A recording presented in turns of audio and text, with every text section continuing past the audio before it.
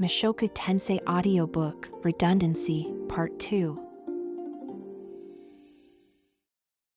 The God that dwells in the Holy Sword region, Chapter 20, Sword God Jino Britts. He is said to be the weakest sword god in history. Having never left the Holy Sword region even once in his lifetime, with neither a tale of defeating a formidable foe. Being the least popular of all the sword gods, people throughout the ages spoke about him as a man who only became sword god due to the passing of generations. There have been only little confirmation as to whether he was the weakest or not. However, there is one fact that is for certain. Out of all the sword gods, he lived the longest. Jino Britts was born in the Holy Sword region. His father was a sword emperor and his mother was the younger sister of the sword god. He was 3 years old when he became self-aware. Jino had been swinging his sword for as long as he could remember. Taking a wooden sword for children, he learned the way of swinging the sword from his father. Just like that memory, Jino's childhood days were filled with swordsmanship. Waking up early, running in practice swinging, training after breakfast, training after lunch, fitting in a short break after dusk and eating dinner, practice swinging and then going to bed. It was that kind of life. That being said, Jino did not particularly like swordsmanship. He trained like it was a natural thing to do but was only doing it because of his parents made him. He never once did it by his own will. Still, when he was young, it was still good. There were only those who were either practicing or practiced swordsmanship around Jino. Other kids were doing it as if it was natural, and his sword emperor father as well as his mother, who was the sword god's younger sister, praised Jino for learning new techniques. Even the retired old man praised Jino for being an admirable child when he was running around with a wooden sword. There was no room for doubt. Swordsmanship was common sense for Jino. However, as Jino rose in rank, his surroundings changed. His father, who was pleased with him simply holding the sword, became stricter as he ranked up. Swing your sword to overpower your opponent. You are still weak, don't be overconfident just because you are overflowing a bit with talent. Like that, he taught Jino and repeated harsh training beyond the likes of before. Even the adults from the dojo, who in the beginning used to watch over Jino pleasantly, began to turn towards him bluntly with unpleasant eyes as he passed through the ranks of intermediate and advanced and beat them in matches. At that moment, swordsmanship for Jino changed to something he was not interested in. Even then, it was not like he wanted to do something else. If it was a child from another country, he may have said something like wanting to become an adventurer. However, for Jino, the idea of leaving home never came out. For some reason, even his parents never taught him anything like that. Because there was no need to. Jino never knew that there was an ever-expanding world outside of the Holy Sword region. To Jino, the Holy Sword region was the entire world. Swordsmanship was the same as the likes of breathing air and eating food. That's why he continued to practice it. To someone like himself, his childhood friend Nina also happened to be his only friend. Nina was the daughter of the sword god. In the Holy Sword region, anyone lower than the saint rank are not allowed to enter the main dojo. Anyone not higher than the advanced rank, including children, were thrown into dojos near their homes. Nina was the daughter of the sword god, but she was no exception. Nina wasn't the only kid in her generation, but she was the only kid that was on par with Jino's swordsmanship. He got along with her. In the Holy Sword region, the popular topic was always about swordsmanship. However, despite the fact that Jino disliked swordsmanship, he was a one-of-a-kind genius, and his theory regarding swordsmanship had an extraordinary side to it. The only person in the same generation that followed him in that regard was Nina. Nina was the leader. She brought children of the same generation together and stood on the top of that summit herself. She not only stood at the top of the children from the same dojo, but also the ones from every dojo in the Holy Sword region. Although there was the fact that she was the sword god's daughter, Nina was definitely talented. Among the children, her swordsmanship was the strongest. Amongst the children in the Holy Sword region, the ability of one's sword was the basis for everything. During her break from sword practice, Nina gathered the children and made a secret organization. It was an organization only for children. Jino took the role of second in command within the organization. Although there was the fact that he was the second strongest, him getting along well with her played a role as well. Nina and Jino. It was most likely that these two saw something different in swordsmanship. As proof, out of all the children in Nina's group, most of them never reached past the Sword Saint rank. That organization lasted for 5 years, but once Nina reached the Sword Saint rank, it was disbanded. As expected, Nina and Jino reached the rank of Sword Saint at the same time. Even compared to history, their growth was considered to be quite fast. Especially Jino. He became a Sword Saint at a mere 12 years old. When Jino became a Sword Saint, people around him yelled in surprise, "Isn't he the youngest?" Both his father and mother praised him with open arms. However, Jino was not particularly happy. He felt like he just did as he was told, so he didn't think it was amazing, and he knew that the 4-year-older Nina was stronger than himself. Nina and Jino were allowed to practice in the main dojo after becoming Sword Saints. Nevertheless, nothing changed. Every day, sword training. As usual. Since Nina was the closest to him in terms of age and skill, he always practiced with her. As usual. Nina dragged around Jino like her henchman as usual. As usual. Despite the fact that Nina was surrounded by senior swordswomen, the fact that she was the leader didn't change. Things that did change were things such as the sword god looking over his training and the increase in distance between his home and the dojo. That's not right. The opportunity to receive teachings by Nina's father, sword god Gal Farion, increased as well. He said something totally different from what Jino's father said. Swing the sword for yourself. If Gal's words were to be summarized, it would give off that kind of feeling. Jino's dad would often say the likes of swing the sword for the sake of getting stronger at the dinner table. Jino knew the difference between the two phrases, but he couldn't really tell which one was right. In regards to each one, nothing really hit home. Nevertheless, there was no real scolding as long as he completed the training given to him. Also, in the occasional mock battles, as long as you didn't lose too much, no one said anything. Despite the fact that moving to the dojo dropped his mock battle win rate, it was a fight against adults who were 10 years older than Jino. There was nothing to blame for the losses he sometimes suffered. Although there was change, nothing big changed. That's what he thought. It was obviously that day that the big change occurred. She came. Rudeus Greyrat.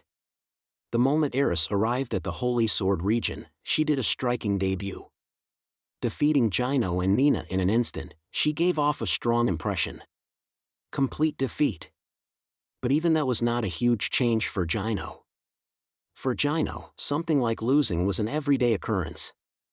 Although he was praised as a genius amongst his generation, he always lost to Nina. It was the first time he lost to such a surprise attack, but when there were times he traded blows with his father or the sword god, it ended in a similar result. Therefore, it was the same thing either way. It was not like he didn't feel angry, but after being scolded by his father due to the sword god declaring Jino is naive, such feelings vanished. So it's alright to do things like that too, such was the lesson he got out of it.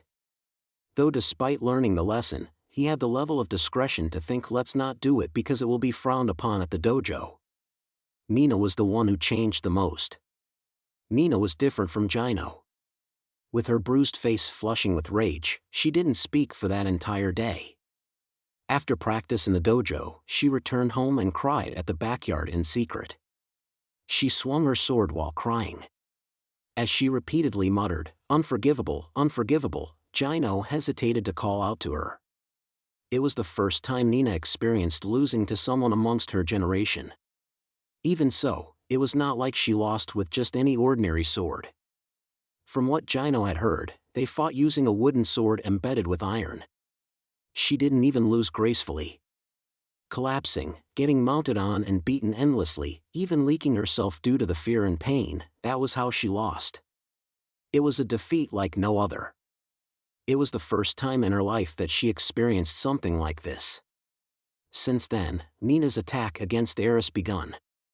At first, Nina conspired with the other swordswomen and tried to exclude her out.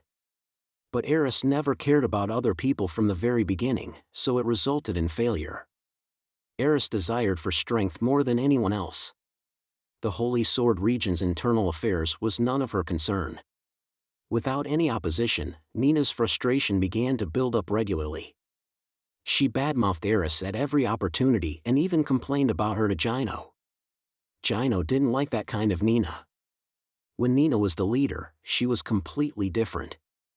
Even if there was someone she didn't like, she didn't exclude them out. Nina looked like a bad person to even Jino, who knew her for a long time. It was one day that changed that. Without telling anyone, Nina suddenly disappeared. Of course, there was no one that worried. Although Nina had never left the Holy Sword region and was ignorant of the outside world, she was a sword saint. There was talk about how she may have left to go on a combat training trip because of being provoked by Eris. There were more people who were impressed than those who were worried. It was to the point that even Jino was told by his father, "It may be a good time for you to see the outside world as well. If you hunt a red dragon, maybe that relaxed expression of yours will change." Although Jino thought about doing it, he never took action. Because he never had much interest about the outside world, he never once visited. To put it bluntly, he was a bit scared as well. The majority of the adults in the Holy Sword region knew about the outside world. However, it was at most to the degree of knowing about neighboring countries or the countries they were from.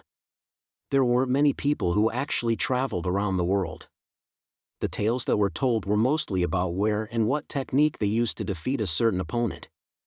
Among such tales, there was one adult who told him stories of her failures. Ghislaine Derudia. It was Sword King Ghislaine. Although she was an adventurer who traveled around the world, she taught him about the times she almost died due to her own stupidity. The world is a place where even the most talented swordsmen die.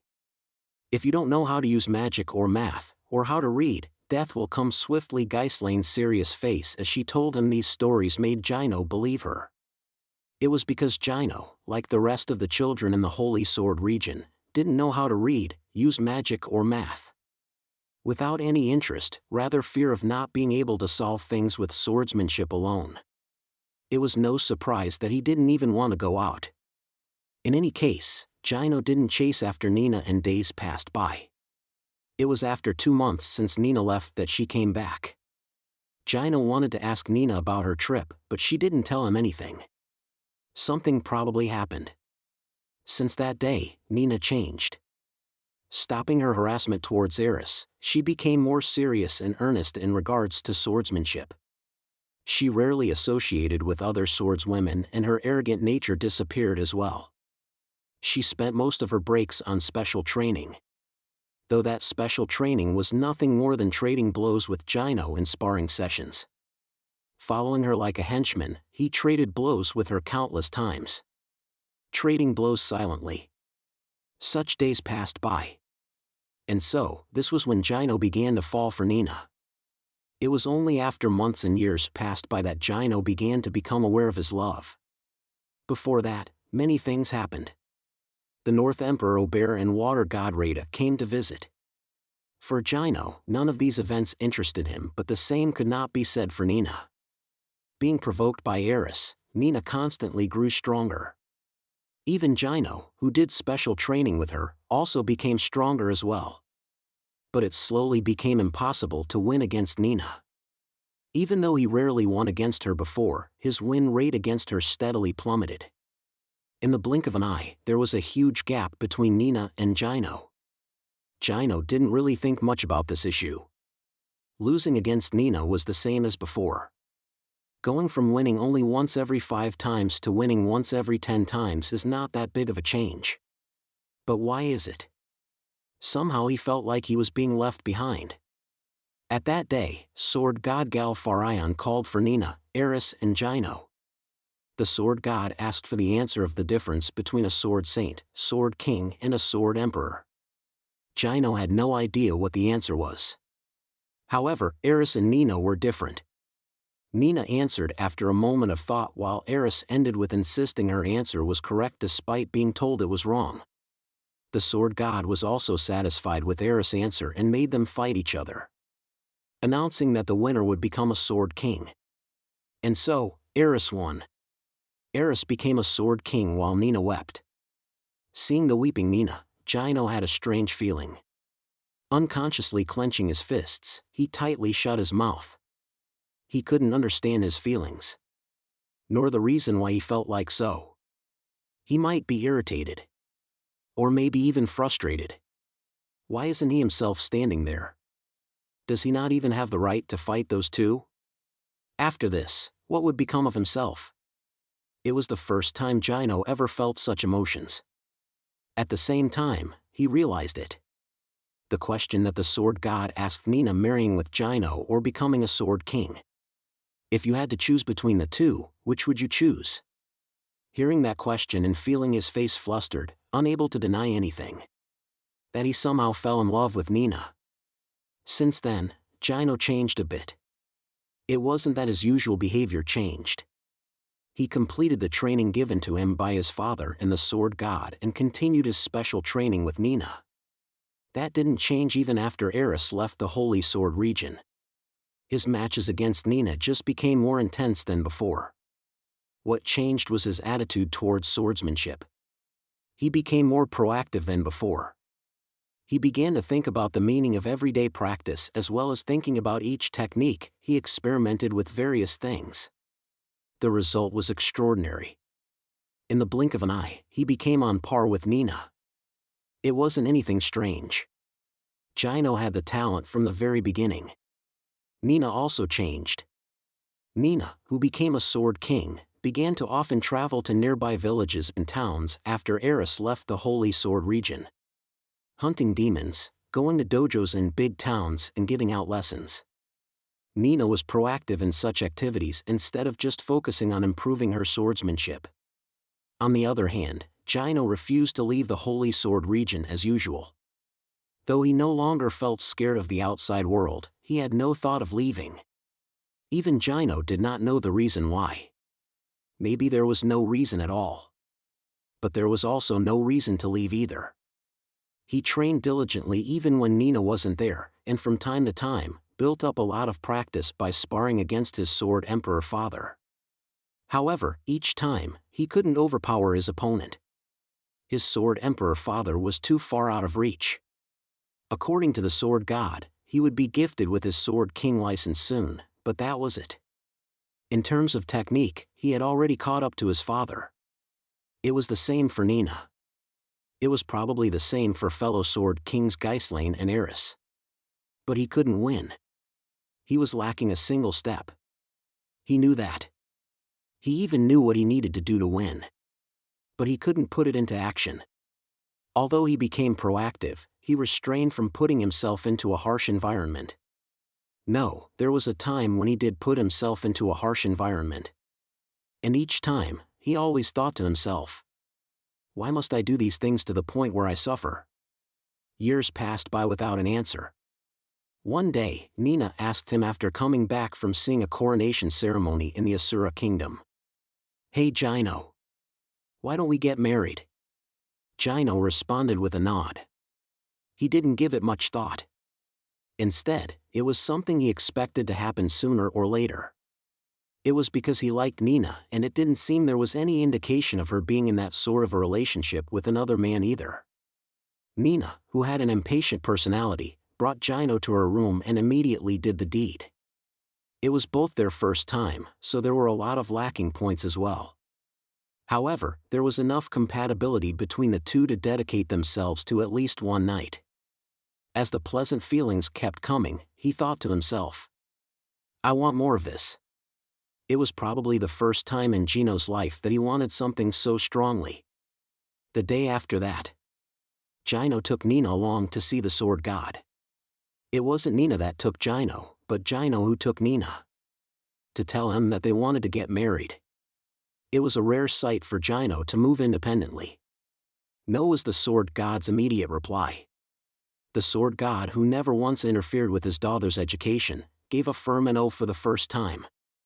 The reason was simple. In the eyes of the sword god, Jino lacked charm. without a sense of independence, not to mention an adventurous spirit let alone ambition. A man who simply does as he is told. Although the sword god did not know that the two had spent the night together, he figured that Nina was the one who brought up the topic of marriage to him as well. Jino was the type of man that never wanted something for himself. He never tried to grasp something with his own hands. And yet, marriage? Don't make me laugh. But at the same time, he had another thought. That it wasn't a bad flow of events either. If you want to get married, defeat me yourself. Then I'll give you my permission. It was the sword god's way of encouraging Jino. By giving him an obstacle, he hoped that Jino would show at least a bit of determination. Exclamation point. However, at that moment, Jino understood. He felt as if something clicked in his head. I understand. Ah, it was this all along. The thing that the sword god would always tell him. Something that he was missing. The identity of why. It was this. It was something as simple as this. Jino felt as if everything in front of his eyes became clear. The thing he couldn't really understand throughout his life was starting to become clear. He grasped something with his own hands. The final one, the one step that he was missing. It was a goal. After that, it was simple. Jino changed. He completely changed. His entire being changed. He stopped all the training that he was ordered to do until now. He even stopped his special training with Nina. Did he become truant? Not at all. He started training by himself. In that training, there was no need for a partner. He already had plenty of combat experience from his special training with Nina, practicing with his father and participating in countless mock battles. There was a theory for winning as well. Jino had a vision of gaining certain victory against swordsmen of the sword god style. However, to reach that vision, there was an extraordinary amount of effort needed. He had to overcome painful and harsh days. Hence the reason he didn't do it until now. He didn't have a reason to do it. Whether it was frustration or irritation, such feelings weren't enough to endure it. However, it was different now. Jino had a goal in his hands. I want Nina. I want her no matter what. Even if I have to go through painful things, I want her. That goal changed the painful and harsh to joy and hope. After that, all there was left was to grind and sharpen. Forging his body to increase the speed and weight of the sword. It was needed to verify his theory. Training, special training, practice. There were countless words, but none of them applied. If one was to find a word that applied, it would be work. Jino simply did the things that he needed to do. To make his body be able to defeat the sword god, he worked flawlessly every day. To reach his limits, Jino continuously worked. Jino was able to do it. He had that sort of talent from the very beginning. With motivation, deeply thought-out theory, flawless work. The innate talent that controlled all those things. With these four elements combined, Jino's sword became sharp. And so, the fated day came. That day, Jino got up early and went to where his childhood friend was and once again proposed to her. Facing off each other with wooden swords, Jino defeated Nina and told her to become his. After she accepted, he headed to where the sword god was. It was the afternoon and there was a mock battle going on in the main dojo. In the Holy Sword region, it was a combat practice that happened from time to time. It was not only a place where one could test to see how much their skill improved, but also allowed for two people to challenge each other to see who was at the top. In such a place of training, Jino unexpectedly came back. For a sword king like Jino, his opponents would either be two sword saints, Nina who was the same rank as he was, or a sword emperor who he would challenge together with Nina as two people. Nina was absent. Since that was the case, naturally he would face off against two sword saints as tradition followed. However, as soon as he walked to the center of the dojo, Jino pointed his wooden sword at the sword god. The dojo fell deadly silent in an instant. Jino! You bastard, what are you doing? The first person to get up from their seat was Jino's father, Sword Emperor Timothy Britts. He raised the wooden sword he had by his side and struck at Jino. No, he tried to strike him. However, the moment he tried to get up with one knee, the knee that was at the front was smashed. At the same time, the hand holding the wooden sword was also smashed and caused the sword to drop on the floor. Sword Emperor Timothy Britts opened his eyes wide in shock. He was used to pain. His facial expression never showed pain. Despite that, the cold sweat that ran down his face. In his eyes, there was the figure of Jino who had just finished swinging his sword. After a glance at his father, Jino turned around to the sword god. "Sword god Sama, I have come to take Nina," he declared as he pointed the sword just like he did a moment ago. Sword god Galfarion looked at that sword and laughed ferociously. "Alright, come dash at me." Before he could finish those words, Jino moved. But Gal also moved at the same time. Rather, Gal was faster. It was because Gal was already in stance. When the Sword Emperor was defeated, he picked up a wooden sword, raised his hips and readied his sword-drawing stance. Though it was a disadvantageous stance, to Gal, nothing was disadvantageous. To be able to surpass his opponent with overwhelming speed despite being at such a disadvantage, such was the being known as the Sword God. However, he couldn't surpass Jino. Jino moved at roughly the same speed as the Sword God. Nevertheless, the two wooden swords that moved at roughly the same speed clashed together a little closer to Jino. That is to say, the Sword God's speed was superior. Thus, the Sword God drove his strike in even deeper with more speed. It was at that moment that the Sword God had a bad feeling. The Sword God was nearly flawless in this single trade of blows. For the Sword God style that had the motto of a single strike, to block an opponent's sword was considered a poor move. However, collapsing the opponent's stance with the first strike and finishing him off with the next wasn't unheard of. It was like that until now. To the Sword God Galfarion, who dominated his opponent with the first strike, there was no such thing as defeat. That's what he thought, but Jino's sword was heavier than any other sword Gal had faced before. Jino's stance didn't collapse. Of course Gal's stance didn't collapse either. It was a tie. It was rare for Gal to experience a tie between first blows. It was a tie despite the fact that Gal drove his strike in deeper. In that case, the next move would be different. Gal's stretched out sword took time to come back. Jino's sword was different. Despite catching up to Gal's sword, it was in a position where it could instantly go back. It wasn't like both of their stances collapsed. It was the slightest difference in time. But Jino made that slightest differences. The definitive difference that was like putting a thread through a needle in order to gain certain victory against Sword God Galfarion. Galfarion couldn't execute his second swing. That day, Jino grasped everything he wanted into his own hands. Sword God Jino Blitz. He grasped everything he wanted into his own hands. Nina Farion. That was everything he wanted. The title of the greatest swordsman, Sword God, was nothing much to him. He never once left the Holy Sword region in his lifetime. This resulted in him having the lowest popularity out of all the sword gods, and rumors spread about him being history's weakest sword god. He was also not accepted by the sword saints who were apprentices of the previous sword god. But he didn't care. Rumors had no meaning. That was because he was going to defeat every single opponent who challenged him. Such opponents included a swordsman who tried to become the next sword god. A challenger who came after hearing the rumors about the weakest sword god. Jino crushed them all. After becoming the sword god. Undefeated. That was Jino Britts' combat record.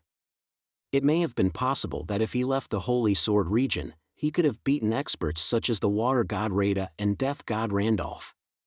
However, he didn't do it. For him, the Holy Sword region was the entire world. From the beginning to the end, there wasn't anything he wanted from the outside world. Nevertheless, after becoming the Sword God, his world expanded without a doubt.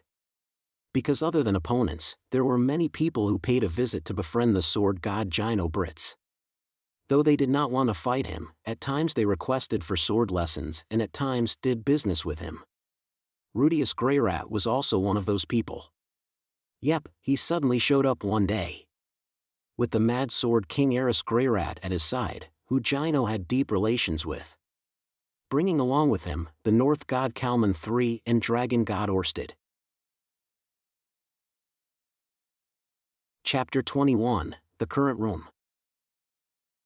Currently, I'm in the Holy Sword Region's dojo. From what I heard, it is called the Current Room. On my right is Alec. With a smile on his face and not a hint of bloodlust. On his waist is the two-handed longsword forged by the God using the black rocks I created. Though it has no special power, as expected of a blade forged by a being with the title of God, its quality is excellent. Alec took a liking to this sword, which was close to 2 meters long, and began to use it. Orsted is on my left. Wearing a black helmet and not uttering a single word. Without a hint of movement, he is standing still like a static image. Though it seems like a fly would stick to him, due to his intimidating aura, not even a mosquito comes near him. But the other people weren't paying attention to me, Alec or Orsted. Everyone was paying attention to the person standing in front of me. It's Eris. She was standing with a wooden sword in her grasp. Though her face was tense, she wasn't particularly releasing any bloodlust. However, it was clear that the wooden sword she held tightly in her hand was filled with strength. Eris was standing in the center of the current room with a wooden sword in her hand. And in front of her was a sword saint with a broken wrist tumbling on the floor. I give up saying such words as if he was frustrated. He stood up and bowed. Without waiting for Eris' reply, he moved back to the side of the dojo. On the side of the dojo, there was a row of sword god-style swordsmen standing side by side. There seems to be close to 20 of them. To say that each of them is a sword saint, the world is a small place. That small world is being crowded into a small place. And across from Eris, there was a seated man and woman. Though I don't know their age, they must be around mine. I don't know if I could call them young with that kind of mindset, but seeing how many of the sword saints were in their 30s and 40s, it is probably safe to say so. The man sat the woman beside him and held her shoulder. Compared to the other sword saints, he seems to be relaxed. Even in front of Orsted. Though Orsted had his helmet on to suppress the curse, he is being relaxed in front of that Orsted. Jino Britts. As expected of the sword god. Holding a woman with such an imposing figure, I can't think that we are around the same age. At the very least, I can't sit my wife beside me and hold her shoulder or touch her waist in front of Orsted. If I did, I would be beaten. Primarily by Eris. But I did get a favorable impression when the woman began to hit the man's hand away when he sometimes stretched it towards her chest. The woman's name is Nina. She is Eris' friend and is said to be a sword king in terms of rank.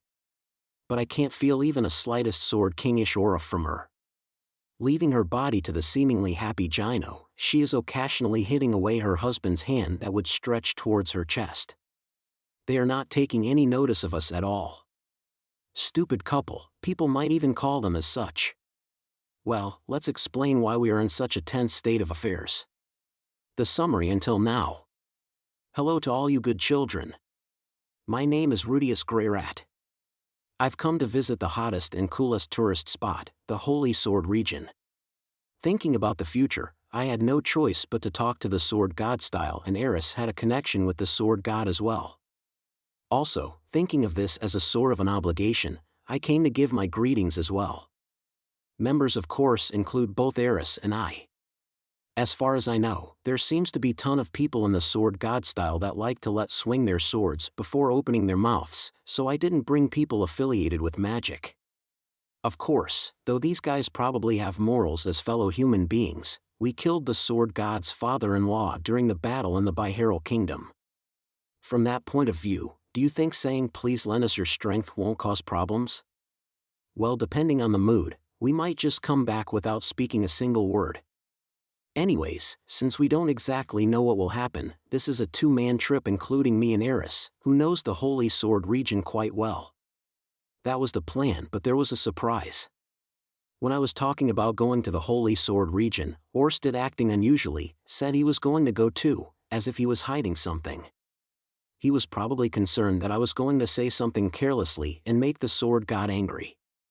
In other words, he was going to escort us. Anyways, there was no reason to refuse his offer. Orsted is definitely reliable too. And since Orsted was going, Alec said, well then, me too. Alec. Yep, the guy who has a bit of a strong desire for becoming a hero. There's also the fact that he has a reputation like Cliff back in the day for not knowing how to read the atmosphere. I wanted to say that, well, the person who looks like he would cause problems is probably NG. Though he takes care of Seed quite well, there's a difference between that and this. But Orsted-sama said, do as you wish. As a result, it was decided that the four of us, including me, Eris, Orsted and Alec, would go to the Holy Sword region. And so we arrived at the Holy Sword region. There was a tranquil scenery giving off vibes of a snow-covered country village spreading out. In the place we arrived to, while I said alone in a lonely voice, it's a pretty good scenery for the countryside. They do have a good range of wooden swords. Villager found was the Sword God Style's main dojo. The place that we were led to by Smiling Sword Saints was the current room. A gentle mood full of smiles. But for some reason, my muscles are twitching. It's probably nothing. Rather than talking about that, it's time for greetings. While I was thinking such thoughts, a sword saint said the following.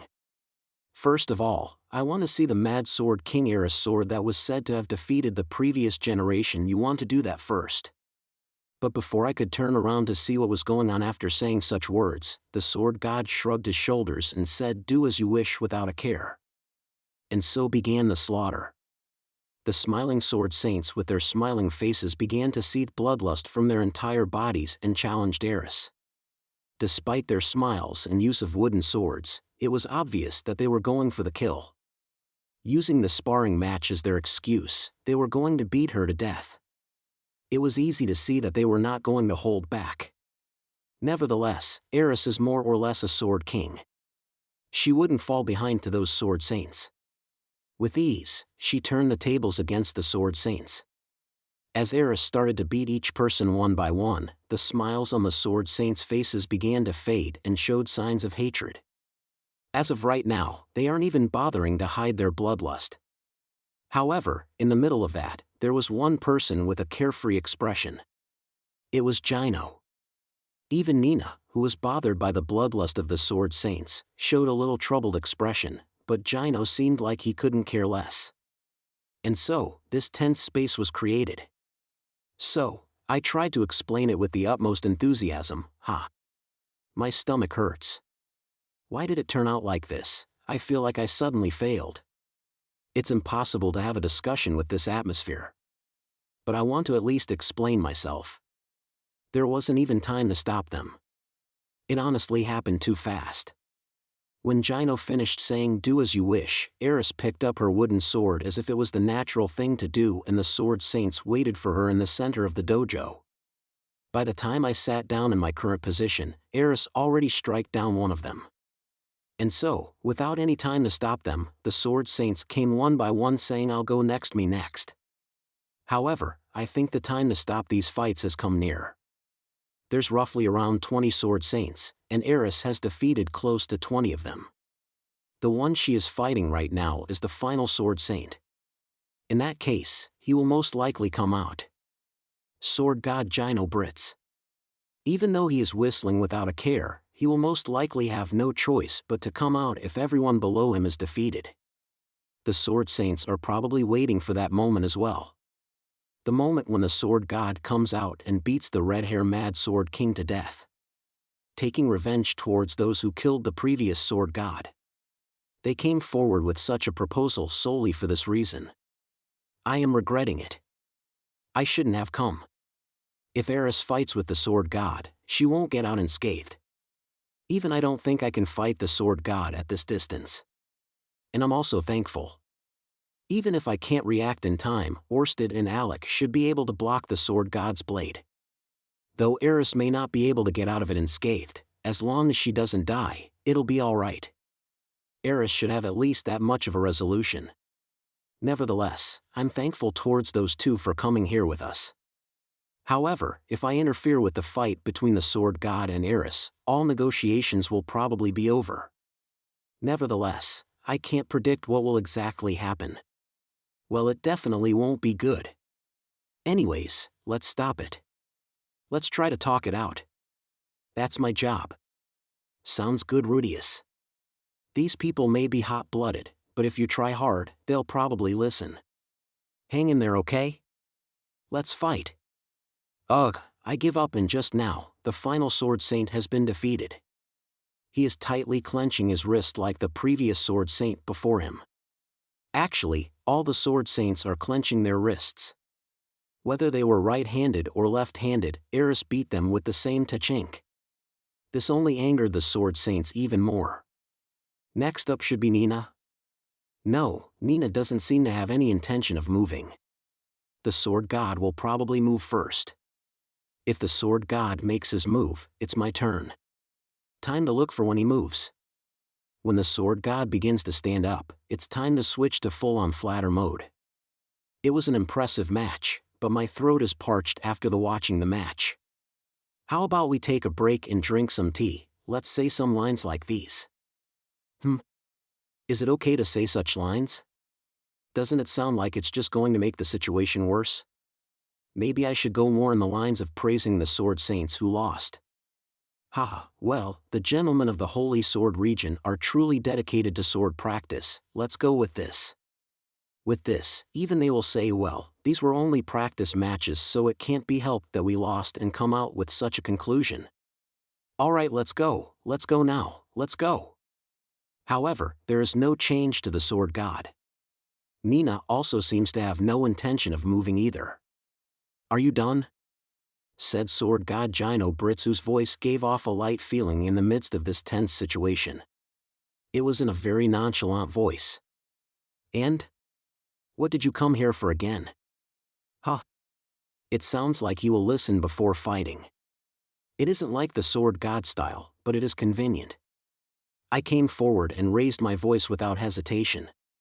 First of all, my apologies. An apology? In regards to the previous Sword God, as soon as I said that, the atmosphere around the Sword Saints began to change as if they were waiting for this moment. The other side gave us the cue. The time is now. Let's get out revenge. If they were dogs, they would have been wagging their tails and barking. I thought about talking about it in a more roundabout way, but it's all the same. There was no running away from this. However, the Sword God began to make an awkward face. If you make a face like that, it'll put me at a loss too. I felt like I said something weird and wanted to look around. Nevertheless, he began to nod his head as if he understood it. Ah, about that, I've heard about it from Nina a while back. Nina said she would cooperate with you all. That being said, I guess there is a need to apologize for killing the father of your cooperator. He said it as if it was none of his business.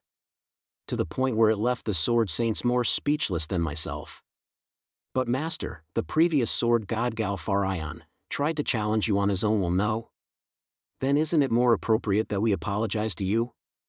If this pertains to the entirety of the Sword God style, it is us who broke the agreement after all. So what happens now? I don't really know much about these kind of things. The ones that want to know what will happen is us. Am I really talking to the top authority of the Sword God style? I came here thinking that he would be at least as hard-headed as a Toph. It's a strange feeling. Calm down. First comes answering his questions. I'm pretty sure Eris talked to Nina during Ariel's coronation ceremony. That we were planning to make the Holy Sword region, the Sword God, into our ally. But before such talks were finished, the fight at the Biheiril Kingdom occurred and Galfarion became our enemy. Eris and Nina only talked, and there had yet to be a formal agreement to the talks. Did Nina tell the Sword God about our talks? She did tell him, but that was all there was to it. Nina, who was vaguely, nodded her head. To those words, Jino also nodded his head. To say the least, we didn't hear anything about opposing the Dragon God Orsted and his allies. But if he did fight, Jino frowned with his eyes. That means that the previous generation decided to become your enemy, huh? The Sword Saint's spirits began to rise. All right, well said.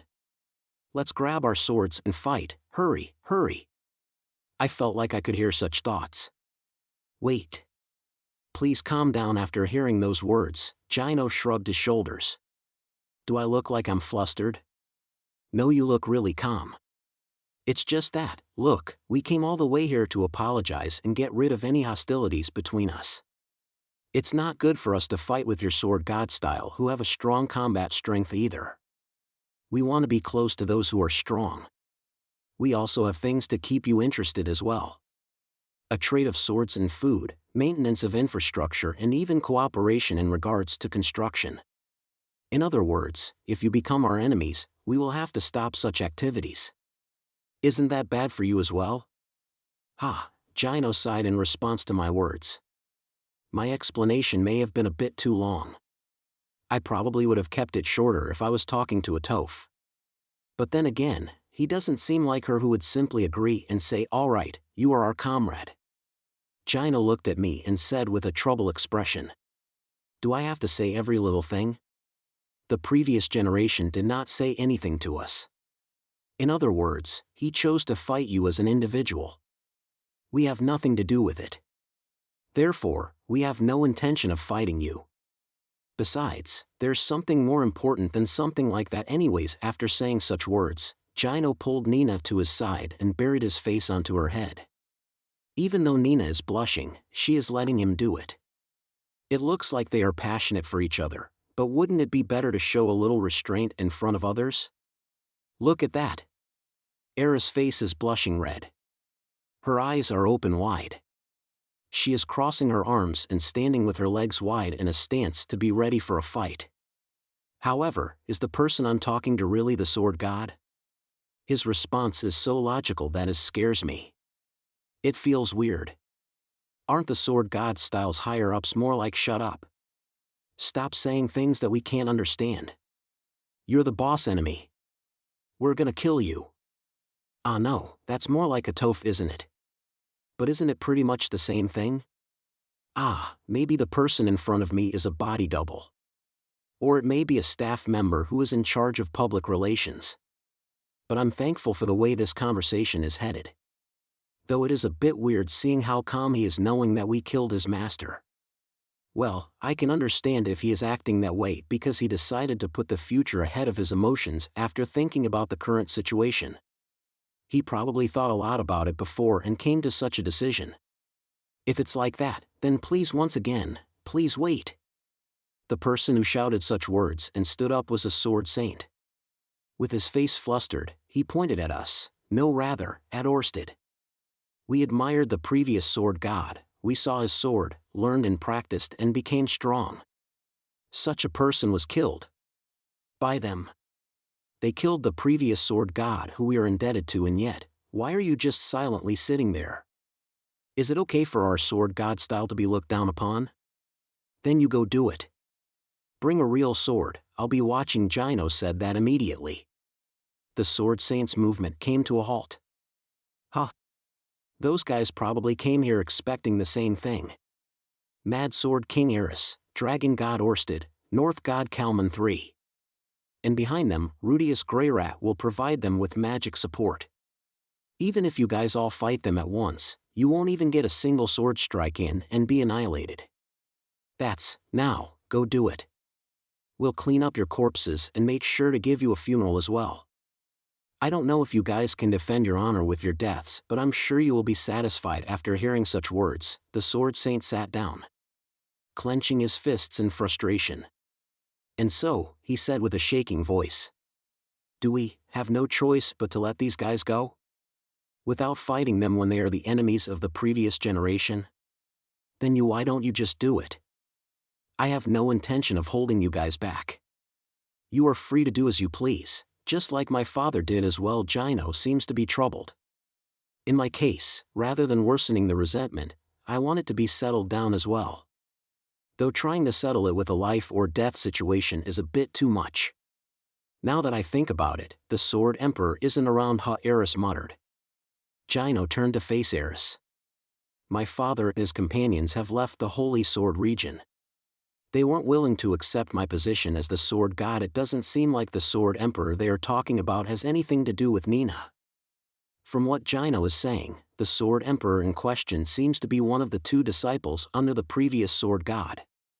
Looking around, the person in question doesn't seem to be here. By now they probably have opened a dojo in Asura, Milis, or even the Dragon King Kingdom. Well, I wouldn't have minded if they wanted me to be the one that had to leave, Jino said as he shrugged his shoulders. So is the apology the only conversation we will be having? In my case, all I can really say is thank you very much at this point. As I expected, he is a little weird. I don't intend to talk bad about someone else, but this man named Jino seems to be too cold, or maybe too concerned about the future. He sure is weird. No, the conversation is going to get a little long. We are currently in a war against an existence named Hitogami. With those thoughts in mind, I decide to go in detail about our fight against Hitogami. Nevertheless, it seems like Jino is understanding my words. If this conversation can be settled without a fight, it will be a win-win situation for us. Though it feels like I've been let down, it isn't bad. If I look at him without my expectations of what a sword god should be like, he is an agreeable young man. Once I get him to agree to cooperate with us, we can get along while drinking lots of tea afterwards. If I do that, the weird feeling he is giving off will surely disappear as well. With that being said, we wish to ask for the cooperation of the sword god style for the future. I decline MMM. Huh. We will not cooperate despite the sword saints shouting yes. Yes, even they are feeling astonished. Does this mean that you will be siding with Hitogami? No, we will not oppose you either. MMM. Then, are you planning to stay neutral? Can we hear the reason? I wish to defend my master's teachings. My master said this at every opportunity: be strong for your own sake. To be honest, I didn't know what he meant. Even now, I don't think there is a person here who understands it as well. Even my father and his companions didn't understand. But I finally understood when I thought about making Nina mine. The sword should be swung for one's own sake. For the pure purpose of achieving your goals. There was a conviction in Jino's voice that said such words.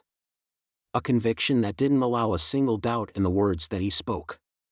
Therefore, I won't cooperate. I will swing my sword for my sake. All for myself. So for instance, if your family is about to be in danger, you won't swing your sword? No, at that moment if I love my family, I will swing my sword at that moment. For the first time, Jino looked directly at me. A strong and imposing gaze. That gaze was something far from what Eris told me about him. Or are you saying that you will kill my family if we don't cooperate? Everyone inside the dojo froze. Jino's statement simultaneously gave off both chills and bloodlust. Cold sweat is covering my entire body. If I was alone, I may have even wet myself. He is the sword god. The sword god that defeated the previous sword god Galfarion in an instant. Though he is weird, he may even be one of the top 5 powerhouses in the world. I understood that. No. I also love my family as well. As that so? I'm relieved the bloodlust dissipated. You are just like the rumors say. Rudeus-san, what are you talking about? That you became the subordinate of the dragon god for your family and even blew up a country. Well, that's roughly the truth. Though I didn't blow up a country, and you are even calmer than I thought you would be. Jino turned his gaze elsewhere. His gaze laid upon my sides. Eris and Alec, as well as the sword saints. All the sword saints had their hands hovering over their sword handles. Some of them even have their swords unsheathed. Looking behind me, Orsted didn't even move an inch. As expected. I didn't move as well, but that's because I was shivering at all the bloodlust. In other words, you are a trustworthy man. What do you mean by in other words? Because you are such a person, I can be relieved. We won't cooperate. Because my sword is a sword that will only be swung for me and the ones I love. Ah. I see. I slowly understood Jino Britts. To put it simply, he wants to protect the ones he loves with his own hands. He isn't so different from me. I clung to Orsted in tears because I wasn't able to do that. But he thinks he can do it, and also has the ability to do so as well. He has no plans to do anything outside of that. Of course he is the sword god. Even if he declares his neutrality, the enemy will still come. But he probably doesn't want to increase the amount of enemies with his own actions. Though I don't understand why the previous sword god is not a part of the ones he loves. No, that's not it. The previous sword god lived and died for himself. As a result, they probably think that blaming us for his death is barking up the wrong tree. And at this rate, persuading him may be hard. Jino is already set with his answer. His mind won't change until we decide to give up our fight against Hitogami, or he thinks that he can't protect his loved ones by himself. I won't be able to persuade him at all. Because he already made his decision. To never look back after making a decision, as expected of the sword god style's top authority. Is that so? Then please be careful when Hitogami approaches you sincerely in your dreams. Don't fall for his lies when he tells you that it is for your family's sake and lose everything. Alright, it's disappointing, but let's withdraw for now. I understand that they have no interest in opposing us for now. They won't be our allies, but they won't become our enemies either.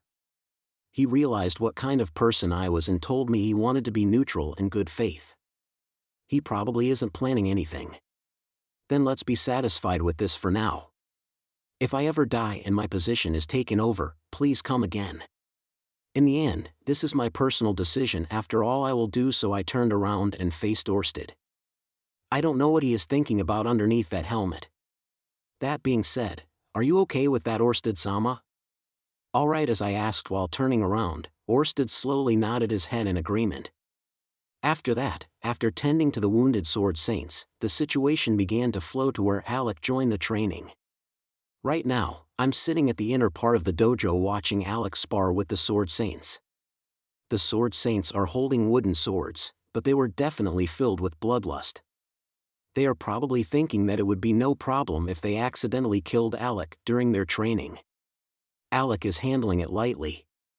Nevertheless, whether it is as expected of sword saints or Alec is simply holding back, occasionally one of them would land a hit on Alec. It is the longsword of light. Well, they are still using wooden swords after all. The wooden swords broke the moment it hit Alec, giving him no damage. Tuki really is a cheap technique, isn't it? However, the wooden swords of the Holy Sword region sure are strange. It seems like there is a metal-like substance embedded in the wooden swords.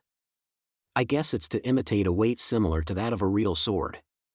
Someone without Tuki could be killed if they are hit in the wrong spot, huh? Ah, so is that why there are only sword saints in here? Because if you're not at least at the advanced rank or higher, you can't handle Tuki? Now that I think about it, why did you accompany us this time, Orsted-sama? I suddenly asked Orsted, who was sitting beside me, in a quiet voice. I wanted to make sure I saw Jino. Britts, is that because you wanted to see if he was different from how he usually was? Indeed, Jino, with Nina by his side, is watching over the training. Eris is sitting beside Nina. She seems to be talking about something with Nina. Seeing as how I can occasionally hear them saying words like Gal Farion, she seems to be telling her about the previous sword god's final moments. So how is it? He hasn't changed. He is still simple-minded and stubbornly lives only for his own sake. Jino in his youth was insecure. With that, he could have been easily swayed by Hitogami. But seeing him now, it won't be a problem to let him go. I see staying neutral while not becoming an enemy. Thinking about it, we can also call him our ally in a way. It would be hard for him to become an apostle as well. Though they are not moving in concern for the future, it's not like the other countries are moving vigorously as well.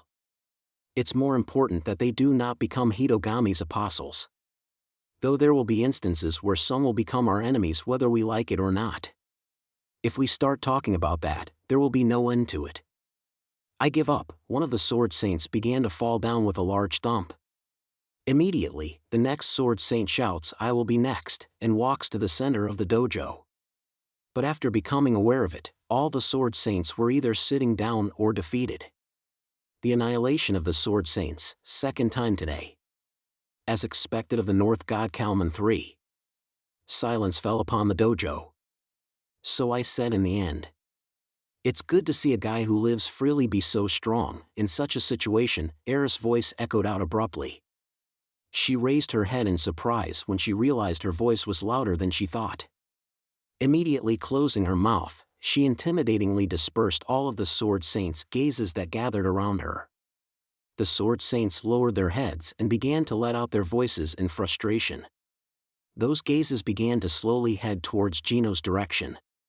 Leaving his pupils to do all the fighting, not caring for the honor of the sword god style, such complaints could be heard. Jino is ignoring them with a carefree face. It may just be that he hears such words on a daily basis. Is Sword God Sama not going to join us in training as well? A Sword Saint asked after seeing the responseless Jino. The man was the first to challenge Alec and had a huge bruise on his face after being defeated numerous times. It was the same man that asked him to wait some time ago. I'm good. Why? It's not a matter of why. I requested them to train with you guys because you guys wanted it. If you guys are done, the training should be finished as well. The Sword Saint's face distorted. He began to shout while trembling, unable to bear the current situation. It was good back in the days of the previous Sword God. That man diligently protected the honor of the Sword God style. When guys like these came, he didn't allow them to be so arrogant. I can understand why the Sword Emperor and his companions left as well. Even though you are the Sword God, you refuse to show us a single demonstration. You do all the training by yourself, always flirting with that woman every day. It's also the same when our enemies have come and asked us to be their subordinates. It's fine letting go of our past grievances and forming an allegiance with our enemies. But you just want to vaguely declare neutrality. Is that because you don't want to make them your enemies? What kind of person are you? What's the point of being a sword god? The dojo became deadly silent. Jino's facial expression didn't change. He is as carefree as ever. He is making a face that seems to ask, what is this guy going on about? However, the man's face turned pale as he seemed to realize that he said a little too much. The sword is an individual's property. Even if I win, it won't be your guy's victory and I won't be able to protect your guy's honor. Jino said so briefly. I defeated the sword god because I wanted to be with Nina. It's also the reason why I am here. I didn't have any intention of defending my honor or taking care of you guys either. If you have any complaints, you can leave as well. I don't mind losing my position as the sword god, but if I give it to you guys, you will chase me out, won't you? I don't mind leaving, but right now is not a good time. My kids are too young. The Sword Saints lowered their heads while saying, ah. That's not it. Why don't you understand? Such voices could be heard. Either way, the atmosphere is turning for the worse. The sword god and his disciples. Looks like the situation won't be easily resolved. I guess it means Jino is still too young. If he doesn't resolve this situation well, he may create enemies within the sword god style. How about you just show them a demonstration? The person who broke the silence was Nina. She began to separate her body that was leaning towards Jino and sat up straight. I want to see you fight as well. I get it. If that's what Nina wants. Jino suddenly stood up. As if his heavy like hips from before was a lie. Was he perhaps sitting on it with his butt? Either way, can we really say the situation is stable with this? To me it seems to be unstable. Will it really be okay? How about you as well, Eris? Jino has gotten strong. You know I got it. Eris also got up after hearing Nina's words. She is throwing something towards my direction. After receiving it, I realized that it was her sword. Demon sword Notabu. It was the previous sword god's favorite sword. Jino and Eris began to walk towards the center of the dojo. Alec was there and shrugged his shoulders. So who is going to do it? Of course, the weakest one is first. Eris said so and pushed Alec aside. Alec nodded his head in agreement and headed back towards where we were. He didn't break off a single sweat. I've never seen him sweat. No, I've seen him do it in the Biheiril Kingdom. He was drenched in sweat. The people here are no good sitting next to me, he said so in a small voice. Despite trading blows with stronger people, they have no interest in learning. Even I could see that as well, right? My grandmother's people are better than Nematov's royal guards are a bit of a different story. As I thought while looking, Eris held a stance with her wooden sword. An upper stance as usual. It's an attack stance. On the other side, sword god Jino held a sword drawing stance with his hips. Talking about sword drawing, it reminded me of Ghislaine. But compared to Ghislaine, he is much quieter. Ghislaine used to swing her tail while in her sword drawing stance as if she was timing her attack with ferocity. Jino's stance had no such thing. Similar to Orsted not too long ago, he is standing still in his stance as if time has stopped. There is no opening.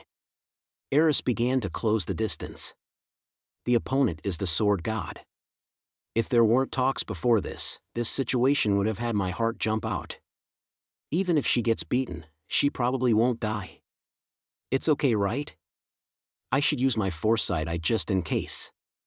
Well, even if I use it, I probably won't be able to see his sword. If it seems like she will be hit in a vital spot, will Orsted stop it before it happens? If it's Eris-san, you won't need a start signal, right? Eris nodded her head. When I thought about that, the fight had already ended. Eris got hit on her dominant arm and fell down to one knee. Eris' wooden sword flew in mid-air and became stuck on the dojo's wall, ending the fight. That's all I saw with my foresight eye. And a mere second later, that became a reality. In my eyes, it seemed like Eris made the first move. Before I could even confirm it, the tip of her sword already became an afterimage. But in the end she still lost. She lost in terms of speed and got hit on her dominant arm. No, it isn't only her dominant arm. Looking closely, her leg that was in the front had its toe bent in a weird direction. 2 sword hits. Was it 2 attacks in a row? She broke both her arms and legs. But Eris didn't stop moving.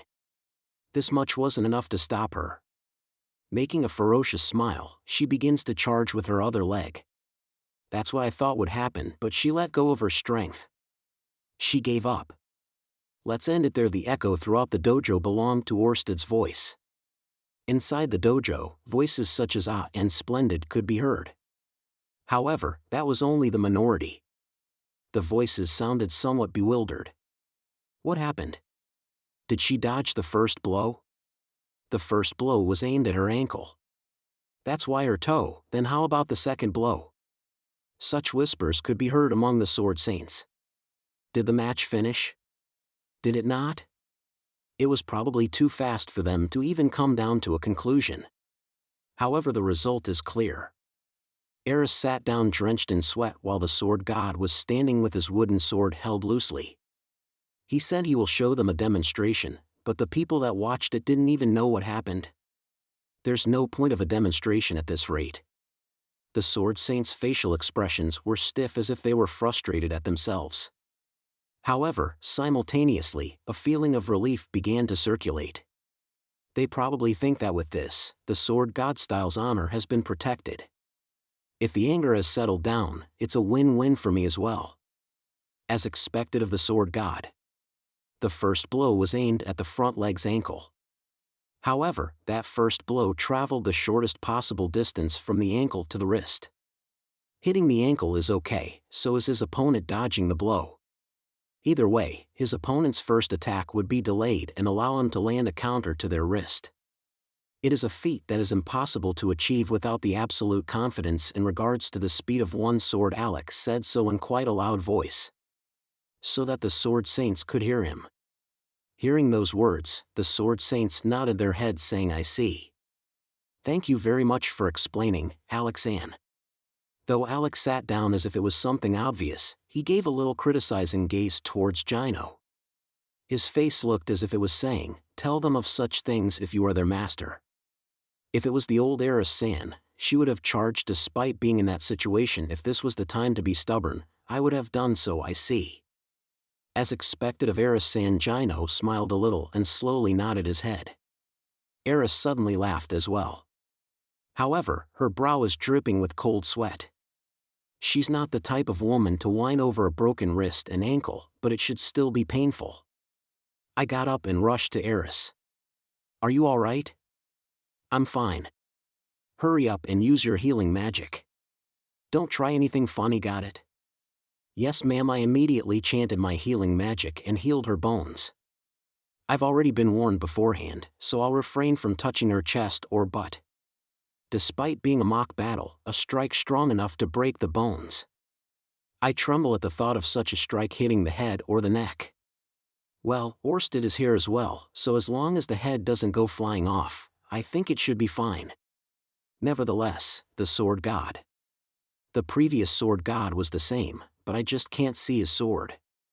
He's someone I don't want to turn into an enemy. How is it? He is amazing. It's frustrating, but I don't think I can beat him. I asked her about her injuries, but all she talked about was the battle. She is tightening her mouth as if she is really frustrated. Though Eris gave birth to 2 children, she was diligent when it came to swordsmanship. When thinking about that, no, she's just frustrated that she lost. She was always like that. She hates losing. Then, Aisha, when I brought Eris back, Alec got up with a cheery face. But, he suddenly turned his head towards Orsted. Will it be okay, Orsted-sama? I don't mind. Do as you wish. Did Orsted possibly give Alec the permission to beat up Jino? If Jino can't beat Alec, the 7 great world power rankings may change as well. The man who declared neutrality, Jino Britts. By defeating Eris just now, he settled down the frustration of the Sword Saints. The Holy Sword region will be able to protect its neutrality. However, if the Sword God loses, everything changes. Ignoring Jino as an individual, it wouldn't be surprising if the majority of the Holy Sword region become our enemies. What should I do? Do I have no choice but to stop them? No, let's not say anything, since Orsted gave his approval. I just have to think of a way to deal with the result. Very well. Alec came to the front. A spar using wooden swords. Nevertheless, the North God and the Sword God. It is no exaggeration to say that this is a battle between fellow members of the 7 great world powers. The current 7th rank right now is nothing more than a decoration after all. Who will win? Alec most likely has the advantage by having more experience. Despite beating the previous sword god, the sword god is young and lacks experience. In addition, Alec probably has a lot of pride as the North God Kalman III. There's also the fact that he saw the sword god's attack not too long ago. Alec, who took a center-focused stance, and Jino, who is in his sword-drawing stance. Who is going to start first? Normally, the sword god style's Jino would strike first and the North God style would counter that blow. However, it feels like the opposite may happen as well. HMP. The first one to move was Alec. I saw it this time. A no-motion thrust from the center. However, Jino swung his sword in a speed that exceeded that thrust. He unsheathed his sword as if he was matching the timing of the thrusted sword's tip and deflected it a little. That's all I was able to see. The next moment, Jino's sword vanished. The next thing that was reflected in my eyes was the moment when Alec's left hand broke. At the same time, Alec took a step back and there was a black line on the dojo floor. He probably did the same move he used on Eris, but this time attacking the wrist first and then the leg. Alec grabs the wooden sword with his broken hand. However, the hand that seemed to be broken repaired itself right away. It's probably due to his immortal demon blood. Furthermore, his eyes burned with fighting spirit as if it was trying to say that the true North God style starts now. However, Jino stepped to the front despite the situation. A terrifying fierce attack had begun. Each time Jino swung his sword, Alec broke his arm and leg. The broken bones immediately healed and didn't put Alec out of the fight. However, that's all that happened. Jino didn't allow Alec to go on the offensive. Alec probably tried many different things. However, it was clear to anyone that his attacks didn't reach. I give up. Before long, Alec dropped his sword. There was no injury. However, his clothes were tattered and the tip of his wooden sword was split. On the other side, Jino was uninjured as well. Though he was drenched in sweat, he was overwhelming. I didn't think there would be this much of a gap. To beat Alec, who was so strong to that extent, wouldn't Jino right now be on par with the great powers? No, I mean, he already is one of the great powers. Man, you are strong. It made me realize that there are always people stronger than yourself. You only have one hand, and if this was a real battle, there's no telling who would have won. If we fought with real swords, I would be in pieces by now. Alec easily admitted his defeat. Jino used his sword drawing stance with a wooden sword that had no scabbard. If it was a real sword drawing stance, it would have been even faster. Therefore, there is the possibility that the gap would have been even wider if they used real swords. Now then, Alec held his wooden sword and came back to us. Despite losing, he has an easygoing expression. Though he seemed to be a little frustrated, he didn't scream like he did during the time in the Biheiril Kingdom. He probably changed as well. When I casually looked around, I realized that everyone was looking at me. Even Jino stood in the center of the dojo despite the fact that the spar was over. Facing my direction. The 7th rank of the Great World Powers, we can see the fight between 2 Great World Power rankers. Though I don't think Sword God Sama will lose, we might even be able to see the Dragon God Orsted's techniques. I could hear the Sword Saints talking. What's happening? Rudeus Sama. Please show it to us. The power of the magic armor that was able to defeat me. After hearing what Alec whispered to me, I suddenly spoke. It was a speech I prepared in advance. Haha, everyone in the Holy Sword region puts so much enthusiasm into their training as I expected. However, the day is almost over and I've gotten really hungry. How about we put an end to it here? Everyone became disappointed. And so, the greetings to the Holy Sword region ended. Although I've been called a coward by the Sword Saints, that is none of my concern.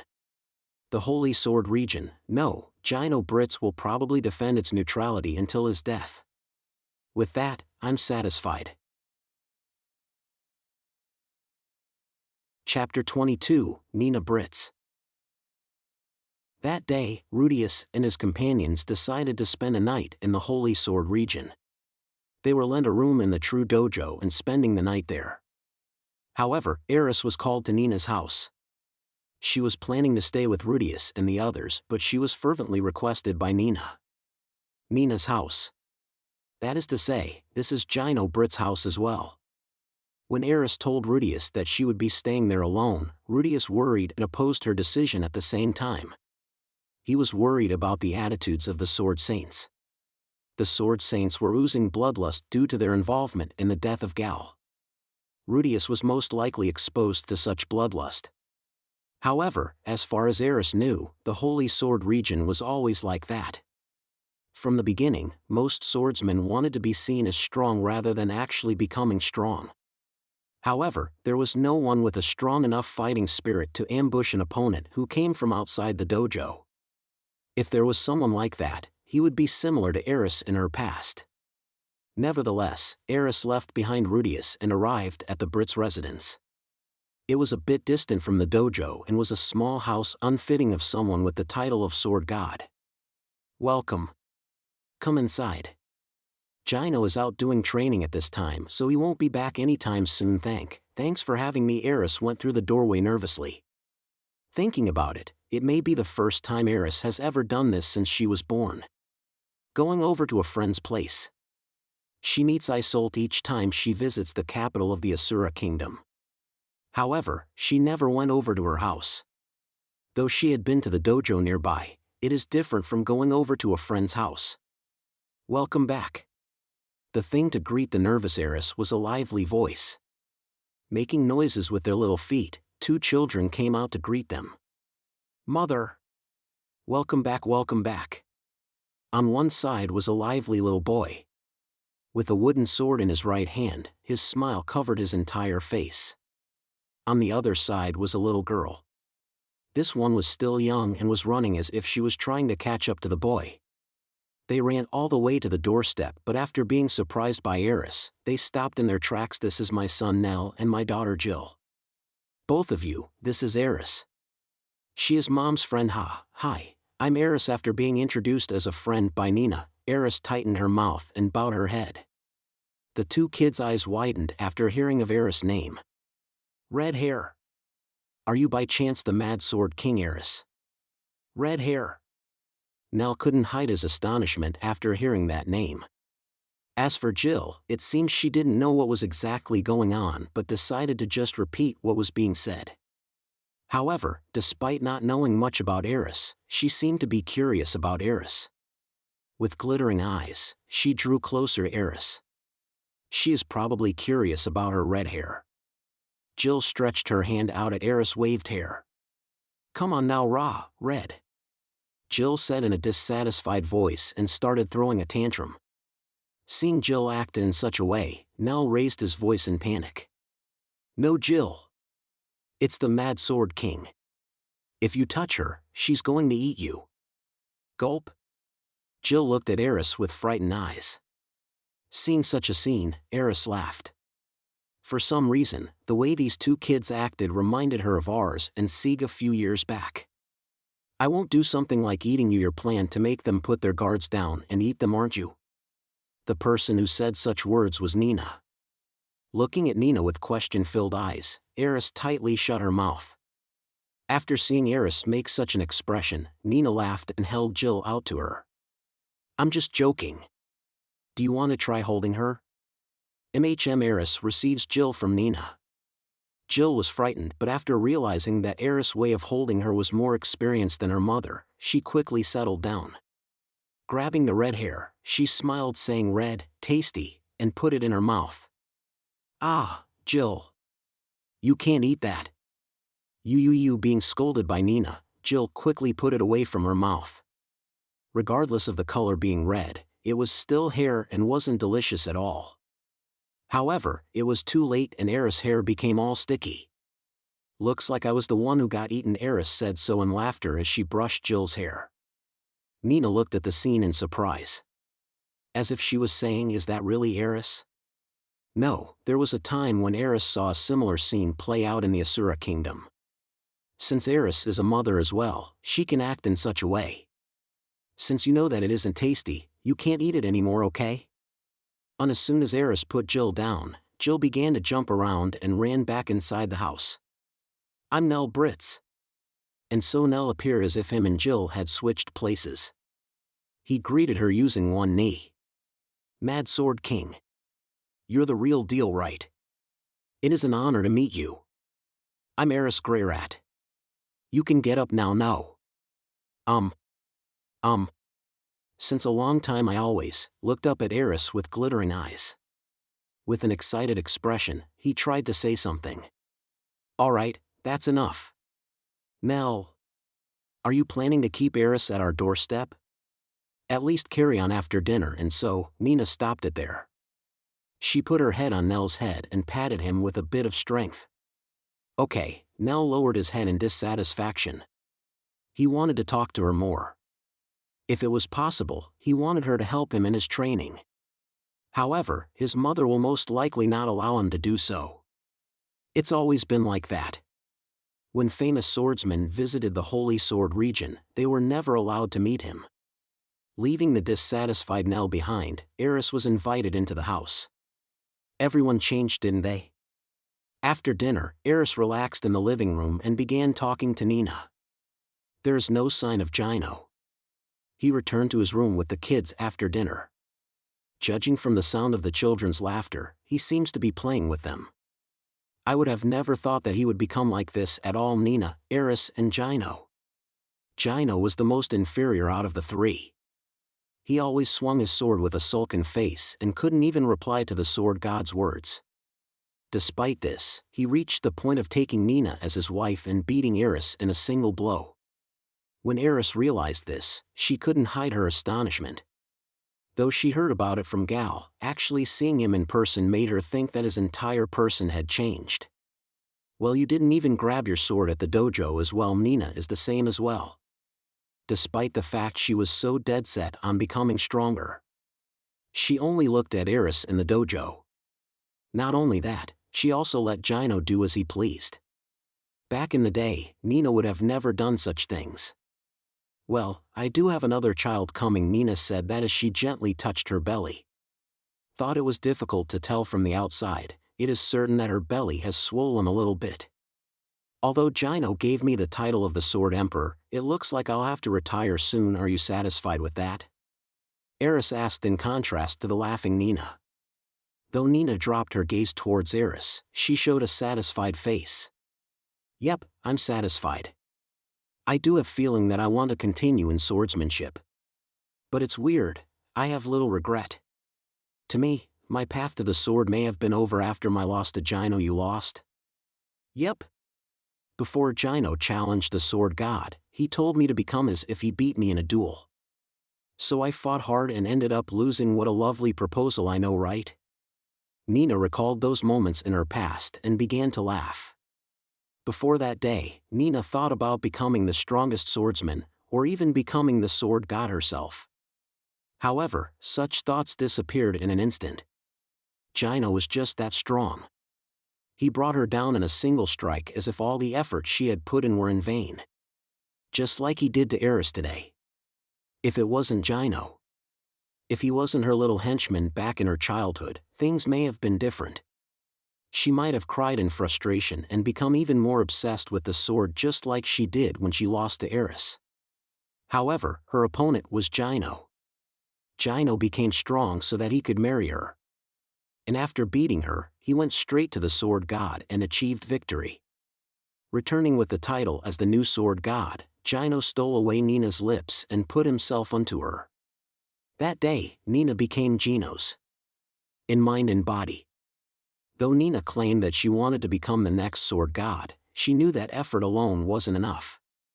It is difficult with just effort or talent alone. Even if you have those two things, it may be hard to reach such a goal. Despite that, Jino worked as hard as Nina as if he was pulled in by her. With such a mindset, he worked himself to a bloody pulp, far surpassing Nina. And so Jino arrived at it. The state known as the Sword God. The place that only a select few can hope to reach. Therefore, Nina is thinking that Jino should receive a fitting reward as well. The fitting reward would be, as Gao Farayan said, letting him do as he pleases. It's fine to let the sword god can do as he pleases. So even if Jino behaves in the manner he did today, she won't say anything. Whether it is her thoughts or things she wants to say, Jino would hear her out. But she felt if she did such things, Jino may become weak. Nina couldn't bear being a hindrance to the one she admired. Anyhow, Nina abandoned the sword and began to focus on another matter. Parenting. She was satisfied with that. How about you, Eris? I'm satisfied even though there are 2 other wives than you. I don't really mind. It's quite normal. Though my father only had my mother as his wife, my grandfather had his hands on a lot of women. Even Rudeus' father had 2 wives as well. Although I'm not a Millis believer, I can't think of someone having multiple wives. Of course, Eris had her complaints as well. She did think about what it would be like if she was Rudeus' only wife. They would probably be always happy. However, it would just be the 2 of them from day to night without bothering anyone else. Comparing that to the current Greyrat household, how would it be? A home without Sylphie and Roxy. There would be no Lucy and Lara, Sieg and Lily as well. To make up for that, Eris would probably have more children, but it was hard to think of her having more children. It's because she knows the present that she feels dissatisfied. For instance, having a towel handed to her sweat-drenched self after training. Or when she enters the bath and forces the mud-covered Lala into the bath right after. And after washing the children, the new clothes and underwear that were placed for them to wear in advance. Being able to pass her work to the others without feeling bad or sticking to them all the time, the right kind of distant feeling. Sylphie and Roxy thinking about how life would be without the 2 of them was hard for Eris. To begin with, she currently feels complete. Watching the kids grow up is both fun and worth doing. In a little while, she will teach them real swordsmanship. Lucy is heading towards the path of magic, and though Lala's path isn't clear, ours is definitely going to go into swordsmanship. How should I teach them? How will they grow up? Even by just thinking about such things gave her happiness. Eris, you've changed as well. You're right, if it was the old you, you would have probably sent kids flying with your kick. How rude, I wouldn't kick them or do something like that. In the past you seemed to be like a child, but now you are taking care of children. I've given birth to 2 children after all. How about a third one? I think I'm good with children for now, even that as well. When Nina asked, Eris' face blushed. I wouldn't mind more of that. That was Eris' true feelings. However, the heavy and discomforting feeling during pregnancy isn't something she likes at all. Nevertheless, the current Eris is so much easier to get along with. I too like the current Nina much more as well. Back in the day, you were kind of a bother, I guess. So Nina in her past was sharp. She always thought that she was the strongest and didn't care about anyone below her. Though the thing that caused her ego to completely vanish had to do with coming into contact with Eris, her marriage with Jino played a major role as well. Thinking about it, Isolde also got married. Did you hear about it? Eris suddenly remembered one other person. Isolde Cruel. Currently calling herself the water god Rada, the one who stands at the top of the water god style. Yep, there was a letter telling me she was going to get married. But I couldn't go due to my pregnancy. Then how about the news that she gave birth to a child? That's the first time I am hearing it. Is it a boy? A girl? It's a girl. Since she can't give birth to a lot of children since she is the water god, she sighed over the fact that she couldn't give birth to a successor that could carry their lineage. I guess it's hard for her too. But her partner is a North Emperor, right? Wouldn't he be upset over the fact that it is a girl? Doga would never do such a thing. He is a good guy. While talking, Eris brought up her memories. Thinking about it, the person who voiced their objection against the marriage between Isolde and Doga the most was probably Rudeus. Rudeus has the utmost trust in regards to Doga. It's because his life was saved by Doga during the battle in the Biheiril kingdom. His savior. Simple, honest, and someone who could be easily deceived, such was the man named Doga. Hearing that Doga was going to marry a person who had high standards like Isolde made him say things like, is she in it for the money? Is she just toying with him? And it seemed like he was also going to do a secret background search on her. Despite the fact Isolde helped him out as well. Anyhow, it's impossible to think that a simple man like Doga who is trusted so much by Rudeus can be someone that would be upset that his child was a girl. What Eris saw before was him putting his daughter who took after her mother on his shoulders and having a large grin on his face. From cleaning, doing the laundry to even taking care of his kid, he always seemed to take the initiative. It was to the point that even Eris, who didn't do much of the basic household chores, asked Isolde, shouldn't you be doing something as well? Eris would never forget the mumbling Isolde, who responded to her with deadpan eyes, he is much better than I am at it. This time, it would be nice if our kids got along as well. Eris nodded to Nina's words. You're right. It's also not a bad idea to send your kids abroad to study at the Magic University. That sounds interesting. But Jino would probably not allow that. He's the type of person that wants his loved ones nearby at all times. Then the kids would never be able to leave the Holy Sword region when that time comes. They'll leave as they please. Having such a conversation with Eris, Nina laughed out loud. This kind of conversation would have never happened with the old Eris. Eris sensed a presence and turned her head around. At the entrance of the living room, there was a boy. It was Nell. In his hands was a single book. When he met eyes with Eris, he started walking towards her as if he made up his mind. Excuse me. Mad Sword King. What? You are acquaintances with this person, right? The book he held out had the title The Adventures of the Supered Race. It was a book that Eris was very familiar with. It was a book written by Norn, made by Rudeus and sold by both Sonoba and Aisha. Are you talking about Rudeus? Or are you talking about Norn? Norn, are you perhaps acquainted with the author as well? Ah, of course, your last names are the same. Norn is my sister-in-law. She is also Rudeus' younger sister. You are talking about the 7th great world power quagmire Rudeus. Also known as the right hand of the dragon god Magic King Rudeus. Yep, you know quite well. My mother told me a lot about the supered race in Eris-san. I've heard stories about the quagmire and the Mad Sword King from minstrels as well. I always wanted to meet you guys, even if it was just once. Nell said as he looked up to Eris with glittering eyes. To Nell, Eris was a character straight from the stories that were sung by minstrels. In other words, she was a being from legends. Unlike his father, he was very interested in the outside world. When he goes out into the outside world, he too wants to become someone who is sung by minstrels. This was his dreams for the future. Well, that's an honor. Eris felt like she was going to laugh. But she couldn't break the dreams of the boy in front of her, so she tightened her face and humbly nodded to him. The image she was thinking in her brain was the ever-formal Roxy. Rudeus and Orsted is here as well, so you can visit them before we leave if you want. The North God Kalman III is here as well. Can I? Nell looked at Eris as if he was going to fly. The 7th Great World Power and the 2nd Great World Power. After that, Kalman, who was famous in the North God heroic tales. Beings who are on par or even surpassing his father who held monstrous strength. He would have never thought that he would be able to achieve his dreams and meet such beings on a regular day like this. Nell put his book behind his back and put his legs together. Mad Sword King Sama has traveled around the world before, right? Yep, from the Demon Continent to the Milis Continent, and to the end of the Central Continent. I haven't been to the Heaven Continent and the Bagarido Continent. About your adventures, I would like to hear about them, is it okay?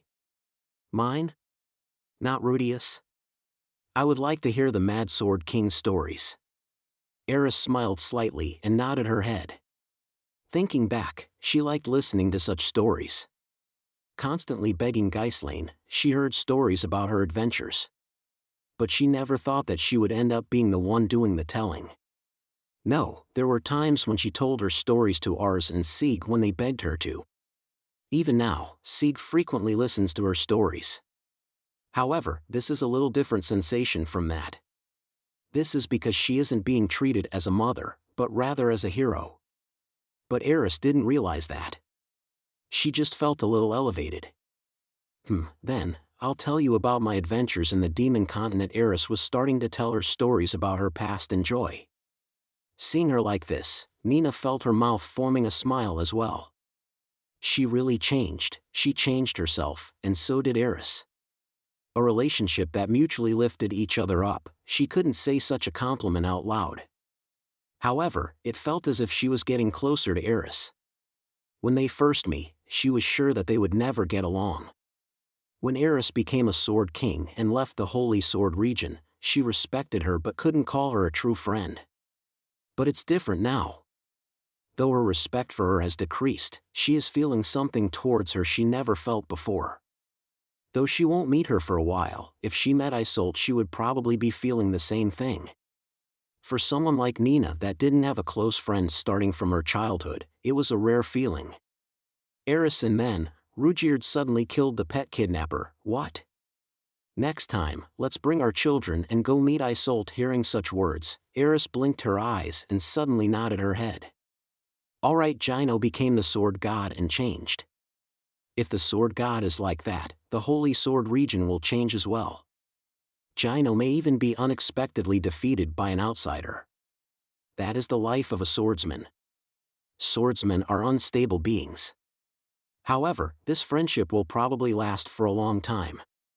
Because I'm no longer a swordsman myself. Such were Nina's thoughts. Removed chapters. The moment Aisha Greyrat stopped being a maid. Chapter 23, The Tale. Long time ago, there was a boy named Ars. Ever since very little, he was strong-willed and strong-bodied. Sadly, his parents both had passed away before he could remember. Not only did he live a distant, rural village, but his household was among the poorest of the poor. But Ars felt blessed.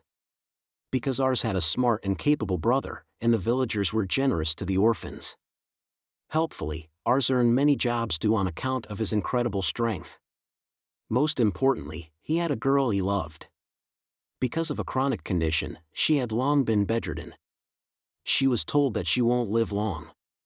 Every day after work, Ars would always drop by the girl's windowsill and chat with her. To Ars, this was most important, irreplaceable part of his day. The girl didn't have long to live. But Ars knew no other way to help her. Truth be told, the girl herself knew that her time was short. Thus the girl never made any selfish request, only eagerly looking forward to the moments she spent chatting with Ars. Ars thought every day would be spent like this, for the remainder of her short life. But one day, the girl was lying flat on her bed, staring toward the outside sky. The sky was a strange purple. Ars, have you heard? The sky was once a beautiful blue, before the demon lord appeared. Ars had heard of this before. Long ago, long before Ars was born, the demon lord have already existed. One day, to conquer the human world, the demon lord prepared an invasion force. The demon lord conquered half the world. He even changed the color of the sky on a whim. Even if only once, I'd like to see that blue sky before I die. The girl said. Since Ars met her, this was the first time the girl made a selfish request. No, not really selfish. More like an offhand comment, an impossible dream. Ars knew also that the comment was offhand. Not truly a request to Ars. But this girl was looking ever more frail than usual. A look of defeat on her over an impossible dream. In that moment Ars made up his mind. The girl would see the blue sky before her death. But despite his strength, Ars was but a peasant. Lacking both knowledge and wisdom. Of course, he had no idea how to turn the sky blue. Brother, I want to turn the sky blue. How do I do that? So he decided to ask his brother. A few years older, their parents were able to afford his brother's education when they're still alive. If there's a problem, just ask brother. Brother racked his brain about Ars' question. It was a difficult question even for Ars' brother. After thinking for a while, the brother answered, since it's the demon lord that made the sky purple, if the demon lord was defeated, the sky would probably return to how it was. Ars made up his mind to face the demon lord and started to packing. Realizing Ars' actions, the brother rushed to add, brother, the demon lord is in terrifying existence. To even just approach him, you'll probably be destroyed to pieces. Still, I must go.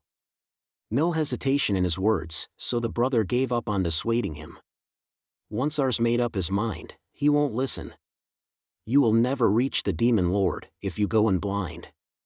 First, you should travel to our country's capital. I'll draw a map for you, get you a new pair of boots, and food for the road. The brother did his best to prepare Ars for his journey. Ars wasn't one to abandon his goal halfway. Still, the demon lord was an overwhelming existence. He probably won't make it back alive. It's a death wish. But at least, he could keep Ars alive a little longer. Thus, Ars began his journey.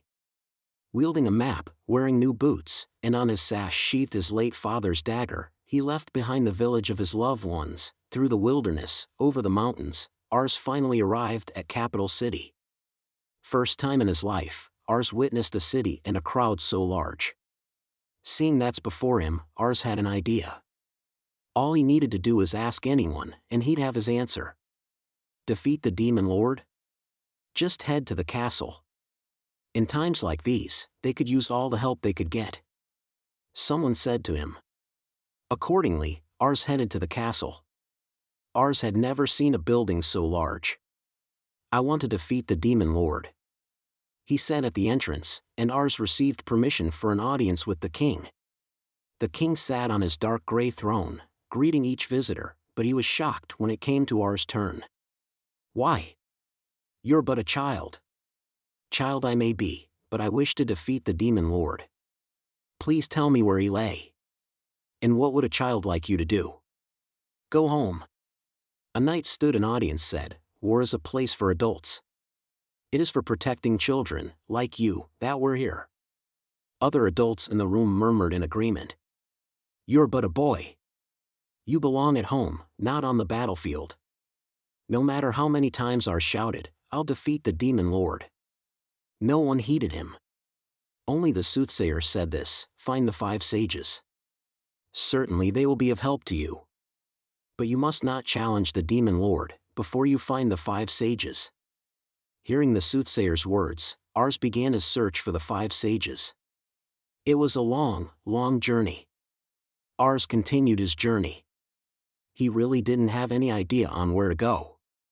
But Ars truly believed he could find him. Thus with everyone he met, he asked for the sage's whereabouts, and went. Then, he finally found him. Across the grass plains, in a cavern by a river, Ars first found his sage. One with mystical eyes and silver-green hair.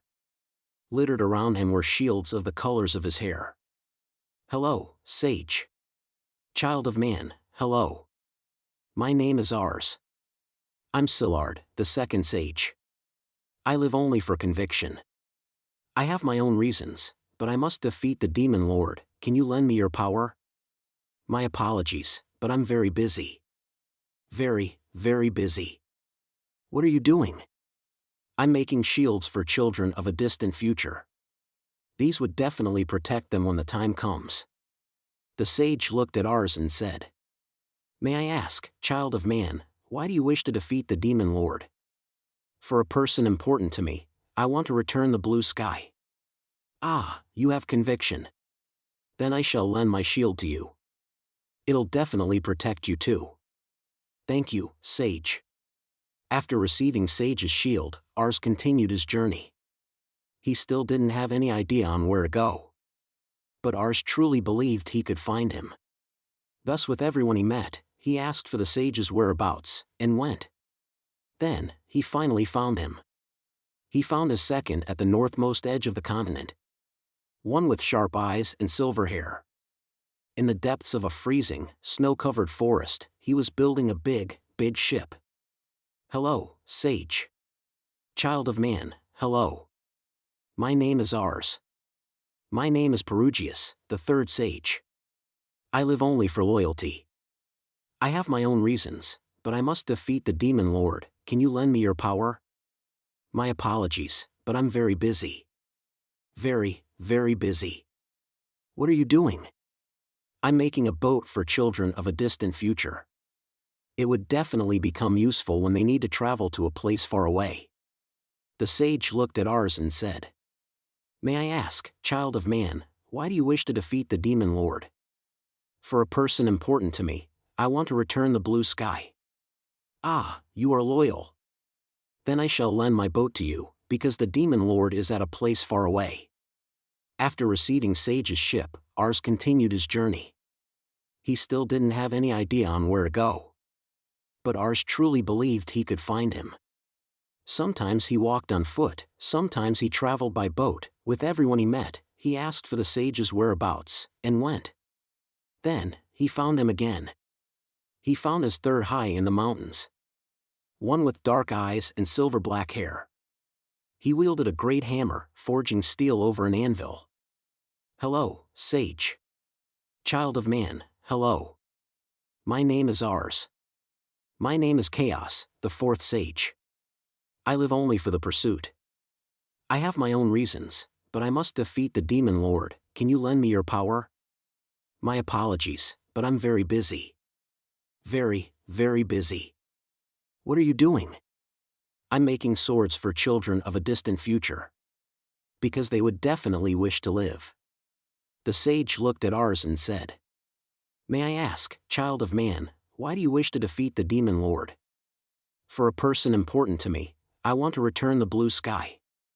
"Ah, so you have a pursuit. Then I shall lend my sword to you. With this, even the demon lord may be slayed." After receiving Sage's sword, Ars continued on his journey. He still didn't have any idea on where to go. But Ars truly believed he could find him.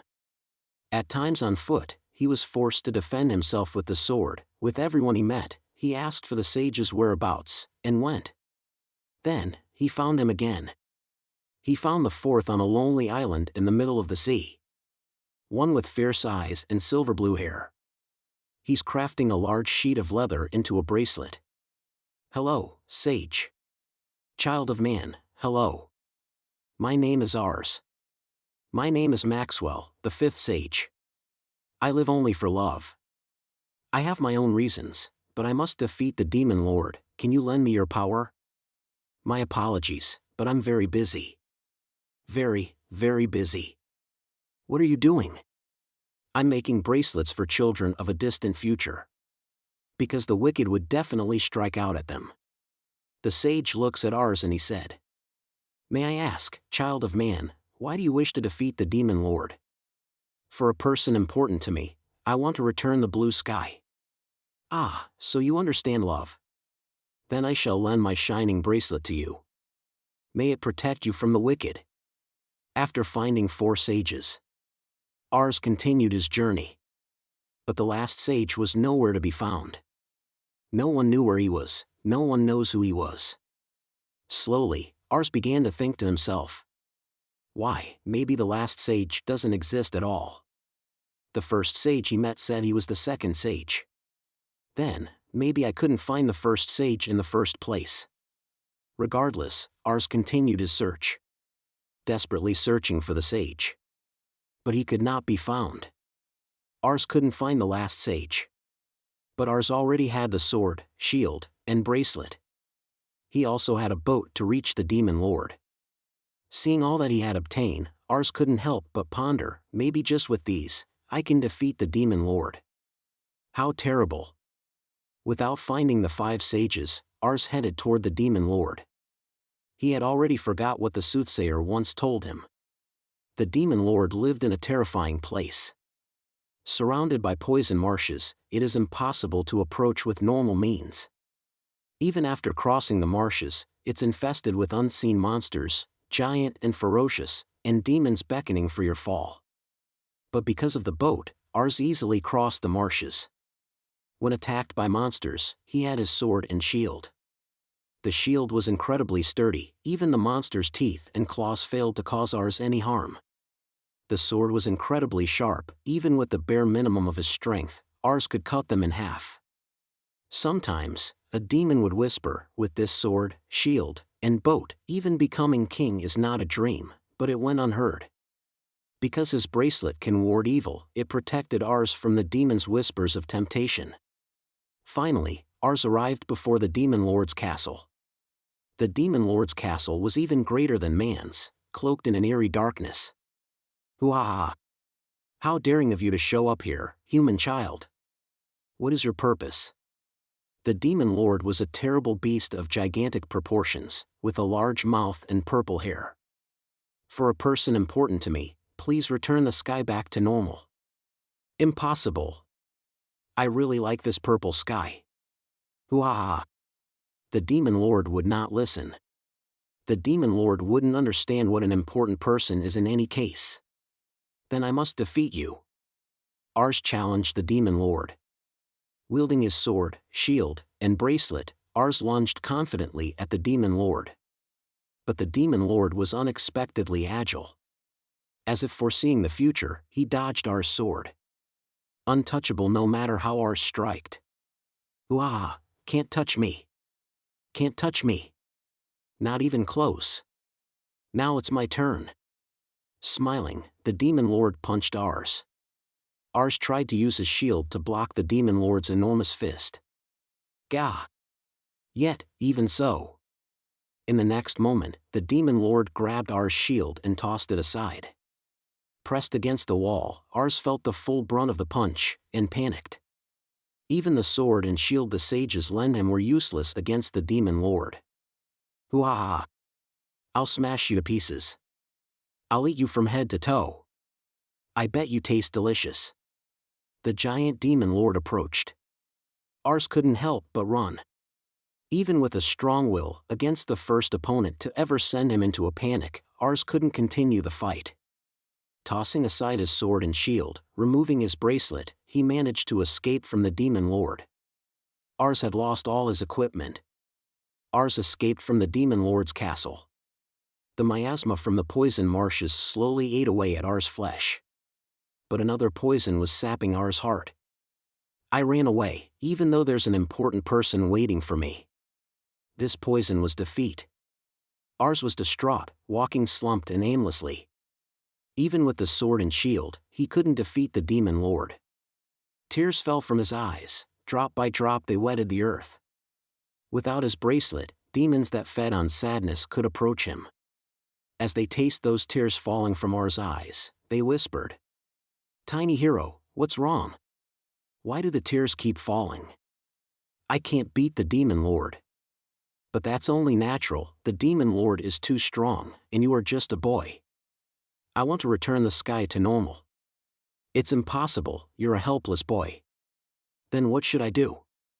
Nothing you could do. You're tiny and weak. You can't do anything. Becoming even more distraught from the demon's whispers, Ars approached the edge of marsh, deciding whether to jump into the poison marshes.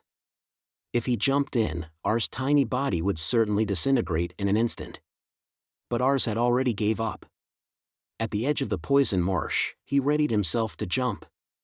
Just as he was about to jump, he saw a peculiar house by the marsh's shore. A strange house. Shape of a turtle shell. What is that? Do you know anything about that house? But in that moment, the demon had already disappeared. No matter where he looked, it's nowhere to be found. Unexpectedly, a holy aura surrounds the area. The aura could have only came from that house. That must be where the sage lives. Thinking that, Ars hesitantly walked toward the house. Excuse me. Child of man, hello. What's wrong? This is no place for a human child. Inside is someone with gentle eyes and silver red hair. My name is Ars. Even though I wanted to return the color of the sky, I failed to defeat the Demon Lord. I'm a man without name or place, the last sage. I live only for my mission. These words reminded Ars. He was to find the 5 sages. He mustn't challenge the Demon Lord before then. Remembering so, an inexplicable courage flooded out. It wasn't impossible. He made a mistake. I'm Ars. Last sage, to defeat the Demon Lord, can you lend me your power? My apologies, but I'm very busy. Very, very busy. What are you doing? I'm gathering strength for children of a distant future. Because they have an enemy that they must defeat. The sage looks at Ars and he said. May I ask, child of man, why do you wish to defeat the Demon Lord? For a person important to me, I want to return the blue sky. Ah, so you have a mission. But that wish, was it really for someone important to you? Of course. She wants to see the blue sky. Then, I will lend you a small bit of power. Use it to defeat the Demon Lord. Then, Ars borrowed the power of the first, but also the last, sage. Even that small amount, it was without a doubt an overwhelming power. After receiving this power, Ars understood how to properly wield the sword and shield. And how to strengthen the shine of the bracelet. And how to make the boat fly. Ars got on the flying boat and headed toward the Demon Lord castle. When he wore the bracelet that was dropped before the castle, it shone brightly. As if reacting to that shine, the sword and shield flew back into his hands. Hoo-ah! The child returns. This time I'll definitely eat you. For I love delicious food. His second round with the Demon Lord began. This time, Ars had obtained power. When he swung his sword, he could wound the Demon Lord. When he blocked with his shield, he could send the Demon Lord flying. With such overwhelming power, the Demon Lord was no longer even a threat. Ugh! Finally, Ars' sword cut through the Demon Lord. With a final cry it passed away. A rainbow-colored light shone out of the Demon Lord's remains. As if responding to that light, the sky's colors returned to normal. Ars looked upwards toward that clear blue sky. This was what Ars and his loved one searched endlessly for. Ars wanted to return immediately by the girl's side. But he cannot. For he must return all that he borrowed. First he visited the first, and the last, sage, to return his power. Next he visited the 5th sage, to return his bracelet. Then he visited the 4th sage, to return his sword. And he visited the 3rd sage, to return his flying ship. Finally he visited the 2nd sage, to return his shield. After returning all that he borrowed, he returned to the capital city. Human's capital city. The city hosted a grand banquet. For everyone knew that if the sky had returned to normal, then the Demon Lord must been defeated. When Ars reached the castle, the king welcomed him with open arms. "Oh, Ars the hero! You have returned. You even defeated the demon lord. May I bestow to you both this kingdom and my beloved princess, take my place as king." Faced with the king's offer, Ars refused. "An important person waits for me," he said. But, in appreciation of the soothsayer's wise words, Ars stayed for a day. Then, he finally returned to his village. From when his journey began, it had been a long, long time. But he won back the blue sky. It's time to see his loved ones. He wanted to see her smile. But welcoming him back to his village was his brother, sad and downcast. "Brother, please raise your head up high and see this blue sky. I have defeated the demon lord and returned." Yet the brother remained distraught. "And have my loved ones see it too. She must be so happy to see the clear blue sky." Yet, brother remained unchanged. Finally, Ars had to ask, "Brother, why do you look so sad?" "Brother, well, it's because, listen carefully. Because, she's gone." "Who's gone?" "Your loved one. She passed away this morning." Hearing this, Ars smiled. Even though it's lonely, even though it's sad, yet he still smiled. "It's fine, if it's this morning. Then she definitely saw this blue sky she once dreamed of. She must have died smiling, saying what a beautiful sky, as she slowly drifted away, surely?" "No, she cried. She cried because she couldn't see you. Even more than the beautiful blue sky, she wanted to see you. She was always crying." Ars was stunned when he heard this. He thought finally succeed in fulfilling the wish of his loved one. But he was wrong. Her true desire was always be together with Ars. To treasure the short time before her death. That was her true desire. Ugh! Shaken, Ars fell to the ground before his brother. Lost, tears began to shed. From then on Ars was always crying. Because, there's nothing more he could do. He done wrong on the most important thing. Always crying, always, till his death. And, the end. Aisha clapped the book shut. Well, the ending was rather dark. The lesson here is happiness is right by you, but I like happy endings better. Ars sat on her thighs, staring at the cover. Of course, not the Ars of the story, but the firstborn son of Greyrat House. It was probably set during the First Demon-Human War, based on myths about the hero Ars, but completely different from what I know. Nothing about his companions, and an extra sage showed up. I guess it's only natural the story got changed a bit. Even so, Aisha flipped the book open again. A very old tome. Far older than any books Greyrat House had. Even through the jacket was a clear white, it's hard to tell what kind of leather it was made of. Only that the color reminded her of something. Completely flawless despite the age. Even though the pages were already worn and torn. The pages held up pretty well, all things considered, if the book came about near the end of the First Demon-Human War. Entitled Story of Ars. An unpretentious book. I only read this because Ars asked, but where did you find this? It's written in the Fight God language. I got it from Orsted-sama. What? You took it without asking? No, you shouldn't be doing that. I did not. I was visiting with Papa. It caught my eyes, so Orsted said, take it if you like. Ars still looked rather depressed when he spoke. As if all that occurred, happened to himself personally. A fairy tale ending where no one won redemption, a bad end.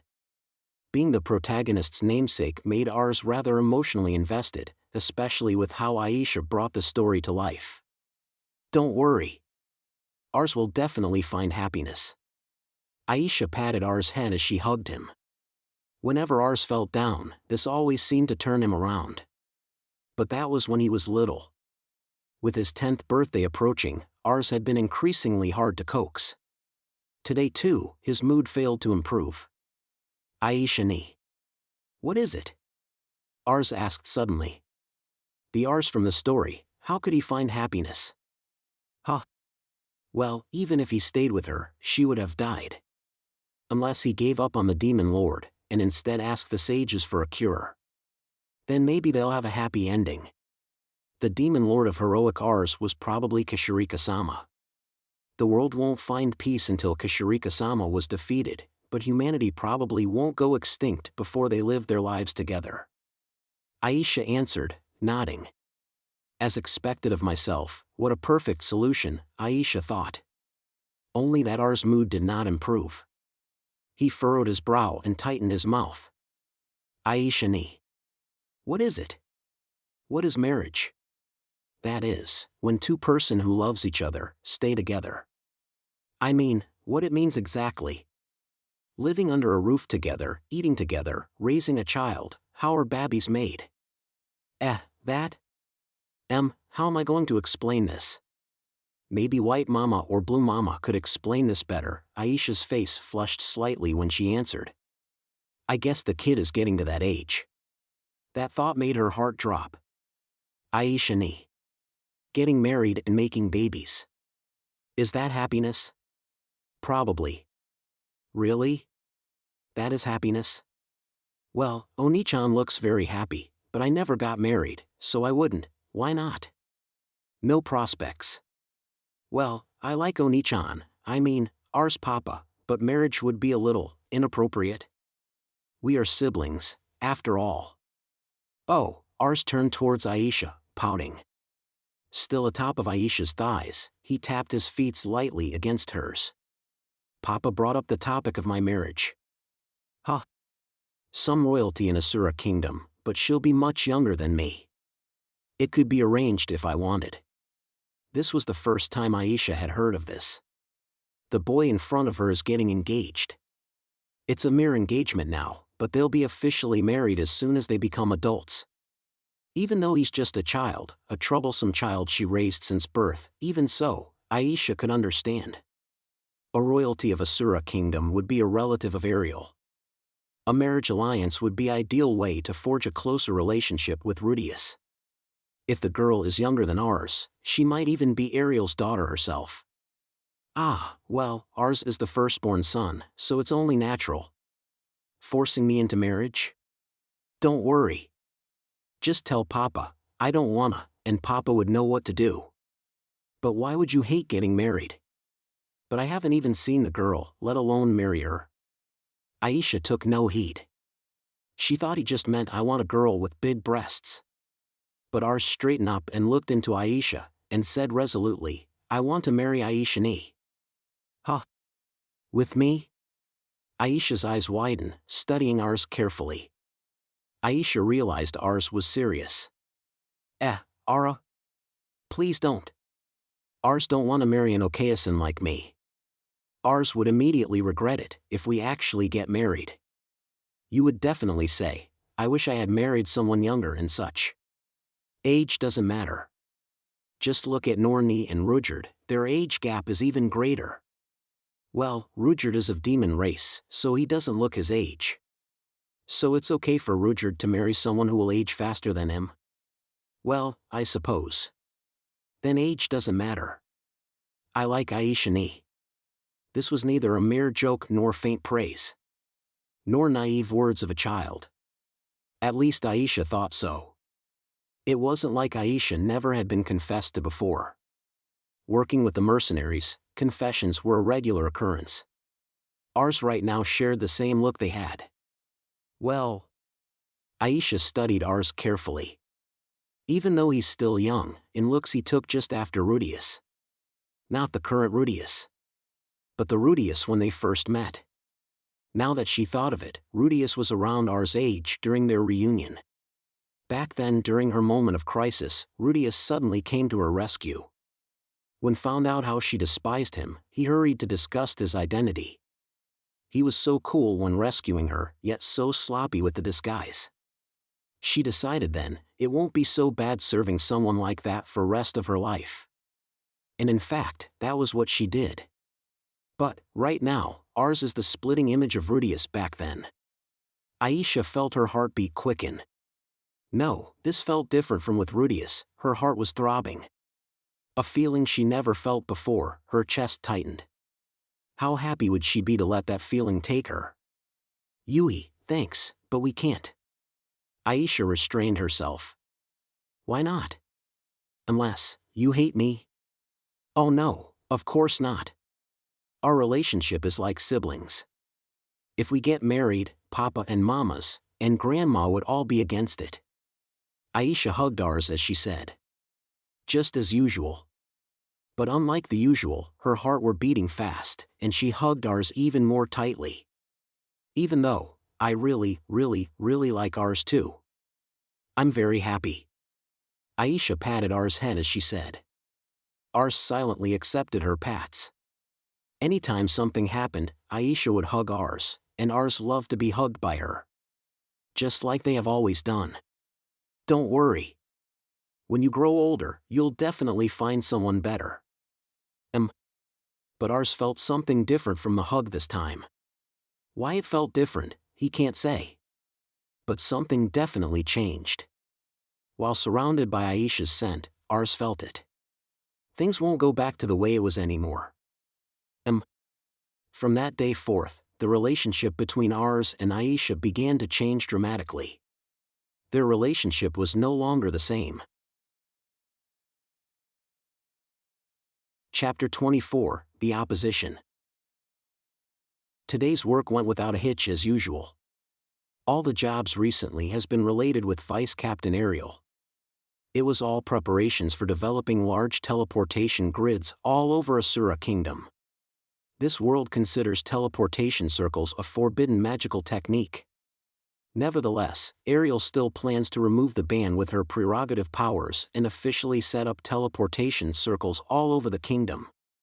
Of course, Holy Kingdom of Biheiril strongly objects, and there are protests among our citizens. Given that the Fit-Toa region teleportation disaster happened, victims of that incident certainly would find contention with said decree. Of course, Asura Kingdom is no democracy, so it was passed into law despite protests. On the other hand, such unrest might become breeding grounds for coups. Since Ariel's life has always been targeted. Regardless, Ariel was no doubt the best person to publicize it. Having read the draft of her speech, she made a convincing case. A decade has passed since the Fit-Toa region teleportation disaster, yet recovery remains a distant memory. How many more decades before we regain those beautiful amber fields? The teleportation disaster took many things from us. For this, we must come to understand teleportation. We must research it. To prevent the disaster from reoccurring, we have to understand why it happened. It was for this reason that I decided to remove the ban on teleportation magic. Certainly there'll be objections, and there'll be concerns. Or perhaps within our generation, we would repeat that mistake. But even failure shall become the breeding ground for our success, ushering in an ever more prosperous future for those generations to come. The draft came out roughly like that. Effort to bring the detractors to our side. Ariel is a person of charisma and popularity.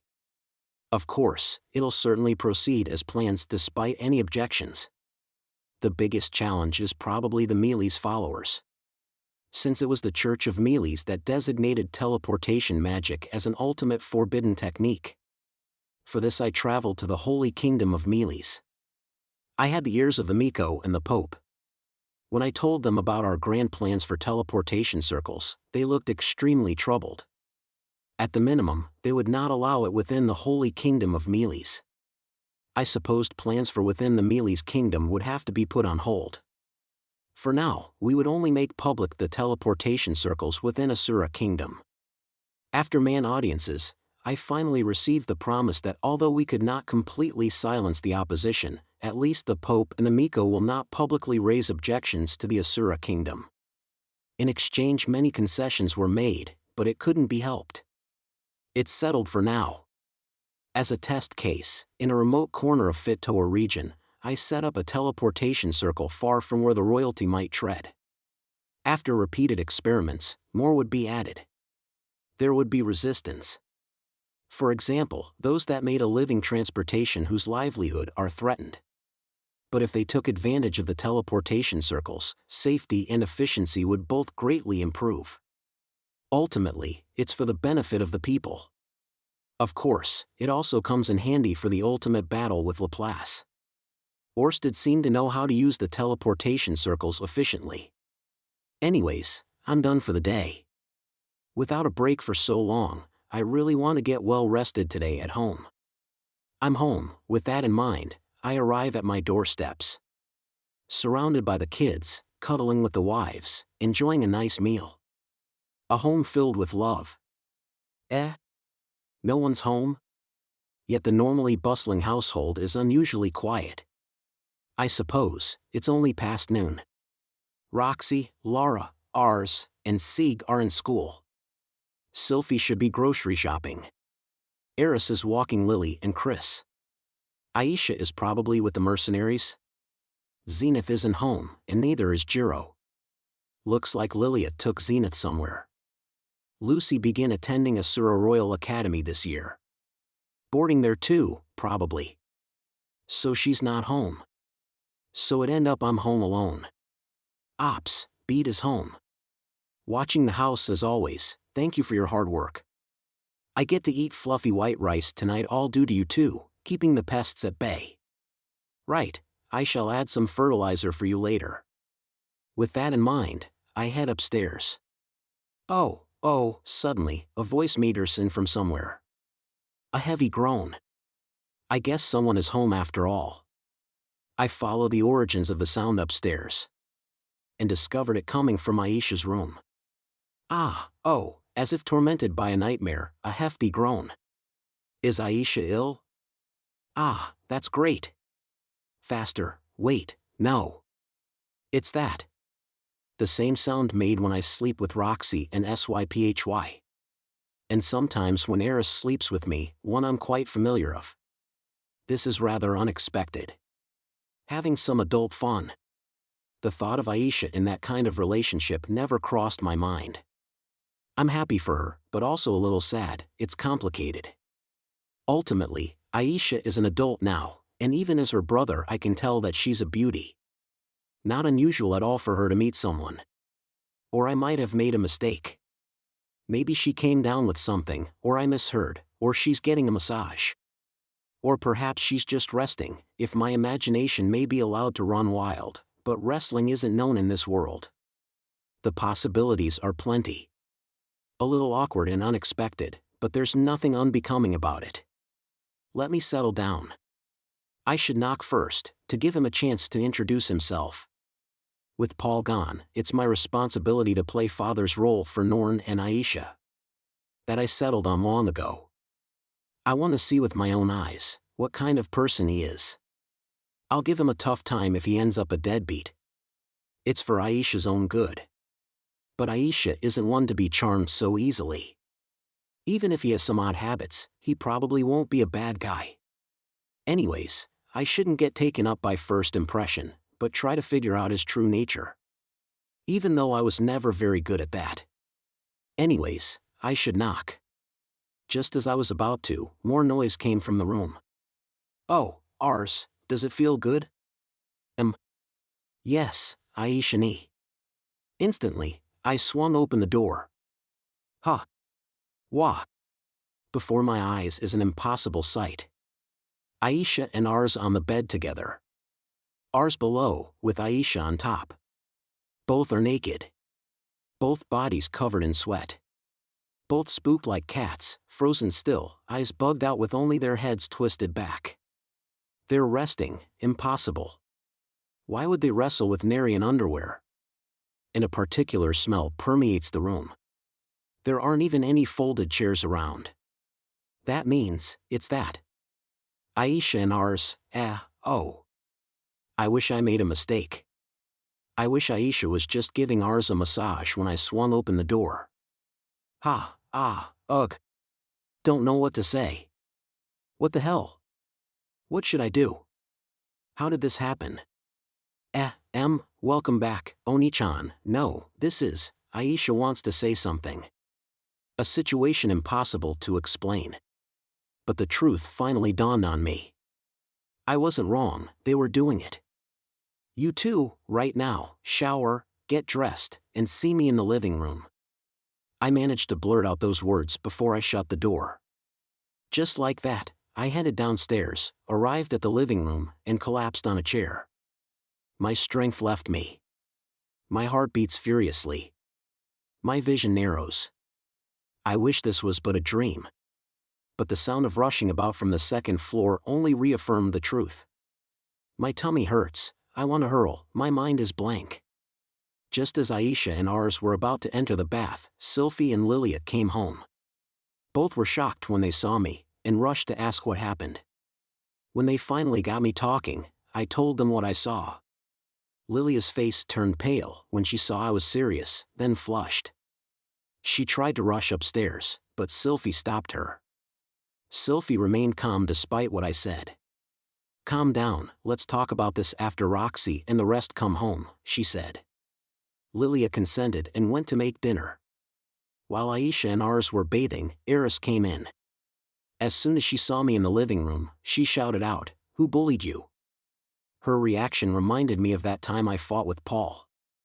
All I could do was attempt to calmly explain the situation, which Eris finds unbelievable. But seeing how I look, and the gravity of the situation, Eris kept silent. Lily and Chris took their turn in the bath after Aisha and Ars finished. They got dressed and came to the living room. With their arms crossed and eyes shut, they seated themselves in their respective seats. The family meeting has begun. Let's start from the beginning and confirm the facts with these two.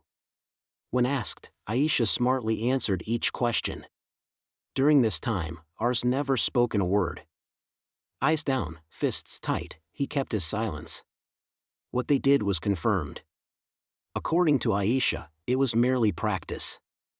Yes, Ars-sama is getting to that age. I'm sure Master understands it as well. Ars-sama will be quite the playboy. He'll attend the Asura Royal Academy after graduating from Magic University, right? When that happened, he'll find far more opportunities with women. Ultimately, Ars-sama is the firstborn son and have to continue the family's legacy. In order to help him avoid any mishaps, like fulfilling his marital duties, I consent to let him practice. Aisha said with humbling honorifics. Spoke like with outsiders present, in a cold, mechanical, and distant tone. But even more than her tone, the content of her words are even foreboding. Practice. Making so light of this, it hits me rather hard. Even though Aisha and Ars aren't blood siblings, in this house they were always treated as such. At least in my view.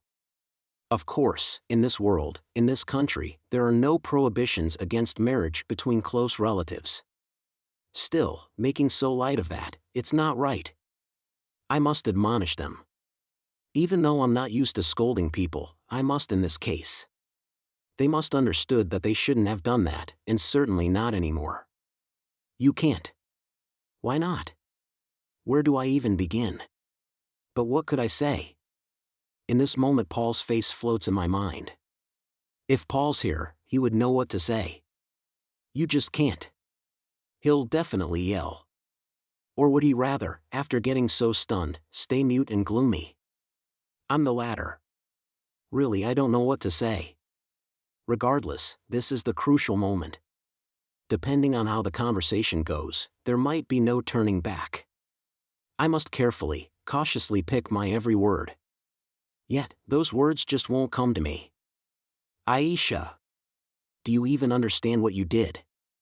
Can't hold it in anymore, Lilia berated her. Ultimately, and from the start, she was the most outraged than anyone else. I do. Ars-sama looked like so troubled. So before he get his hands on someone else and commit a grave mistake, that's not I'm talking about. But mother, didn't you once said? The master's demands, assent, no matter how distasteful. If so, why was it okay with master, but not with Ars-sama? That's because Lilia also fell silent. It's true that Lilia had once prod Aisha into seducing me. Even though we never brought it up again when it failed, that was, Rudeus-sama never intended for that kind of relationship. What about when I chose to serve Rudeus-sama, even though he didn't intend for that either? True, mother, haven't you realized, everything you asked for me, it was for your own sake? Lilia was speechless. It's been long since I seen Lilia hit so hard. Of course, I don't begrudge you, since it was also my wish to serve Master. But this time, I also did it for the good of the Greyrat house. There's no conflict between your goals and mine. There's really no reason for you to begrudge me. You're making a big fuss, don't you think it's for nothing? Aisha, are you doing this for revenge? No, I did it out of gratitude, not revenge. Hearing this, Lilia clenched her teeth and drooped her head. Was that of anguish? Or out of grief? Either way, it's hard to watch. Aisha puts on a good poker face in reaction. In any other circumstance, she would be looking so dependable. Since it's the same look during mercenary corp meetings, it signifies that Aisha is in complete control. Anticipating what the opponent might say, with a response prepared, and wrapping on the debate with a finishing statement, Aisha. What is it, Master?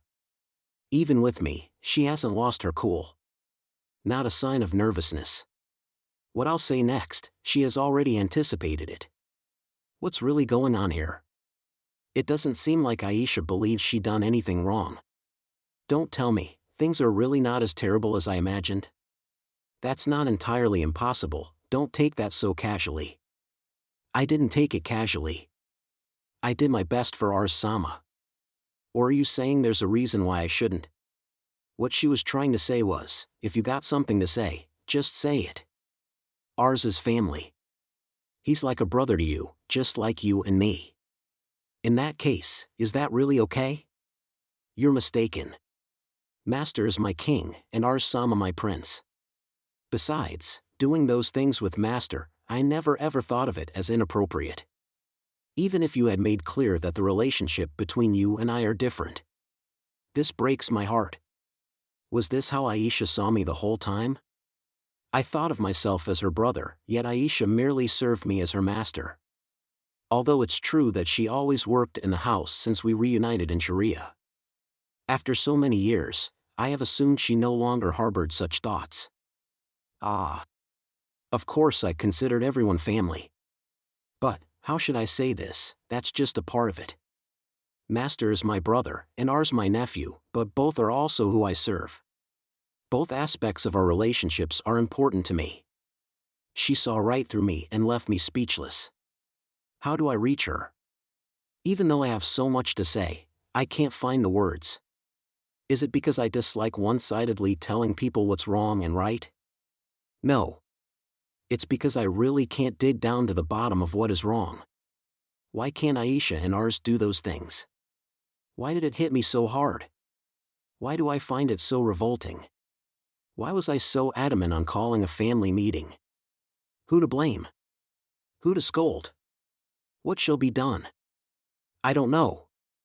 In this situation, I can't visualize a way to explain myself clearly. Future sight be damned. Someone? Anyone? Convey my feelings for me? As if begging for help, my eyes shift towards Roxy. But she just looked downcast and pitiful. If only I realized it earlier, she murmured. No, this unreliable Roxy. Utterly unhelpful. It can't be helped. She's clueless in the subject of love. Then, Eris? No, she's even worse. I can only count on Sylphie. It already happened. It can't be helped. Aisha suddenly spoke up to break the silence. Even though I did it for the sake of Ars-sama and the Greyrat house. Now that I thought about it, I took it lightly. I was being inconsiderate. Just like Oni-chan said, too casual about it. That was my mistake. I'm sorry. The mood relaxed somewhat. Who's responsible for that goes without saying. Aisha prepares her wrap-up, taking the initiative to end this meeting. With those words she can make the curtain calls. My fault, I'll reflect on this. And finally, I won't do it again. But I knew well. Those were mere words. This meeting only happened because they were sneaky about it. If it really was for Ars, for the Greyrat house, she could have been upfront about it. Even if she couldn't, she could have consulted someone. She could even received permission for the sexual education. In other words, she knew it was wrong, and did it anyways.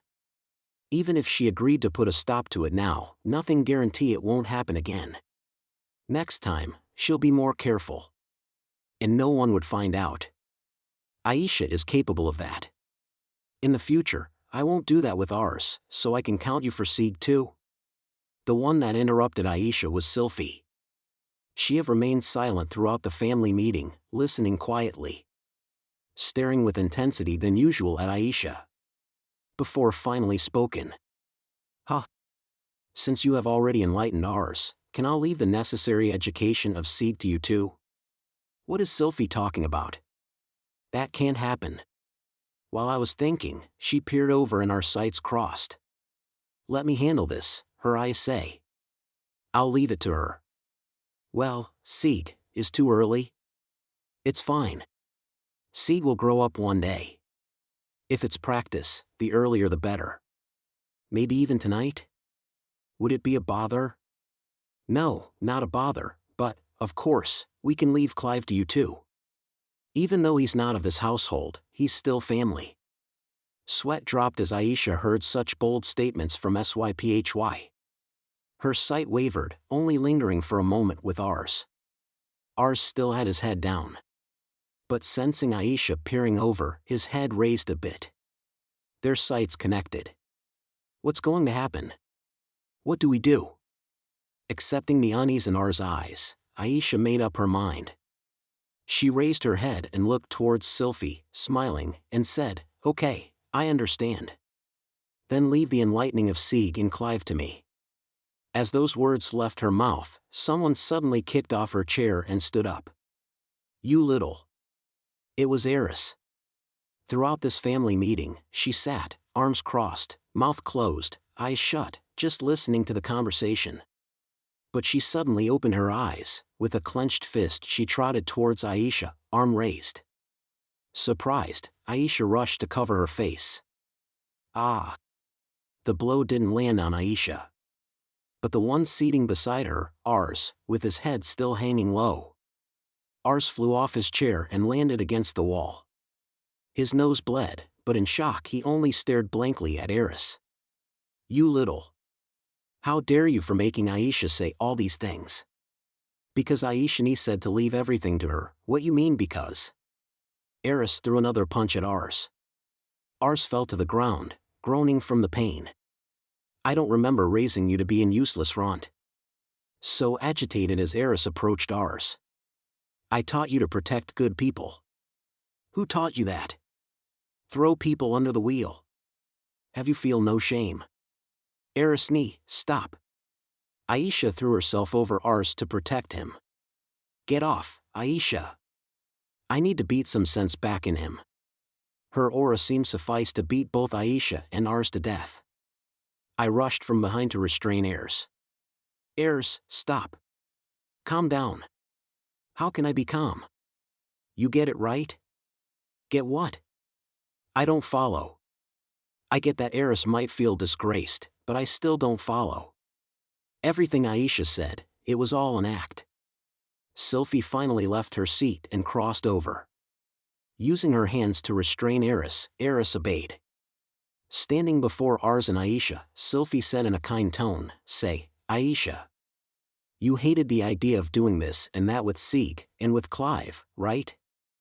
Aisha fell silent, stubbornly hugging Ars. As if all her clever lies had just been exposed. You like Ars, and eventually it turned into that kind of relationship. If you went public with it, Rudeus and Lilia would both be against it, so you kept it quiet? Or does Aisha just want to try it for once? Maybe that's your real intent? No. The one that spoke last wasn't Aisha, but Ars. It's not like that. I told Aisha that I like her, and want to marry her, but she refused. Again and again, I told her that I like her, even if just once, yet she still refused. Yet I still pursue her, until Aisha finally relent. It was me. It was my fault. Disregarding the bleeding from his nose, he shouted so desperately. After listening to him, Sylphie looked once again at Aisha. So Aisha, was that the truth? The whole time as Sylphie stared intently at her, Aisha kept her head low. Finally, she clenched her teeth and looked up. It's true. I like ours. Since when? Who asked that? Might be me, but also might be Lilia or Roxy. Since he was born. When I first saw ours. This child is special to me, from the start I have thought so. As ours grew, so did that feeling, but I still tried to restrain myself. After all, we're a decade apart. Not to say that he's the firstborn, thus needs a proper prospect for continuing the Greyrat house legacy. But ours said me he loves me too. I finally saw the whole truth. In other words, it's an ordinary story of falling in love. Just that it happened between aunt and nephew. I have always avoided that kind of relationship with Aisha. I never intend for it to begin with, but most importantly she's my sister. It never crossed my mind to see Aisha as my wife. Perhaps it was my insistence that taught Aisha against that kind of relationship between family. But Aisha likes ours. Always, she cuddles him, and he relies on her. Although I know not their frame of mind, when they finally cross that line, maybe they convince themselves it's just one time. But ours won't abate after finally tasting the goods. As a man, I knew this well, that's how it always gets started. Thereafter, Aisha could never refuse ours demands. Since she's also willing, she allows her heart to tug her along. Until these blips of hedonism became commonplace. This is not like you, Aisha, Roxy with a sigh. Then Aisha turned toward Roxy and shouted. But what was I supposed to do? I really like him. I can't help it. For ours, I would give anything. I like ours, I want to marry him, Aisha's voice whimpered off. And she began to cry. Tightly she hugged ours between her bosom. A splitting image of Roxy and I, when we reunited on the Biheiril continent. No, I know that feeling. Faced with Aisha's heartfelt words, Roxy could only reply. Not just ours, Aisha couldn't control herself either. How very unlike for the normally dependable Aisha. Was it simply the human desire for siring offsprings? Even knowing she shouldn't, she couldn't fight against it. Oni-chan. Aisha wiped away her tears and raised her head. With calm eyes she said. I'm very sorry for what happened. But I really do love ours, and ours me as well. Even if we have to wait until he reach adulthood, please give us your blessings. The conviction in her voice quieted the room. Sylphie turned to ask. Rudeus, what do you think? Am I supposed to decide? I suppose I did called for this family meeting. But is it really appropriate for me to decide? Looking around, the mood reads, it's fine now, right? It's a fact they shouldn't have done that in secret. Even if they couldn't go public about it, there are other options. But the feelings between ours and Aisha are mutual. Even if ours is still young, neither party were forced into this relationship. So what's wrong with permitting their relationship? No need to continue scolding them here. The current mood said. If I may be generous, their crimes are really not that severe. Yet somehow, I feel so repulsed from the bottom of my heart. No. I refuse. Huh? The bewildered voice came from Sylphie. Did I say something strange? No, hold on. Think this through. Aisha's okay. To ours demands, even though it felt wrong, she consented. That was her decision to make. No matter the right or wrong, it was her decision to make. Even if it was for a mistake, she is already committed to the decision to protect ours. But what about ours? Can he make the same commitment? As a man, if he let his lower half to make the decisions, he'll just keep repeating the same mistakes. When that happens, he would allow a momentary bliss overwhelm any thoughts of risk and consequences. Even I didn't consider all that entails when I married Sylphie. Now that I thought about it, back when Sylphie and I got married, I was probably in a rush to lock down the girl I was long after. Nothing proud to say about that. Perhaps, ours doesn't truly like Aisha, and the relationship was purely physical. Basically, he just wanted to bed someone. It's not true love, just spur of the moment. That possibility can't be denied. Not that it's necessarily bad. Following one's instincts is bad, I certainly couldn't say that. Even if it was the spur of the moment, they might end up in a more serious relationship later too. Just that, right now, Ars lacks the capacity to judge the morality of the situation. He's too naive. The age difference is less problematic. When Eris and I first did it, we're roughly his age. Even if in truth, I was already 40, past life included, back then, but putting that aside for now. Ars had barely spoke up in this family meeting. He left Aisha to clean up the mess. And perhaps even let Aisha take the whole responsibility. Maybe Aisha intended to do so to begin with.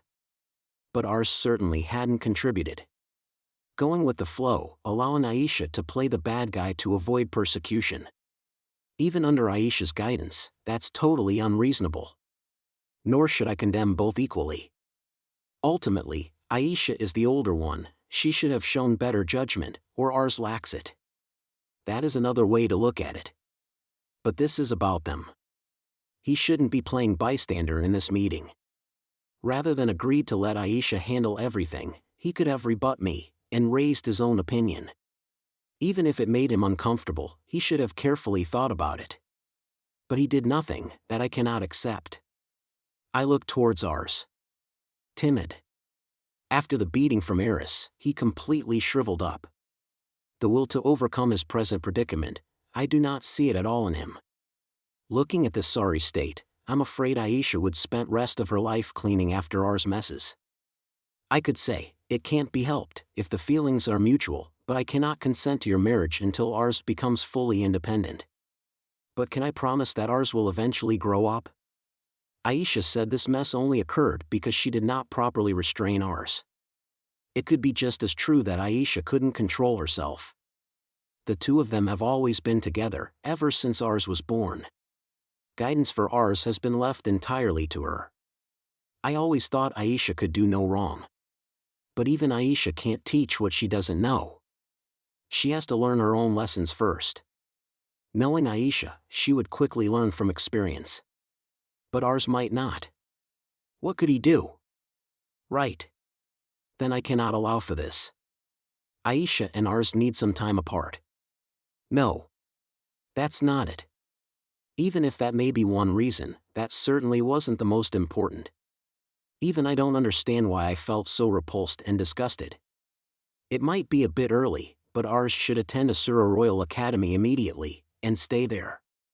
At my days' end, I blurted out those words. Almost the exact conclusion Paul reached for Sylphie and myself. Ugh! You meant to take Ars away from me?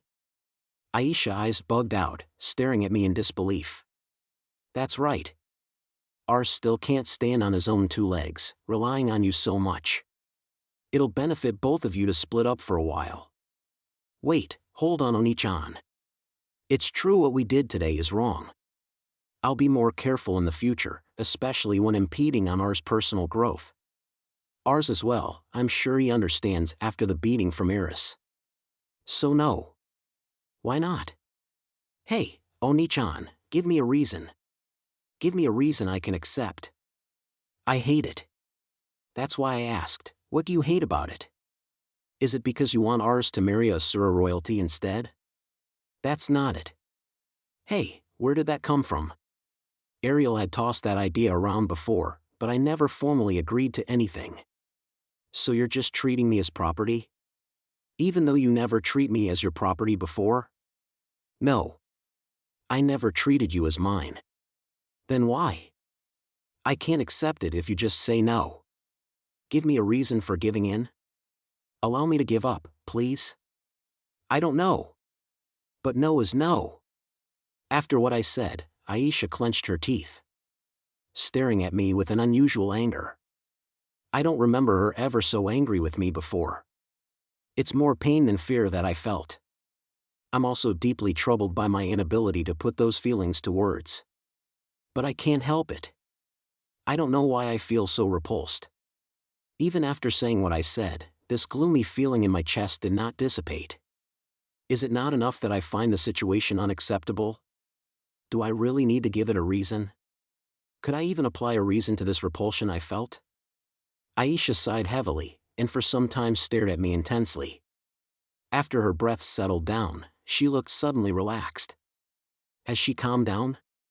Suddenly she said. You're right. Ars skipped school today, because recently that's all he thinks about.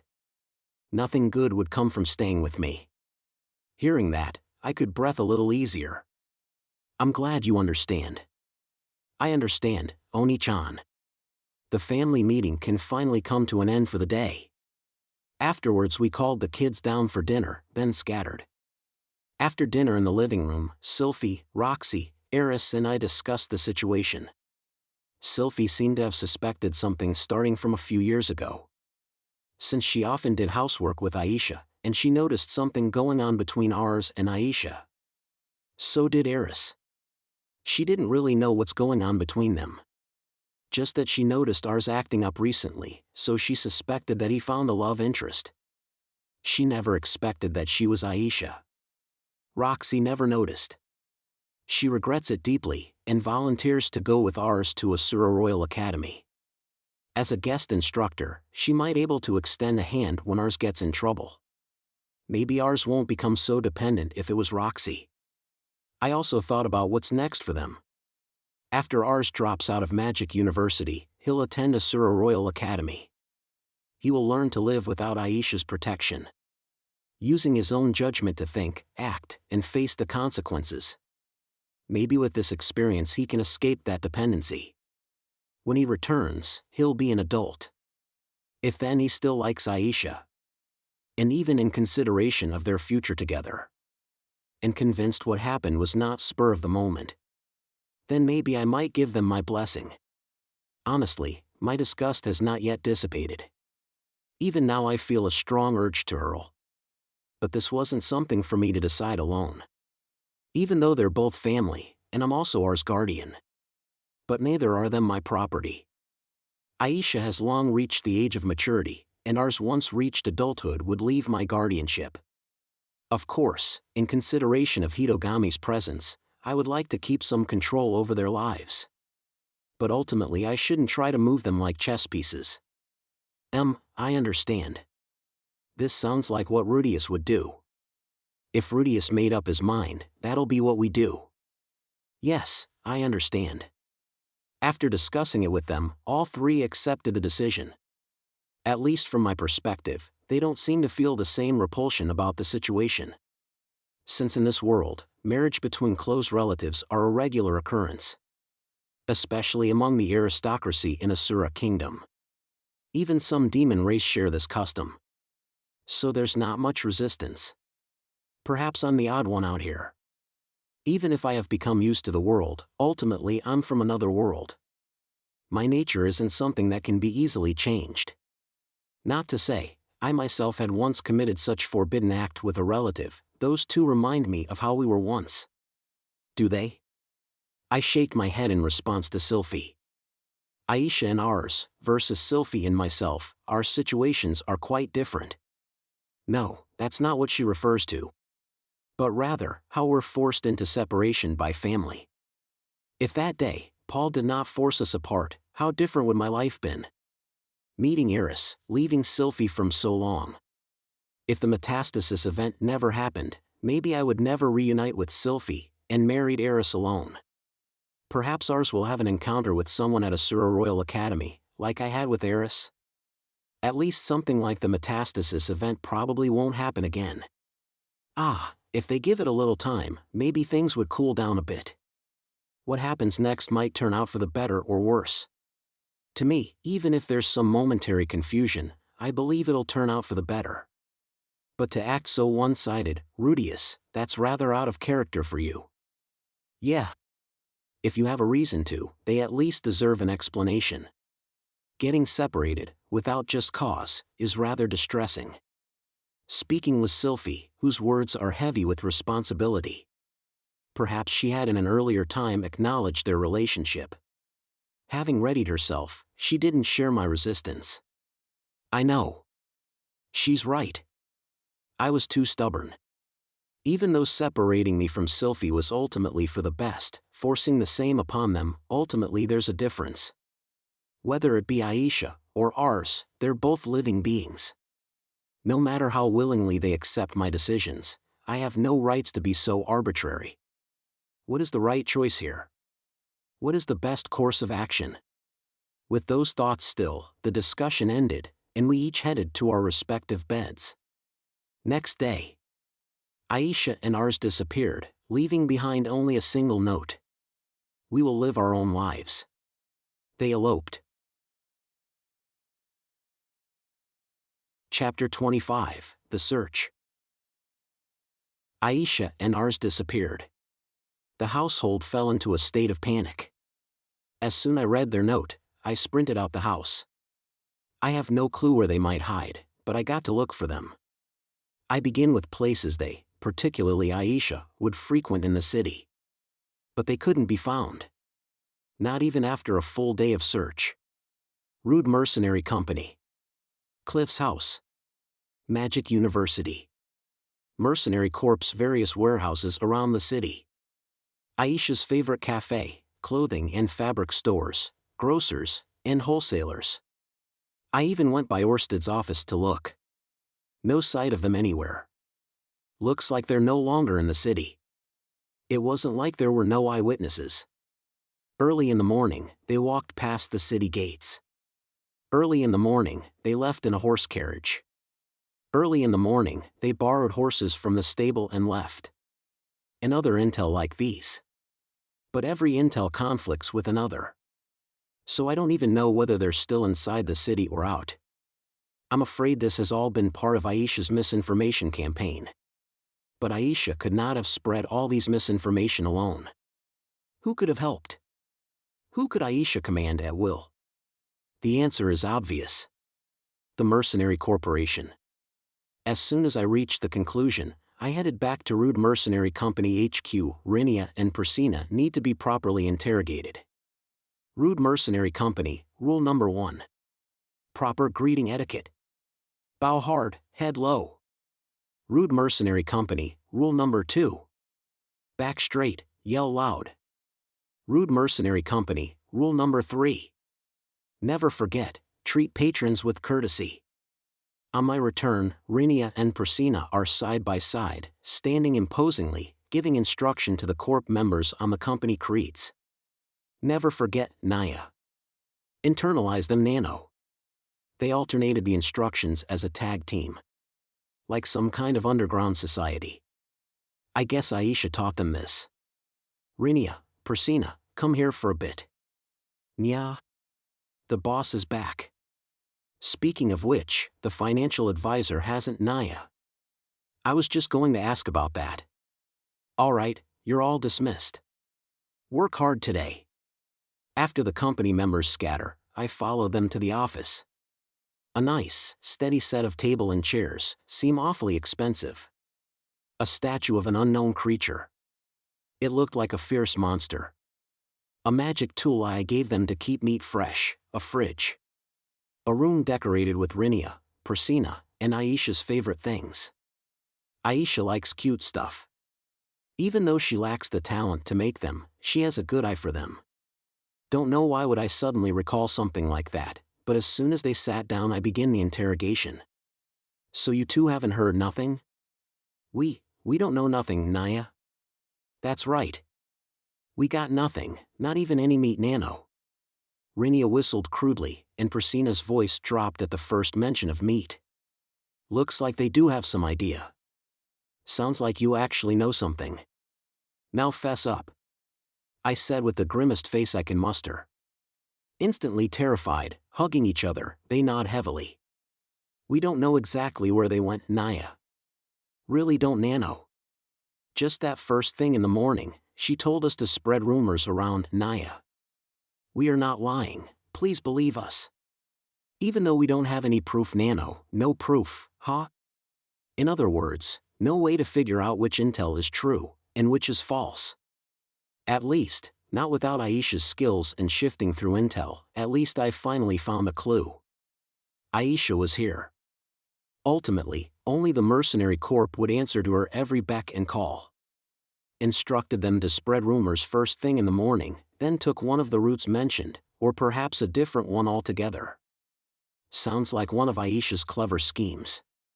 It won't end just here.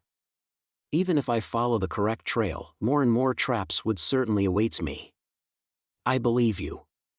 But in return, you two will help me search for Aisha. Is it a good idea to rely on the mercenary corp? Perhaps they'll just fake the search. Or corp itself would leak intel to Aisha. That possibility certainly exists. Relying on others and have it backfire, that kind of things happens all the time. But right now I can leave no stone unturned. Despite my thoughts, Rinia and Persina looked rather troubled. Well, can I persuade you to give up, Naya? The advisor warned us before to think very carefully about whose side we're on, when push comes to shove. If that gets exposed, it'll ruin our reputation. No one will ever respect us again, Nano. Looks like Aisha had something on them. It's hard to find anyone in the corp willing to make an enemy out of Aisha, Naya. She got something on everyone, Nano. So it's not just them. And all the mercenaries working here owe Aisha favors too. In other words, Aisha had the entire corp under wraps. I'm not trying to hurt Aisha.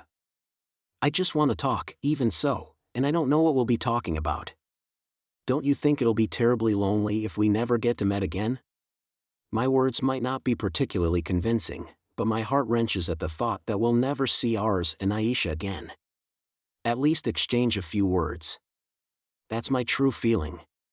But right now if we cross paths, it'll just be a repeat of yesterday. I'm counting on you. Rinia turned toward Persina as she listened.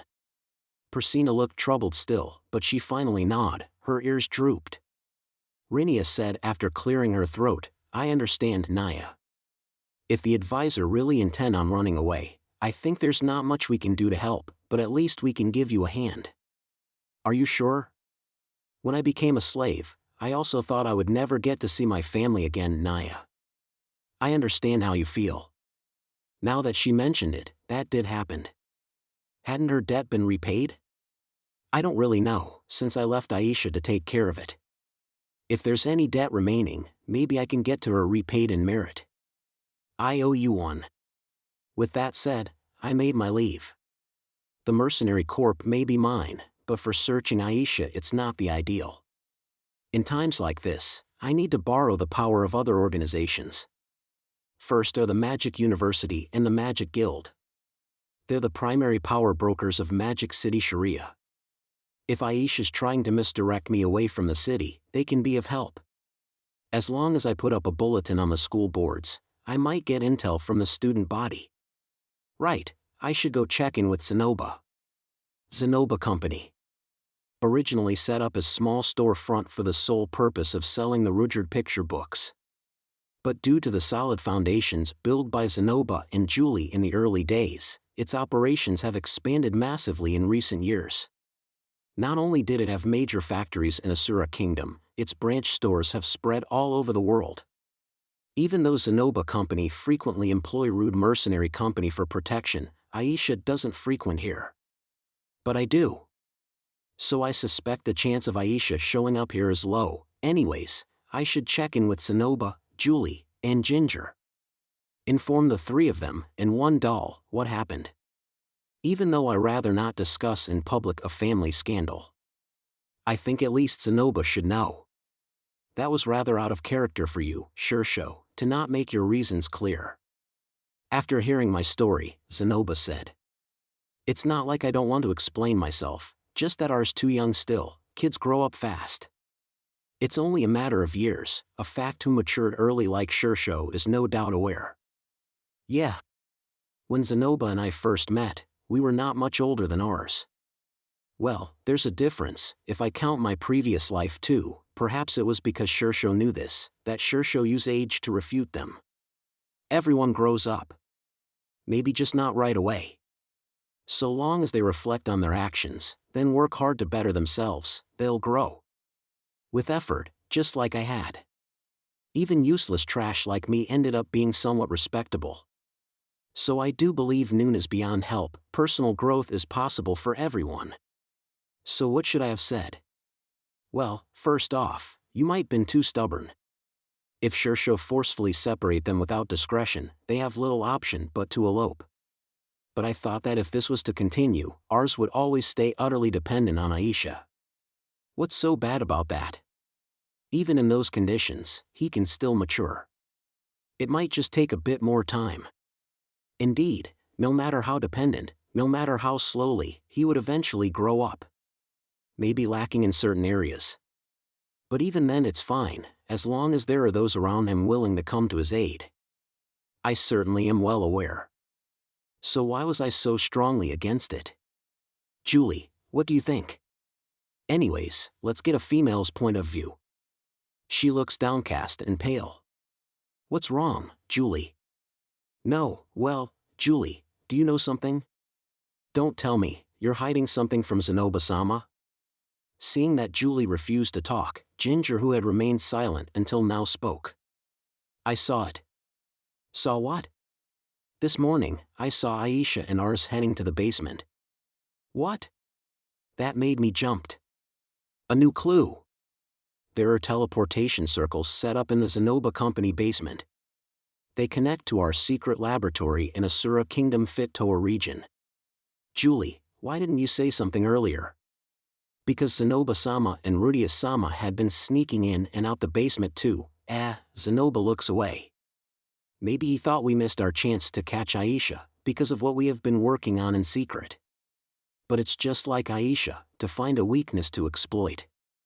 Alternatively, if we hadn't been sneaking about, she won't have took this escape route. You didn't notice, Zenoba? I stayed overnight at the store yesterday. Oh, likely that Aisha knew of Zenoba's travel plans. Since there are probably Corp members undercover among Zenoba Company's bodyguards. So they did head to Asura Kingdom. In that case, we're going to need Ariel's help to find Aisha and Ars. Yeah, I'll do that. First I should visit with Ariel. Sure show. Zenoba stops me as I was about to leave. Whether be with your siblings or kids, when you're at odds, make sure you sit down and talk it out. With the younger generation, you have to listen and consider their views. Even if you're right. You might think I'm speaking out of turn as a third party. No, thank you. It's rare for Zenoba to lecture me. Maybe he spoke out of regret for his brother Pax. I can appreciate the weight behind his words. He's right though. This time around, I never tried to hear what Ars has to say. Because he never spoke up, I just spoke to Aisha and ignored him. Never gave him a chance to explain what he wants to do. Never considered his opinions.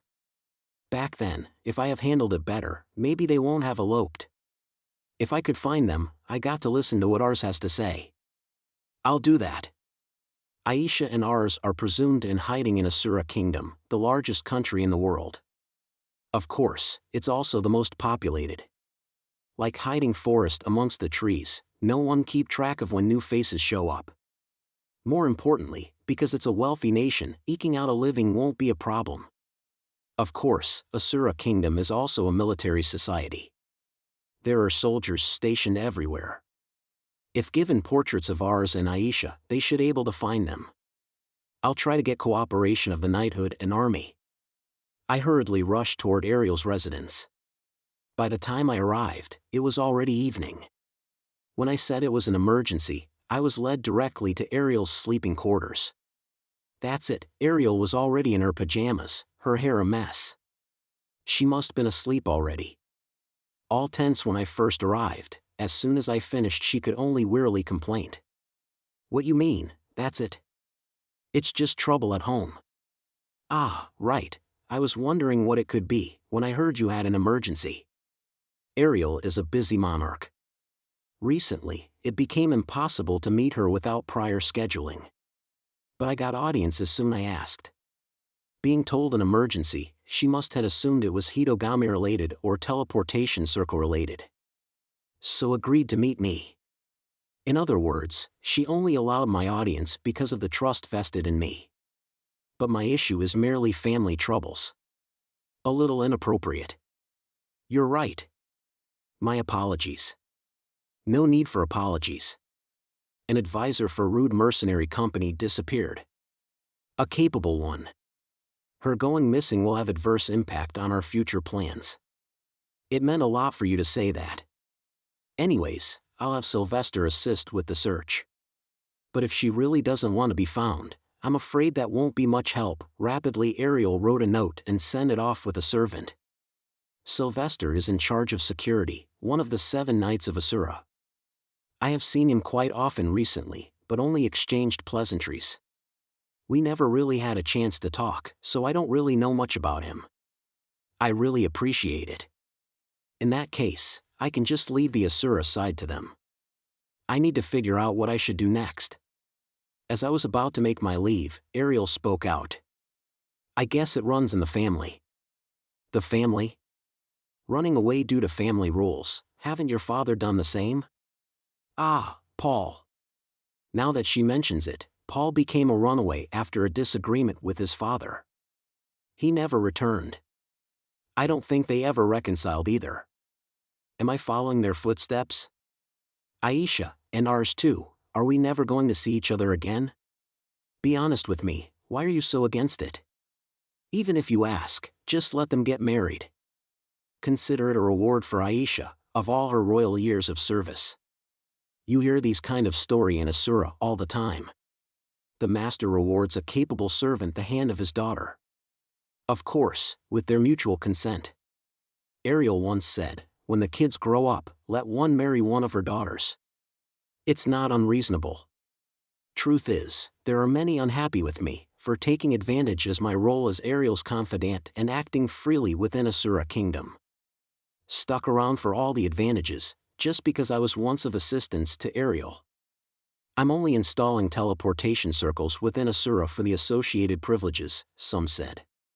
Basically, I'm just a Klingeron who has long stayed beyond Ariel's welcome.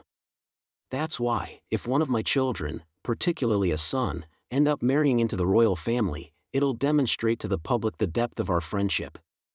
That was Ariel's desire. Because it's Aisha and ours. That can't be right? One is the aunt, and the other the troublesome nephew she helped raised. What's wrong with that relationship? Just because ours is the firstborn son? You're not nobility. He doesn't have to continue the family legacy, didn't you said that before? It's not that, just that, marrying so close within the family is not good. What's wrong with that? What is wrong with that? Why do I find it so repulsive? That might be forbidden in the previous world, but this world lacks such prohibition. For those families that find import in bloodlines, marriage between nephews and aunts are not uncommon. So why I reject it so? Is it jealousy? That I do in fact love Aisha, and had long considered her mine? No, impossible. If that's really the case, why would I refuse to make a move on her? No, it's something else altogether. Maybe it was as Aisha had said, that I consider her property? Even if I adamantly refuse, in my heart I already thought so, but instead projected that anger on ours? Not impossible, but that doesn't feel right. Because it impedes ours growth? That's true, but that's a secondary issue at best. What made me so resistant is another altogether. I don't know. Then you should spend some time thinking it through. I'm sure Aisha would really want to hear it. Yes. Just like Ariel said. Before I talk with Aisha again, I need to get my thoughts in order. Or it would happen all over again. Before I get to convey my thoughts and feelings, Aisha will escape again. Then I'll take my leave. I'm sorry for intruding you in your sleeping quarters. It's fine. On my way out, I greeted Doga, who's standing guard by the door. Full of concern he said, I'll help you find your sister. Much appreciated.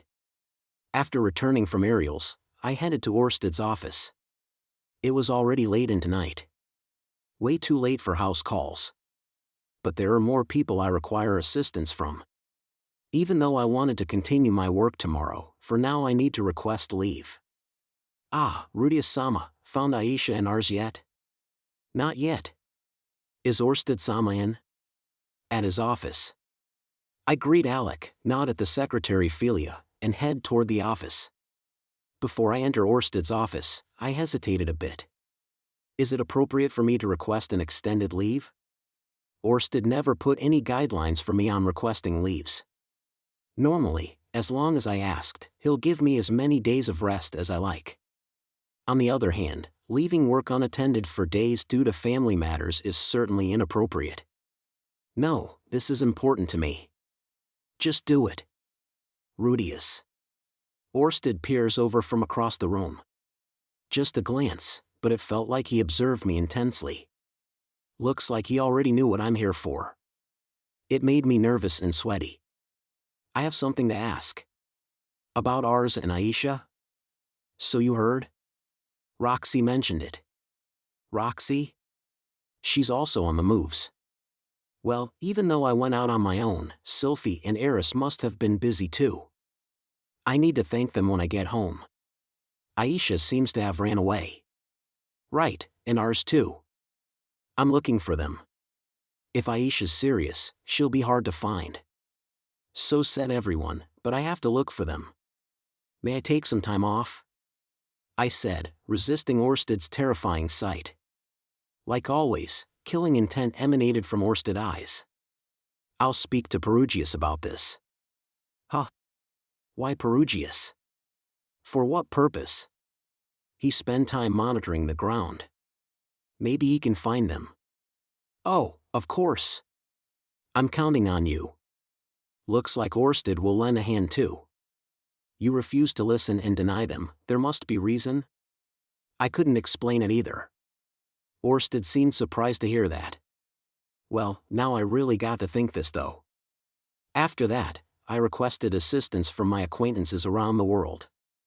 Meles, the Great Forest, Kingdom of the Dragon King, Magic Continent, Basharant Dukedom. I explained the situation to every organization that I have allied. Cliff lectured me too. While a troubling situation, with 3 wives already, you really shouldn't be the one to balk. Be more considerate. Elinalise was shocked that I didn't just approve of them. Norn was surprised by Aisha's actions. She was angry and said I acted appropriately. Rudyard stayed silent after hearing what happened. Only in the end did he said, I'll help with the search. Even though they all have various opinions, they all agreed to help with the search. For the Demon Continent, I'll have to depend on the Atoph Imperial Guards. But Atoph is missing and Moore has not yet returned. And Headless Mob, that's going a bit too far, particularly since it was me that picked a fight with Atoph in the first place, but without direction from above, I can't expect them to act in force. I wanted to find the missing person tracing machine Kashirika, but she's missing. I feel like she can track them down instantly if I find her, but that plan failed. Afterwards, I got everyone I knew in the hunt. Even Leo is helping, and Rudyard has left home to join the search. Perugius was less than enthused, but agreed to search from above. Orsted and Alec agreed to help in their spare time. But we came up empty. Even with the world's most talented trackers and headhunters, no one found a clue. It's like Aisha and Ars have disappeared from this world, not a trace remained. It's been a month since then. Lilia turned bedridden from shock. Lying in her bed, all she could say was, I'm so sorry, if I taught her better this wouldn't have happened. She probably convinced herself that she carried responsibility that Aisha and Ars would elope. Even though her health has improved, she remained despondent, troubled. Once I overheard her weeping in her room, but when I checked in on her, Zenith was patting her head. Zenith slapped me once. When I had Lara translate for me, she said, she's just sad. Seems like she approves of Ars and Aisha getting married. Even though I was sure she would be against it, perhaps in Zenith's mind, the vision she saw was quite wonderful. Or perhaps she's just happy for them. Sylphie has been depressed. If only I left them with another option. She also picked up Aisha and Lilia's share of housework. She couldn't help with the search, but she took over all the housework like laundry, breakfast, etc. It's all thanks to her that we managed some semblance of normalcy in a family crisis like this. Eris hadn't said much. She just pouts as she clenches the wooden sword that Ars has left behind. As if with her mind made up, she started practicing her sword swing. Roxy said I'll go look for them and began packing. I had to rush to stop her. I felt like if Roxy disappears too at this moment, this family would just completely fall apart. Even so, she is still helping with the search via her own connections. The kids are all nervous. Lara looks unfazed, but even her mischiefs have lessened in recent days. Sieg hasn't talked much, even though he's usually quite the talker, but he doesn't speak up at home anymore. Lily used to prefer indoors, but now occasionally she would go to the gate, climb up beat, and look out the main road. Chris would say, "What happened to Arzanai and Aisha? I want to see them again," and start crying. Lucy is worried about them. She already graduated from Magic University, and is currently attending Asura Royal Academy. She's boarding there. Even though she's plenty busy with her own stuff, she made sure to reach out to her old Magic University classmates for help. As time passed, I returned to work. Not that I gave up on the search. Aisha and ours are both very important to us. But there are stuff that I can't left unattended. As time spent searching declined, time spent thinking increased. When eating, while bathing, before sleep, after waking up, I was always thinking, why did I reject them with no explanation? No matter what, it wasn't right for me to disregard their opinions.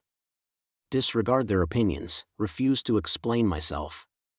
That was certainly wrong. I shouldn't have done that, I should have knew better.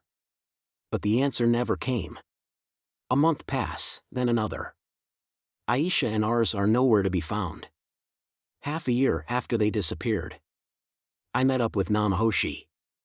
It was the first time we met after they disappeared. So that was what we talked about. When I brought up Aisha and ours, she just listened in silence. She didn't raise any concern, simply listened. That day, we also talked about other stuff. Of the past life. The topic meandered aimlessly. About the takoyaki shop near Nanahoshi's home. A takoyaki shop that was always there, one that I visited many times since I was young. How we could really use some takoyaki and rice right now. Stuff like that. Suddenly, while reminiscing, I remembered. Something that happened over 30 years ago. Something I should have never forgot. It was before I was born, before my life in this world has begun. Or perhaps, the start of it all. It was my previous life. The day I passed away. I had brothers and sisters. Brother was married already. And had kids. 2 of them. Both girls. They look different from Norn and Aisha, they're Japanese after all, but they're shared in their innocence. Brother's house and my house, that is, our parents, are close by, so they'll stay over often. Along with his wife and kids. I took advantage of that. Set up a hidden camera in the bath for my niece. In other words, I took voyeur shots. Not that I'm particularly interested in my niece. Just that it was convenient, that was the only reason I did it. Then that day arrived. The day my parents passed away. That day I also set up my camera. And brother found out. That day, I felt brother was still willing to have a talk with me. At least, I thought so. If it were my sisters or younger brother, they would certainly beat me up right away. But brother was different. He might be ready to give up, but he was still willing to give me one last chance. Our parents are gone, I can't protect you anymore. It's finally time for you to step out on your own. If there's something I can help with, just ask. In that moment, I probably would feel a little motivated myself to give life another shot. Because the fact is, he'll help however he can. Brother was that kind of man. Since after so long, he never gave up on me. Until he saw that photo. Then my brother snapped. Now that I thought about it, that was the first time anyone ever beat me. Not the sister that long gave up on me, nor the younger brother who threatened me with a stick. Seeing that photo, he paused for 5 seconds, then shouting nonsense as he beat me. Only natural. The me now could understand. I would have done the same. In that situation, if I was in my brother's shoes, I would have beat Aisha without question. In other words, that was what happened. The me that day was my brother back then. But not only Aisha was a girl, compared to me in my past life she was ever more diligently working, living, and responsible. So I didn't beat her. But I couldn't help but feel so repulsed by what happened between Aisha and Ars, so I forcefully split them apart. I was emotional. Because of guilt toward brother, I impulsively acted that way.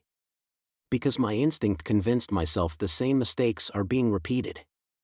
That must be why I rejected them. But Aisha's circumstance is different. Superficially similar, but completely different. The feelings between Aisha and Ars are mutual. I was just taking voyeur shots. Given time, they would definitely form a healthy relationship. Even though Ars is indeed a little young, and he was probably acting on instincts. But it had been 10 years. For over a decade, Aisha was with Ars. 10 years are a long, long time. Impeding Ars' personal growth was a mere excuse. It was purely my own overreaction. So I acted just like brother. That day, brother cut me off. After I died, our relationship were forever severed. But even if I had lived and wished to apologize, what could be done? Even if our relationship was over, I could have at least apologize. He won't forgive me, and will never be the same. But there must be something I could have done. Even though I don't know what, all in all, at least I now know the source of my repulsion. That day carved in my heart a scar that never healed. So I always forbade myself from making another move on family. Even if my scar and repulsion can't compare to brother's. If I met Aisha again, I need to apologize. Apologize for wanting to force them apart without reason. If I don't, there's no room for discussion. Nothing would change. In that family meeting, Aisha had already apologized to me. Then she asked me for a reason she could accept. So now it's my turn. Apologize, and explain to her what happened in my past life. After that, I need to discuss with them about their future. Next time, I got to communicate better. Even I don't know how it'll turn out, but I don't want to force them to agree again. That was what I decided on. The search for them continues, since the day Aisha left that note, for over a year. Chapter 26, Ars. To Ars Rudeus, Aisha is in special existence. She has been by his side ever since he could remember, no matter where and when, always watching over him. Her existence is akin to a fourth mother. His 3 mothers each taught Ars various things. Sylphie taught knowledge and how to make friends. Roxy taught wisdom and tricks for studying. Eris taught sword skills and to protect those important to him. Aisha also taught him many things. But more than the mothers, she helped him understood things he couldn't otherwise. So she's unlike the mothers. So, perhaps her existence is more akin to an older sister? Ars has 2 older sisters. Lucy is the respectable sister. Diligently follow the mother's teachings, attend class, always acting high and mighty, and lecturing Ars on studying and exercise. Lara is the lazy sister. Ignoring mother's lectures, skipping classes, but always treating Ars as an equal and a friend, or involving him with her various mischiefs. Quite a few times, Ars got in trouble after following her advices. Aisha also, sometimes lecturing him, other times offering suggestions. But more than the sisters, her lectures and advices helped him better understood himself. Different from the self-improvement or fun provided by his older sisters. So compared to Lucy and Lara, she's also different. Not a mother nor a sister, an existence he couldn't quite grasp. That is Aisha. Anything he asked for, Aisha would always comply. No matter how capricious the request, she would always say, "What am I to do with you?" but always made it happen. Sometimes she would be strict with him, but never did she lecture Ars without cause. Whenever Ars was upset, she would always gently hug him. And suggested how he can do better next time. No matter how upset Ars gotten, as long as his face was buried in Aisha's ample bosoms, all his worries would simply fade away. When he was still small, there was a time when he thought her annoying. But Aisha was always right. When feeling rebellious, and he done opposite of what Aisha said, it always ended in disaster. But at the end, Aisha would arrive and say, "See, get it now?" Ars could only grumble and nod. When Ars turned 10, he thought he'll always be protected by Aisha, living under her guidance. Maybe he was brainwashed. Aisha's guidance robbed Ars of his critical thinking, since everything will turn out alright, as long as he listened to Aisha had long been planted in him. But to Ars back then, he never thought that was a terrible thing. When Ars had his 10th, family members each gave him a present. Among them was a sword. A real sword. Eris the Red Mama told Ars, "Use this to protect those important to you." In that moment, only Aisha's face appeared in his mind. And instinctively he turned towards Aisha. As if she felt him, she looked back as well and their sights crossed. She smiled. Don't know why, but he felt embarrassed, and turned away. Perhaps it was at that moment Ars realized his feelings for Aisha. Of course, he didn't speak it. Because he was too embarrassed. Or perhaps it was because Lara the older sister was still childish, or Clive of the same age had yet to act on his feelings towards Lucy. He was too young for romance. Perhaps that was what he thought. Then one day, something happened that made him think otherwise. It happened in the bath. Greyrat House has a special rule of always using the bath in pairs. Usually Ars would take his bath with Aisha. But quite a few times that month, they didn't. Instead, it was with one of his 3 moms or with one of his siblings. But that day, it was a rare occasion to bath with his father. Father was a distant existence to Ars. Not only was he rarely home, he was also one that commanded respect from everybody. Not just the mothers, but all the adults as well. Like Dragon God Orsted, North God Alec III, also the school principal and vice principal. All the incredible people in Ars' eyes were full of praise for Rudeus. And also, no matter whatever Ars did wrong, his father never yelled at him. Only smiled and said, "Be more careful next time." Once, while loitering in father's study, he accidentally tipped over a particular figurine, smashing it.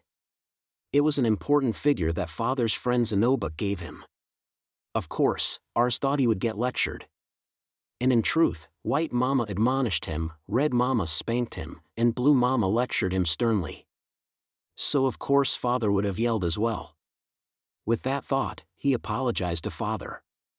But father wasn't upset. "You're very honest. That's impressive. Next time, please be more careful."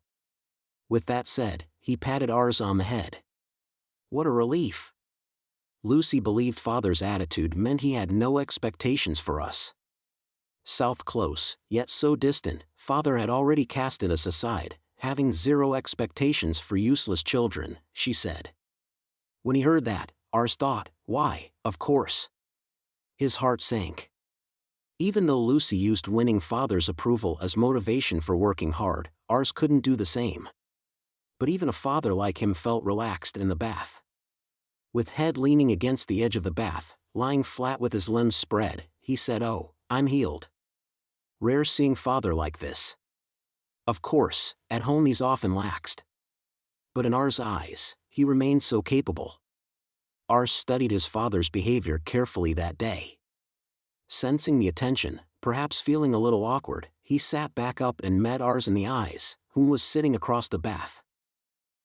Ars, can you wash your hair on your own yet?"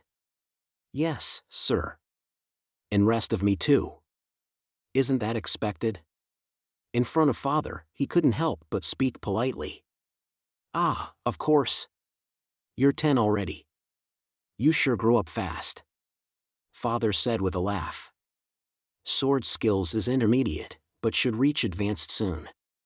Still beginner in magic, but I'm capable in enchantless magic." "I see. Exercise and studies are important, but don't overdo it. It'll all be pointless if you wreck your body in the process."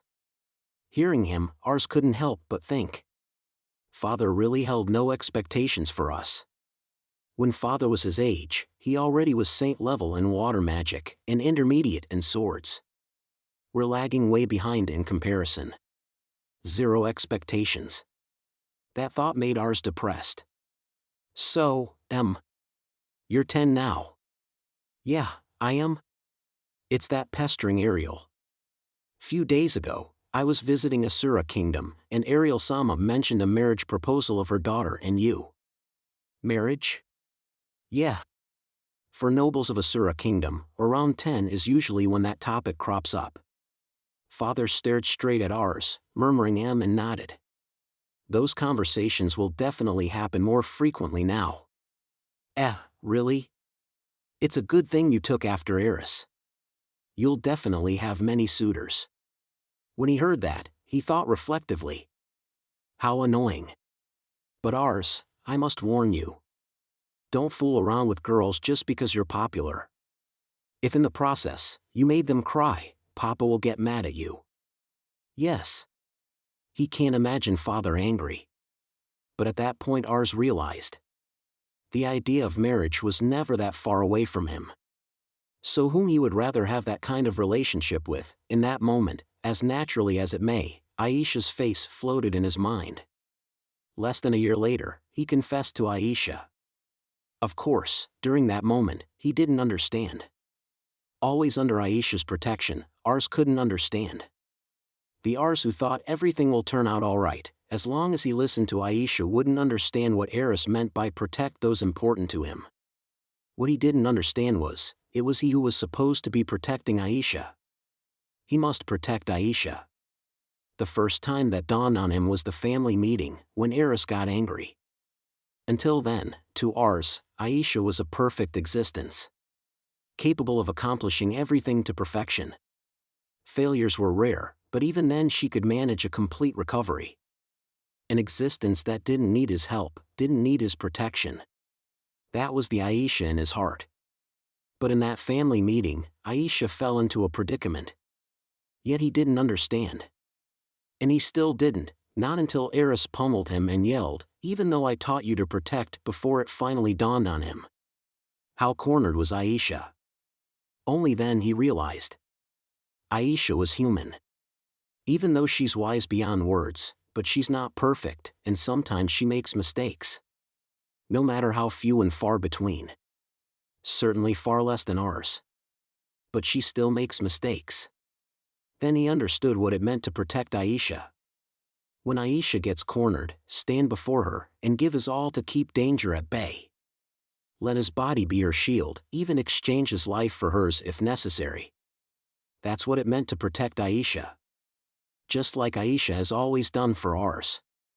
Ars finally understood. Until now, he was always the one being protected. Thus he decided.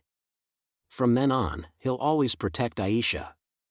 It was that moment when he woke up from his brainwashing. Yet Ars was but a child. Lacking in both wisdom and experience. If only Ars was smarter, or a few years older. After the family meeting, when Aisha said to him, "Let's go and live our own lives, let's elope," then he may have resisted. "Aisha, allow me protect you this time around. I will definitely explain myself properly, so let's give talking with father another try. Or perhaps, until I become an adult, please wait for me. I'll definitely marry you then." Something like that. But Ars, at that moment, only remembered 3 lessons. One was what Eris taught him, protect those important to you. And what Aisha taught him, if you want to do something, just do it. When in trouble, jump into the action. And finally, the ending of an old fairy tale. Separate those mutually in love would only end in disaster. From these 3 lessons, Ars concluded, if it's what Aisha wants, let her. When Aisha makes a mistake and fallen on hard times, then it's my turn to help and protect her. As expected of Eris' child, she would have reached the same conclusion. In any case, he nodded in agreement with the idea to elope. After that, following Aisha's instructions, he nervously absconded with her. With Aisha following close behind, his sword was always readied. When they encountered magical beasts or robbers on the road, he took the initiative and fought. Without realizing it, his legs no longer tremored. The sword skills he was trained in since birth ended up useful against magical beasts and robbers alike. In the morning, he did the work Aisha found for him. Even though Ars was still young, he was capable in both magic and sword play, so there are plenty of jobs to be had. Tapping into everything he knew to do the job. Aisha purposely looked for those type of work for him. Ars also trained his sword and magic skills during work. Exercise, practice swings, and chantless magic during break time. Repetition, practice, and the real deal, the most effective way for Ars to gain experience. Perhaps Aisha thought of that too. They also had wild nights together. It was only natural, since they both wanted so. Days lacking mothers and fathers certainly made him anxious. But he doesn't regret it. Rather, he felt fulfillment for doing what he wanted. And anyways, Aisha's always smiling. Then one day, even that last bit of anxiety dissipated. It was half-year since they eloped. On one particular day, he no longer felt anxious. And instead, he gained resolution. But Aisha's smiles were replaced by anxiety and unease in turn. When Onichan finds them, what he would do, it was probably that. Ars must have come to an realization. That he must do the protecting. Not that he was particularly confident. After half a year, although he gained quite a bit of confidence, he wasn't particularly strong. Not against Father, Red Mama, White Mama, or even Blue Mama did he have a shot of winning. Despite that, when Father and Mothers come to separate us, or try to harm Aisha, he'll fight. He won't let them touch Aisha. Even if it kills him, he'll protect Aisha. Naturally it came to that. Because that was what Father had done, and what Red Mama taught him to do. Those confusing lessons finally made sense to him. Ars made up his mind. Then, the moment came. Rudeus' point of view Aisha and Ars were sighted in Mealy's continent. At a remote corner of Holy Kingdom of Mealy's, in a small village by some river. Aisha and Ars apparently live in a cottage there. The eyewitness account came from Roxy. Or more specifically, from an adventurer. An adventurer working in Mealy's, by request visited this village, and discovered Aisha and Ars. Because of the request made to the Adventurers Guild, for finding Aisha and Ars, that intel was turned over to Rude Mercenary Company. When Rude Mercenary Company received the intel, it was duly suppressed as prearranged by Aisha. But it didn't end there. Even though I prevent Roxy from joining the search. In secret, she nevertheless used the teleportation circles to collect intel from all over world. Because of their privacy policy, Adventurers Guild wouldn't provide intel gathered for requesters to outside parties. But Roxy had an old acquaintance working at the Mealy's Adventurers Guild. That was how Roxy learned of their whereabouts, and the fact that the mercenaries suppressed that intel. Roxy hurried to the village as soon as she learned of it. And spotted from afar Aisha and Ars. She avoided contact and hurried back home to deliver the news. I was worried sick since Roxy had disappeared for days, that's what happened. After that I reached the village. Bringing Sylphie and Roxy with me, and Eris as well. Lilia wanted to come, but I decided to leave her home. Let me talk to Aisha first. A peaceful village, lacking in every amenities. I heard it's a village built by the Forester Guild. Located at the midpoint for lumber transport route, between the lumbers upriver and the merchants in the city, an industry-based village. Husbandry and farming are only kept for subsistence. Since it's by a forest, damages by magic beast are frequent occurrences, so requests to the Adventurers Guild are made regularly. And because the village would naturally disappear once the lumber supply upstream become exhausted, it was never given a name. So it was never recorded on maps. Outside of the locals, most people would never knew this village ever existed. The two of them lived in a corner of that village. A remote cottage, probably built by hand. By their home is a small farm plot and chicken coop. And a little garden. I stood before the house. Wanting to rush right in to talk with Aisha. But I didn't. Because a small body was standing guard. Ars. wielding a real sword, staring daggers at me. Killing intent shone in his eyes. Never had I received that from my own blood. For a moment, I thought of running home and cry. Of course, I didn't. Ars. Father. Been a while, Ars, look how much you have grown. Or is it just the outfit? Equipped with adventurer-style leather jacket and sword, he looked buff overall. And there's a ferocity about him that he never had at home. I guess we should talk. Ars, do you think this is appropriate? What is? Your relationship with Aisha, running away, and this right here, you don't regret any of it? Yes. I'm aware. Ars nodded resolutely. Without a bit of hesitation. Tougher than my imagination. He hadn't been merely clinging tightly onto Aisha without thoughts. That kind of feeling. I do wish you could have shown the same attitude that day. Yes. I should have. If you did, I would have listened to what you had to say. That day, I wouldn't know what to say. He immediately replied. So what changed over the past year? You plan to spend the rest of your life with Aisha? That's the plan. I love Aisha.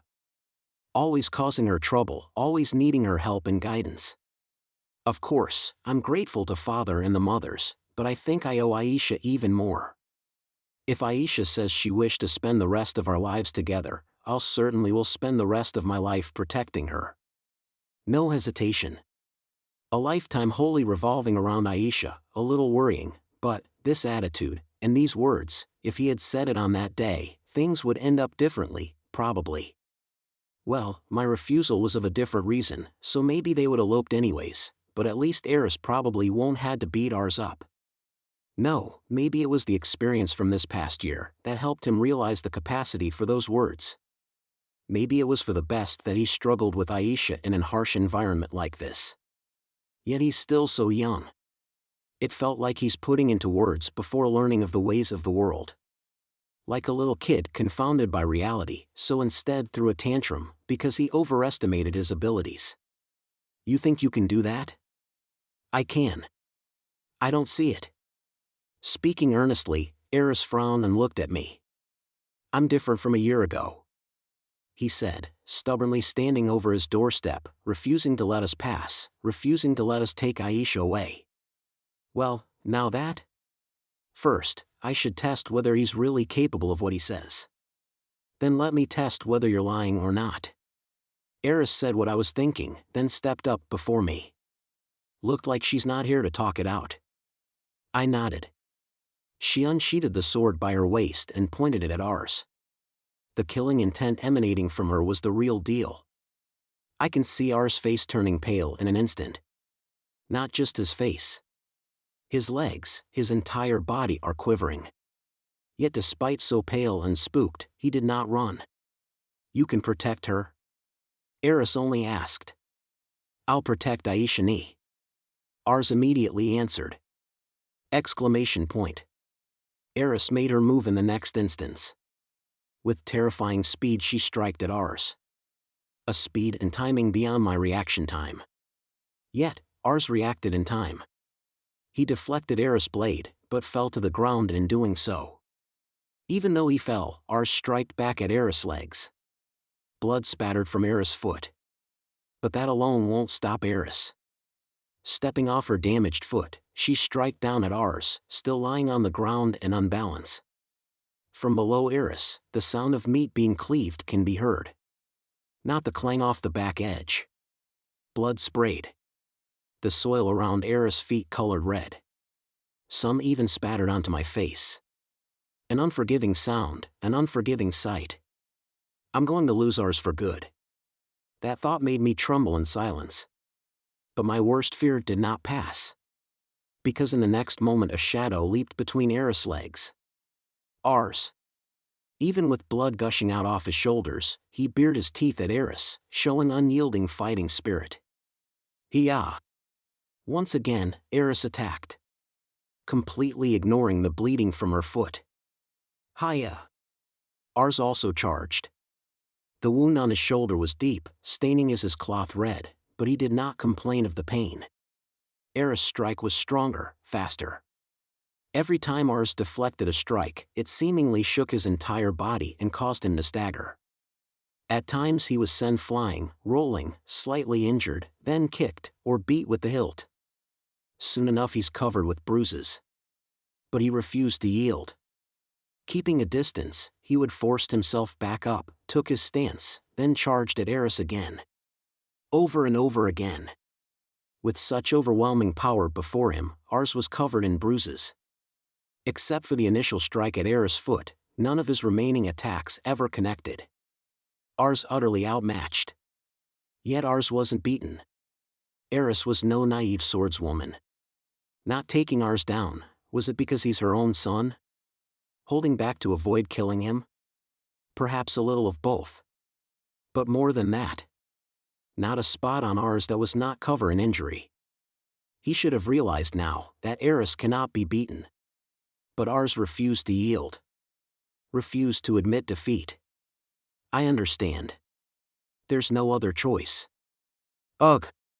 The sound of metal clashing, and Ars' sword flew off his hand. The sword flung across the sky and landed by my feet. It surprised me. Not just the sword, Ars' hand was still attached. That hand, severed from his body, still clenched the sword tightly. In that moment I wished to put a stop to this battle. But even from afar, one can tell Ars would refuse to yield.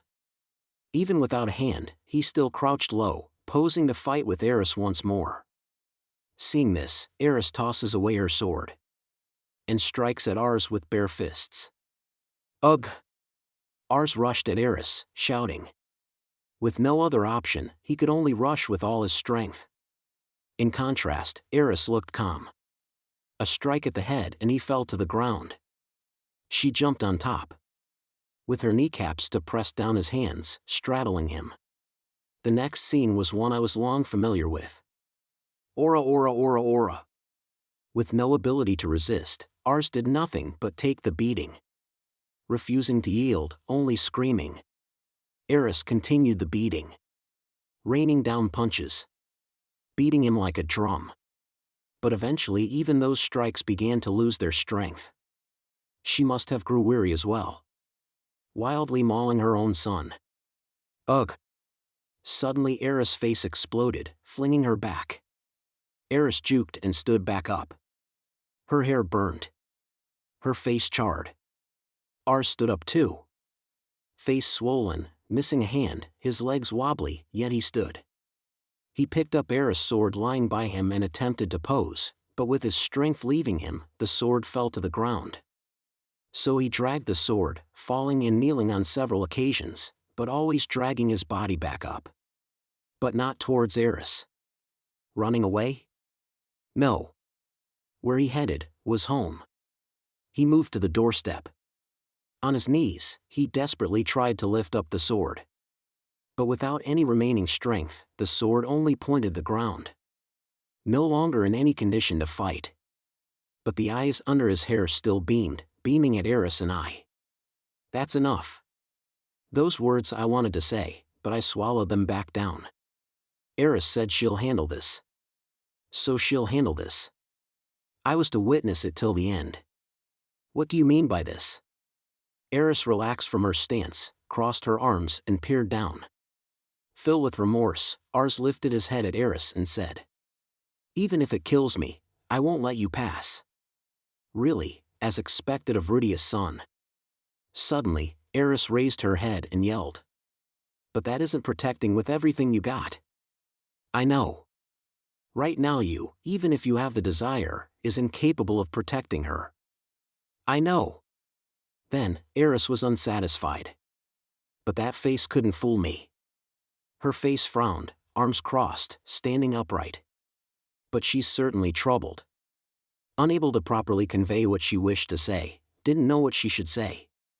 While I tried to make up my mind, Roxy stepped up. She walked towards Ars, until she reached his line of sight, and said. You're saying that you're willing to give up your life to protect Aisha? Yeah, that's right. Challenge an opponent you have no hope of defeating, then die. Did you ever consider the feelings of Aisha you left behind? But what can I do? Rudeus would have begged. What she said so bluntly caused me to freeze up. He once challenged the dragon god, Sama, losing both his magic armor and cannon in the process. On the edge of defeat, he begged for protection of his family on his hands and knees. That's what he done before Sama. That's a lie. That's impossible. Father and Sama were always so close. It wasn't always that way. Ars looked toward me. Looking back, I nodded. It's kind of embarrassing that my son knew of my past begging. But that did indeed happen. And what would you do? Just go ahead and die in battle against Eris? And after your death? You're just going to ignore what happens to Aisha thereafter. She may have been lecturing, but there's a kindness in her voice. Ars looked at Roxy, at me, then Eris. The sword fell off Ars' hand. It fell on his thighs, then once more on the ground, clattering. And in that moment tears flooded out of Ars' eyes, pouring. Are those tears for recognizing how powerless he was? Or something else? And finally, Ars collapsed. His body leaned forward, and Roxy caught him. Fallen unconscious from exhaustion, probably. Blood pooling around his feet. Seeing my own son collapsed, atop a pool of his own blood, face swollen, yet nary a worry in my mind. Rather, I want to praise him. Indeed, Ars is immature. And still weak. His critical thinking remains naive. Even if a battle to the death is not a particularly outlandish idea. Indeed, he has grown up quite a bit in the past year, but he still has much to learn. On the other hand, there are only a handful of people who can best Eris in battle. Without his dominant hand, and after a straddled beating by Eris, fewer would have the will to continue to fight. How far Ars was willing to go, I can appreciate that. The resolution Ars held was the same I had when I challenged Orsted. Until the end, even to death, to protect Aisha. Perhaps his choices and actions were misguided. But his heart was in the right place, like I was. Certain emotions gush from within me on that thought. This moment, I want to go hug and praise Ars. Praise him for good fight. Such an odd feeling. Shouldn't I be scolding him right now, for eloping, for causing so much trouble for the family, but Ars is no longer a child. He might not yet stand on his 2 feet, but he has matured. How happy that thought made me. I guess I'm a little naive too. Sylphie, can I leave this to you? You don't have anything to say to Ars? Ars, that's enough. I heard your thoughts. I saw your resolution. Your strength and determination were for all to see. And Roxy had already said what I wanted to say. I have no objections. Even though I may have found Aisha's and Ars' relationship instinctively repulsive, I couldn't blame Ars for that. There are many things I need to discuss with him, but that can wait. The reason I came wasn't just to evaluate Ars' growth. It was also to talk with Aisha. First, I need to speak with Aisha. Just the 2 of us. Yes. I understand. Leave it to me. Sylphie took from me a king-ranked healing scroll, retrieved Ars' severed hand, and headed toward the others. I looked at Eris, and she turned back. Hurry and go, her eyes red, tipping her head toward the house. Roxy also looked at me and nodded. After nodding back, I turned toward the house and went. Chapter 27, Aisha. Aisha Greyrat was a genius at birth. From the earliest days she could understand words. Not just in language, but she quickly picked up everything her mother taught her. She was also quick to understand why a subject might be useful. Cleaning, laundry, language, math, history, geography, science. She soaked up knowledge like a sponge. She continued to excel even after the teleportation disaster. Lilia and Aisha were transported to Chiron Kingdom. Locked up by Pax Chiron for the crime of being acquainted with Roxy Magurdia and made into a maid. Even though Aisha was still so young, Pax didn't concern himself and made her a maid. But it worked out for her. The maids of Chiron Kingdom pitted Lilia and young Aisha for how Pax persecuted them. So they were more than generous to them, even though they popped out of nowhere. Especially Aisha, they pitted her circumstance and went of their ways to teach her all kind of things. Aisha learned from them a variety of things. Mostly on how to deal with people. How to be polite. How to thank people, how to make requests, how to refuse demands, how to welcome visitors, how to entertain guests. The brilliant Aisha quickly appreciated how important these people skills were in life. From Aisha's perspective, the world was simple. She only needed to be taught once, and what wasn't she could easily copy and learn on her own. Soon she realized everyone around her are far less capable. Even though the maids taught her many things, they don't think very hard. Knowledge without intelligence. Even though she had few chances to meet peers of her age, as far as she could tell, they're all lacking in both knowledge and intelligence. Basically, Aisha thought everyone as a bunch of idiots. As such, she was very pessimistic about her future. Understanding her imprisonment by Pax, she saw a future clouded in darkness. The alternative of serving her brother as her mother told, the one she no longer recognized and only memory of was that his fetish for girls' panties, was not much better. But Pax was even more terrible than brother, that she could tell from Lilia's and the maid's actions. She knew her fate if she had stuck around. That's why she acted to escape this predicament. Even though there's little could be done using her little body. If she didn't act soon, there might be no escape. It was then she encountered Rudeus Greyrat, her older brother. From then on, Rudeus became in special existence for Aisha. The greatest person in Aisha's eyes. Because Rudeus was always ahead of everyone. Doing the impossible for average folks. Even better than the self-professed genius Aisha would ever be capable of. Top-class magic, gentle demeanor, gaining great allies. Yet he never shown conceit, always looking at things with an even keel. Unlike her original assumptions, he's a respectable person. With a brother like that, serving him won't be all bad. Even the panties fetish was only minor details. She thought. Maybe it's the suspension bridge effect. Since Aisha was in midst of her first crisis. Even though she learned many things from the maids, many others were still foreign to Aisha. Wandering in a strange city, caught by a man twice her size, and even seeing her life-saving letter tore to threads. Princess rescued in that moment, of course she would like him. It didn't actually matter to Aisha whether she would work as a maid. Aisha thought she would serve Rudeus, and like mother did, eventually gives birth to a son. That wasn't ignorance. Everyone have their own walks of life. She's well aware of that fact, just that given her birth and upbringing, she just assumed that she would follow her mother's footsteps. Of course, if Aisha wanted to do something else, Aisha could certainly develop in that direction. But Aisha didn't have any particular dreams, nothing she couldn't have lived without. What she desired can be fulfilled with a small salary, which her brother were more than ample in providing. Working under such a respectable person, getting paid for it, and given plenty of freedom. Isn't that enough, she thought? Since Aisha was capable of making it a reality, she easily accomplished it. Then on, Aisha lived a comfortable life. Housework, gardening, decorating. And a particular knack for nurturing plants. Soil, seeds, sunlight, and water. The perfect combination to grow the ideal plant. Even when the combinations are exactly the same, the flowers they produce will be different. Nurturing plants no one have ever seen before was a challenge. But there always exists a reason for crop failures. There's always a better way to nurture a plant.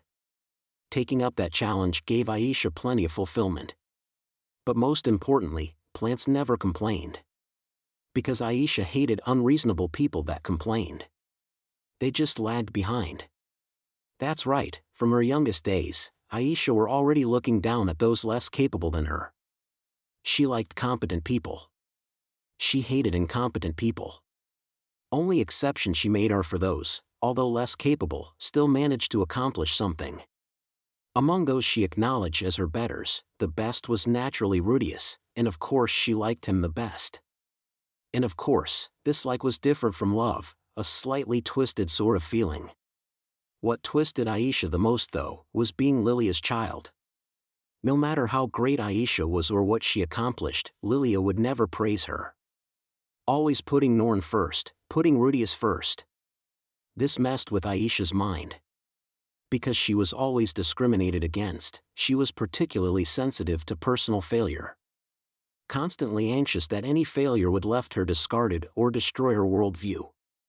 Because of this, she learned to quickly remediate every failure, or at least place the blame on someone else.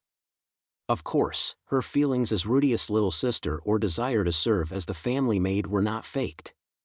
She also felt joy, loneliness, and sometimes anger or tears. It's just that her judgmental nature was always there. She knew how to find capable people. But she didn't understand what love meant. She didn't understand what it meant to love someone. She didn't understand what love was. 2 turning points happened to that Aisha. First was the birth of Rudeus Greyrat. By then, Aisha already had plenty of experience with labor, having helped deliver Lucy and Lara. The moment when life begins truly touches Aisha deeply. Wow, how incredible! Only on this particular point, but it truly touched her. But Rudeus' birth was different. Rudeus was not present then. Even though that was Aisha's first child, but she had plenty of strength, and Lilia and Aisha was assisting their third delivery. If Rudeus there, Aisha might have wasted her strength over frivolous things, so it probably would have been counterproductive.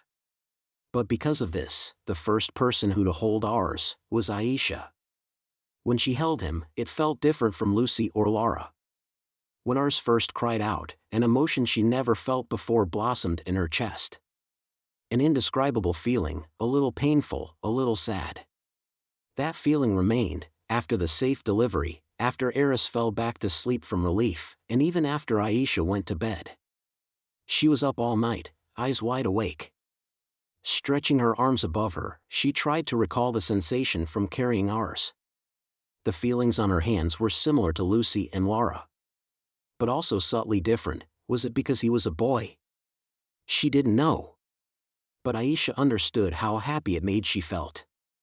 Tomorrow, come quickly, and let me greet that crying and bothersome Rudeus soon, she thought. For her, there's something special about Rudeus. But she couldn't say why. Aisha changed that day. No longer did she concern herself with what occupied her time in the past, her maid work, her hobbies, Oni-chan's requests, and consultation with the mercenary corps. When asked for Aisha, the answer was always taking care of Rudeus. Maybe it's part of her maid work. But for Aisha it was different. Maybe it's a hobby of sorts? No, also different. Because what she wanted was to see Rudeus. If possible, chat with him. Grow up soon, she eagerly anticipated. In that moment she realized, this was the first time she liked someone, for a reason other than their capabilities. The other turning point was Norn's wedding. Norn Greyrat and Rudeus Greyrat got married. A marriage partner Aisha couldn't ever imagine. A completely different race, and such a large age gap. But Norn had said how she liked him since long ago. Loved him. Aisha didn't understand this word called love. Romance and love, these feelings were foreign to her. Mother and father, and of course she liked Rudeus. Since their reunion in Chiron Kingdom. But thoughts of marriage or kids were never on her mind. If Rudeus wished to wed her, she certainly wouldn't refuse, but for her it would be a natural extension of her role as a maid. Luckily, Rudeus wasn't interested and maintained a happy distance with her. So she never understood what love meant. When she told Norn that, Norn drew a blank. Why you mean you couldn't understand? Her face seemed to say. Seeing that expression, Aisha felt a sense of defeat. From a long time ago, Aisha disliked her older sister Norn. Since very little, Norn was often more emotional than rational, and frequently made selfish demands. Instead of being so demanding, she could have worked for it, but nary did she make the effort. Compared to Oni-chan, she was just an idiot. But whether it be Mother or Zenith, they both treated Norn so much better than her. Their birth had long decided their treatments. Even if she accepted that, serving an idiot like Norn caused Aisha to pent up much stress. Because Norn just kept tormenting Oni-chan and her. That's why she didn't respect Norn. Aisha would always tell the slow-witted Norn, "Why don't you get it?" From their reunion at Mealy's, until Norn start boarding at Magic University, she always said to her.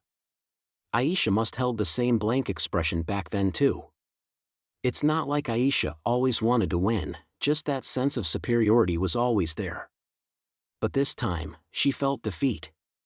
"Ah, I lost. It's my loss this time, Norn ni." Aisha came to conclusion.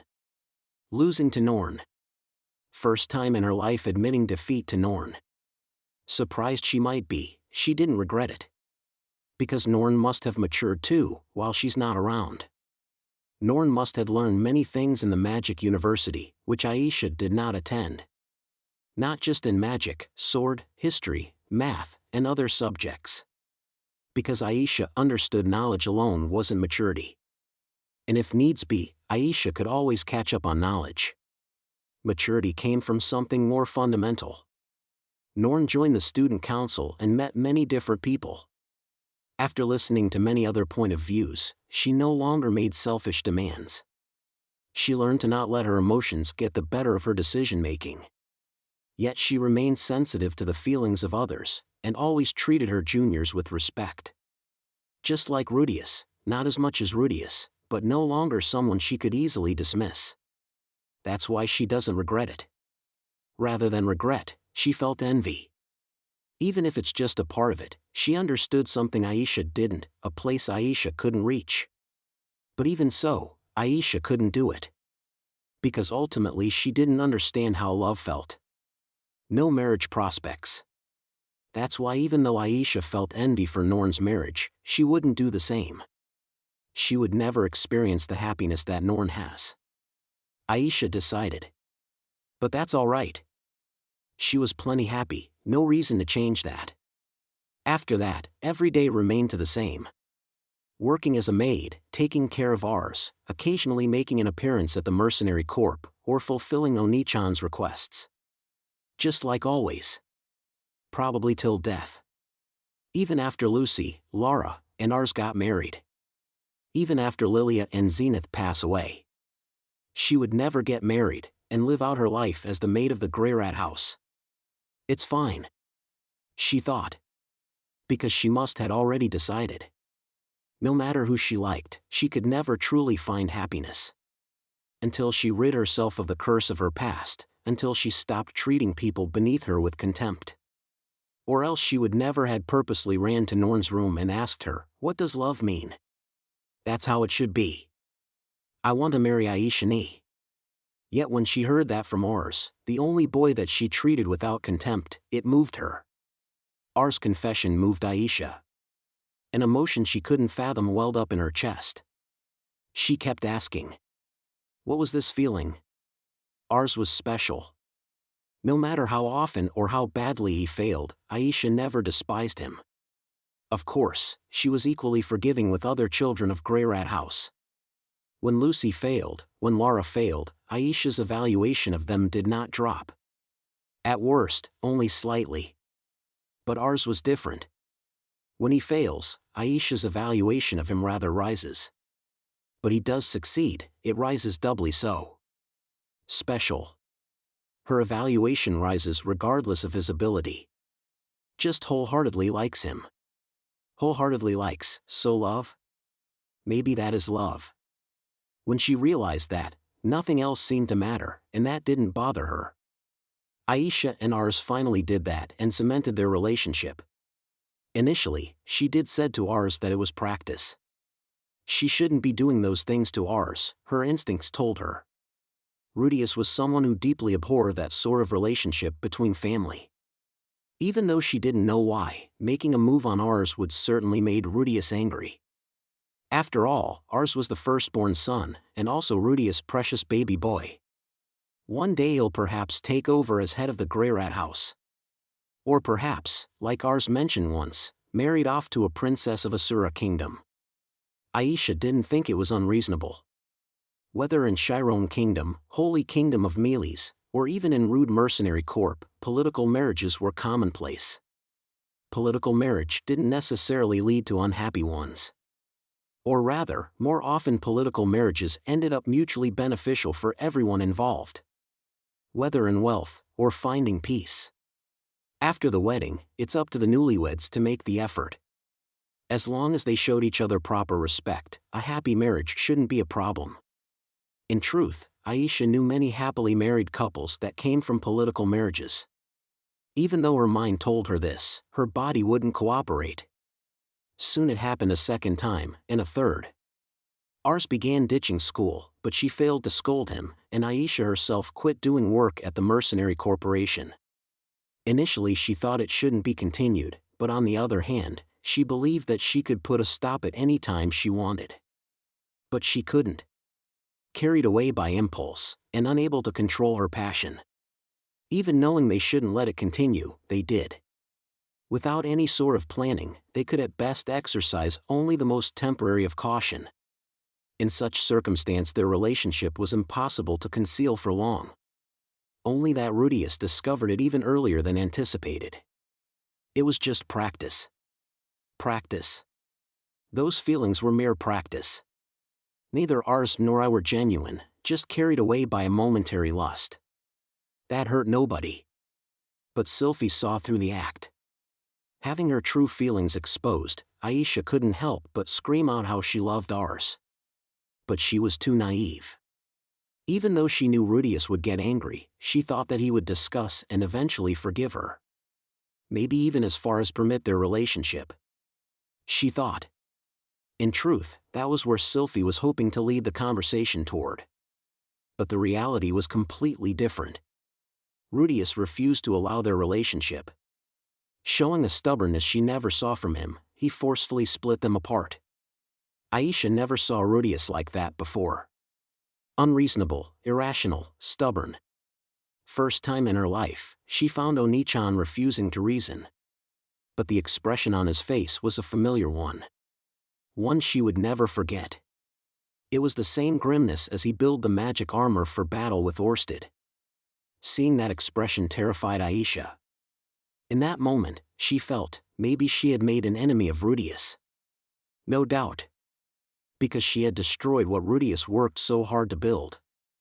With that thought, she pretended to appease Rudeus. But that fear remained.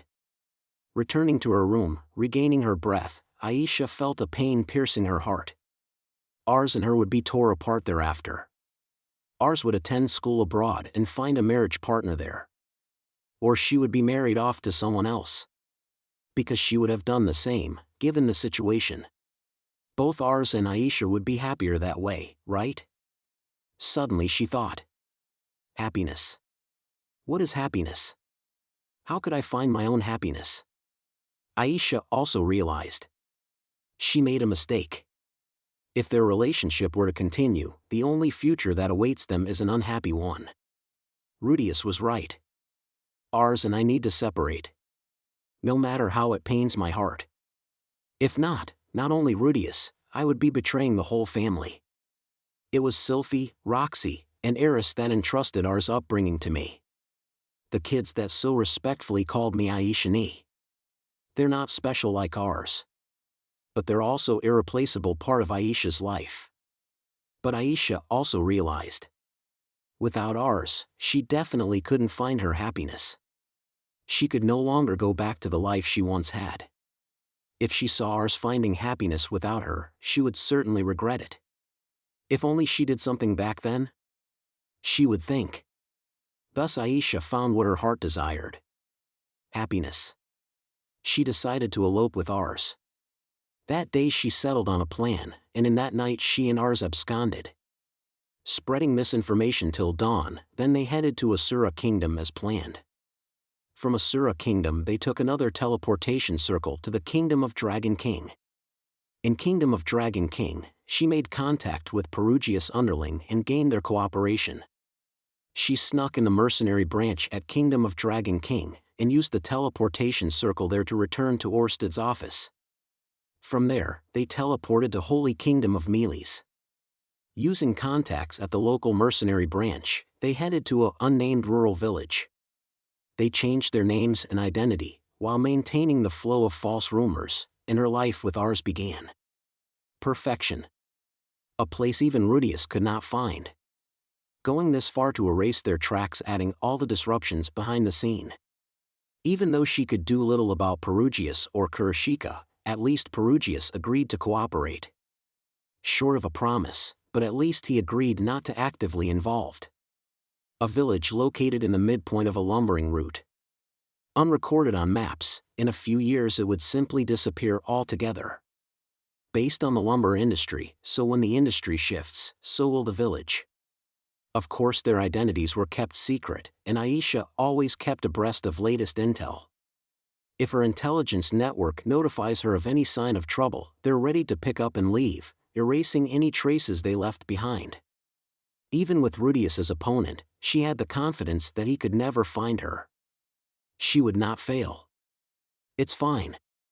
So Aisha told herself. A couple's life with ours.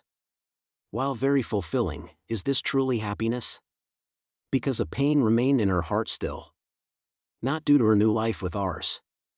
Although ours was no longer as dependent on her. Even though he smiled, there's always a tense mood about him. A smile like Rudeus, a smile like Norn's. But also different from their fulfilled smiles. Her own smile was probably the same as ours. Indeed, something is wrong. This isn't happiness. Why is this wrong? I haven't failed. She thought. Refusing to get to the bottom of it, because she only did what she wanted to do. Aisha refused to admit defeat. Accepting that was impossible for Aisha. Then Aisha got pregnant. Her body grew heavier, and movement became more difficult. No longer able to collect intel, it's only a matter of time before Rudeus found them. Only then she did finally admit defeat. Her life's greatest error, one she couldn't place on anyone else. Because even in failure, she refused to blame ours. Her beloved and special ours, she could never fault him. Aisha's personal evaluation hit a low point. No escape. She might as well had abducted ours. Even though ours might have came on his own accord, without a doubt they had betrayed Rudeus. She could no longer look her family in the eyes. Even if they meet again, there's no doubt she had betrayed everyone. She doesn't deserve to meet her family. Ran away for a year, and now pregnant to boot. Utterly unforgivable. Aisha gave up. Rudeus' point of view. Aisha lays flat on a bed. It's small and modest. The blanket and bed sheets are in Aisha's preferences. A small figure and potted plant line the windowsill. From there sunlight shines, bathing Aisha's face and hair. Seeing Aisha, I could understand how we managed to find Aisha and ours. If she really tried, I don't think anyone would ever find them. In truth, they have already hid themselves for well over a year. So was they suddenly found? The answer was obvious with just one look at her. Lying flat her back, a bump is visible on Aisha's belly. She's pregnant. Hampered by pregnancy, she could no longer maneuver freely about. A chink in the armor. So unexpected of Aisha. Those words snuck from my lips. Rare to see a mistake by the normally flawless Aisha. She couldn't move if she's pregnant. Aisha should have anticipated that. After helping Sylphie and others with their pregnancies, she's no doubt aware. Even if she hadn't experienced it personally, she could have at least expected it. That was what I thought too. Spent rest of my life with ours. Even brother would never find us, but I can't do anything right, Aisha looking down, rubbing her own belly. Because I like ours. Even knowing the consequences of getting pregnant, I still desired it. It was wonderful. Because I love ours. Dark circles under Aisha's eyes. She must have struggled. She knew what can't happen, but she couldn't help herself. Even if her mind was set, her body could do little to resist, and this was the consequence. She couldn't help herself. Hey, Oni-chan, what's it all about, anyways? Who knows, really? But I was the same way when Sylphie and I got married. Really, then, it really was love. Love? Is it? I don't really know. I suppose love and lust are two sides of the same coin. Ultimately, they're both instincts. Why didn't you tell anybody? They wouldn't approve. I knew it from the start. They might. They won't. I done wrong. No one would support me. Even if Lilia strongly rejected them, Sylphie might have approved. If we talked it out beforehand, maybe even I won't have been so stubborn. Hey, Oni-chan, is ours all right? Yeah, but he did get a beating from Eris. I see. Ours is her baby boy. I'm glad he's fine. Aisha could finally breathe a sigh of relief. Oni-chan, what's going to happen next? Still thinking about it. No way for you to ever forgive me? Sure I can. How? I'm about to birth a child for your precious baby boy. The fault wasn't yours alone, that you had elope. I was wrong, and so was ours. Ours did nothing wrong. He was small. I seduced him and got him to do as I desired. It was my fault. Oni-chan, surely you knew that? Ours isn't a little kid anymore. Even though he's still not yet mature, he's no longer that timid boy he was. That boy decided on his own accord to be here. No lies could decide that for him. Certainly Oni-chan refuses to acknowledge the baby in my belly. True, I hate to accept it. But, well, it can't be helped. What's done's done. You're not going to cut my belly open, pull the embryo out, and kill the baby? Nobody would do that, they do. The aristocracies and mealies do. If there's an unwanted pregnancy, they'll drug the mother, cut the belly, abort the baby, then use healing magic to stitch her back up. But with a degraded healing magic to ensure that she may never be pregnant again. Wow, how horrifying. Well, I guess it's a form of abortion. Then you'll split ours and I apart. No, wait, you're going to kill me? I won't kill you. Stop that. Why do you keep imagining all these terrible things? Don't. Do you really think I would do anything like that? But I betrayed you, Oni-chan.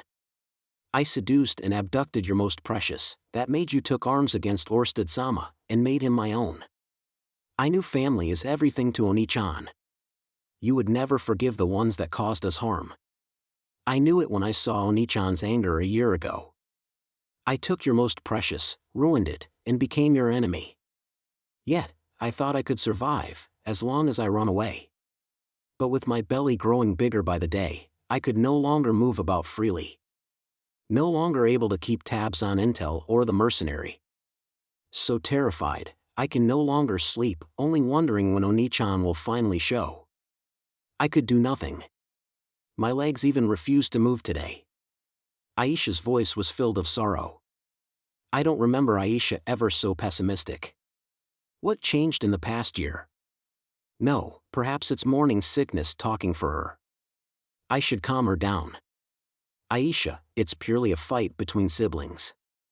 Yes, we might have overdid it a little, but I never saw you as my enemy, ever. But that day a year ago, you looked so terrifying. Like if someone had the audacity to belittle Roxy's race in front of you. I unconsciously rubbed my chin when I heard that. Really? I looked like that? I did that to Aisha. Yes, that did happen. I was irrational, and my emotions got the better of me. Perhaps I did act that way. Well, how about now? Like the day Norn got married. Okay, that works. Saying that, I sat myself by the bed. Lightly, I paddled Aisha's stiffened legs. Even though it sent shivers down her spine, Aisha did not resist. Thin, yet strong. In the past year, these legs had traveled many roads. Her skin was a bit dry. She's still shivering. Aisha. That kind of relationship between siblings is something I still can't get a handle on. Oh, but that was due to my life's experience. Just that in my case, it was far worse, shameful, more one-sided, and even less unforgivable. So naturally I was yelled at, beaten, and abandoned. It was because of what happened back then, that I found it so instinctively repulsive. If we're going to talk, I probably should start from the very beginning, but these words easily slipped out my mouth somehow. In some ways, that was the start of it all. And I guess it ended up well for me. Even though I could never erase what had happened. Nor could I ever apologize for what I'd done. But how do I explain my past? If I just declare in such a solemn situation, actually, I came from a different world. Certainly no one would believe me. Rather, they'll just be flabbergasted and wondering what game I'm playing. Ah, this was about Oni-chan's previous life in another world? I stopped patting her legs out of surprise. I mentioned this before. Based on the conversations with Nanahoshi, and the actions of Oni-chan with Orsted-sama, I figured it out. Oh, I see. So Aisha would understand? She certainly has a knack for figuring things out. You've been hiding it. I'm afraid to tell, especially with Mother. All the pain she suffered for her baby, whom turns out a grown man. She'd despise me, wouldn't you think so? Not really. Orsted-sama also has memories of his past lives. It's rare, but it does happen. It's not like your personality changed suddenly or something. To me, Oni-chan has always been Oni-chan. Even if you end up a few years older, it's not a big deal. I see, thank you. I guess you could think of it that way. Certainly, this world has had quite a few reincarnations, including Orsted. Nothing so strange about adding me to that list. I doubt anyone would be overly shocked. Sylphie ni will be fine, Roxy ni will be fine, Eris ni, I am not too sure about her. Eris already overheard about my past, but she promised to kept it a secret. She must had kept it. Really? So why not tell them? Everyone would probably just say, is that all? Because I'm already Rudeus? Imagine if the baby in your belly have memories of his previous life, won't you find that repulsive? If he protects us as well as Oni-chan did, I won't mind. Oh, really, is that all? I thought it would be repulsive. But maybe I just hate my old self. So I keep imagining someone like me. Aisha raised herself up and dragged her body next to mine. Want to tell me the whole story? Sure. With that said, I stood up, grabbed a chair nearby, and sat myself in front of Aisha. Sitting in front of Aisha, I took a look at her belly. Looks like she'll be in labor soon. In my previous life, I was a human scum. When I was young, I was pretty normal, but starting middle school one by one, I told her everything about my past life. What kind of person I was, my state of mind when I came to this world. What still pained me in my heart, and what I managed to overcome. It wasn't a long conversation. Even though I spent 34 years in my previous life, it was nothing special.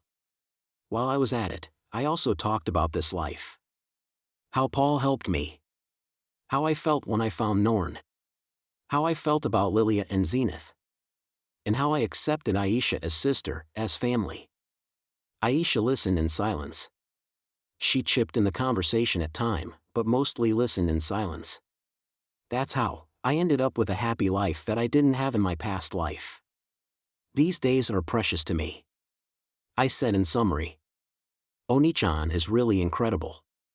Really? If Oni-chan kills me right here, and I reincarnates, I wouldn't have tried so hard. I said I won't already. I can't start a family. Really? Yes. Even though I love ours.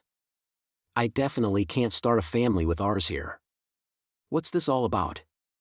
Ours love Aisha, swore to protect her. But Aisha thinks differently. When ours was born, I was so happy. But that wasn't love then, not what I feel now. Now it's Aisha's turn to tell her life story. How excited she was when ours born. Eagerly waiting for him to mature, protecting his everyday happiness. Watching him grow day by day.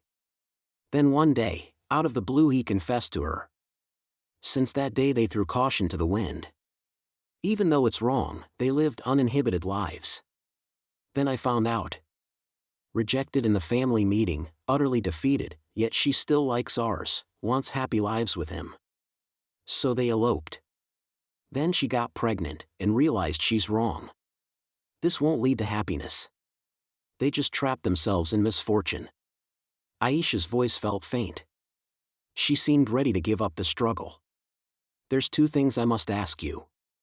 Okay. Has Hitogami ever contacted you? During our discussion, I suddenly thought of the possibility. Hitogami could easily interfere during the weakness bore by pregnancy. If they eloped under the advice of Hitogami, that'd make me really happy. It was all his fault. So come home. I would say. No, never. It was my idea. Is that so? Well, of course. I have always cautioned them against Hitogami's advice. Even without Hitogami's prodding, Aisha would have decided to elope anyways. And the other? You didn't use contraception? Oni-chan, there's only so many ways to buy the contraptions you made. I'll leave a trail if I did. Oh, you're right. Even though there's a stash in the basement, for everyday use they're difficult to acquire. Can I ask one more? But you already asked 2, okay, fine. Are you happy? Aisha looked down after listening. Her mouth closed, her face serious. Then she said. She is. Happiness. Aisha is, even though she knew this happiness couldn't continue. No, it was because she has no other choice, it was for happiness that they eloped. If I didn't find you, would you have stayed happy? Aisha shook her head meekly. To this day, ours lets me control him like a puppet, and I probably would never change either. In that case, probably, I see. I cleared my throat and stared right at Aisha. Time for the main topic. Aisha also looks back at me. Even with the dark circles on her eye, there's an intensity in her eyes. Different from before when she's ready to face death. It's resolution. I have 2 wishes. Please forgive ours. And also, the baby in my belly, please let him live. Aisha rubbed her belly when she mentioned it. She will be in labor any time now. The baby will be born soon. I deserve death, or at least, punishment. I'm grateful that Oni-chan still sees me as family, but what I have done was unforgivable. From a forward position, I leaned back. With my back against the chair, I looked up towards the ceiling. Trying to organize my thoughts. Quickly organize what I want to say. It's been a year. I had a year to think it. I think, given my past, I can't accept your relationship with ours. Yes. Even without my past, I can't help but feel that you have betrayed my trust. Yes. But I'll give you my blessings. Even though I still find it difficult to accept, but I also understand my own internal scars. It's an emotional thing, so let's put emotions aside. No, that's not right. You shouldn't forgive me, this isn't just an emotional issue. If you forgive me, it'll ruin the reputation of Greyrat House. Greyrat House's fame was hard-won, we must protect it. I don't really care about that, it's not just Oni-chan. Lucy, Lara, Sieg, Lilia, and Zenith, they would also be unhappy. It might even cause them harm, that's why, punish me. So you can speak the truth when asked. It kind of bothers me that Aisha insists on this. Has she ignored how I treated her as family? No matter how twisted I become, I'll never abandon my family. If anyone ever dare to demand you killed, I will kill him. Doubly so if anyone dare to touch my children. I straighten up and look towards Aisha. Aisha stared at me wide-eyed. Aisha. This time, you made a mistake. Eloping was the worst choice. But you also said it too, you had no other. It might be the first time you felt so trapped, but for average folks like me, it's commonplace. The mind is telling me no, but my body is telling me yes. Even when you know it, you can't do what's right. Staring right at Aisha, I continued. If you have eloped with someone else's son, or if ours became an invalid as a result, even I don't know what I would do to you. But ours has become strong. He's maturing properly. Ours is a child of my house, but so are you. Because both of you belong in my household, I instinctively find it repulsive. But also because you're both in my household, this problem should stay in the family. I laid out every scenario. Even though I don't want to be emotional, I guess it's an inherently emotional topic.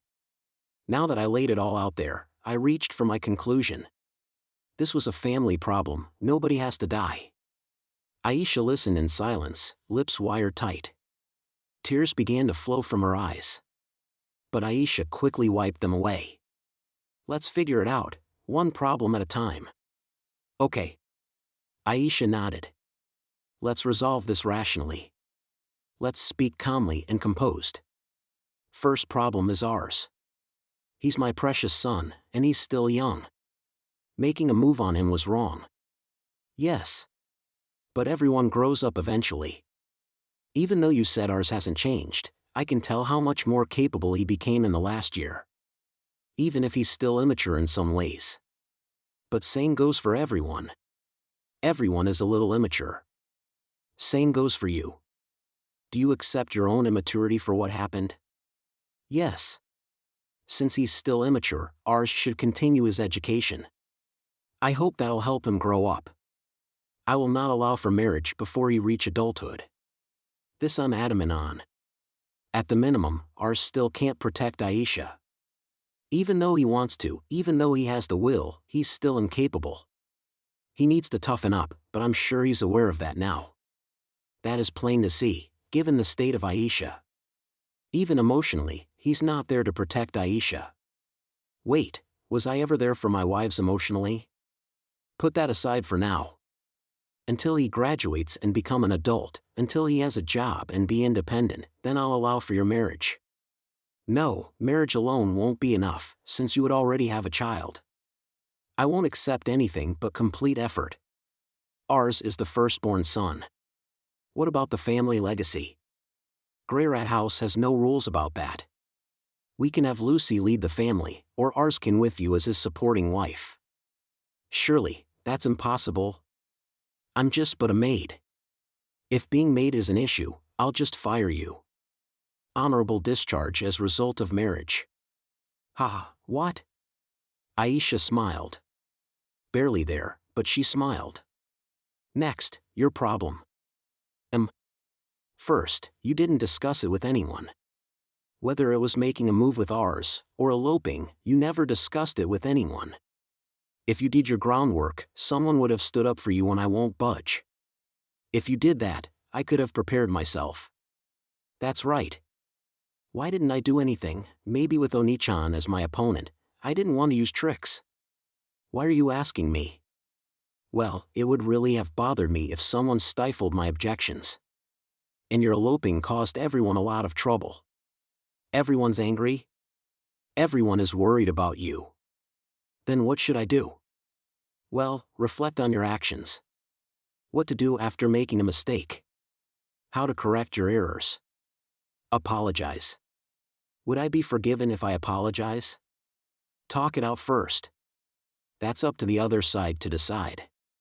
In particular, Lilia. The grandmother of the house was emotionally scarred by what happened. There's no escape from that discussion. And you should have waited. Ours was just too young for that. I know. But maybe you're at that age when it made you anxious. No, that's not, probably not. I can't explain it, regardless, at least wait until he becomes an adult. When ours comes up to me and say, I'm independent now. Let me marry her, and even I'll promptly refuse, but ultimately I'll cave. Because nobody will be doing anything wrong then. Well, I might still be unreasonable and refuse. Lilia certainly wouldn't approve, but put that aside for now. But at least I won't demand their separation. And they won't have to elope. Ultimately, Sylphie or Roxy would make me reconsider. And finally, my problem. I was also wrong. Oni-chan did nothing wrong. I always told you to live as you like. Yet as soon as we have our disagreement, I expected you to relent. That was wrong.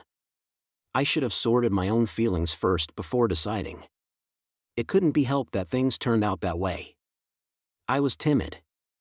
I should remember that. I need to reflect on my actions. Is there anything else, now that we said all that? Oni-chan, you need to communicate with your kids better. Ah, you're right. Even though I don't know what to talk about, I'll try to make the time. Looking over what happened, I could have talked more with Ars. If Ars trusted me more, maybe this wouldn't have to happen. Not just Ars. Other children as well. I should be more aware of what's going on with them. Anything else? If not, how about we head home? What to do with you and Ars? How about we decide it as a family again? Aisha held a troubled expression. Is there some concerns we haven't discussed? But without bringing up anything else, she nodded. Okay. I understand. Then I'll tell them to come in. I stood back up. After we get home, convince Lilia and let things return to normal. That's not going to happen. There's no going back. Because a lot has changed. The family grows by one. Things change. And when that happens, all we can do is move forward. Oni-chan. While I was thinking that, Aisha called for me. Turned around, Aisha's face a mess, in tears she said. Sorry. I'm sorry, I'm an idiot, so sorry. I walked toward Aisha, whose tears gushing out, and patted her on her head. Aisha kept crying. Sylphie and the others, who came in out of concern, were also crying. Maybe because of how exemplar she always been, I never noticed, but my youngest sister might be a bigger baby than her older sister. With that, the case of Aisha and Ars running away came to a close. Chapter 28, Aisha Greyrat. Brought those two home. As soon as she saw Aisha with a swollen belly, Lilia fell. Not fainted, simply completely collapsed on the floor, but immediately she got back up and headed to the kitchen, wielding a large knife on her return. I had rushed to disarm her. Let me go. Now that it comes to that, this is the only way I can make amend. As she shouts, I snatched the knife from her hands. I hurried to explain what happened after Aisha eloped, what we already talked about, and that I have accepted their relationship. After the explanation, Lilia finally calmed down, visibly exhausted. Then she fell asleep. Her face so pale, it made you wonder if Lilia have always been so frail? I suppose after spending a year of anxiety, it got the better of her. While nursing Lilia, I carefully gave her my view of the matters. Indeed, there are various opinions on marriage between close relatives. But the feel between Aisha and Ars are mutual and sincere. In the past year, Ars gained a sense of resolution, and Aisha also had grown. And I would like them to have the freedom to live their own lives. Lilia listened in silence as I slowly explained bit by bit. I was an unfaithful Woma, seducing Paul-sama, hurting Zenith-sama. I think that's why my own daughter would thought to make a move on Ars-sama. All I could think about in the past year was if only I haven't gave birth to that child. Of course, I didn't plan to actually say that to Aisha. Zenith-sama had already scolded me once for saying so already. Zenith was sitting on a chair in Lilia's room. Same as always, looking dazed, at nowhere in particular. I don't know when that conversation took place. But even in her condition, Zenith could understand our conversation, could act upon it. Words like if I only haven't gave birth to that child would certainly drew a beating. Even I would been angry. Because it robbed the purpose of the conversation Paul, Zenith, Lilia and I had on that particular day. It would erase our happiness on the day when Norn and Aisha were born. It's one thing for her to seduce Ars-sama, but now that her belly is already so big, there's no turning back. In the end, that girl is indeed of my blood. Seducing the master she swore to protect, buying rank with her body in exchange. It's all because of lowborn, let your blood flowing in her. Even if she didn't intend to seduce Ars-sama, Aisha had no doubt manipulated Ars-sama. I told her that she's wrong. Aisha wasn't lowborn. It was an accident.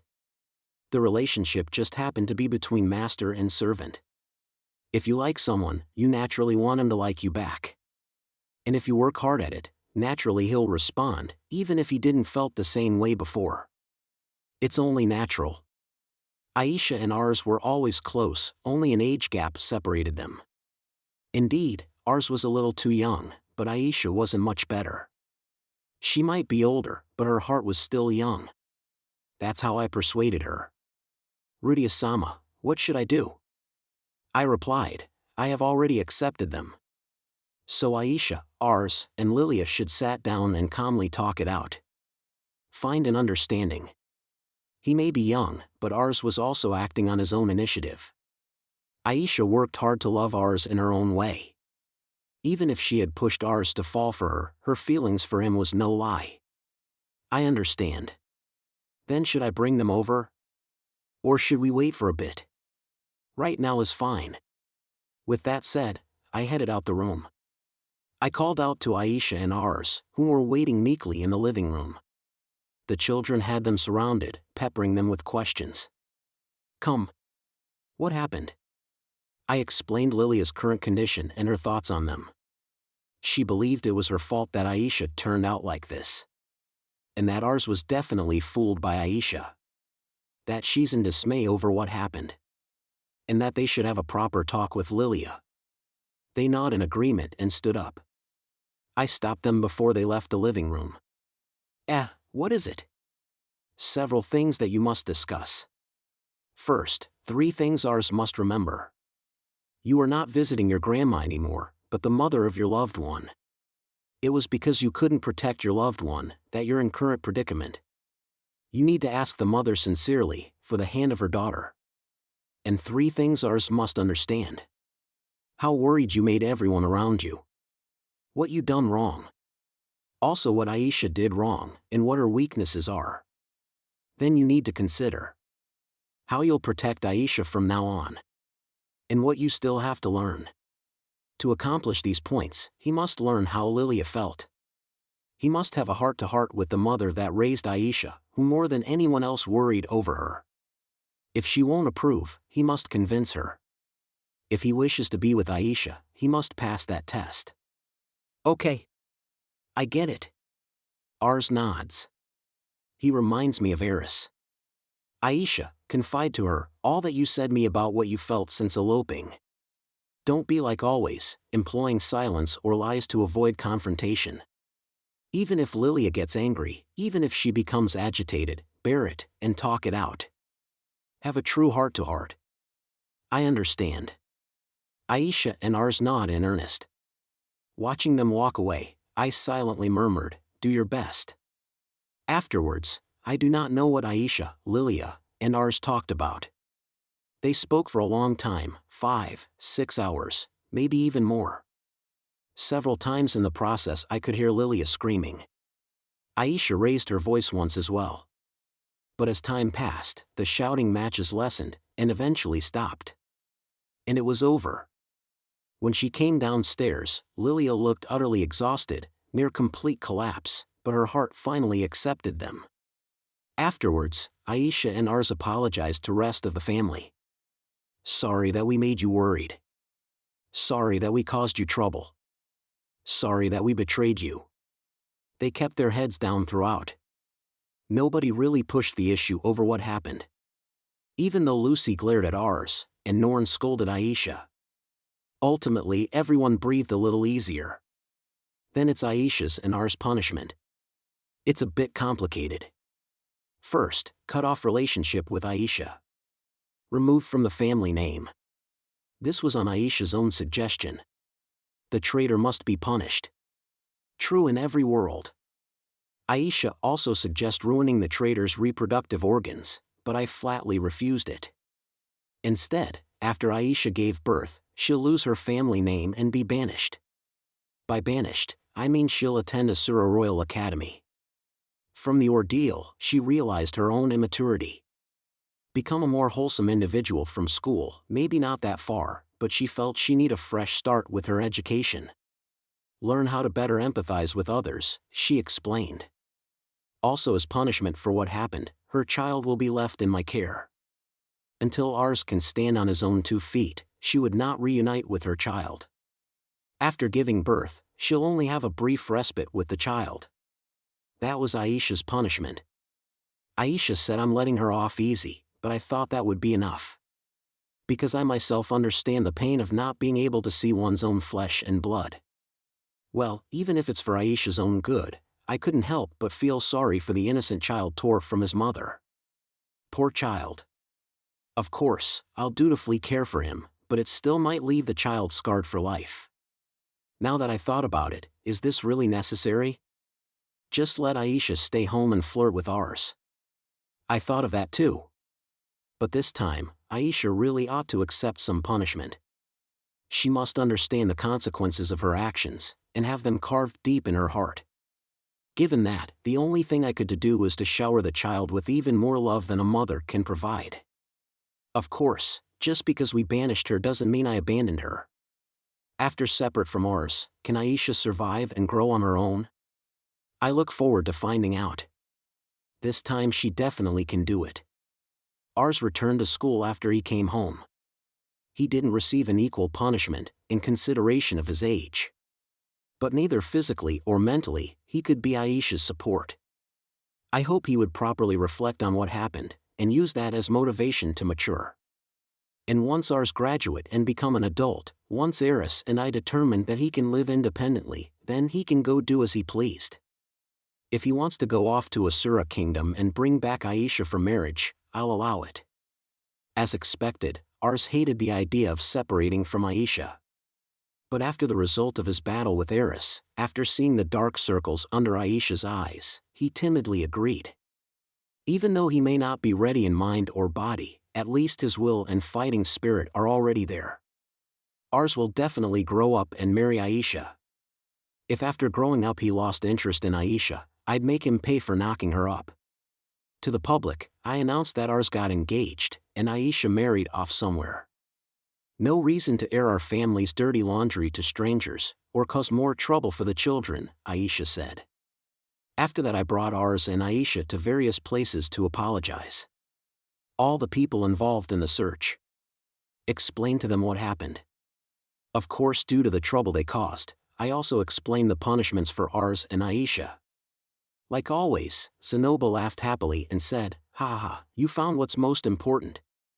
Ariel inquired, "Since you banished Aisha, can I pick her up?" Orsted was as always with a fearsome expression, he simply nodded. Alec apparently managed to track down Kurashika in the Demon Continent, and was about to boast me on her whereabouts, but it's a little late for that. Rudyard felt conflicted about the whole situation, so he finally could breathe a sigh of relief. Perugius sneered, "Ha! So you got caught." Speaking of which, in this Aisha instance, even though he wasn't active, he seemed to have gave Aisha a hand. I should snitch on him to Orsted. When we went to the mercenary corps, those that took Aisha's side had their tails stiff and won't look me in the eyes. These bunch of traitors. The original purpose of the mercenary corps was to expand Orsted's influence throughout the world. With so many traitors, should I just clean house? Even though I had that passing thought, I'm aware of the possibility of traitors from the start. Since this organization was designed from ground up to counter Hitogami. In the first place, Aisha wielded everyone's weakness as protection against Hitogami's ability to turn people. Even though Aisha took that power for something naughty, but this time, I'll let the mercenary corps off easy. Since there are individuals that stuck by my side, like Rinia and Persina. This way they all owe me one. On the flip side, even if I clean house, there's so many branches all over the world. It would just be a hassle. Since many had knowledge of the teleportation circles and telecommunication tablets, it may cause trouble. Speaking of Rinia and Persina, they're busy scolding all the traitors. Even though they didn't do much either, even though all the corp members that took Aisha's side, even though they're terrified, none of them said I was only following orders or I was threatened.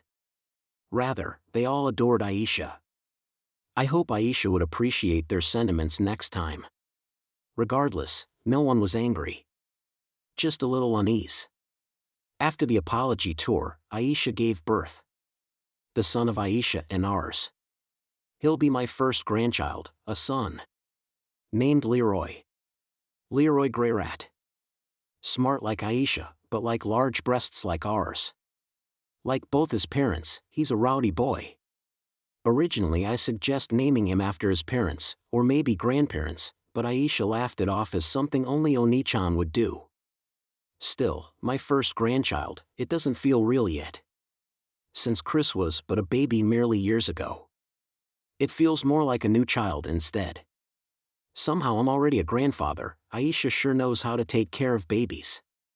Hard to believe this was her first. But not wholly unexpected, since I had relied on her from Lucy until Chris. Not that she was alone in the effort, but she always had a knack for it. As expected, she had the knack as mother too. Of course, all the women in the family helped with child-rearing. Despite what happened, everyone welcomed Leroy and doted on him. That made me happy. In particular was Lilia, who made a complete 180 as soon as Leroy was born. You would never believe she once opposed Aisha's and ours relationship, seeing how she spoiled Leroy. Not that I can't understand it. Since Lilia and I don't have blood relations, Leroy is her first grandson. If it wasn't for the fact that ours was my son, there would be no reason for her to ever resist doting him. Even though Lilia is fine with, I'm getting worried that he'll be spoiled rotten at this rate. Ours is diligently learning how to change diapers. Right now he's eagerly learning from Aisha and Lilia how to raise a child.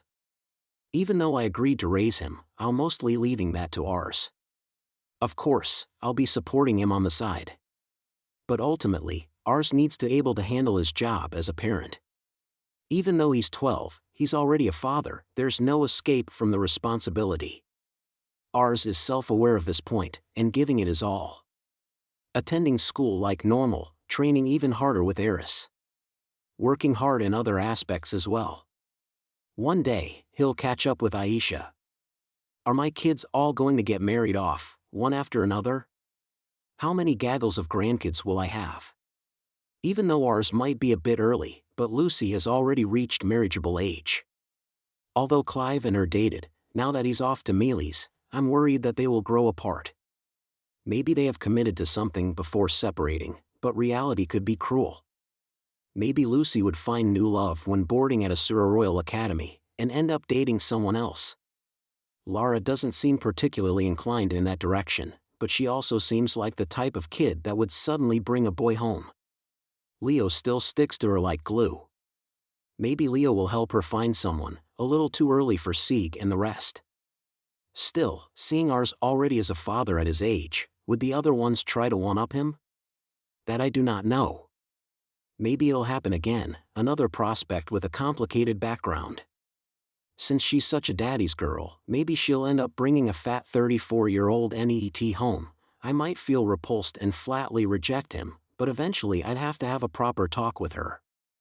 If he's a NEET, maybe we could get along rather well. No, more than making good conversations, what matters is his strengths. Ah, my breasts. Leroy, you're such a brat. Aisha, don't spoil him.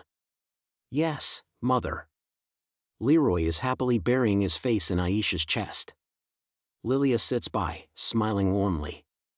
Ours has a "it can't be helped" look on his face. Don't act like that, you're exactly the same when you're little. Don't tell me Leroy will make a move on Lilia or Chris when he turns 10? I'll be a great-grandfather by 40? No, that's impossible. That won't happen again in this household. Well, I don't know how it'll turn out, and there's no way to predict the future. If that happens again, maybe I'll get a better handle on it than this time. Looking at how the blessing before me, I couldn't help but wonder. Then it's time for separation. Aisha switched to a travel outfit, completely different from what she wore as a maid, carrying a baggage on her back. In it only a few select cloth and personal items from her room. But no maid costume. The maid costume she had wore for so long is now stored in the basement. Goodbye, Leroy. Aisha hugs Leroy. The boy she only spent a few short days with. Even though she once said the punishment was too light, but as she hugged Leroy, tears still flood out. Seeing this, I knew that Leroy was an unwanted boy, and couldn't help but cry also. Well, mother, Oni-chan, I'll leave Leroy to you. Aisha hands Leroy to Lilia. Leroy looks blankly at Aisha. But soon as if realizing something, he suddenly cries out. Instincts told him that mother is leaving him. Aisha could only kiss the crying Leroy on the cheek. Ars, do your best. Yes. Ars answered. He's still small. He now reached Aisha height-wise. When they reunite, he'll probably be even taller. Well, everyone, I'm heading out. To those seeing her off, Aisha finally said, I'm heading out. Not goodbye, not I'm sorry, just that I'm heading out. That makes me glad. Aisha steps by the gate and turns around once more. Looking at me, the 3 wives, and the kids. She slightly bowed. Then after touching Beat by the gate, she leaves. Hey, Sylphie, Roxy, Eris. When I head back in, I called out to the 3 wives. They all stopped to look at me. Looking surprised. I have something I must say. Can you come to the bedroom?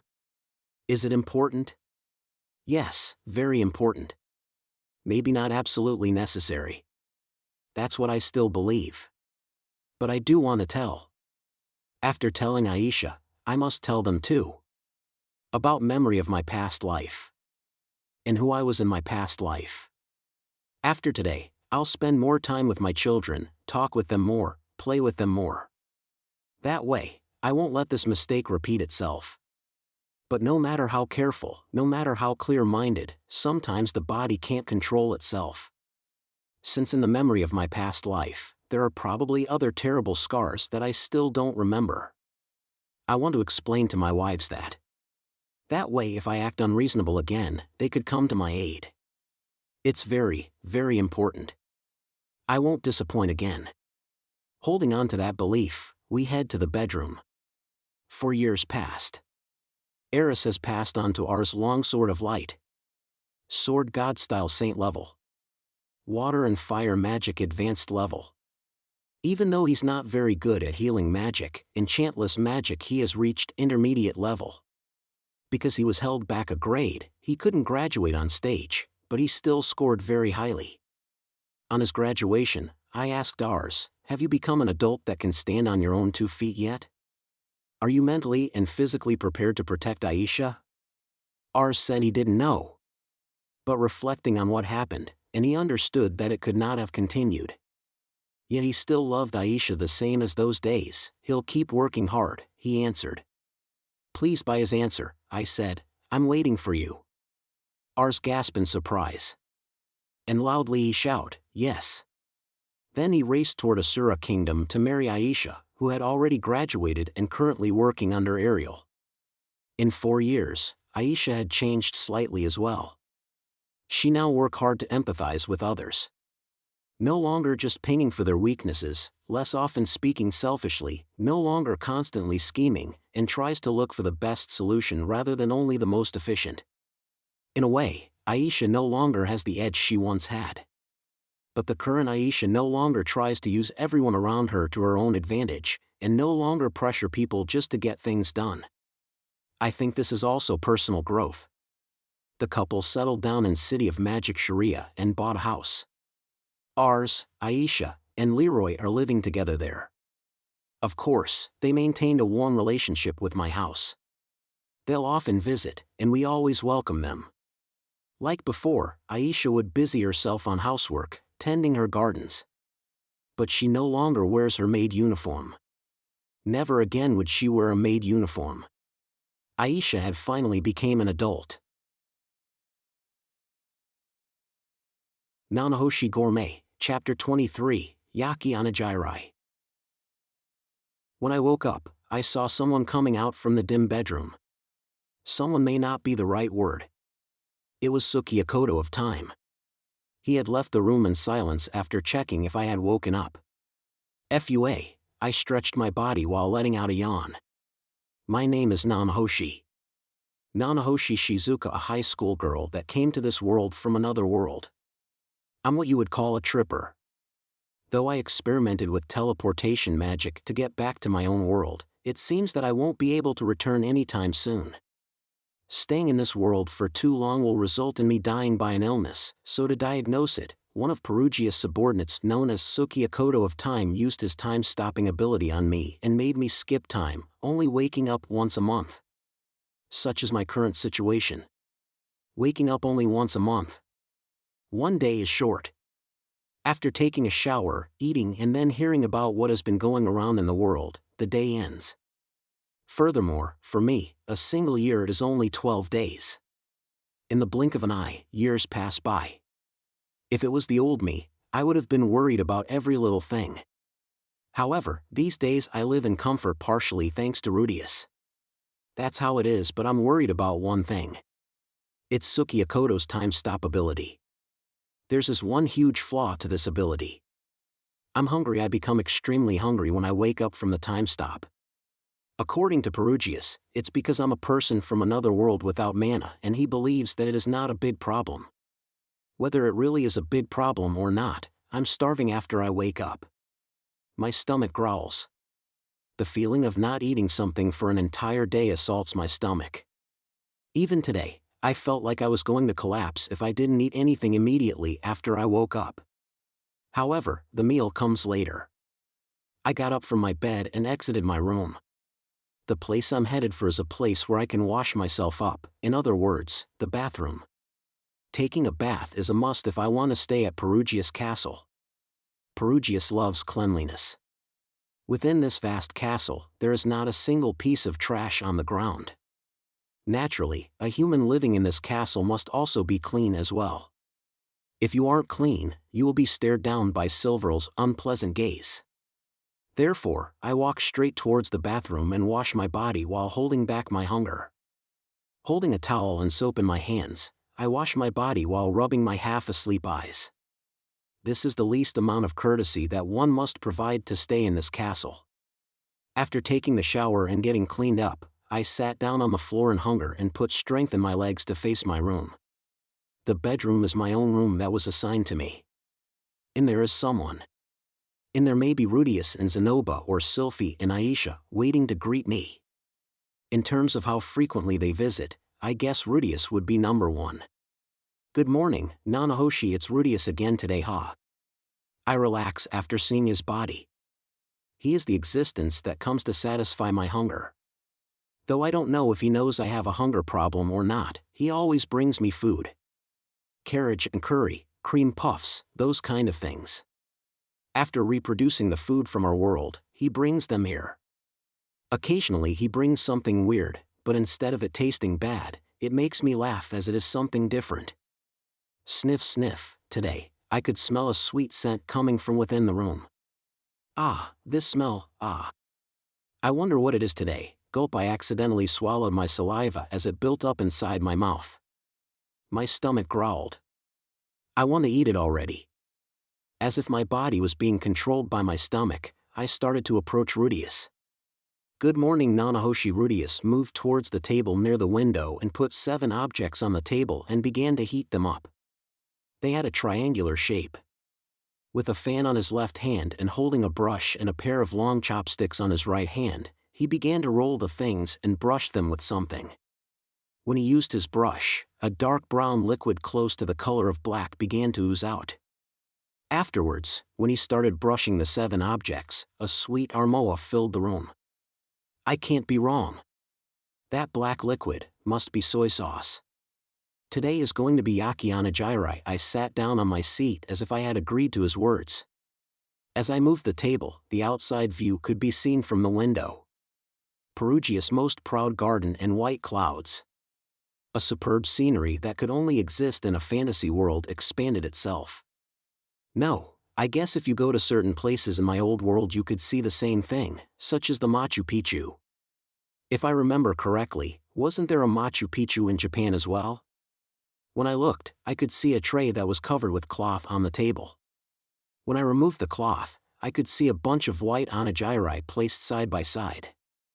As I expected, there is no seaweed.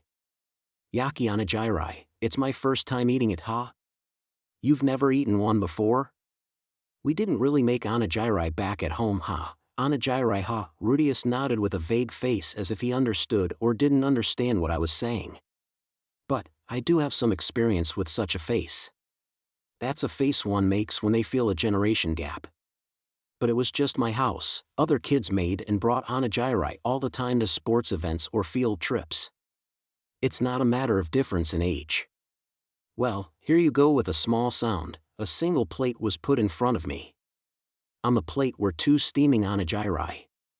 There's also miso soup. Are you going to drink it? As Rudeus said this, he brought up a huge pot towards the table.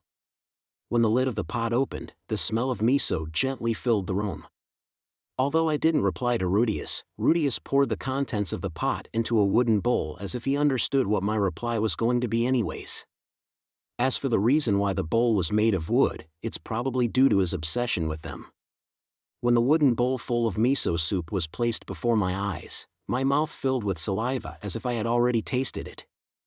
Of course, drinking miso soup in this world isn't a first-time experience for me. Rudeus had already brought it with him multiple times before. It isn't like before when the dashi wasn't put into the soup at all either. I think that each time he brings it, it gets closer to perfection. I'm pretty sure that Sylphie and Aisha back at Rudeus' home is working hard on it. Itadakamasu, I met my hands together and bowed. As I was about to start eating, I hesitated for a moment. To my side was a knife and fork, and chopsticks as well. I guess he is being considerate and letting me eat in whatever way I please. But, I reached out with my bare hands intentionally. I know that it's bad manners. However, when thinking of onigiri, an image of using one's hands to eat it pops into my head. It may be that I simply admired the way of eating onigiri with bare hands. I gripped the onigiri with my fingers and put it into my mouth. A crunchy texture. As I chewed the onigiri, the fragrance of soy sauce filled my mouth. Furthermore, the place that I chewed on the most was the hot white rice. As the flavors of both the white rice and soy sauce met together, I could sense something tinkling on the corner of my brain. I took a bite into the contents in my mouth once more before I swallowed it down. Exclamation point. At that moment, I could feel a strong sensation inside my mouth. There was something inside of the onigiri. It's sour. Is this perhaps umeboshi? The other day, I went to visit Ariel and saw her boasting about her garden. And there was a tree that resembled a Japanese apricot tree. So just to try things out, I took a few of its fruits and realized that it was spot on. After this, Rudeus began telling me the origins of this tree, and how Ariel said to him, "Are you planning to poison someone?" when he was taking the fruits, but I had no interest in his stories. Enough of that, this is umeboshi. It was something I never really ate in my world. I didn't really like it either. But what is it? This sour taste that is unique to the umeboshi. Despite my mouth being full of food, my saliva overflowed like a tsunami. Inside my mouth, my saliva was gathered and the white rice, umeboshi, and the soy sauce-flavored burnt rice began to blend together. White rice and umeboshi, I've now found out the reason why these two are usually eaten together. Before I swallowed the contents in my mouth, I chewed it 3 more times. As I impolitely stuffed the Yaki onigiri into my mouth, the soft rice, the soy sauce-flavored burnt rice, and the umeboshi sour flavor met together. Ah, it's so good. As my throat got stuffed due to swallowing it all down, I drank the miso soup to wash it down. The miso soup's thin taste helped wash away the flavor of the plums and the soy sauce and refreshed my mouth. Phew, after taking a breath, I keep repeating the pattern of eating and drinking. As I did so, a single Yaki onigiri disappeared in the blink of an eye. It was delicious. The next one is going to have okaka in it. It wasn't made with skipjack tuna, so the taste might be different, but it is still delicious. Okaka. I've eaten that many times before. Especially in kindergarten, it was a regular dish that went with an egg on my rice. To reproduce that taste, I want to eat it already. Nanahoshi, listening to me while eating is fine, but I have a little thing I want to discuss with you. I felt a bad premonition. He sometimes brings something to discuss about. Whether it is something about his children or having a fight with his wives and wanting to know what he did wrong. Of course, I'm being helped by Rudeus as well. Work as hard as you can, say what is on your mind, I tell him to do such things and think of it as giving him some advice. However, sometimes he discusses things that I give a proper answer to. For example, telling me that he made a doll that looks exactly like me and that it has lewd functions. Or worrying that him and Slyphy are having a hard time making a third child. Although I give him some advice during these times, it doesn't seem to help. Because I'm nothing more than an inexperienced female high school student. What's up? To tell you the truth, Lucy. Rudeus' oldest daughter. In my memory, she was a little girl with long ears and a lot of energy, with a little shy side as well. It feels like I haven't met her in a long time. I wonder how old she is right now. I wonder what the heck Lucy did. She didn't become a delinquent by any chance, did she? Maybe it's something like Lucy rode on her horse every night in the alley, doing nothing but fighting, and after all that gathered all the nearby thieves and made a Greyrat alliance with whom she set sail with to take over the nation, and to top it all off she is currently being oppressed by some army and sitting in a juvenile detention center. She is going out with Clive. If I remember, he was Cliff and Elina's son. I guess he is Lucy's childhood friend. Sorry, but how old are those two again? Lucy is 14 and Clive is 12, 14 and 12. Clive is a bit young, but it's by no means too early for him to go out with someone. Though when I was 12, I never dated or had a broken one-sided love before. But, thank God. It seems that today won't be about a heavy topic. Are you against it? I'm not particularly against it. Then what's the problem? You want to discuss it, right? No, I just thought that it would be nice to say something to her as a father. Are you planning to say something? No, how should I say it? I want to tell her that love is fine, but she should also focus on her studies as well. Or telling her to use contraception as well. You shouldn't tell her about the last one. It's important, but it's way too early for that talk. Okay, but if I was in her position, what would I do? Being over 13 years old, dating someone in my class and having my father nag at me about it. If it was me, I wouldn't like it. I would say that I know all that already and would rebel according to the situation. I don't know how Lucy would take it. But Lucy is probably working hard to be recognized by Rudy. Though it's been a long time, so I don't know how she is now, but since she is a diligent child, she probably is still working hard on it. What would happen if she stopped to catch a little breath and her father started scolding her for it? When she would usually work hard, and the moment she took a little break, her father would tell her, keep studying. She would probably hate it. Then right now it is better to just leave her alone. But at such a young age, can a kid in love come back to studying and sports? Since I don't know much about love, I can't say much. It's just that since there are so many people in society who go crazy about it, wouldn't it be hard for her to focus on other things as well? Well, I think it's just a matter of how you say it, how I say it. Something like telling her to date in moderation until graduation. It's a matter of how one says it. Outright denying it without listening or showing too much interest into a relationship isn't good. Also, there's the fact that the Greyrat household sends their kids to the Magic University at the age of 7. When they graduate, they will be an adult. If that's the case, well, it's a matter of being responsible for oneself. Ah, I see. Moderation, huh? That's a good word. I got it, thanks. Rudeus sighed with a relieved face. It seems like he received good counseling this time. Though I don't know what the result will be. Well, eat up. What will you have for the next one? Uemi or okaka? When I looked at my plate, all the okaka ones were gone. It seems like I ate all of them during our counseling session. I couldn't feel the taste at all. Although there remained a bit of a delicious aftertaste. Alright, next time I'll make sure to savor the taste more. Okaka. Alright. Rudeus used his brush to smear the white onigiri with soy sauce and put it on the charcoal brazier. After a few seconds, the smell of the burnt soy sauce floated in the air. It's a fragrant and a little sweet smell. Even though I had just finished eating 2 onigiri, saliva gathered around my mouth yet again. To cook food inside, it seems that you lack common sense, and so, someone entered the room. A silver-haired man with a splendid white coat wrapping around his body. It was none other than Perugius. Silverl could be seen behind him as well. Ah, my apologies. But not to worry, we are using ventilation, it's fine. Although you seem to lack common sense, my chaos breaker is strong when it comes to heat as well. With this much, not even a stain can remain. I thank you for your leniency. Snorting in response, Perugius had a seat. What are you eating? It's called Yaki Onigiri. It's a dish that consists of cooked bunched up rice coated with soy sauce or miso. It sounds like something that an adventurer would eat. It's a dish for the common folk. After all, guess I'll try one. Perugius is always like this. He would say things like how the cooking style is shabby or that it looks bad. But he never refuses to eat it.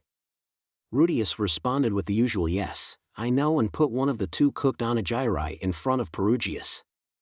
He also put one in front of me. Do you eat it with your hands? Perugius looked at my dirty hands and frowned. Eat it however you like. Hearing Rudeus reply, he grabbed a knife and fork and cut the onigiri.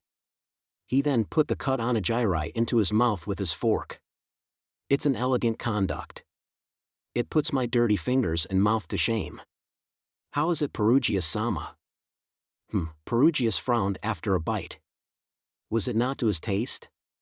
Perugius-sama, there's no real need to force yourself to eat a dish from another world, said Silverl. Even though he hasn't even tasted it before, something as good as this. No, this is a taste that I've missed for some time. A taste you've missed? During the Laplace campaign, among the soldiers' provisions, there was something like this. It was a hardened bread which you would soak in a sauce and cook until it was a little burnt because of the needlessly strong taste. I can't say that it tasted good, but it does take me back. Perugius narrowed his eyes and looked outside by the window. Out there was a garden full of multicolored flowers and a sea of clouds. I don't know what kind of thoughts Perugius holds in regards to his past. He talks about his heroic past frequently but never really talks about his sad memories. Rudeus, yes? It had a good flavor, thank you very much. I ate my okaka onigiri as I saw them exchanging words. Ah. I forgot to savor the taste again. Well, it was delicious for sure. I wanted to savor the taste more deliberately. However, with this I've eaten 3. I'm slowly getting full. A full stomach is a palate's worst enemy. No matter how delicious something is, if you eat it with a full stomach, the taste falls. Especially for dishes with a strong flavor. One more. That is most likely my limit if I want to savor the taste. Should I do okaka as my last one? But I've already eaten 2 of them. Would UME be better? Wait a second, how about putting half of each in it? No, the cooking time of the UME and okaka is different. Well, it's time to wrap up. As he said this, Rudeus lifted the kettle from the table. He put his hands on the exterior of the kettle for a few seconds. When he did this, steam began to come out from the kettle. At first I wondered what he was doing, but it seems like he is using magic to warm it up. I can't smell the contents of the kettle. I wonder what's inside. When you eat Yaki onigiri, this is always the finisher. Rudeus put the cooked onigiri into a container and began pouring the contents of the kettle inside it. From the gentle sweet smell, I could tell what was inside the kettle.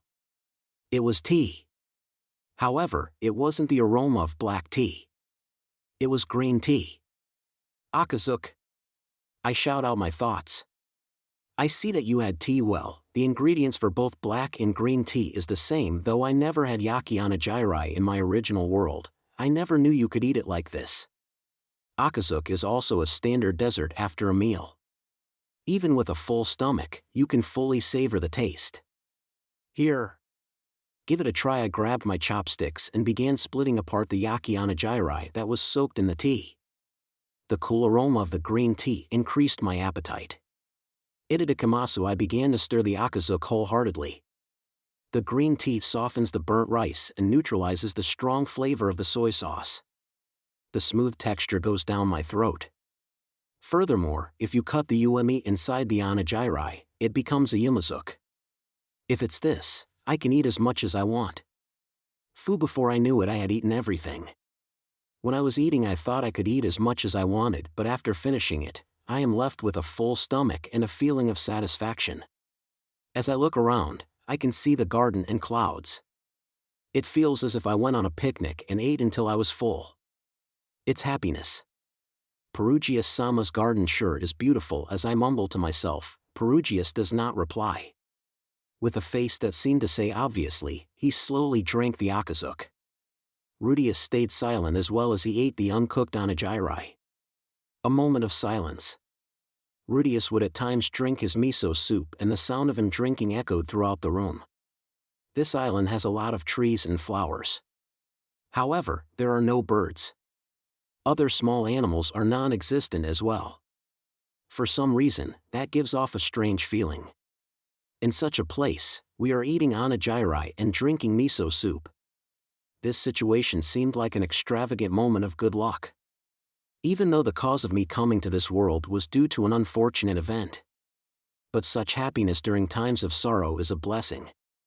Rudeus, I'm definitely going to go back. Do your best. If I do go back to my world without any problems, I'm going to travel and see the world.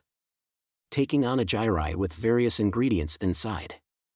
With a container full of miso soup. With a small bottle of soy sauce, I'll go to a place where cooking is permitted and cook and eat my own Yaki onigiri. Such were my thoughts. Chapter 24, Miso Udon. My name is Nanahoshi. Nanahoshi Shizuka. Due to various circumstances, I am currently freeloading in Perugius's castle, Chaos Bringer. With his subordinate's ability, waking up once every month is how I live right now. This lifestyle is the result of my I can't return until I achieve a certain something in this world theory. But let's leave that aside for now. In my previous world, there was a fairy tale called San and Neteru. In a certain village suffering from persistent drought, there was a man named Neteru. He did not do any work in the village and merely slept through his days for 3 years, raising the ire of the other villagers. One day, Neteru woke up and moved gigantic boulders from up in the mountains. Every single day, he threw these large boulders into the river, finally changing the course of the river towards the drought-stricken village. Because of this, the crops in the field were able to receive water and the village was saved from its long years of drought. He wasn't merely sleeping. All this time, he was thinking about solutions to save the village. Such was the story. I am doing pretty much the same thing as him. At least that's what I think. However, what I am doing is not something noble like helping the people of this world. Instead, I am merely doing this so I can return to my previous world. Of course, I am indebted to the people of this world. If they are in trouble, I would want to reach out and help them. Leaving that aside, it is time for lunch. My stomach is empty today as well. It is growling with a goo-goo sound, requesting me to eat food even while I am showering. I am now a hungry wolf. Whether it is Little Red Riding Hood or 7 goats, I can probably devour them all. Nonetheless, being assaulted by such intense hunger every day, actually every month, I might slim down so much that I look anorexic. When that happens, people might not recognize me when I return to my previous world, and I don't want that, which is why I must eat my fill today as well. While my mind was filled with such thoughts, I arrived in my room. A pleasant smell reached my nose. At the same time, the figure of Rudeus preparing something at the table came into my view. Ah, good morning, Nanahoshi. Morning. Placed in front of Rudeus is a pot made from earth magic, being heated up by something that looks like a portable stove. A nice bubbling sound reverberates in the room. It looks like we will be having Maid today. Soups like this with many ingredients cooked together are not uncommon in this world. Normally, the ingredients are thrown into the pot as is, resulting in a soup with a strong pungent stench and horrible flavor. Even when made by a capable chef, the soup would turn out to be something edible, but remain unappealing to the appetite. However, what's this aroma of miso that tickles my nose? This smell cannot be produced unless the flavor of the dashi stock is properly brought out and the miso paste is dissolved completely. Ah, my stomach is growling again. What is it today? With a passable greeting, I arrived at my seat. If we are using fire in the room, won't we get scolded by Perugius? I recalled that I forgot to warn Rudeus about this, but it should be fine. Perugius will also be eating here anyway. Today we'll be having, here, look. Rudeus lifted the lid from the pot, revealing the dish beneath the steam. As expected, it is a dark brown soup. What looks like chicken meat, spring onion and mushrooms with a white egg in the center are bubbling in the soup. Furthermore, beneath all those ingredients lies something white, long and thin. White noodles. That means this dish is probably udon? That's right, it's miso udon. Miso udon. You made udon noodles? Yup, I had some difficulty explaining what noodles are to her, but actually making these is not that difficult. It is mainly Aisha that recreates the dishes from our previous world. After listening to explanations regarding the cooking method and the finished product from Rudeus, the dish is recreated through trial and error. The miso udon we are having today is also a result of that process. Alright, eat it quickly before it becomes soggy.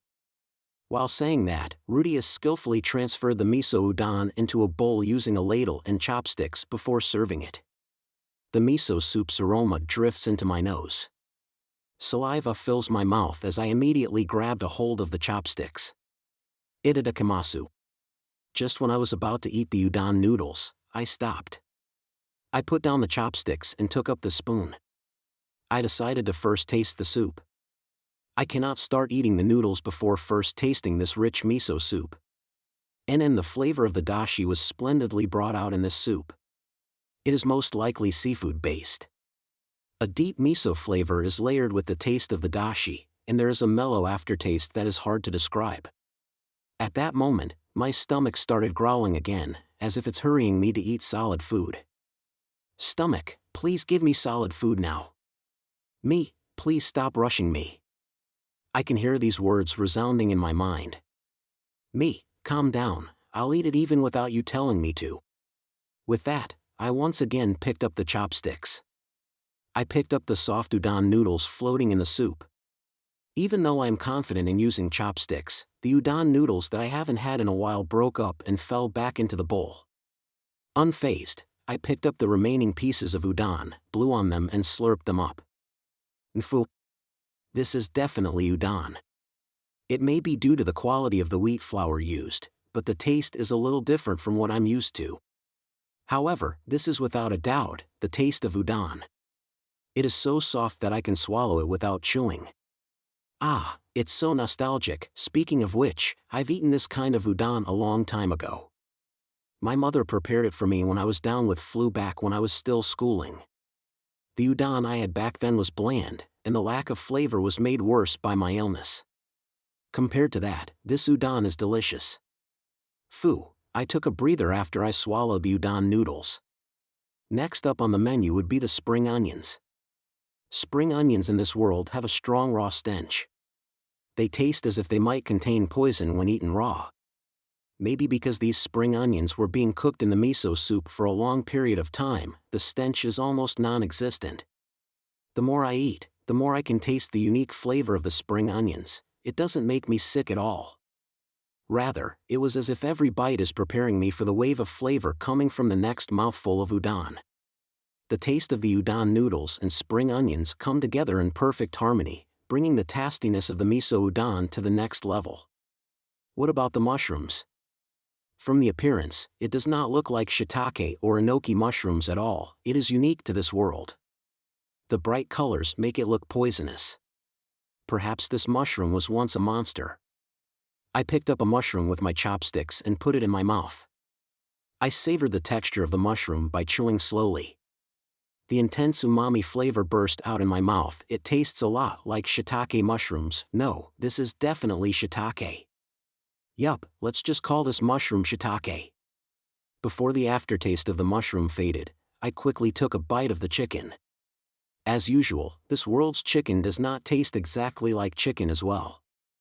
But how do I put it? Maybe because it was simmered in the soup for a long time, this meat melts in my mouth.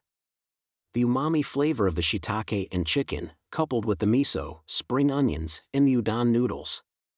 Truly a match made in heaven. I continued chewing and swallowing this delicious meal. The ingredients are cooked so tender that I can easily swallow it and it goes into my stomach without much resistance at all. Before I knew it, the bowl was empty. Seconds. All right. Rudeus scooped out more udon noodles from the pot. I started eating the moment the bowl was refilled with the noodles. Spring onions, udon, chicken, udon, mushrooms, udon, refill. I kept eating in this cycle without talking. I probably did not eat miso udon all that much in my previous world. Even if I went to an udon restaurant, I can't imagine myself ordering this at all. I would have ordered another kind of udon. But now that I know how tasty this dish is, things would be quite different. Miso udon would be the first thing that comes to mind when talking about udon. I might come to utter such a phrase like I am some udon connoisseur, even though I really know nothing about udon. Is it good? Yes. But I cannot let my guard down. Although Rudeus would feed me good food, this comes at a price. Sometimes, he would come to me asking for advice. By the way, Nanahoshi, listen to this. Even though he asks for advice, the topics are usually not serious. Things like how ours is so popular at school and how he's worried that ours would lay his hands on girls here and there. How Sieg has become very muscular and would corner Rudeus with his powerful sword strikes during practice duels. How Lucy and Clive started going out and are often seen going on dates in town. How childish Lara still is, frequently playing pranks on people. Trivial stuff like that. I arm wrestled Sieg the other day. Arm wrestle? Yeah, and Sieg's arm has gotten really big. Just by grabbing my hands it feels as if he was about to crush it. If I am not wrong, Sieg-kun was taken in by Alexander, was it? As a disciple, right? That's right, North God 3. I don't know if it's because he was a great teacher or our Sieg has talent, but Sieg is mastering the North God style at a shockingly fast pace. Alec also commended his learning speed. So what happened to the arm wrestling match? Did you win? I won. As luck would have it, I was wearing my magic armor at the time. With that, I protected my dignity as a father. I wonder if you really protected it. Looks like the topic today is trivial as well. But I cannot relax yet. Depending on the circumstance, Rudeus will start off with light-hearted topics like these, before going into heavy topics. When that happens, he will sneak peeks at my facial expression before addressing me with "Hey, Nanahoshi" sheepishly. Hey, Nanahoshi-san, on another topic, here it comes. The way he says it with a difficult expression. Furthermore, he addressed me with a "san" suffix. Today's topic is going to be considerably heavy. It is not really an easy thing for me to say, what? To be honest, I don't want to talk about it. Once it starts, I would become so exhausted that I cannot really enjoy the taste of the food. But I am someone who is always treated to such a feast by him. It isn't good to ignore someone who has been taking so much care of me. I may be wrong about this. It's coming. What is it going to be about? Haven't you been gaining weight lately? Something unexpected. Me? How should I put it? You kinda look a little plump compared to how you were like last time. I touched my cheeks instinctively. Did I really become plump?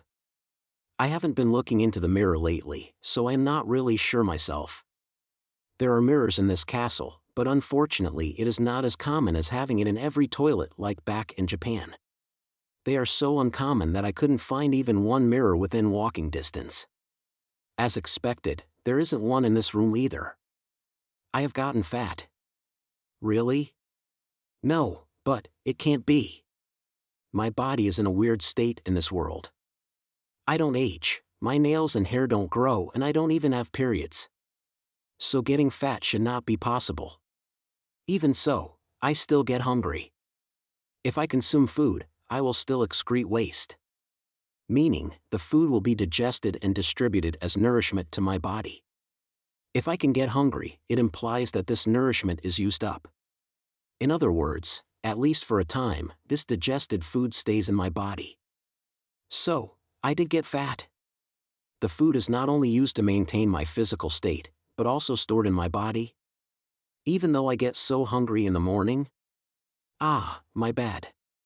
It's probably rude to say something like this to you. Not really. If you are worried about it, why not I make a weighing scale? It won't be able to display accurate readings, but it can at least do something like compare my weight to yours. How about it? I don't need it. I can't imagine myself getting fat. After coming to this world, I shouldn't have been able to lose or gain weight. The hunger I feel when I wake up must be because I used up all of the energy gained from my previous meal. That must be it. Yes. That's why it must be his imagination. It's not like Rudeus sees my face every day. It's only about once per month. He should not be able to notice how different I look. No, isn't it the opposite? Isn't it precisely because he does not see me every day that he notices the changes in my appearance? Thinking back, ever since I started freeloading in this castle, I have only been eating and sleeping. When Rudeus started making Japanese food, the amount I ate increased as well. I used to only eat the bare minimum to survive, but lately I have been devouring food till I am bloated. Me being constantly on an empty stomach may have further fueled my appetite. But when I think about it, my stomach will get empty even without me doing anything. Illustrations of San and Neteru also often depicted him being fat, so I really got fat. With this lifestyle, Rudeus.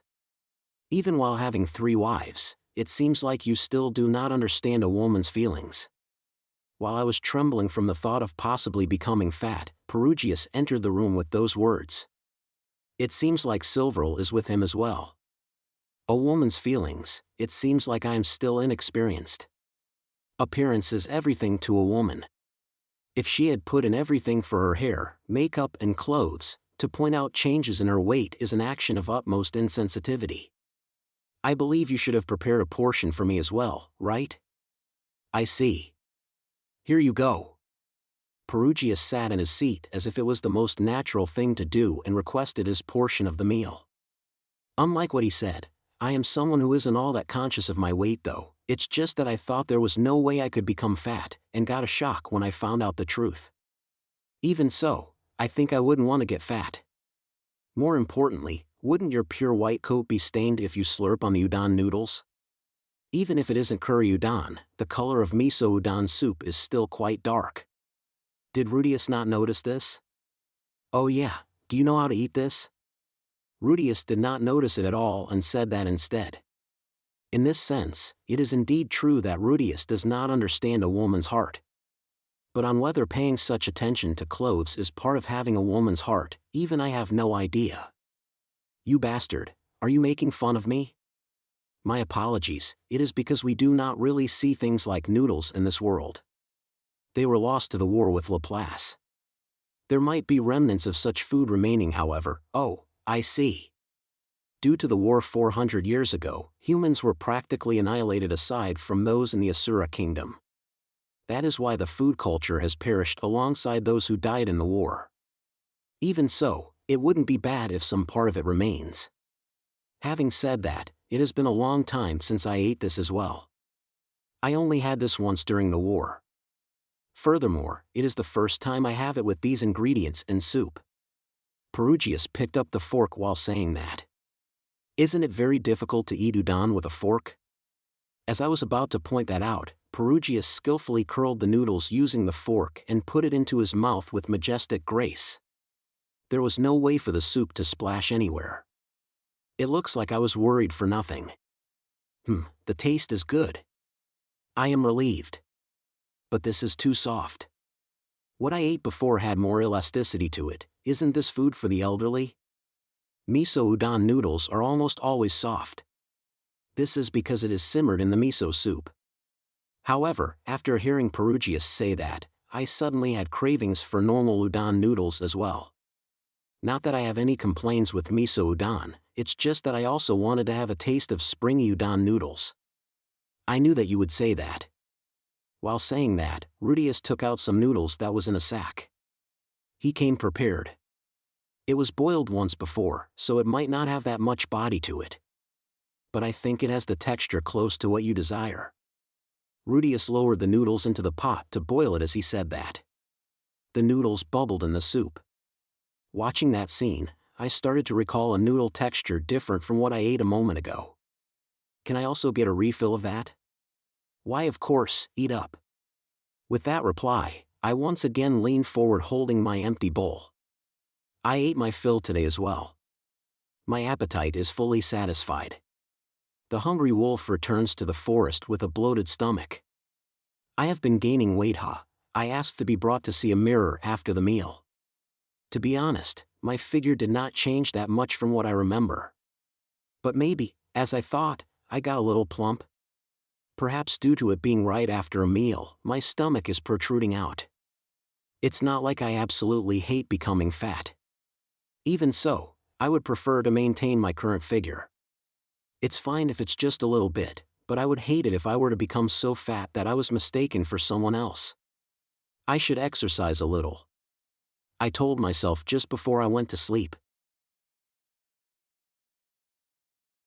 Chapter 25, Sandwich.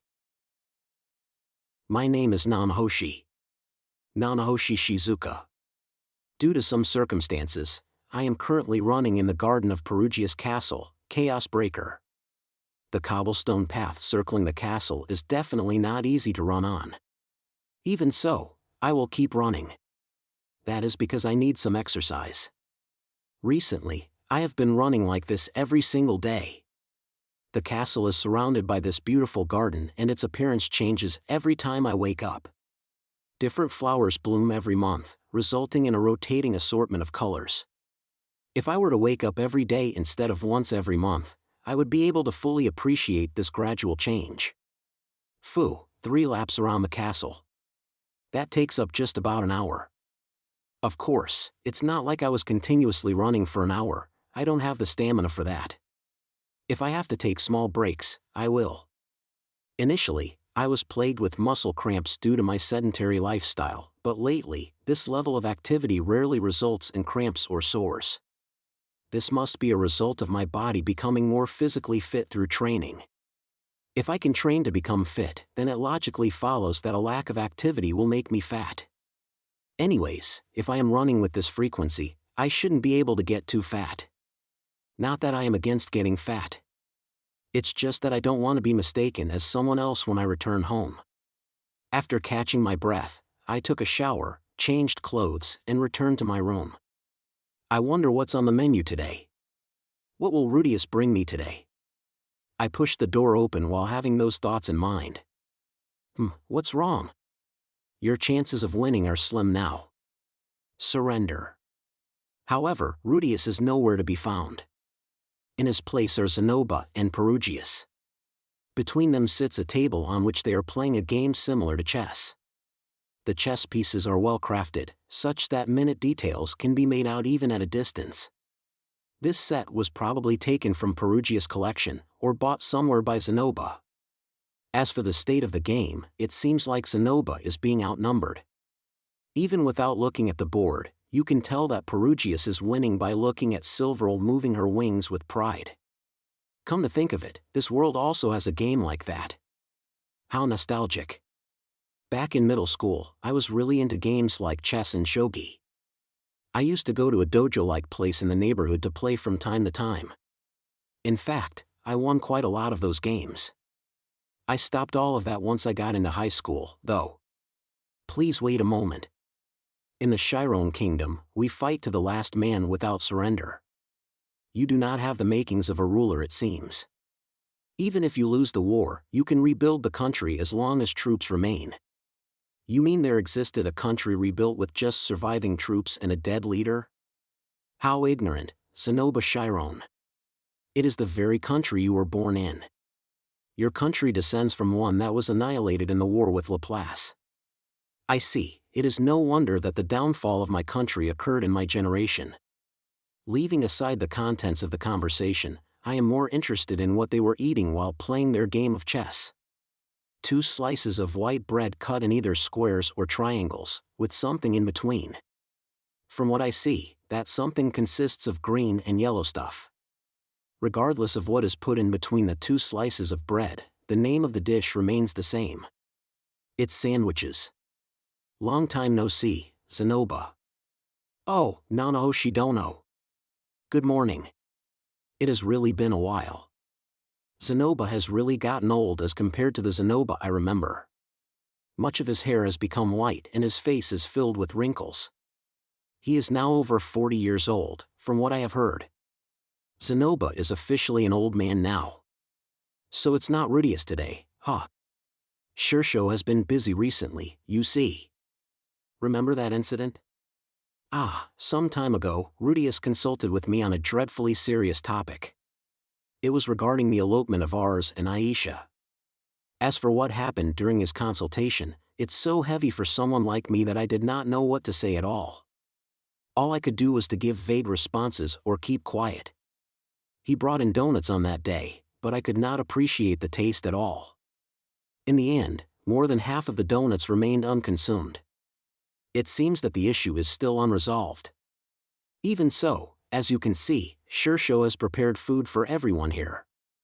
You should eat up too, Nanahoshi dono. Itadikamasu. I sat beside Zenoba.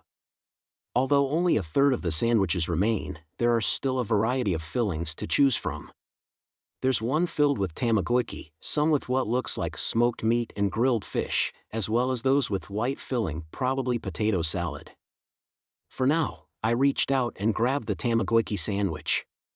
It may have caught my interest because of its bright yellow and green colors, but it was also due to nostalgia. As my family did not make onigiri, my lunch boxes were often packed with sandwiches. Among them, there were always tamagoyaki sandwiches.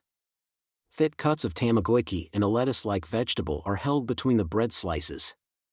I held it with my bare hands and started nibbling the top part of the triangle. The inner side of the fluffy bread has gotten soft from the moisture. Biting into the lettuce-like layer, I feel a slight crunch as a subtle bitterness spreads in my mouth. As my teeth sink into the softly fried tamagoyaki layer, saltiness hits me with a slight hint of sweetness, balancing the bitter taste of the lettuce. A salty aftertaste is left in my mouth, intensifying my urge to take the next bite. Just when I was about to take a second bite, the tamagoyaki slipped out of the bread and landed on my plate, possibly because it was too thick.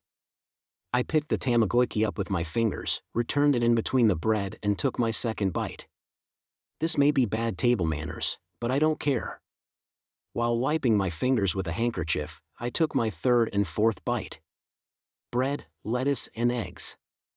Even with just 3 ingredients, this wonderful balance of flavor is achieved. There's also me being hungry from the physical activity, as I instantly finished eating the first sandwich. Still, it is quite unbelievable what happened. Even wise people would act so rashly. How is that unbelievable? That is human nature at work. With a snort, Perugius moved his chess piece. Zenoba reacted with a ugh to Perugius' move, and reached out for a sandwich while staring at the chessboard. What do you mean by that? Humans are the most foolish when they desire something. They fail to do something they are usually able to do, and they take the easiest and most irrational route. Don't you remember such times, yourself? Yes, I do. As expected. This chessboard is the perfect demonstration of that. You left yourself defenseless, trying to take my king. You throw away your troops needlessly over and over again with those reckless attacks, all the while not realizing that the king was just a bait. Perugius has an overwhelming advantage in the chess game. Zenoba lost more than half of his army and is being surrounded by Perugius troops. Subsequently, after experiencing your defeat in this match, you would probably stop taking baits that are dangling right in front of you. Even if you are tempted by your desire, you would be able to control it. However, after a few matches, you would fall for the same trap again and choose the simplest way to attack. That is human nature, and humans are foolish. So you are saying that no matter how smart one is, he will repeat the same foolish actions? I don't know about that. But for someone that always makes the optimal decision after considering the cost and benefits, which route she chooses when desire takes over, wouldn't that be a sight to behold? I see. Is that why Perugius-sama would not tell Shirsho about Aisha's whereabouts? If that is the case, pardon me, as I would have no choice but to say that you have bad taste. I have no intentions of moving my subordinates for such a trifling matter. It seems like Rudeus had sought help from Perugius. If only Perugius had swiftly found Aisha, I would not have felt so needlessly depressed. Though you say that, doesn't Perugius-sama also have desires? Ho! Your obsession with Laplace, isn't that in Perugius-sama's own words, utter foolishness? Sonoba, are you trying to say that I am a fool? My apologies, that is not my intention. Fine. You are right, I am foolish by nature.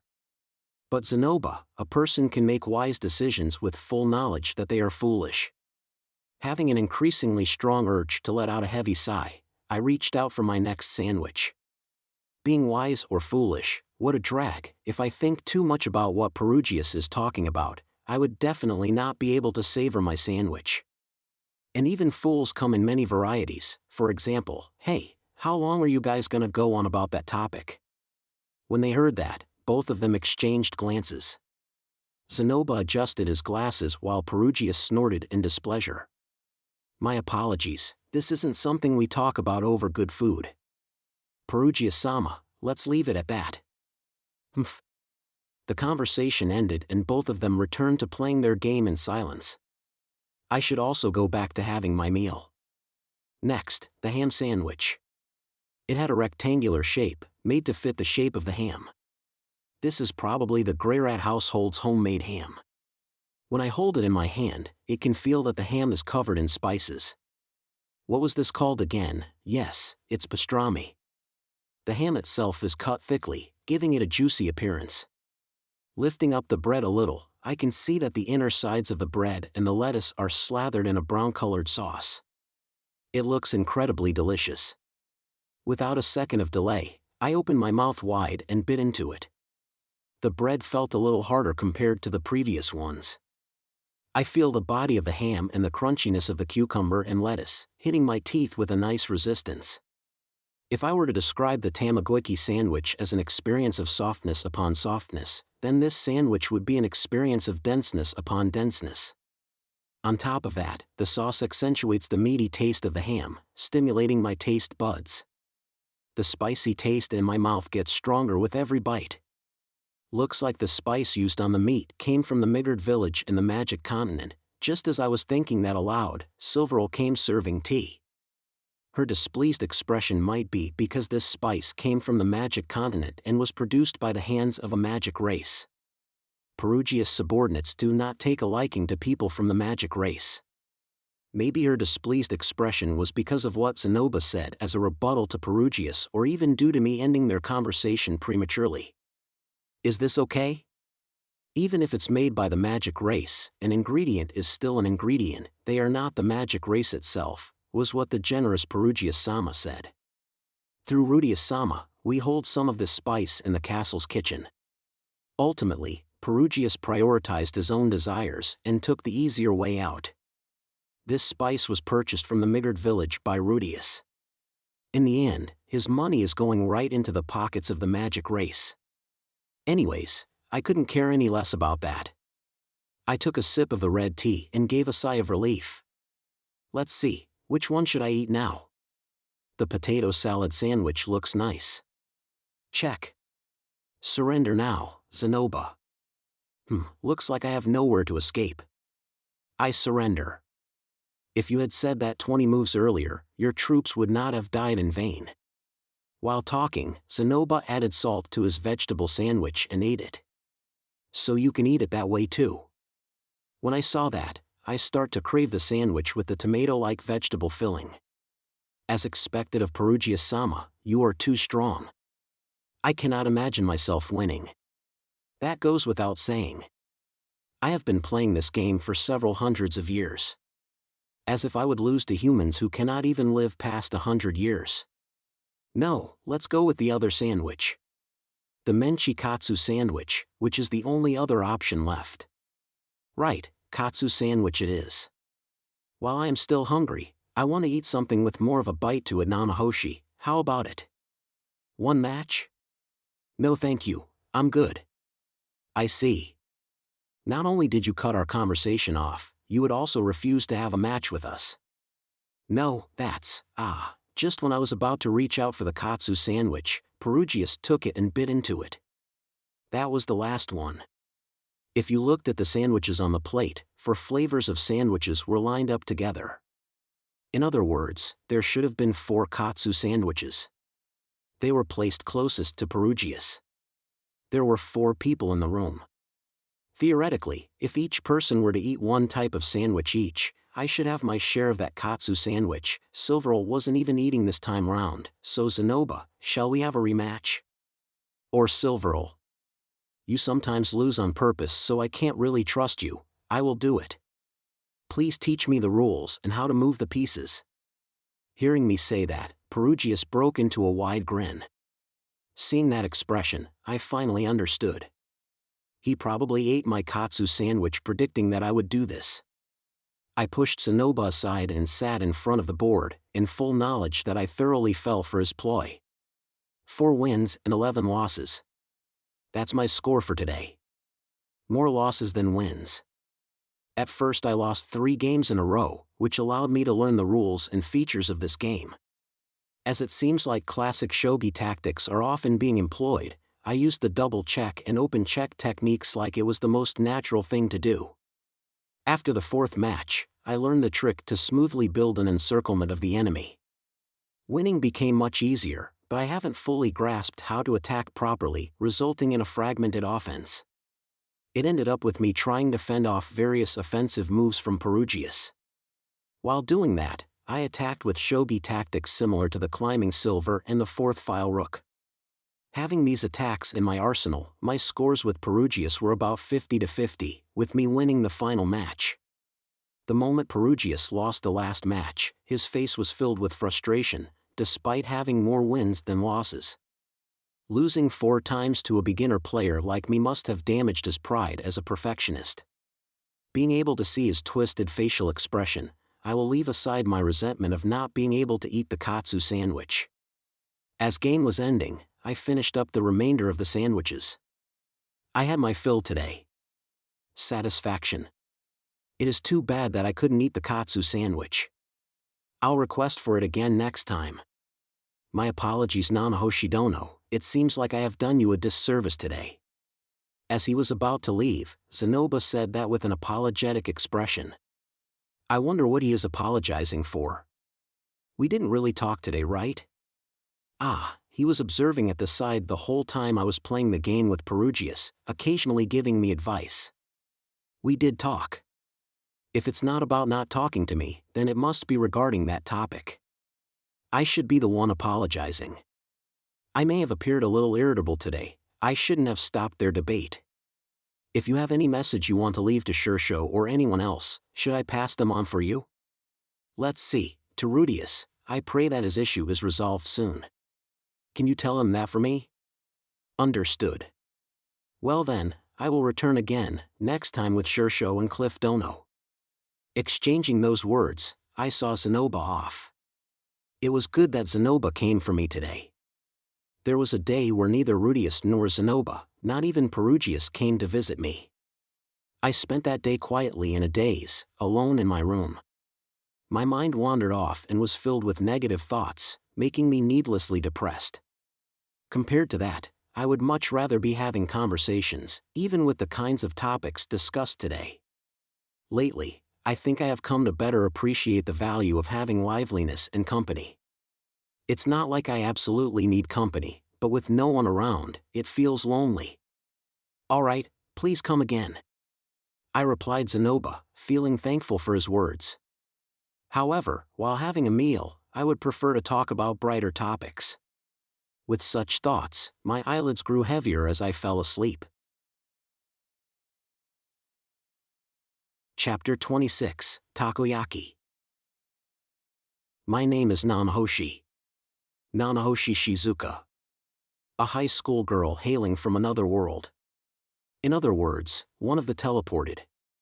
Currently, in preparation for the fated day, I am living in Perugius Castle while skipping ahead in time. To be blunt, it's a decadent life consisting mostly of sleeping right after eating. I started doing some exercise as I've been putting on a little weight lately. Mostly doing jogs and stretches. Also, under the instruction of Silverl, I am doing some hand-to-hand combat training. Apparently, I don't have much talent in that. Now then. Today, as usual, I started exercising the moment I woke up and got criticized by Silverl. Something like, focus your killing intent onto your enemy when you attack. As someone who is just doing this for the sake of slimming down, there's no way I can do that. My mind is so occupied with thinking about burning fats that I have absolutely no space for killing intent. Speaking of which, the effects of exercising are amazing. After my daily routine, my stomach goes completely empty. It lets out a nice big growl, begging for mealtime to come. Now then, who will be visiting today? What will they bring for me? I returned to my room holding those thoughts. And then, sitting there at the table was Rudeus. Lately, when I see the figure of him, I feel a sense of relief. A pleasant aroma of some sauce and bonito flakes drifted in the air. When I focused my eyes, I saw a bunch of brown spheres piled up like a mountain on a plate. Looks like we will be having takoyaki. With this realization, saliva rushed in to fill my mouth. Gulp swallowing my saliva, I sat down on my seat. I want to eat it now. Morning. Ah, good morning, Nanahoshi. Unfortunately, while I am relieved that Rudeus came to visit, there is one downside to it. Sometimes, he comes to me asking for advice. Things like this and that happen in my family. What do I do? Of course, I am indebted to him. To my utmost limits, I would think about the matter and give my thoughts on it, hoping that whatever I said could be of some help. However, sometimes, he brings up unbelievably heavy topics. In those times, Rudeus will have a look on his face like he was about to die, and greet me with a voice like he was about to die. Yes, just like how he is right now. Not only that, the Rudeus today is lying flat on the table, still carrying that dying look. Without a doubt, the topic today is going to be awfully dark. He sluggishly propped his own body up and faked a smile. I made some takoyaki today. There's takoyaki sauce and mayonnaise. The bonito flakes aren't made from bonito, but it smells similar, right? The octopus inside has a poisonous color, but it's safe to consume, so you don't need to worry. Thank you. It looks very good. Anyways, have a bite. I think it turned out pretty well this time round. Let's enjoy it before the dark topic comes. In that spirit, I picked up the takoyaki with the toothpick sticking out of it and ate it. It looks like it's fresh off the stove, but a little time has passed. It's hot, but not to the point where it would burn my tongue. There's also the savory smell of the somewhat salty sauce and sweet mayonnaise. When I bite into the soft exterior, the runny filling rushes into my mouth. The burst of flavor hits every part of my mouth. Delicious. By reflex, I took a second bite. Amidst the runny filling, I bit into something with a stiffer texture. It's the octopus meat. I don't have a tongue so sensitive that I could taste the flavor of the octopus, but there is a huge difference with or without it. It has been a long time since I ate octopus meat. Was it 10 years?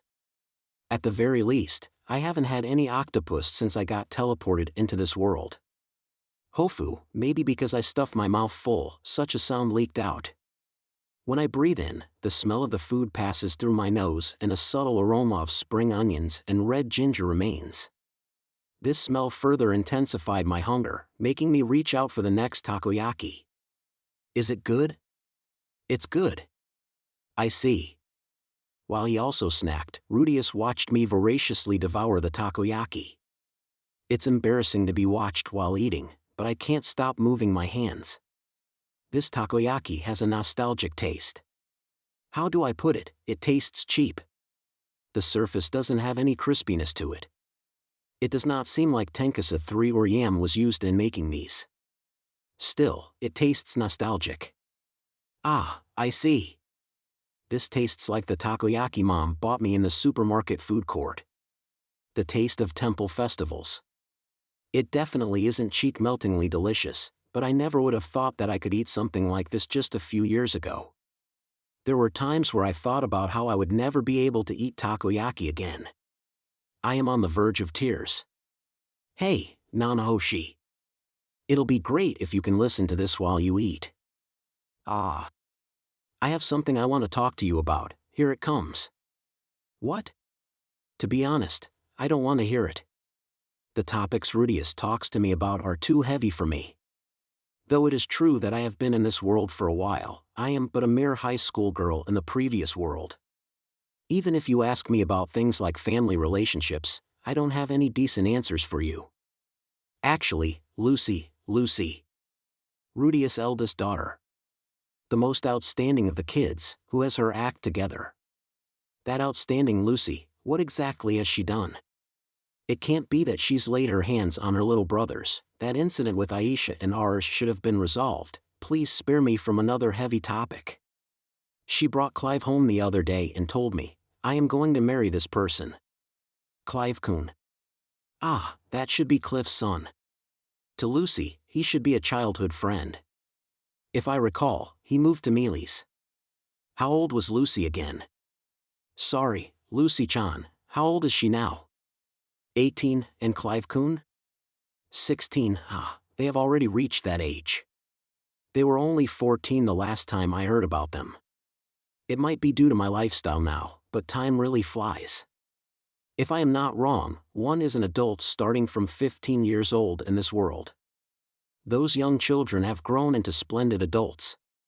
Come to think of it, Lucy has surpassed me in age, not counting the years spent in this world. Wait, but, before this, you told me that Lucy-chan and Clive-kun were already dating, right? Yeah. Even though Clive-kun moved, if they kept in contact and marry when they reunite, it wouldn't be strange. It might have been decided between them without the knowledge of Rudeus. Then is it a problem on Clive-kun's side? Then, did Clive-kun not get employed? Nope. He became a priest of the Mealy's church. Having good grades, he was already someone of status when he was dating Lucy. He is indeed impressive. Then what is the problem? Did Rudeus get into a big fight with Cliff or Elinalise without me knowing? If it's that, then I can at least be the mediator. It's not really a problem, but somehow I am the only one that didn't know. About what? About Lucy's wedding. Notwithstanding Sylphie and Roxy, they even consulted Eris. But I was the only one who didn't know, and it came so suddenly. Isn't that normal? Aren't meetings with the bride's father all like this? Even I would probably do the same thing. I wouldn't go out of my way to report every detail about my dating life to my parents. There's nothing to hide, but until the decision to marry is confirmed and finalized, there wouldn't be anything to inform. Is that how it is? That's how it is. Then that's fine, but when she dragged Clive-kun to me, saying she would marry him, I asked about many things like Clive-kun's future prospects and their goals. Hearing their answers, I felt that the way they think is indeed inexperienced, but steadfast and realistic. When I was in admiration of how much he resembled Cliff Senpai, Lucy suddenly said, "This probably doesn't seem like much to Papa." For a joke, it sounds a little too sarcastic and felt a little sulky. Even though I didn't think like that at all, it might be that I am hated by Lucy. Rudeus has a face on the verge of tears right now. Even though he is a full-grown adult, why is he making such a pitiful face? Regarding his relationship with his children though, he has completely lost his confidence ever since a few years ago. That's why I told you to properly talk to your children. I talked to them. Properly.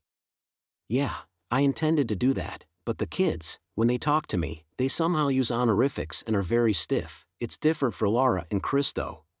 It might not seem like it when he is interacting with me, but it seems like Rudeus plays the role of a strict father in his household. If that's the case, then it would probably wear on the children. My family wasn't like that, but one of my friends was. She was always complaining that she couldn't talk to her father about anything. Thinking about it, ever since I graduated middle school, I don't think I have been properly talking to Dad.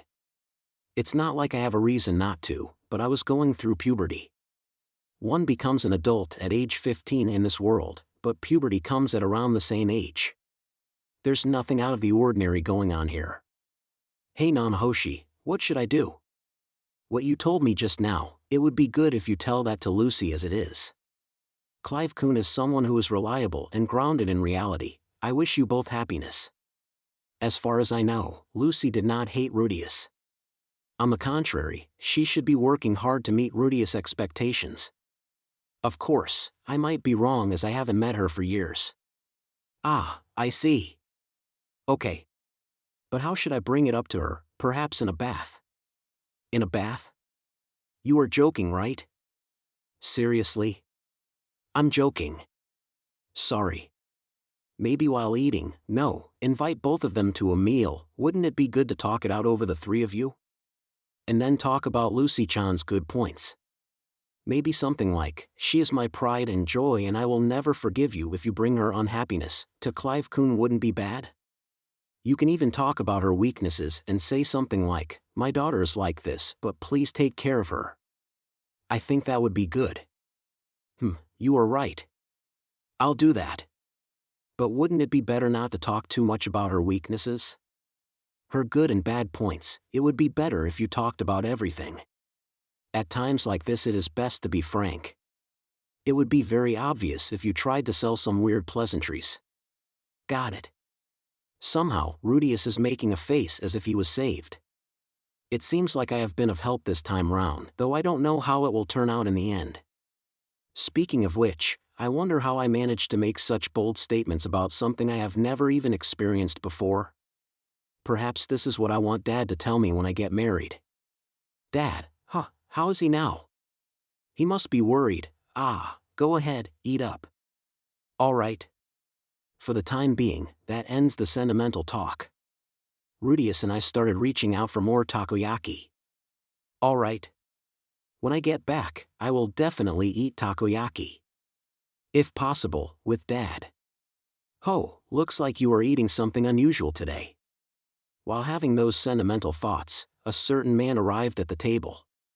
One can feel a majestic aura emanating from his white regalia, a man with silver gray hair.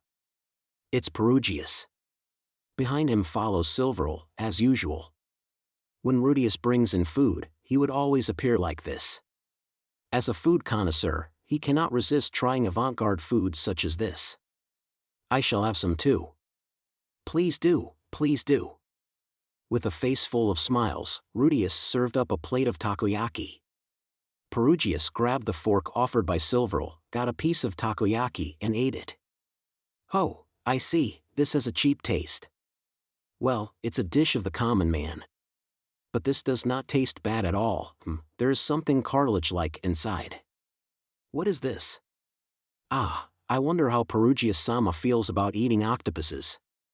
In this world, I have never really heard of anyone eating octopus.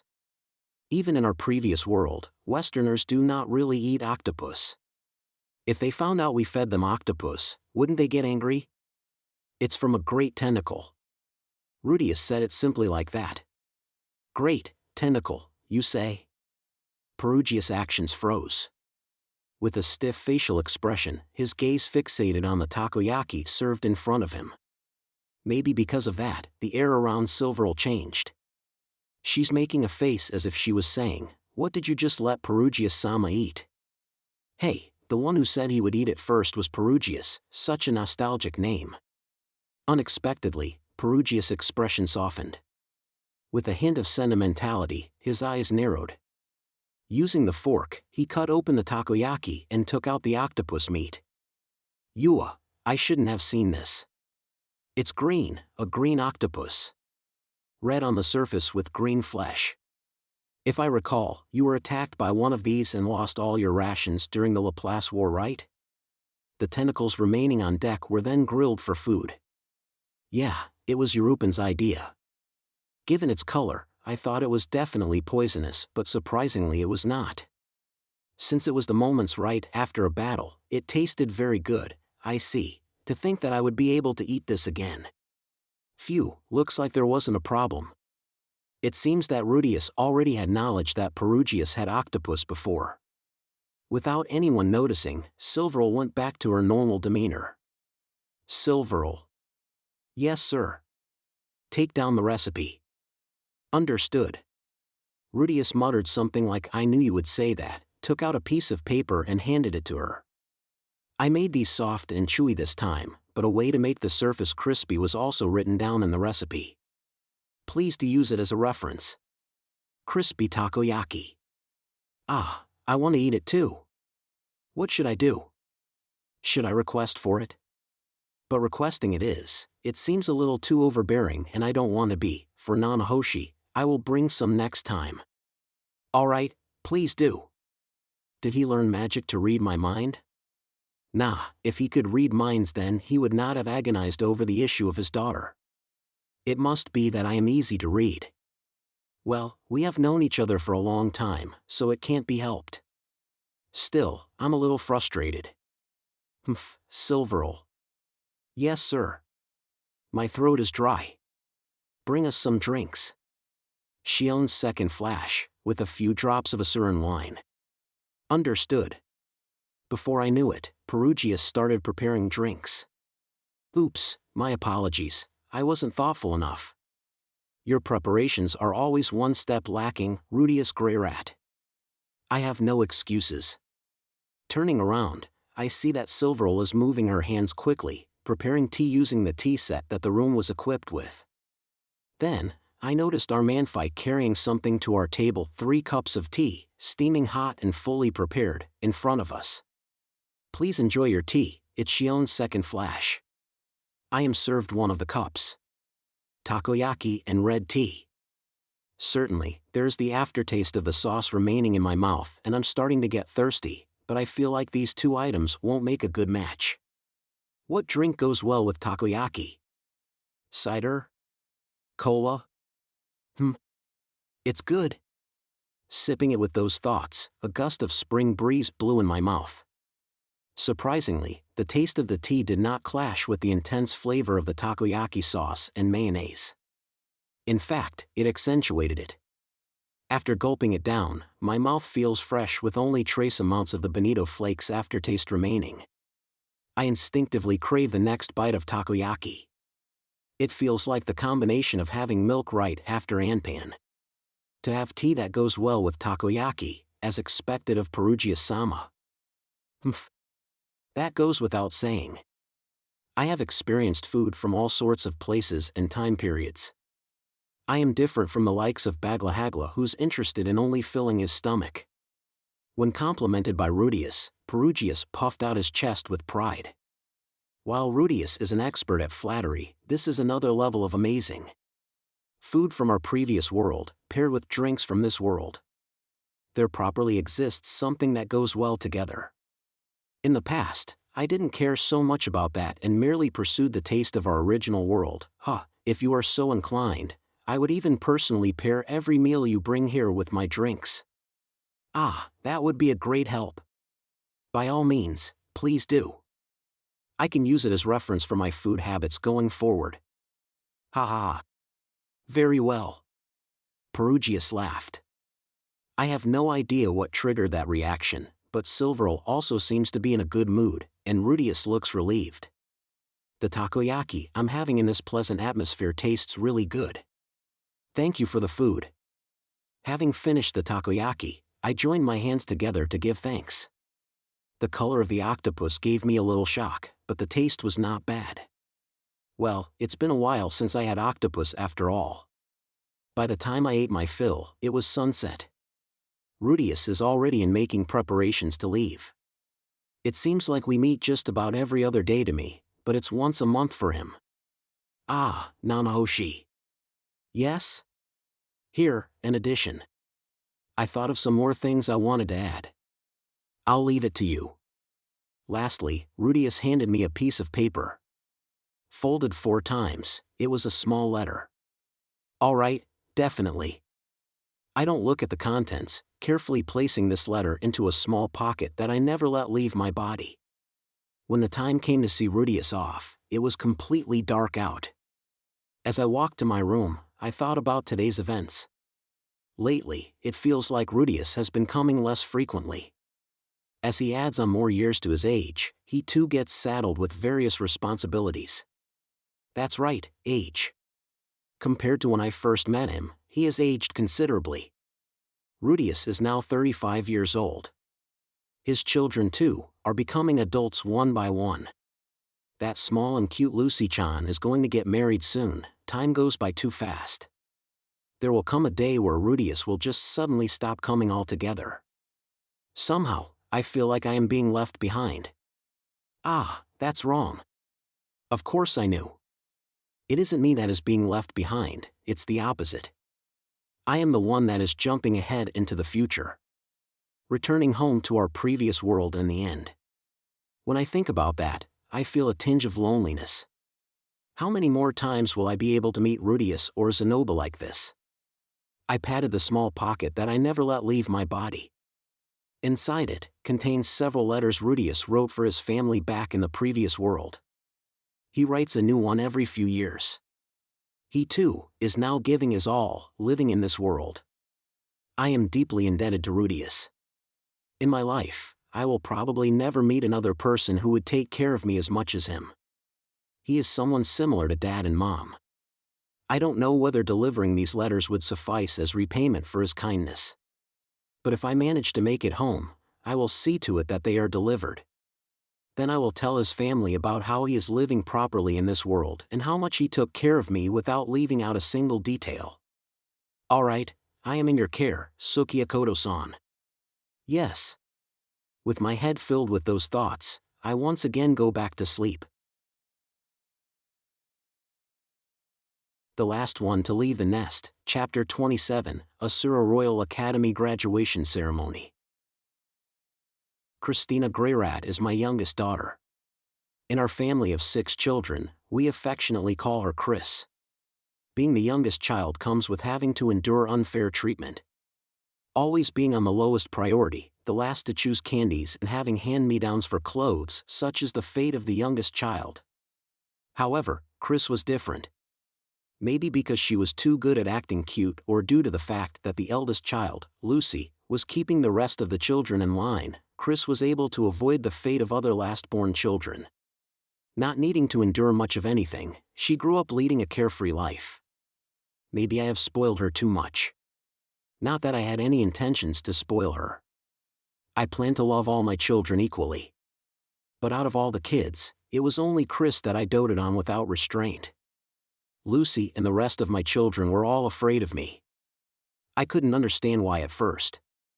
Somehow, it felt like I was being avoided. When they have things on their mind and want someone to confide with, it was mostly with Sylphie or Roxy. Well, if you want advice, of course you would go to Sylphie or Roxy, but aren't there things only shared between men? Maybe I'm hated by my kids?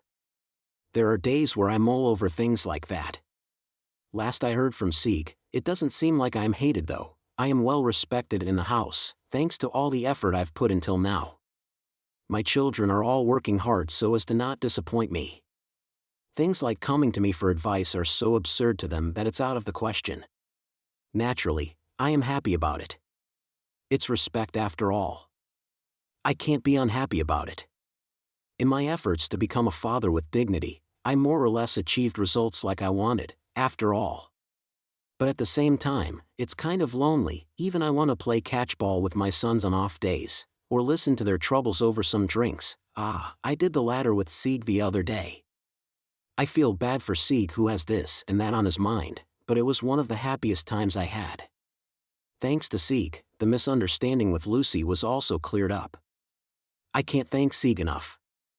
And, amongst the children, only Chris wasn't afraid of me. Speaking of not being afraid, Laura probably wasn't afraid as well. Anyways, Chris was different from the other kids. She always calls out, "Papa, Papa," wanting me to spoil her. Kids like Lucy slowly become independent when they enter the Magic University, but Chris remained a daddy's girl even then. Just when I thought she'd stop sticking so close to me when she underwent puberty, she still remained the same. Almost every day, she would talk about what happened in school with a bright smile. When she has issues, she would come to me asking for advice. Yeah, of course I would end up spoiling her. With just a bit of pestering, I would have bought cute clothes or other things she wants for her. It's not like I am giving Chris special treatment. If the other kids wanted me to spoil them, I would have done so in moderation. Because they don't come to me wanting to get spoiled, it ended up with my spoiling Chris a little too much. Truthfully speaking, I've also been spoiling Laura recently. Just the other day, she came pestering me for a lump of metal, which I prepared for her. Top quality Rudeus brand metal bars. They're made with earth magic, so rather than metal bars, it would be more accurate to call them lumps of rock, but it's the same quality as the ones used to make my magic armor, so it's almost entirely made of metal. I don't know what she'll be using them for, but since she wanted them, I prepared some for her, to which she said, "Thanks, Papa," in monotone while hugging me. Lara is, how should I put it, rather than wanting me to spoil her, she seems to think that I am an easy person. Well, that's fine. I don't mind being an easy person. It's better than not being able to spoil her. Leaving aside the matter with Lara, now it's about Chris. To be frank, Chris isn't that outstanding as a kid. Mediocre for swordsmanship, also mediocre for magic. She wasn't slacking off or anything, but she also wasn't that passionate about it either. She wasn't the worst of the kids. Just ordinarily graduating from the Magic University, ordinarily becoming an adult, and ordinarily attending the Asura Royal Academy. In our family, after graduating from the Magic University, children have to attend the Asura Royal Academy. This is so that they become independent. Being left in the real world alone, they have to somehow learn to live. Life comes with its struggles. No matter what kind of lifestyle we lead, it will have its own share of difficulties. As with most difficulties, overcoming them is possible either through personal strength, coming up with tricks, or even with aid from the friends and comrades we made in our journey. Naturally, included in those ways of overcoming difficulties would be requesting help from our parents. There probably exist young people who don't want to ask for help from their parents, but the option is definitely there. Well, leaving aside matters of other families, if my children want my help, I will definitely try my best to help them, depending on the nature of the request. Be that as it may, it's not like I can always be by their side. Though our relationship as parent and child will never change, there are times where it just isn't possible for us to help. For instance, when I have passed away from my limited lifespan. That's why, in school, where they can keep failing without consequence, they can get as much rehearsal as they want. Solving problems by using their head, moving their body, taking on responsibility for all of their actions. To be honest, even though I said so much, I am still worried. That is because Chris is so ordinary, honest to a fault, a crybaby, and the most childlike out of my children. That crybaby going on with life without my protection, I wonder if she can really do it. My worries don't end there. Chris has always looked up to dazzling and pure princesses. Even attending the Asura Royal Academy is something she had been looking forward to since a long time ago. Anyways, real princesses really do attend the academy, and they are indeed dazzling and pure. It's not necessarily untrue. But the Asura Royal Academy is not as simple a place as that. Just like its namesake, it is a simulation for the actual Asura Royal Palace. A whirling mess of conspiracy, well, not to that extent, but power struggles between students are a daily occurrence. For the time being, I made sure to properly teach her about that, but it falls on her deaf ears. After a moment of looking at me blankly, she laughed while saying, "Papa is such a worrywart. Such a timid and spoiled child going into that harsh place with a mistaken impression. I can't help but keep worrying. Some incident will definitely occur." Just like how Seed was hit hard by reality, Chris might become a NET. Honestly, we don't have to force her through the academy. For example, Lily didn't attend the Asura Royal Academy. Of course, that's because she had a clear path she knew she wanted to go down. Even when she secured employment, she wanted to be taken into apprenticeship of becoming a craftsman. It was only due to her strong determination that I allowed it. Anyways, I didn't want to let Chris attend the academy. However, even with me opposing it, in the end, I couldn't stop her. She is misunderstood about the academy. Dazzled by the illusion of a pretty and clean Asura kingdom.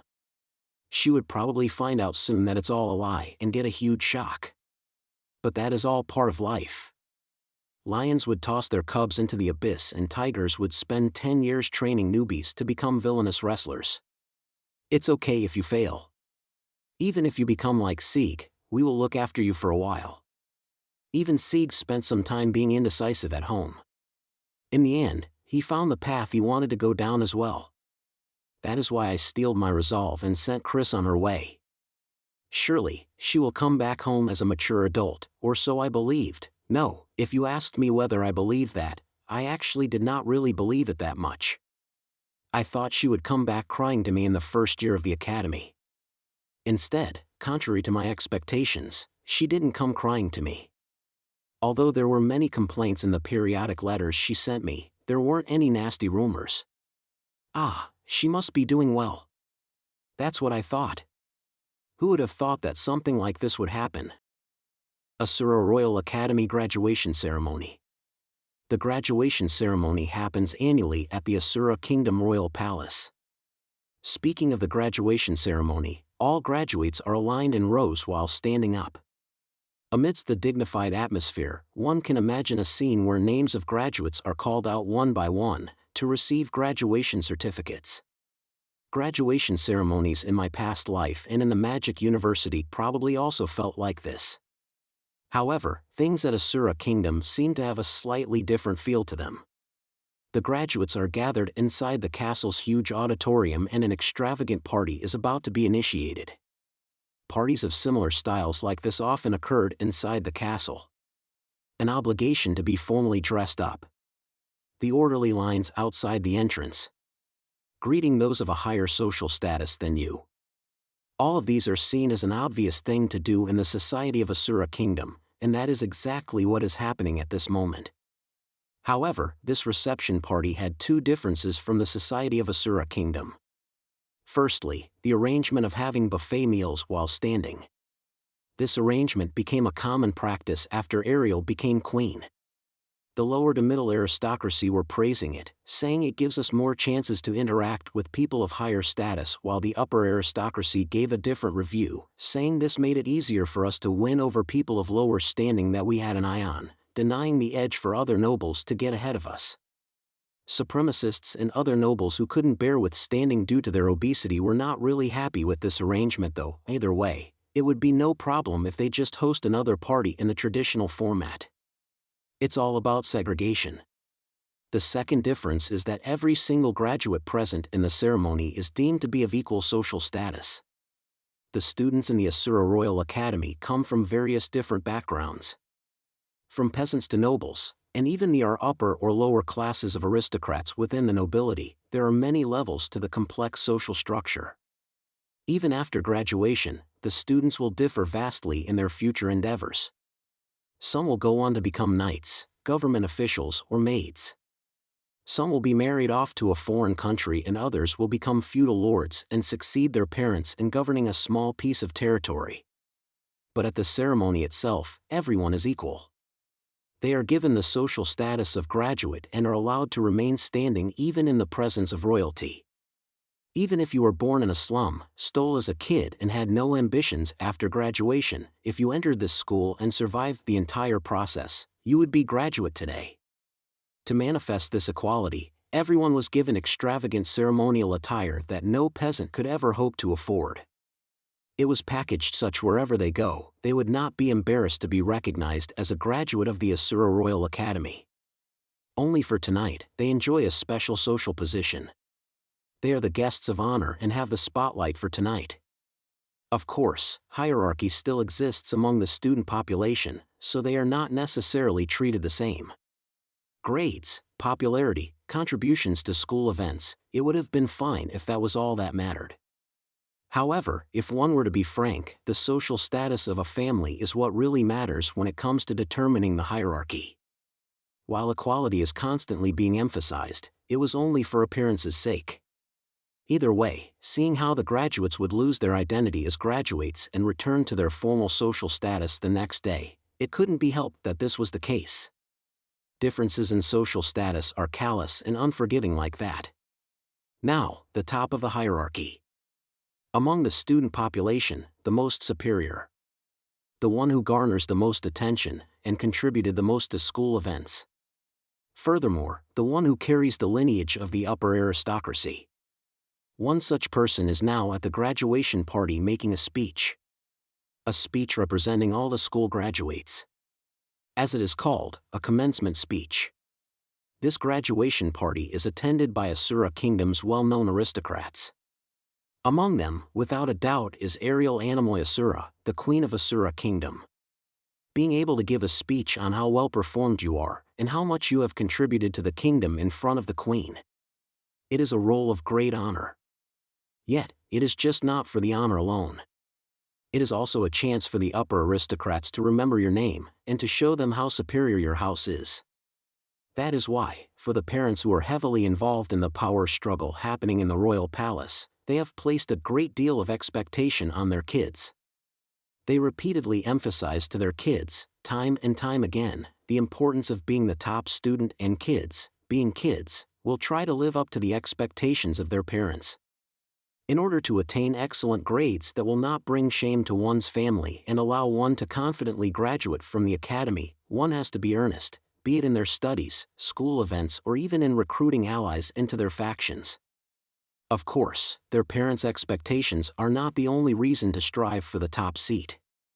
There is a good chance that people recruited into their factions would become retainers in their family after graduation.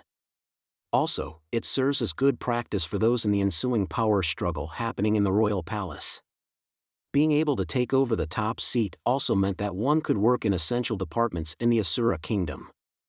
Of course, any student with ambition would strive to be the top student regardless of whether their parents were involved or not. The one who emerged victorious from this intense competition and became the graduate representative was a single young lady. The eldest daughter from the Asura Yellowsnake family, Viola Yellowsnake. The Yellowsnake family might not match up to the Greyrats of the four feudal lords in terms of pedigree, but they hold an important post as the managers of the treasury of the Asura kingdom. They exist to help manage the finances of the country. In terms of their status, there is nothing to complain about, and no one had any qualms about her holding the post of the graduate representative. The head of the Yellowsnake house was also extremely proud that his own daughter was able to attain the top rank of the school even in face of competition from the Greyrats or even royalty. Viola is a beautiful young lady. Her characteristic brownish blonde hair was tied up in a braid. What endowed her body was a deep red dress. Usually, her thin, slightly pointed eyes leave others with a mean impression of her, yet at the speech her eyes displayed a dignified gleam.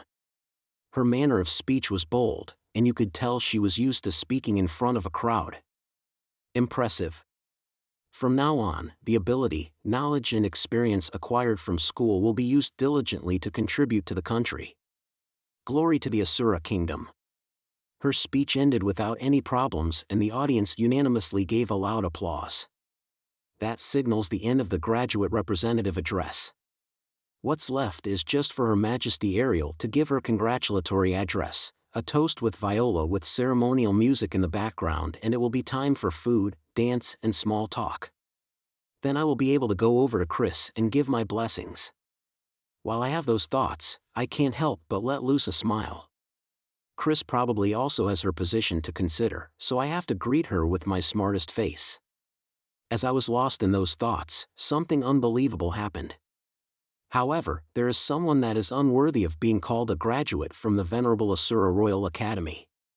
Viola continued talking.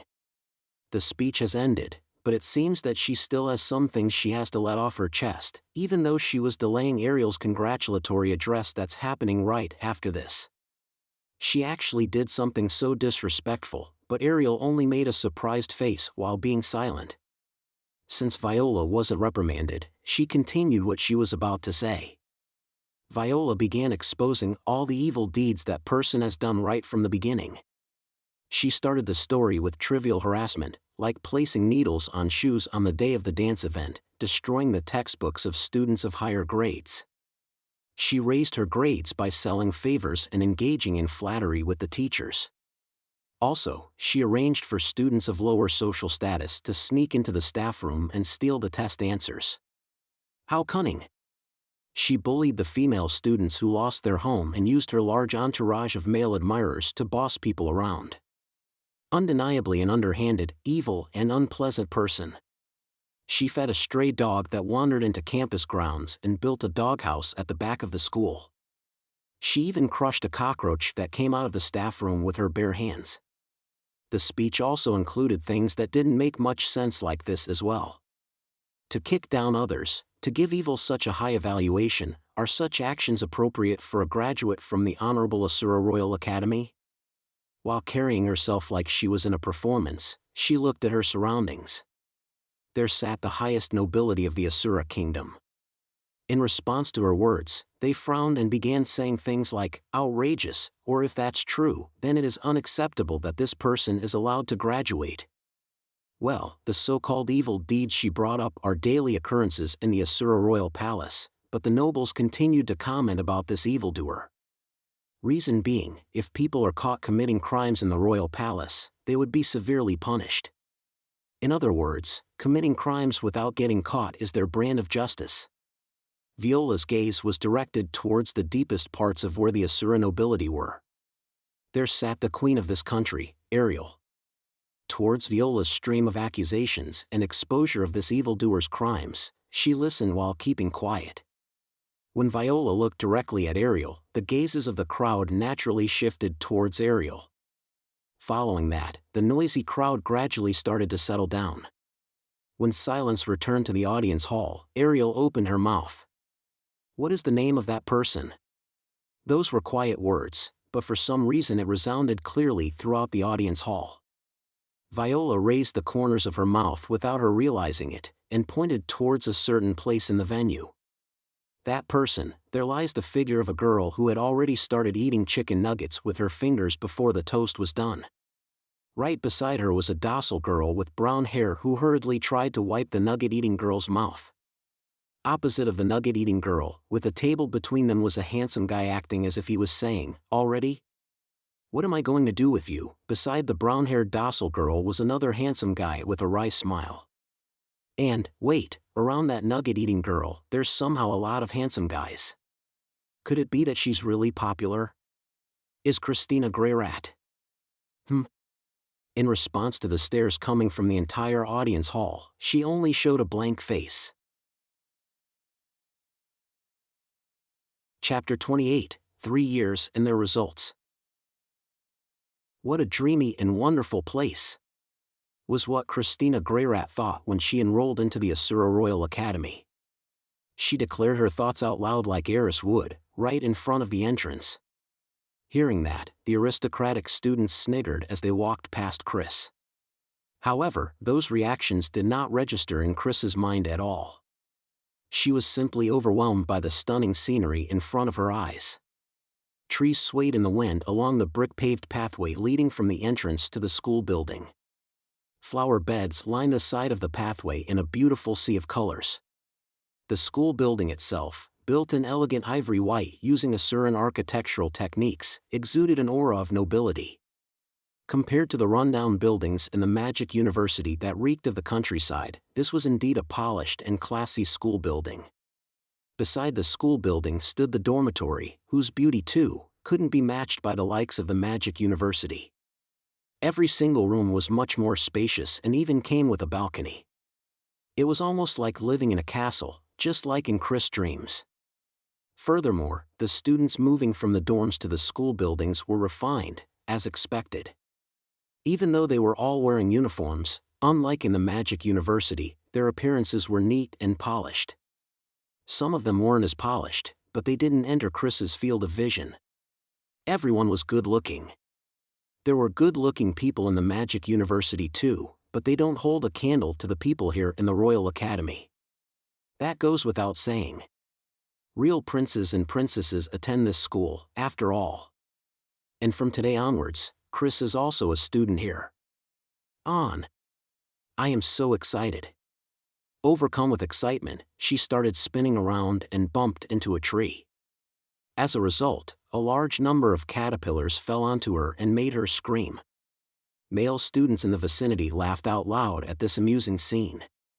In any case, Chris finally was able to attend the school of her dreams.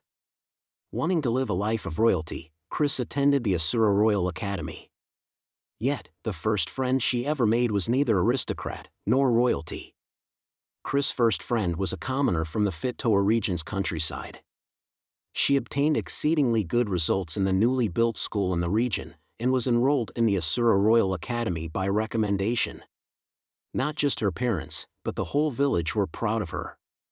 The village chief also came to celebrate her achievement and even organized a fundraising campaign to finance her travel expenses. The village girl was extremely grateful to her village.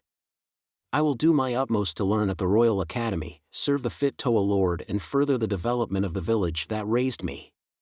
Or so she swore. "For Ma, Pa, and all y'all at the village, I'll do my best." But the girl was too talented for a mere commoner. The Asura Royal Academy labels itself as a school that accepts any student that has eligible results, a completely meritocratic system. It is a place where competence and performance are properly rewarded. Yet, reality proves to be different. More than half the students were of noble pedigree or from similar backgrounds. As such, differences in social standing naturally formed within the student body. For students that had experience interacting with the nobles, they acted as if there was an unspoken agreement to acknowledge this difference in social standing. For example, even if a student were more competent in an area than a certain noble, he would allow that noble to get a better score. The girl was unable to do that. Consequently, a target board was painted behind her back in the eyes of a certain someone of the high aristocracy. The bullying then started. Bullying may not properly capture the full extent of the malicious deeds done to this common village girl. With their higher social standing, the bully treated this girl like a slave, ordering her around for trivial things so that she couldn't afford any time to study, banning her from entering the classroom for minor things so that she couldn't attend class, burning her textbooks, recommending that she leave the school. The village girl had no one to call her ally as everyone pretended that they saw nothing. The bully just was that high up on the social ladder. Even though she came to study, she was prevented from doing so. The girl spent her days crying to sleep almost every night. The firm resolve she held when she made that oath to help the village slowly crumbled into despair. The desire to return to her warm and kind village welled up and grew stronger with each day. Out of nowhere, on a fateful day, someone came to her rescue. It was Chris. Chris noticed the bullying that was being done by the high aristocrats. "Good day everyone, such conduct is not fit for a school as elegant as this." She was completely ignored. However, that did not stop Chris. Getting worked up, she started arguing with the nobles, but eventually lost. Maybe due to the frustration of losing the argument, she started a fist fight with them. Even though it was one against many, Chris won, perhaps due to the special education from her parents. Losing an argument and then punching them was something that ran in the Boreas bloodline. Anyway, although it was nowhere close to being elegant, the village girl was saved. With a swollen face and blood dripping from her mouth, Chris smiled and said, "I will protect you from now onwards." Hearing that, the village girl cried. For the first time since she attended the academy, she cried tears of joy. From that day on, she was friends with Chris. The same day, war started in that school for Chris.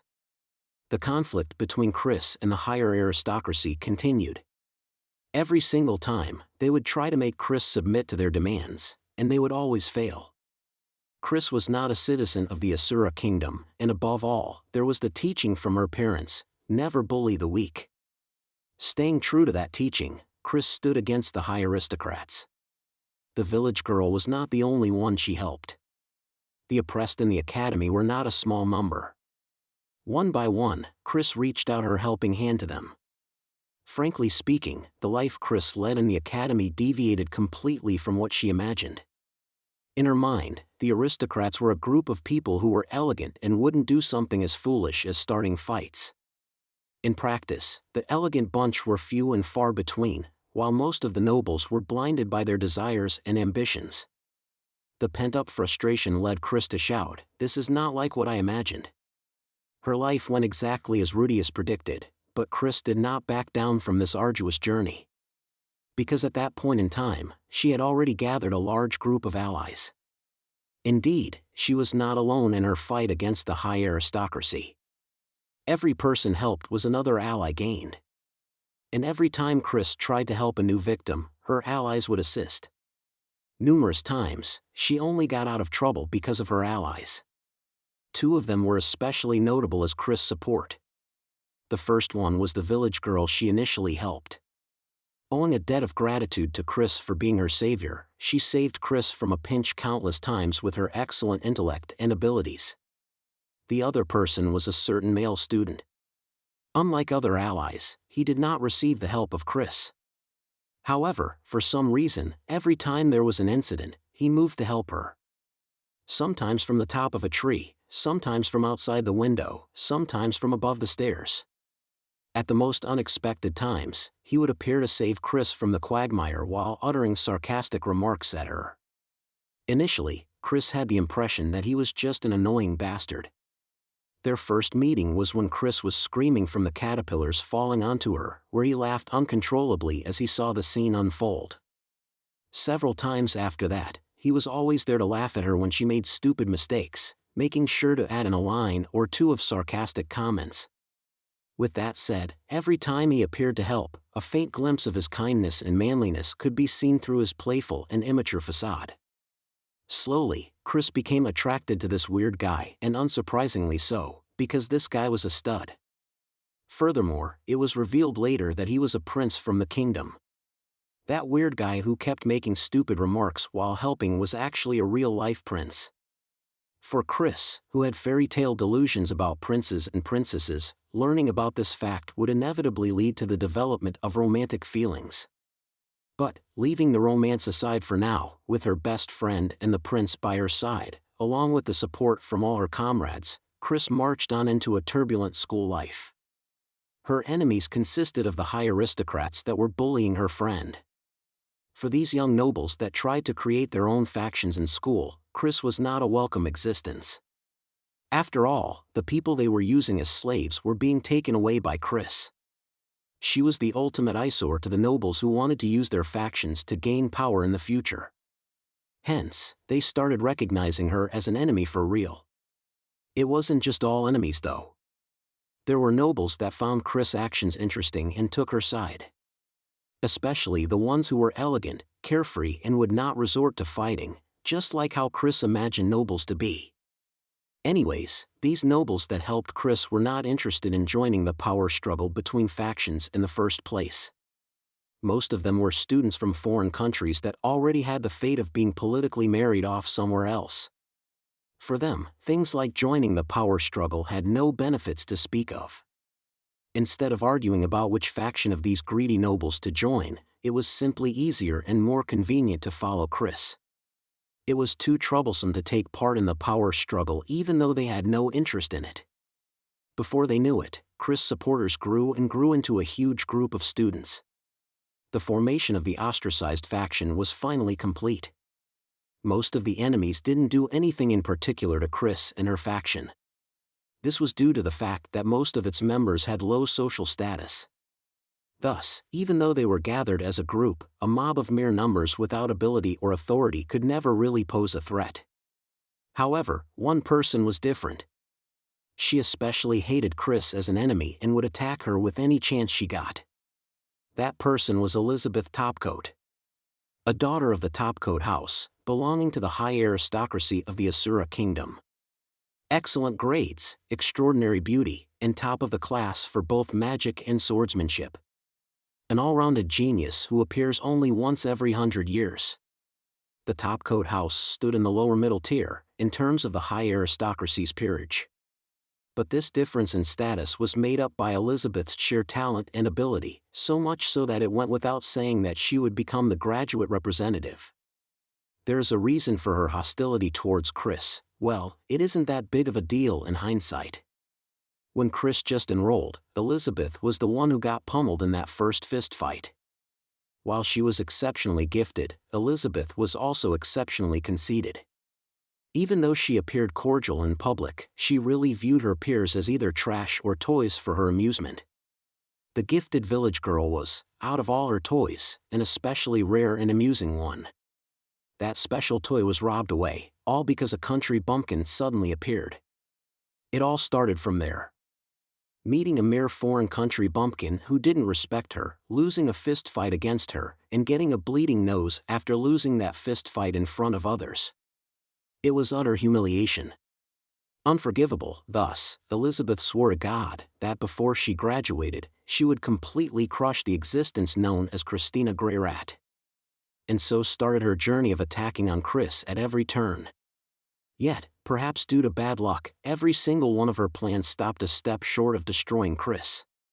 It would always go smoothly up till the most critical moment, and help would arrive for Chris, or she'd find an item randomly laying around that would bail her out just as she needed it.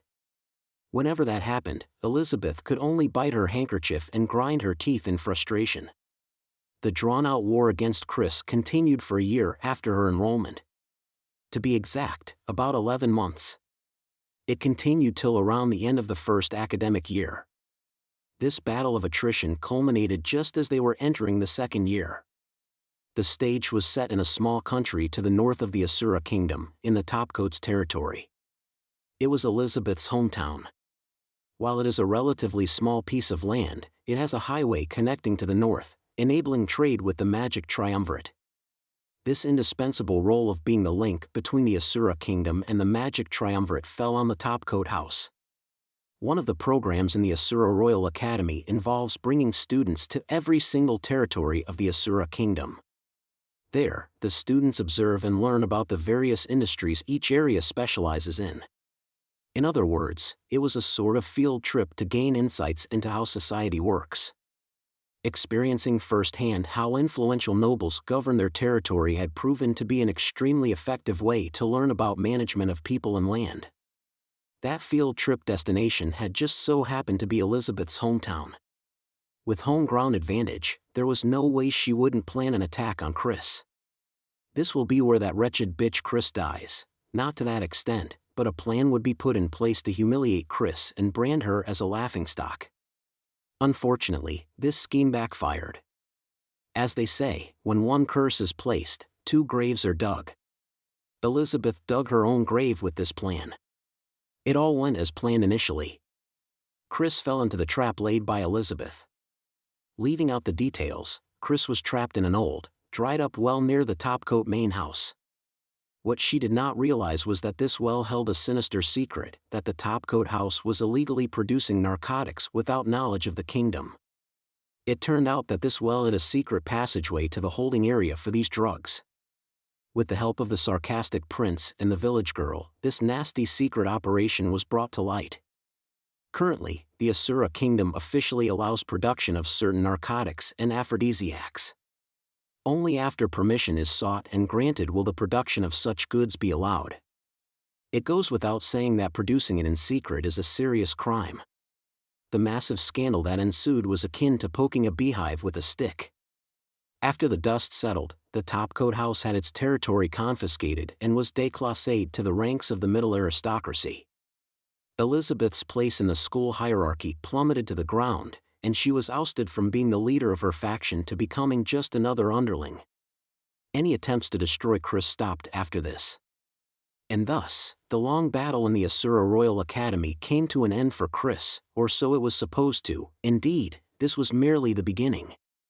By defeating Elizabeth, Chris became the leader of the largest faction in the academy, both in name and reality. This meant that she would be thrown right into the center of the power struggle between the academy's factions.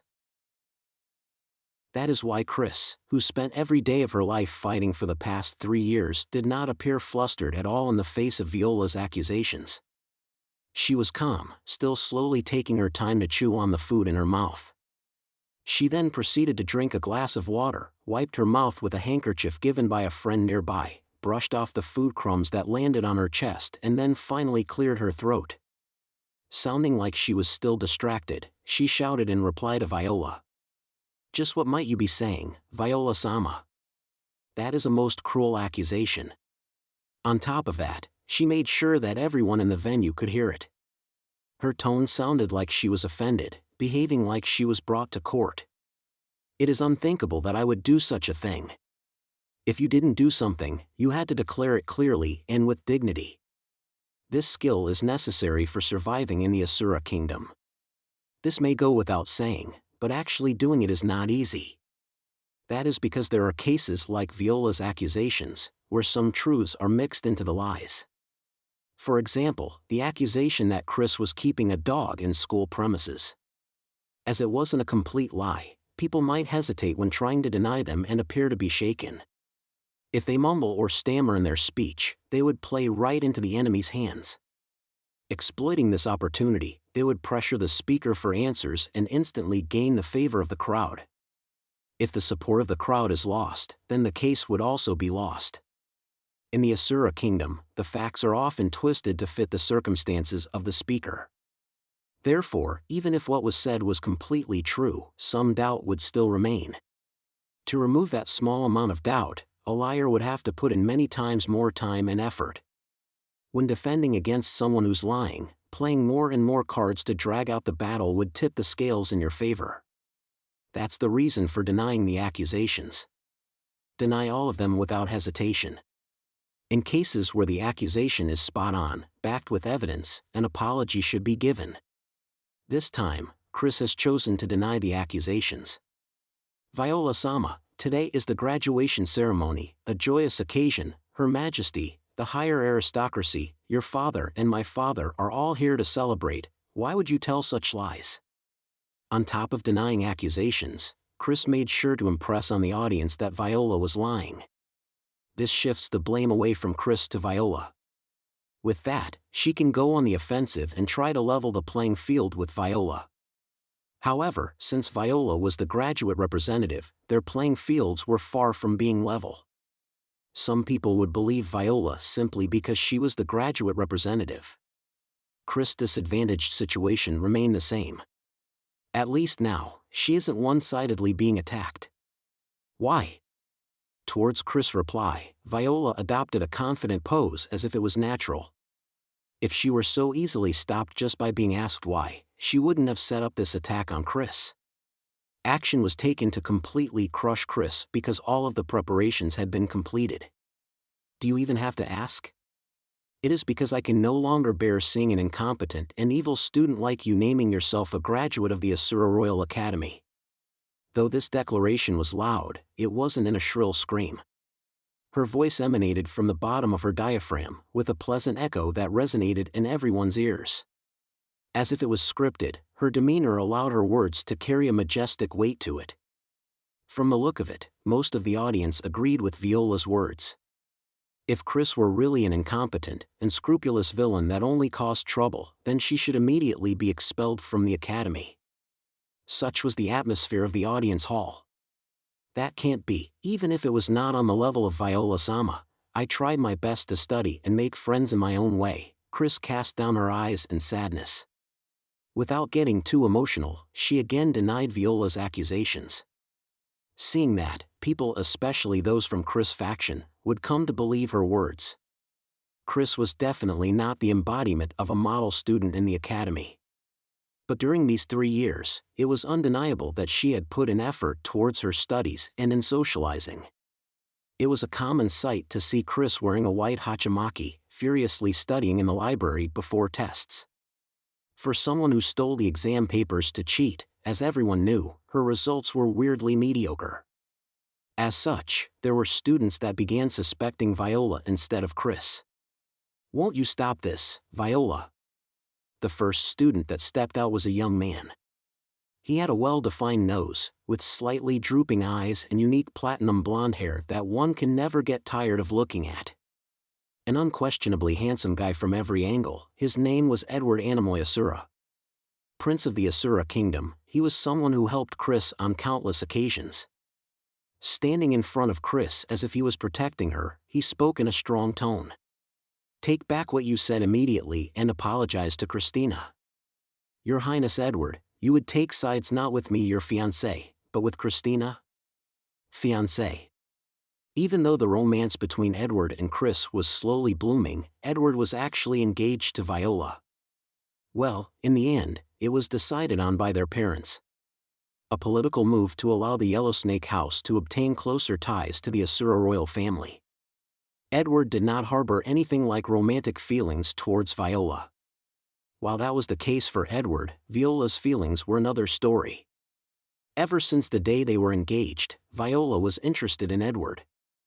Unlike a certain magician wearing a rat-colored robe somewhere, Edward was not a dense person. He had already noticed Viola's feelings towards him. Frankly, he thought it was fine to leave it till after graduation to reciprocate her feelings. To fulfill his duty as royalty, yet he came to a sudden realization today that leaving it till after graduation would be too late. Because what gave rise to this situation was definitely her jealousy towards Chris. All of this was a result of his indecisiveness. That was why he decided to take responsibility and protect Chris. If what you said was true, I would not have done something like covering for Christina. But what you said just now, aren't they all false accusations? He spelt it out clearly that it was all false accusations. In the presence of Ariel, his words as a prince hold a lot of weight. This backing is definitely something Chris needs at the moment. That Edward would cover for Chris was all within Viola's calculations. She knew that he was always close to Chris, even without him mentioning anything about dating her. False accusations, you say? Which part of it was false, may I ask? You may have mentioned a long list of evil deeds, but do you have solid evidence that it was Chris that did those? Evidence. The moment she heard that word, Viola's face twisted into a demonic smile. Though it was just for that moment, the slightest fraction of a second. That expression lasted so short that most people never noticed. Unless you were Rudeus, who got used to peeking at Orsted's expressions on a daily basis, you would have missed it. Someone of that level, there was no other person around Viola except one. Please wait. It was Chris. Before Viola opened her mouth, she stopped her with that loud statement. She then joined her hands in front of her chest, like she was making a prayer. Hey Viola, please stop this, right now, you can still turn back. Can't we leave this as a joke? Chris is my best friend. I just wanted to play a little prank during my graduate representative's address. Can't you say that? In an earnest appeal, Chris said that. As if she knew what Viola was about to do. As if she were trying to stop Viola from doing something unthinkably self-destructive. In a way that hinted, you're already the graduate representative, isn't that enough? To the audience, that appeared to be the case. A part of the nobles took it the wrong way and were like, so as expected, she really did do something. Even if Viola passed it off as a joke, they would suspect that Chris was the party responsible somewhere deep in their heart. If you could do that, I would let this be water under the bridge. I beg of you, please. To the words that sounded a little condescending, a wicked smile creeped up on Viola's face. A smile that a hunter would have if his prey got caught in his trap and couldn't escape. A smile full of sadism, to sneer at this loser that would humiliate herself at the most appropriate stage. Without a second's delay, her facial expression became calm again. Maintaining that emotionless face, she turned her head to the side as if telling Chris that it was all too late. Elizabeth. Viola called out to a familiar name. A name that one would definitely know if they are present in this audience hall. Elizabeth Topcoat. The unquestioned favorite for the position of graduate representative when she enrolled, who then fell and vanished from the front lines of the faction wars in less than a year. From the edge of the audience hall, a figure moved. The audience parted as that person moved towards Viola slowly, forming a road for her. Looking at her, she was close in age to both Chris and Viola. Gleaming, long golden hair with drills at the side. Unlike her gaudy appearance, she walked with steady and confident steps. As for her clothes, it was a dress that looked considerably cheap and much less flashy when compared to Viola. When she arrived next to Viola, she lifted the ends of her dress slightly and performed an elegant bow towards the nobles with an unfazed look on her face. My name is Elizabeth Topcoat. From that Topcoat house, as soon as that name was heard, chattering broke out within the audience. Topcoat was a name that was fairly well known in the Asura kingdom. Well, needless to say. It was only 2 years ago that the Topcoats fell from grace and had their territory confiscated. It would be too soon to forget about such a big scandal. With the edges of her mouth just slightly raised up, she asked Elizabeth. Elizabeth, please enlighten us as to exactly what was done to you. 2 years ago, I was scorned for being from a disgraced house and treated as a slave. Furthermore, I was under the threat that my house would fall further if I tried to resist. Elizabeth said that in monotone. However, her facial expression was far from that. Her lips were pursed tightly together, like she was grinding her teeth.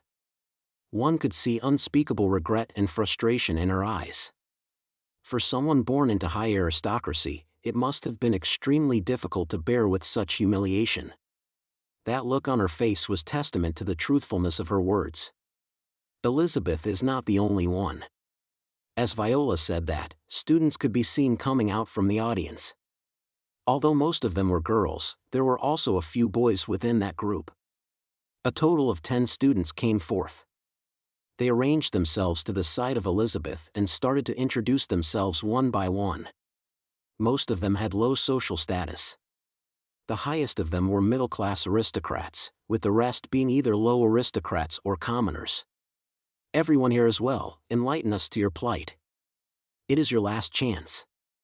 Hearing those words, with resolute faces, the 10 students told of their plight one after the other. Amongst them were people who had needles in their dance shoes on the day of a ball, had her textbooks torn to shreds, were forced to steal test answers from the faculty room, had his feelings made use of, to be ordered around and thrown aside when he was no longer deemed useful, had her precious pet killed as a joke. All of them, like Elizabeth, spoke in a tone like they were trying their hardest to remain calm. Yet the feelings overflowing from their hearts could not be completely contained. The frustration, despair, and regret. And finally, the feeling of relief for being able to let it all out. Reacting to the accounts made by the group, the aristocrats became enraged, some of them yelling unforgivable. Though almost all of them used to do the exact same thing, calling someone else out on their evil deeds when the opportunity arises is exactly what an Asura aristocrat does. Of course, the ones that led a noble life were angry for real. Everyone, I thank you for your bravery to step up and talk about your painful experiences. While confirming the audience's response, Viola said that with a meek face. She then glared at Edward. This is the proof, Your Highness Edward. With this many witnesses, do you have anything more to say? That's, Edward's face twisted into a painful expression. He did not expect Viola to set up such a grandiose scheme. She was the graduate representative. Just using that position to incite the high aristocracy would have been enough to get Chris expelled. Yet, she even had evidence prepared. Everything was set up down to the last detail, to utterly annihilate Chris. Normally, Edward would have something up his sleeve to counteract Viola's plans. For example, some evidence that proved Chris was innocent. But he let his guard down this time.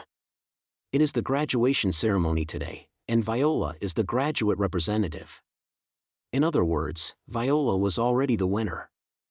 The idea that the winner would still pull such a trick was simply inconceivable to him. Even if he tried to do something, it wouldn't prove Chris' innocence. He was stuck thinking about what he could do in this situation. Thus, Edward could do nothing but stay silent. No, even so, I cannot bring myself to believe that Chris would do something like that. He squeezed those words out. Even though the evidence was shoved to his face, he spent 3 years with Chris, laughing together and crying together. He helped out with her studies, ate terribly made lunch boxes with her. Because he knew Chris so well, he simply could not believe the accusations. Even with proof that Chris was secretly behind all these atrocities. I see, what a foolish person, Viola replied in irritation. Frowning, she took her eyes off Edward and stared at Chris. Taking a step forward, she declared. Look! This is the evidence, Christina. Do you have anything to say in your defense? Since it had come to this, no one here would not look at Chris without contempt. She had committed unforgivable atrocities, so she should stop making excuses and apologize. Such an atmosphere was floating about in the audience hall. Even the ever-doting parent Rudeus was making a difficult face, gripping his fist tightly. He had matured enough to refrain from shouting something like "Our child would never do something like that," on impulse. Standing beside him were Sylphie, Eris and Roxy. They each either held his hand or gripped his clothes to prevent him from dashing out and making a scene.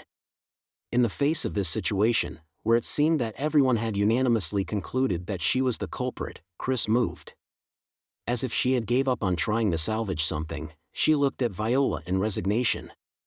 Viola, I did tell you to stop, standing alone, she muttered so. Then, she raised her head to look straight at Viola. There was no sign of panic or fear in her eyes. Some could say she looked extremely calm. Others who saw her face could also put it like this: that it was a cruel and cold-hearted look.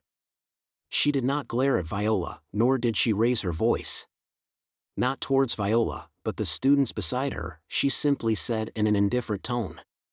Hey, everyone, the horrible things that happened to you, who was it that did them? The witnesses all pointed their finger towards Viola in unison. Chapter 29, Her Fate. Viola couldn't understand. Why were the surrounding students pointing their fingers at her? It wasn't just her. Everyone in the audience hall was clueless as to what was going on. As if to shatter that confusion, Elizabeth stepped forward. Her eyes narrowed and the edges of her mouth turned upwards. With a sinister, snake-like smile, she declared, all the atrocities that Viola-sama eloquently described were done by none other than Viola Yellowsnake-sama herself. Elizabeth proudly declared for all to hear, as if she was announcing her triumph over Viola. And all of us standing here are witnesses who can attest to that. To those words, the students standing by her all nodded in agreement, one after another. That's right. I was treated like a used rag. Same with me. Viola-sama's grip was slowly strangling me to death. Me too, my textbooks were ripped to pieces by Viola-sama. The dazed Viola couldn't comprehend what was happening in front of her. Like a fish out of water, her face warped with dismay as her words got caught in her throat. All she managed to squeeze out was a measly, "Why?" Hearing those words, Elizabeth snapped. Why? Towards me whom you treated like trash for 2 entire years, you ask why? With such force behind her voice as if to grab Viola by the shirt, she shouted, I was waiting for this moment. This moment, to reveal everything you did to the masses. Not just me. Everyone here was waiting. For the chance to destroy you. Yeah, so you betrayed me. Having caught up with the situation, Viola's expression changed. Gone was her calm and composed demeanor, along with any shred of her overflowing confidence. Her face transformed into that of a man-eating demon. One by one, Viola pointed her finger at the students who betrayed her and glared at them. You, all of you. Pulling such a stunt against me. I hope you do understand how badly all of you are going to end up. That is exactly what you would call an outrage. A situation that was originally not supposed to happen, that couldn't be allowed to happen, had occurred. Even when confronted directly with such a threat, Elizabeth maintained her composure and made sure to return a wide grin to Viola. My, what is going to happen to us? Have I no choice but to explain in detail? The Topcoat family owes a huge debt to the Yellowsnake family. That means that if I feel like it, all of you could be turned into slaves, let alone forced into servitude as servants. Viola directed those words towards Elizabeth in a loud voice. Debt. In fact, those words weren't just aimed at Elizabeth. The students that were brought forth as evidence against Chris were there for similar reasons. Not all of them were there due to debts. Some of them had other weaknesses which were gotten a hold of. In any case, Viola kept a firm grip on them. They were what allowed her to turn them into servile pawns, to use as she pleased. Yet, even in the face of those words, Elizabeth didn't back down. In fact, it was almost like she was waiting for them, Debt. Her reply was calm, even monotone. Looking at her expression though, it was a wicked smile. With a face truly reminiscent of an evil villainess, she retorted. If it's that, it was fully paid off as of yesterday. Viola was dumbstruck by her answer. For what it was worth, Elizabeth took out a piece of paper from her chest and handed it over to Viola as proof of payment. This is the proof for the full settlement of the debt. The Yellowsnake family crest, you can see it here, right? Impossible, how?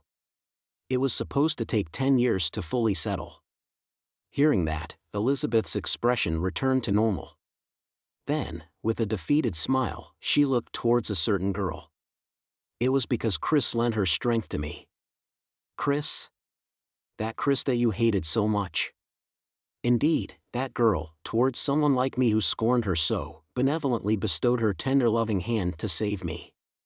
In a trance, Elizabeth gazed into the distance as if she saw a goddess manifesting there. Seeing Elizabeth's expression, Viola sneered. Ah, I see, so it's that.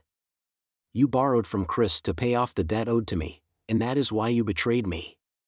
In the end, you merely switched masters. What a fool. I'm afraid you are wrong. I no longer owe any debt to anyone, because Chris enlightened me to a new way of doing business. With that, Elizabeth started describing the new source of income that Chris suggested to her. This new source of income wasn't anything like a regular part-time job. Since we are talking about debts owed between aristocracy, it's a huge sum of money. To raise this huge sum, a new business had to be started. Put simply, it was a legal advice firm aimed at merchants. As a house that was put in charge of lawmaking in the kingdom, many of the retainers in the topcoat house were well versed with the law. On top of giving merchants work, they also provided richer merchants with advice on how to pay lower taxes. Thus, the profits within Asuran territory increased for the merchants, with some of the cut being paid to the topcoats. Although making a business out of cutting taxes was detrimental to the kingdom's finances, it wasn't too big of a deal, since said taxes were being squandered on the nobles' frivolous expenses anyways. Hence, it was simply a matter of trading one evil for another. In the grand scheme of things, the damage done to the kingdom was negligible. Thus, by doing this and that with the merchants, the topcoats somehow paid off their debts. It is not just me, but everyone here. There no longer exists any weakness you can use against them to do your bidding. The students around Viola vehemently agreed, saying that's right. The only reason they didn't cuss was because they were in the presence of Ariel. These weaknesses that you thought could never be overcome even with great effort, were resolved by Chris. Painstakingly, problem by problem, like crushing ants individually. It was now that the audience caught on to what was happening. In summary, Viola used her underlings' weaknesses to force them into playing along with her scheme to destroy Chris at this graduation ceremony. What she did not expect was that Chris would preempt this move. Thus, all the evidence leading up to this reveal in the ceremony was corrected one by one, and was instead used as a counter to this trap. How underhanded? My, I wonder who the underhanded one really is. Even though Chris was considerate of your stupidly inflated ego and didn't mess with you before the graduation ceremony, she even worked behind the scenes to give up the post of graduate representative to you. Towards the matter of giving up the seat of the graduate representative, Chris made a face as if to say eh. But no one noticed. If they did, they'd come to realize that she really did try as hard as usual but came nowhere close to the top. Anyways, other than that dubious turn of events, everything else was true. All of the surrounding students agreed. The nobles came to understand the truth, and started to cast cold gazes onto Viola. Among them was Edward. Feeling disappointed and resentful both at Viola, who lied, and also himself, who couldn't stand up against such lies, he glared at Viola. You, committing such despicable acts, are you not ashamed of yourself? Having been told that by Edward, Viola appeared agitated for just a moment. However, she clenched her teeth strongly and shot back to him in defiance. I feel nothing close to being ashamed. There is nothing that can be glossed over at this point. Viola bared her feelings and let out her true thoughts. Losing to that plebeian from out in the sticks of Renoa, and letting you get snatched away is more of an embarrassment to an Asuran noble. To her words, Edward could only gawk in response. A plebeian from Renoa? How disrespectful, her father is a sworn friend of Her Majesty. While it is true that he was not given peerage in the kingdom, he is treated on the same level as royalty. Do you not, no matter how great they are, if they are from the sticks, they are from out in the sticks. Mere Neanderthals to me. Anyways, I have hated Chris since the very beginning. Viola had detested Chris ever since the first day of school. entering the school as a friend of the outstanding Elizabeth, though the surrounding people thought she was a mere follower, and being able to make friends with Prince Edward, whom she had always admired, she was looking forward to a dazzling school life fit for a high aristocrat. And then Chris came and ruined everything. That airhead brat who emerged from the Boonas, reeking of soil and dirt. Getting the attention of Edward, orchestrating Elizabeth's downfall, and thanks to all that, even putting Viola's own status at risk. It was hell since then. The days where no one would respect her continued. While her family name had gone to the trash, Elizabeth was still as competent as ever. So by using her effectively, Viola was finally able to graduate at the top of the school. Yet, she still couldn't forgive Chris for snatching away Edward. It didn't matter if it was all untrue. She wanted a story to frame Chris and make Edward hate her. Even better if she could be expelled from the academy and erased from history forever. To think that you are this foolish. Hearing Viola's words, Edward clenched his fist tightly. Just as quickly, he relaxed his fist. There was no longer any anger left in him. Beyond that, he was simply amazed and finally understood Viola. Hearing her words, Edward's patience had exceeded its limits. Enough. In all honesty, Edward was never interested in the girl named Viola. There was nothing to gain from being with her, and she wasn't particularly competent in anything. Furthermore, everything that came out of her mouth was heard elsewhere before. Even after she enrolled in the academy, she only got close to the excellent Elizabeth so she could join the school's socialites. Someone who thinks that she is superior just because she's part of that group. From Edward's point of view, out of 100 ladies that come from Asuran noble houses, 99 of them are the same, boring archetypal girl like Viola. Yet, she was his fiancée. Even if it was just something decided on by their parents, therein laid the duty of a royal. He had intended to give Viola special treatment, appropriate to the arrangement. Now, however, at this very moment, Edward's perception of her had changed. Viola was not a run-of-the-mill noble girl. She was a person that wouldn't think twice about kicking someone down just to achieve her objectives. A cold, calculating fool that didn't treat people like human beings. Edward had come to hate Viola.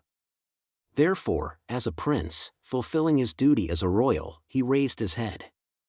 In a voice loud enough to be heard by everyone around, he announced, "I am someone who will be interacting with foreign powers in the future. I cannot possibly marry someone who would publicly disparage an important figure from a foreign country as a country bumpkin. I hereby request that our engagement be annulled." All the blood left Viola's face when she heard the sudden declaration. Annulment of engagement. He wouldn't do something like that, right? Was what she thought in the bottom of her heart. He doesn't have the power to, was what she thought. However, this was a public setting.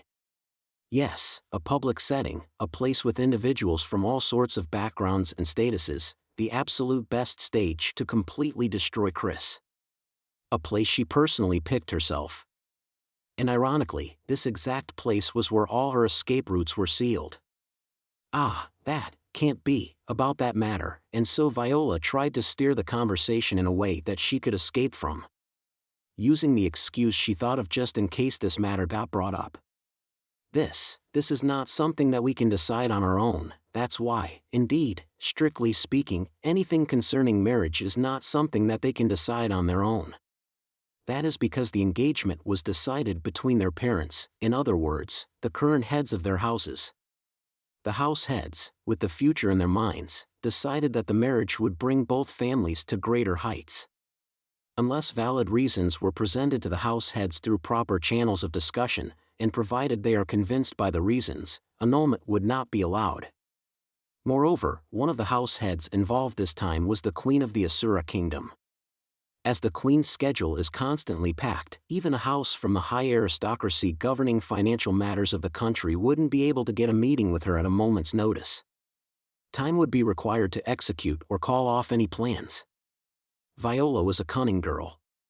As long as there was time, she could move to push circumstances in her favor and make the annulment void. She was confident that she could do that.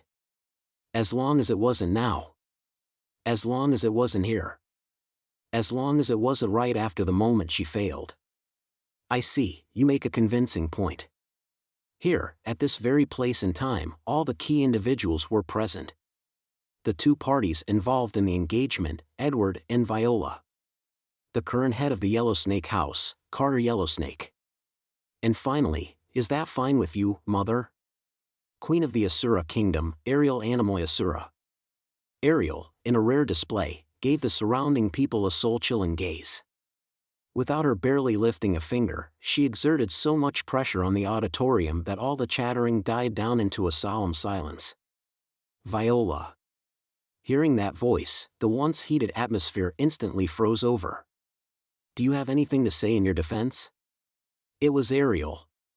Those were words from Her Majesty, the Queen of Asura. Spoken in that powerful voice that had mesmerized people since her youth. Viola's face had now gotten so pale that she was on the verge of passing out. Her face bore a mess of emotions, making her eyes spin. Anxiety, confusion, anger, resentment, sorrow, pity, entreaty, disgust, worry, fear, self-blame. Perhaps, if she were a stronger person, if she had the heart to honestly admit that she was wrong, or if she had the guts to look for a way out even when cornered, things might have turned out differently. Even if she was being fired upon, if she focused on minimizing the damage taken, she might have been able to escape. However, making a move while being in such a predicament was something Viola lacked the experience to perform. Born into high nobility and without any talent, she was pampered even when she did not put in effort. Nearly all of the people she met were of lower social status. It did not matter when she got into trouble, because things would go her way if she were to just complain a little. Having lived most of her life having things served to her on a silver platter, it was impossible for her to find a way out of this quagmire. The words that came out of her mouth next were simply painful to listen to. I have done nothing wrong. I was framed by Christina, so that I would be publicly shamed at this ceremony. She abused their weaknesses and made them spout lies. Despicable. I do not approve of such dirty tricks. Christina is the evil one. I have done nothing wrong. What followed was an incoherent jumble of words. Lines like "they are all spouting lies" were repeatedly and hysterically shouted. Outright denying what she just said. Piling lies on top of lies, like how Chris' atrocities were so numerous that it was hard to talk about all of them. That her own actions were righteous in comparison. I am guiltless, she continued to scream in a shrill voice.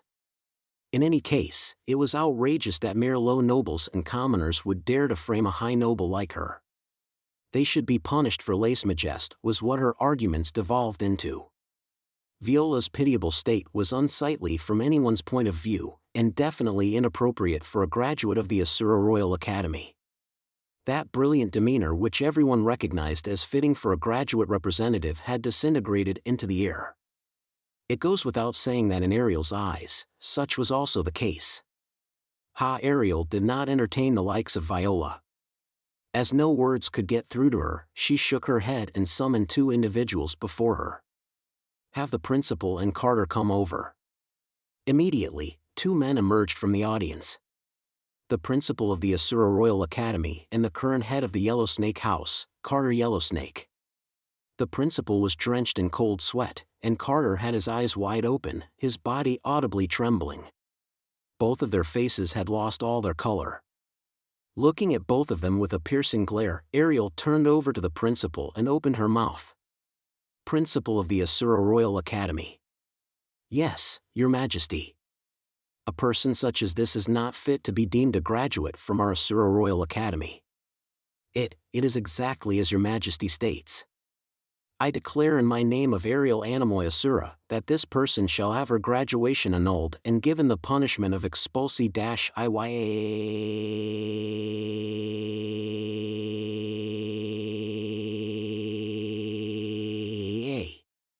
The moment Ariel made that declaration, Viola gave off a thundering scream so loud that it cut off Her Majesty Ariel's orders.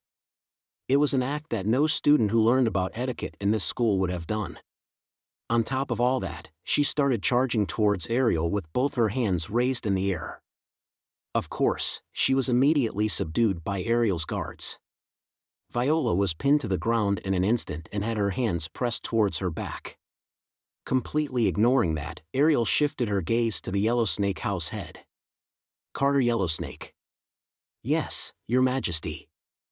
I have planned to let Edward represent the royalty for diplomatic matters after his graduation.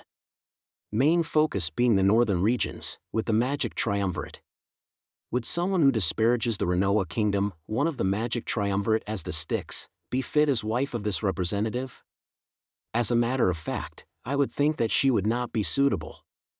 Then, as per Edward's wishes, the engagement between Edward Anemoy Asura and Viola Yellowsnake shall be annulled. That is fine with you, yes? Yes, Your Majesty. Carter's head remained lowered. Unlike his daughter, he was a sincere and loyal man. Whatever his daughter did was also the responsibility of the house head. Throwing mud at the prestigious graduation ceremony of Asura Royal Academy, causing a huge ruckus and being arrested in public. It was the ultimate shame and humiliation. So much so that he honestly wanted to act as if she was not his daughter. But Carter was an honest man.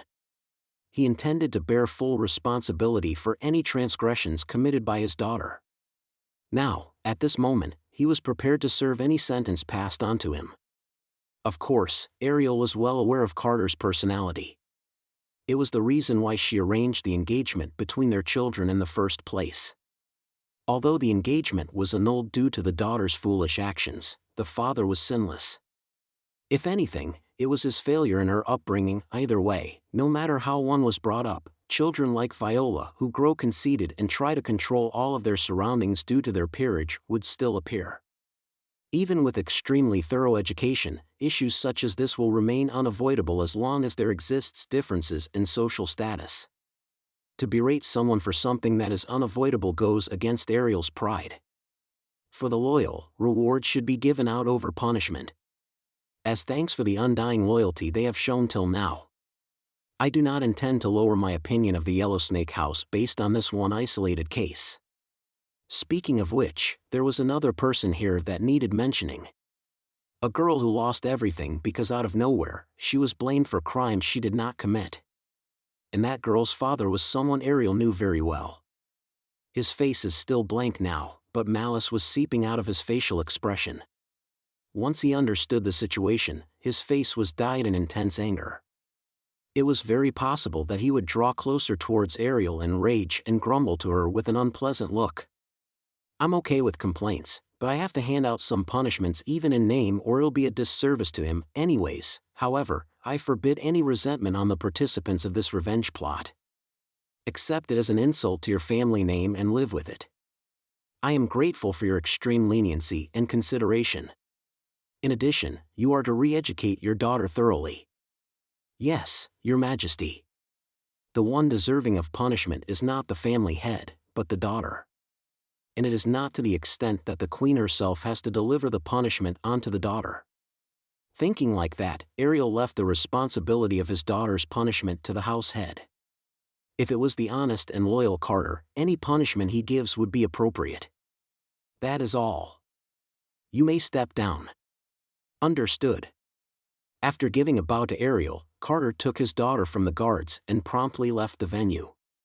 As one would expect, the looks of pity given to his back were piercing. A graduation ceremony where his daughter was the representative. He must have felt extremely proud. In fact, he was even showing off a little, talking to people who sat beside him. Even to Rudeus, he was like, my daughter was a sore loser who didn't have any drive before enrollment, but it seemed like she gave her best in school.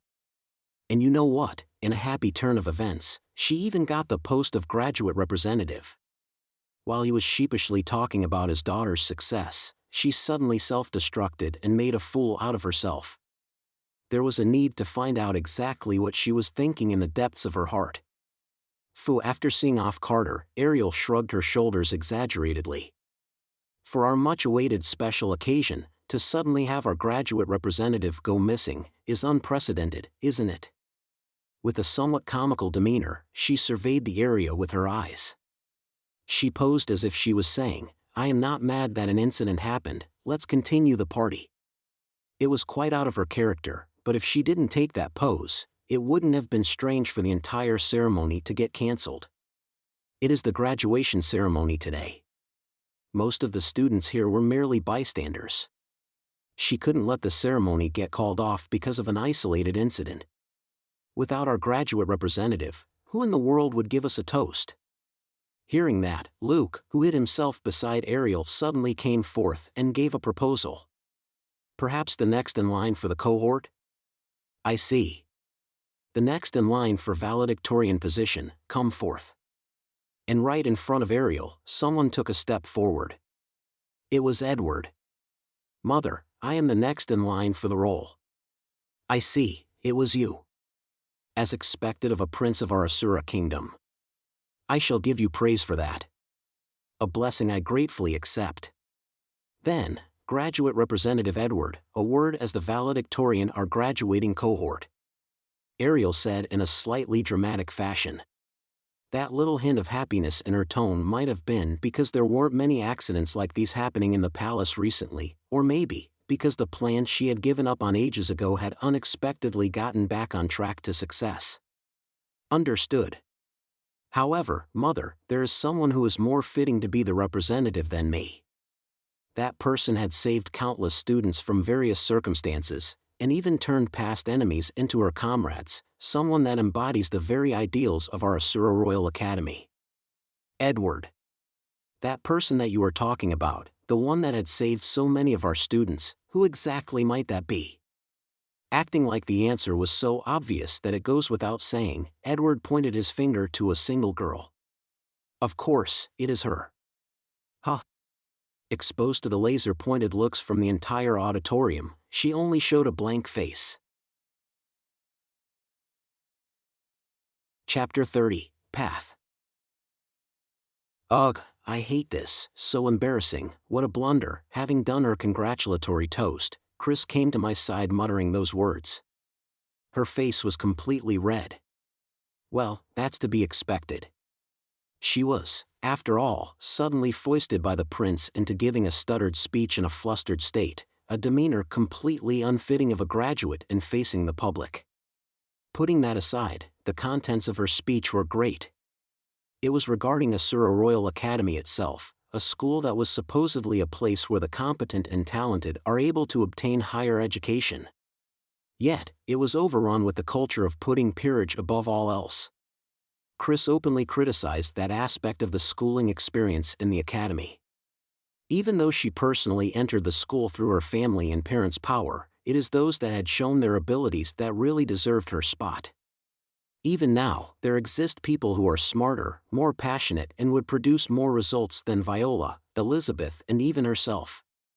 If the Academy were to recognize the abilities of those people, enough to even give them the valedictorian position, it would greatly surpass the Renoa Magic University and become the best educational institution in the world. Such were her words. This speech wasn't something that the Asuran aristocrats took to kindly, though. Among them were people who felt that being a noble in itself was a form of status.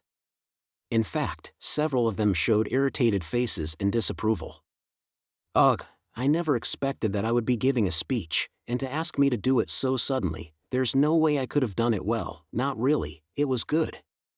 Despite all that, I was moved. I may be looking at her with the rose-tinted glasses of a doting parent, but when I think about how my little crybaby who couldn't tell apart delusions and reality became able to think in such pragmatic terms, I am moved to the verge of tears. Really? Yup, how should I put it? You've come a long way. Honestly, I thought you would be more childish and immature. Like finding out how different the Royal Academy is from how you thought and come back home crying to me levels of immaturity. Hearing my brutally honest opinion, Chris gave me a blank look. She then scratched her face and slowly shook her head. No, I really was a kid. As Papa said, I actually grumbled a lot about it when I found out how different it was, so, you did, huh? When I said that, Chris nodded and replied with a yeah. I thought that the Asura Kingdom was a much more amazing and wonderful place than my imagination. The scenery, and the people. Yeah, I revered everyone living here as gods. Upon uttering that, Chris turned her head and looked straight into my eyes. But they weren't gods. I was completely and utterly mistaken. My dream world was completely shattered, leaving me paralyzed, panicked and not knowing what to do, but then I realized immediately yeah, the people living here aren't all that different. The things we have to do are the same, the things we think about are the same. We share the same worries and painful experiences. 3 years, huh? Time flies. Really, really quickly. To realize the same thing she did took me more than 10 years. Compared to that, she was more than early in coming to this realization. I knew that I had to put what Papa and Mama taught me to use here at the academy. With that, I somehow made it through. But during these 3 years, I couldn't do things that were above and beyond what I was taught. Even with what happened just now to Viola, if it were to be Papa, I think you would have done it better and smoother than what I did. Something like reforming her? Papa would have wrapped it up nicely without putting her through such misery on a special day like today. You would have made her reflect and gotten along well with her. I wonder about that. Saying that, I felt a little shaken in my heart. If she was putting it like that, it means that she knew what was in it for Viola while she performed that skit just now. Coming up with a plan, moving behind the scenes to set up the downfall of a single girl. I just couldn't do it. Those words sounded as if she had the ability to do it but chose not to. Maybe Chris wouldn't have to go this far and could have settled everything before the graduation ceremony. Why couldn't you do it? I couldn't forgive Viola, not to mention the envy I felt. That girl called Viola, just what exactly did she do? I couldn't possibly know that. From the events happening just a moment ago, I could grasp the gist of it, but not completely. Sure, that final scene where she got dragged out was indeed pitiable. However, Viola had most probably looked down on and inflicted pain upon many people. Enough to make Chris declare that she was unforgivable. Such that it was almost natural to set up her downfall on a fine day such as this. If it were me who attended the Royal Academy, who saw Viola's actions up close and were to be harmed by her, I might have also not forgiven her and done what Chris did. No, if it were me, perhaps I may not have escaped from her trap and got expelled. In either case, making Viola turn over a new leaf would never have crossed my mind. So, you felt envy? Yeah, you see, Viola, if she were to properly put in the effort, she had the potential to really become the top student. In etiquette, dress, art appreciation, calculations and allocating resources to the upper limits of efficiency, she was top class in all these even during lessons. Yet for the subjects she was weaker in, she never put in effort and cheated to get the top spot, even obtaining the valedictorian position through cheating. Somehow it started sounding like she was making excuses halfway through. She must be hiding something. Could it be a relationship with a guy? No, it can't be. Yet, all around Chris were handsome guys. That random guy Edward who looked like he was an exquisitely carved piece of artwork might have something to do with it. No, calm down. Now as a father, I am in the position that should say things that are grounded in truth. Well, it might be strange for me to say so myself, but I think it's true that Papa had changed the hearts of many. Blue Mama, Red Mama, Zenoba, and even Cliff, many people had said that they changed after meeting Papa. However, it wasn't like they changed their way of thinking because Papa took actions to change them.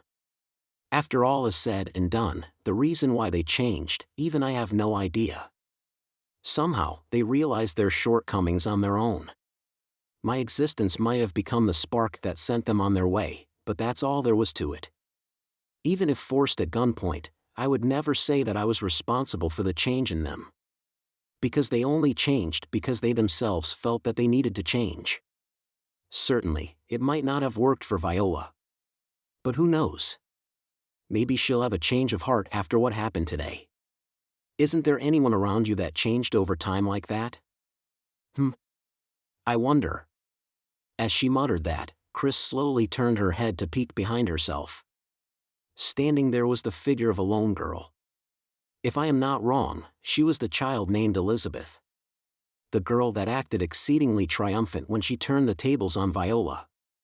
That girl is now having a friendly chatter with the students around her with a carefree expression. Viola did say that Elizabeth was Chris' enemy. In other words, it's that. The solution to pay off that Elizabeth's debt was impressive. Did you come up with that? Huh. That idea was a suggestion from Aisha-san. So it wasn't necessarily me that came up with it? As expected. I thought that this would be the case. I realized it while hearing the plan, but for something that Chris came up with, it was a tad bit too sophisticated. But it was you that executed it, wasn't it?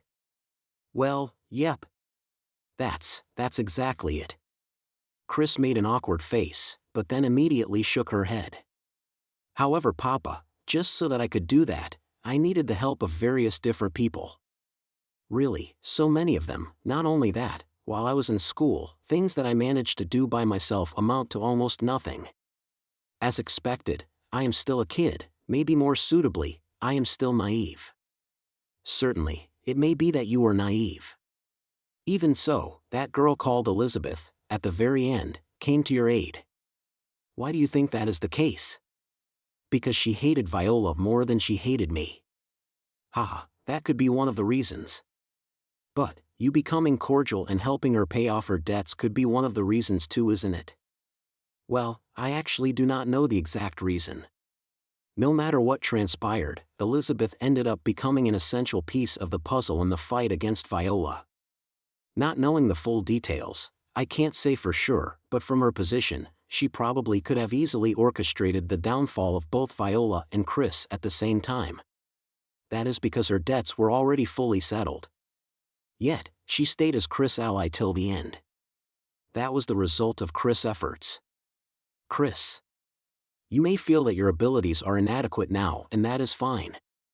No matter how far one goes, he cannot possibly do something perfectly alone. Receiving help when one is in need, and providing help when others are in need, such is the continuous repetition of this cycle that is life. In these 3 years, you have become capable of doing that. Chris saved the students who suffered under Viola's tyranny. Still admiring the Asura Royal Academy, yet not getting tainted by its atmosphere. She did what she thought was right through her will alone. The result of that was her becoming the most adored among the graduating students. Maybe most is the doing of my rose-tinted glasses of a doting parent. Even so, you are already a splendid adult. Graduate with your chest held high. Hearing that, Chris' expression broke down and she started tearing up. In the past, she would run to me, crying for a hug. Expecting that, I held out my arms.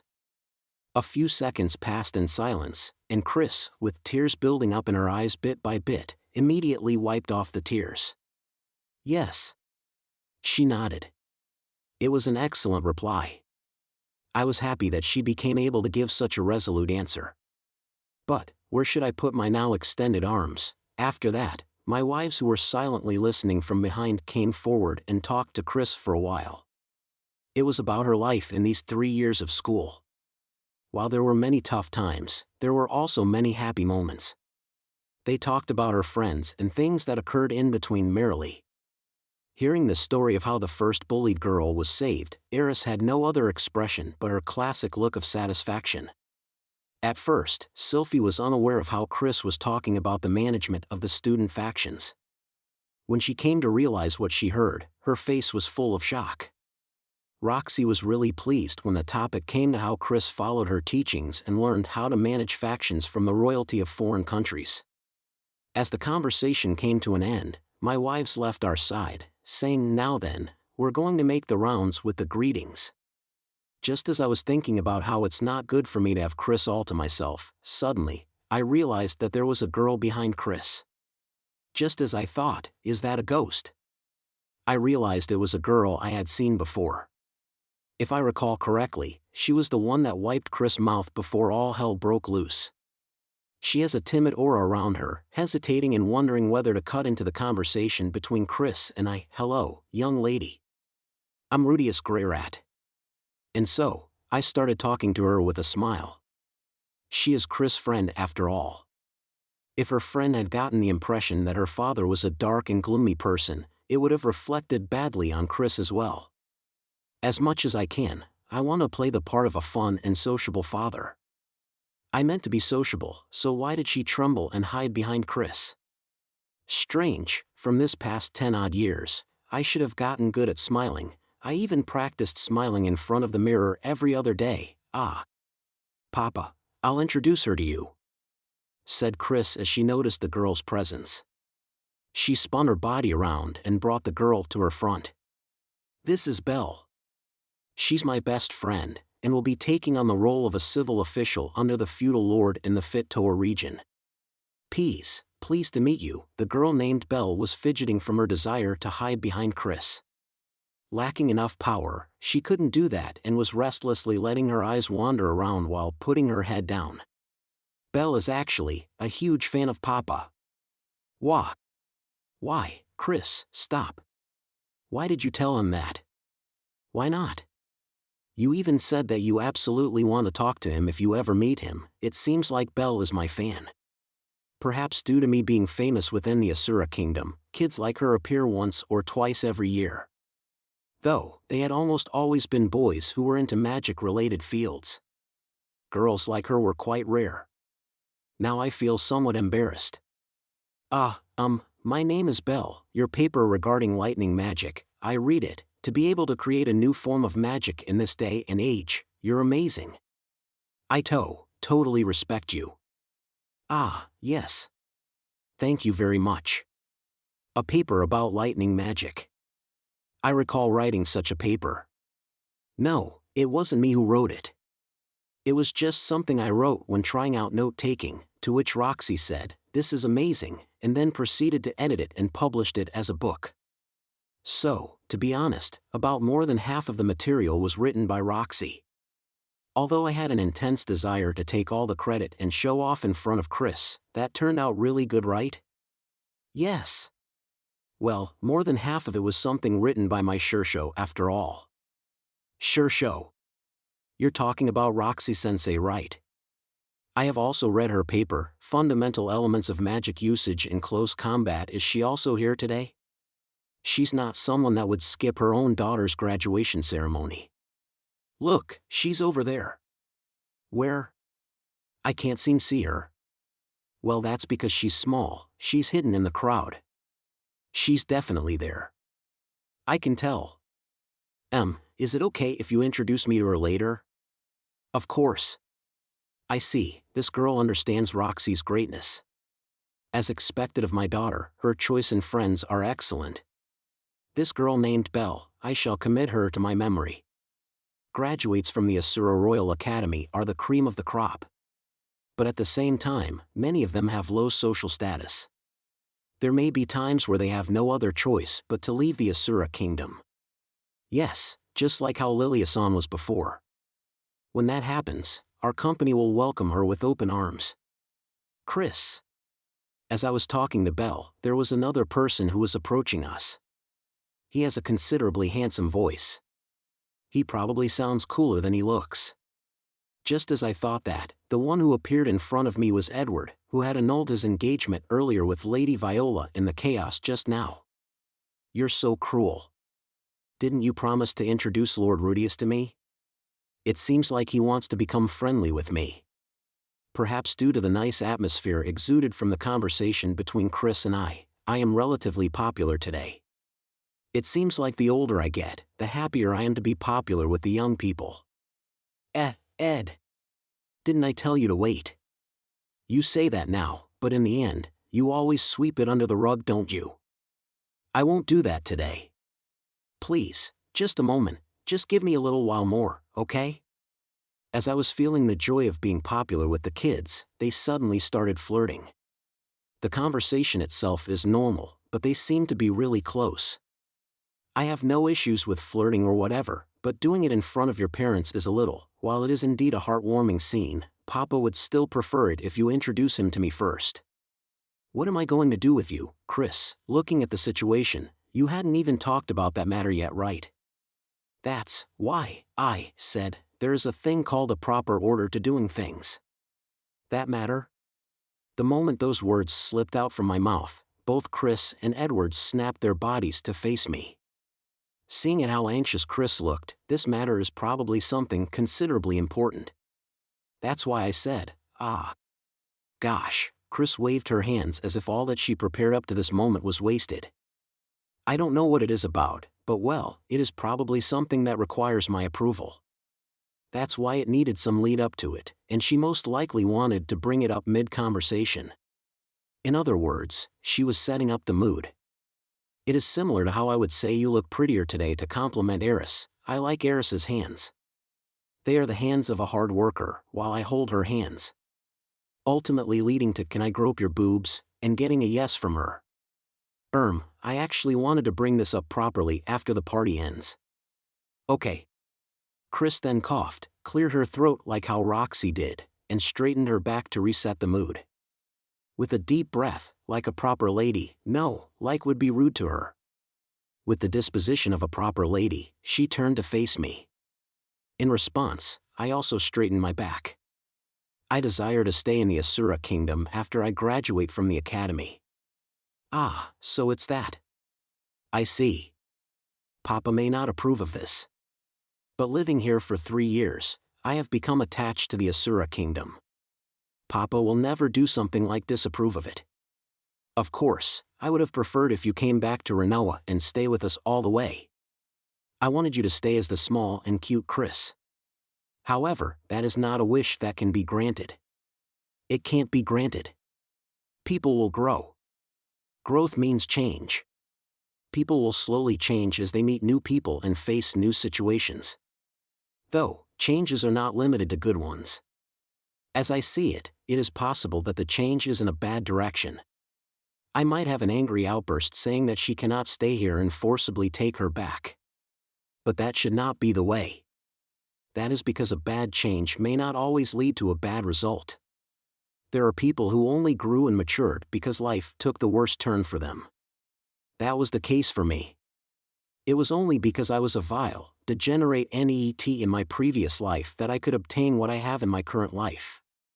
Leaving aside whether I am a good person now, I would personally like to believe that I have become more upstanding compared to my previous life. Staying here and living in the Asura kingdom might be a bad influence on Chris. She may also grow in a way that I wouldn't want her to. Despite all that, I am fine with it. Chris' life is her own to lead. If it was where she wanted to go, how she decided she wanted to change, then I am in no position to prevent her from doing that. But as a parent, there was something that I had to ascertain the truth. Was it really Chris who chose this path from the bottom of her heart? I had to confirm this myself. As we know, it has been 3 years since I met Chris. I am aware that she is no longer the same Chris that fantasized about and worshipped the Asura kingdom. This is just in case. Didn't you like it here since you were young? Yes. But as I said earlier, my like in the past was merely towards the country in my delusions. But now, after spending 3 years here, I experienced the real Asura kingdom, interacted with real Asurans and came to like it in the true sense of the word. The people who are living here, the climate, the culture. Even though there are so many people who are like Viola just now. Of course, there are bad places and bad people here. In fact, even more than other countries.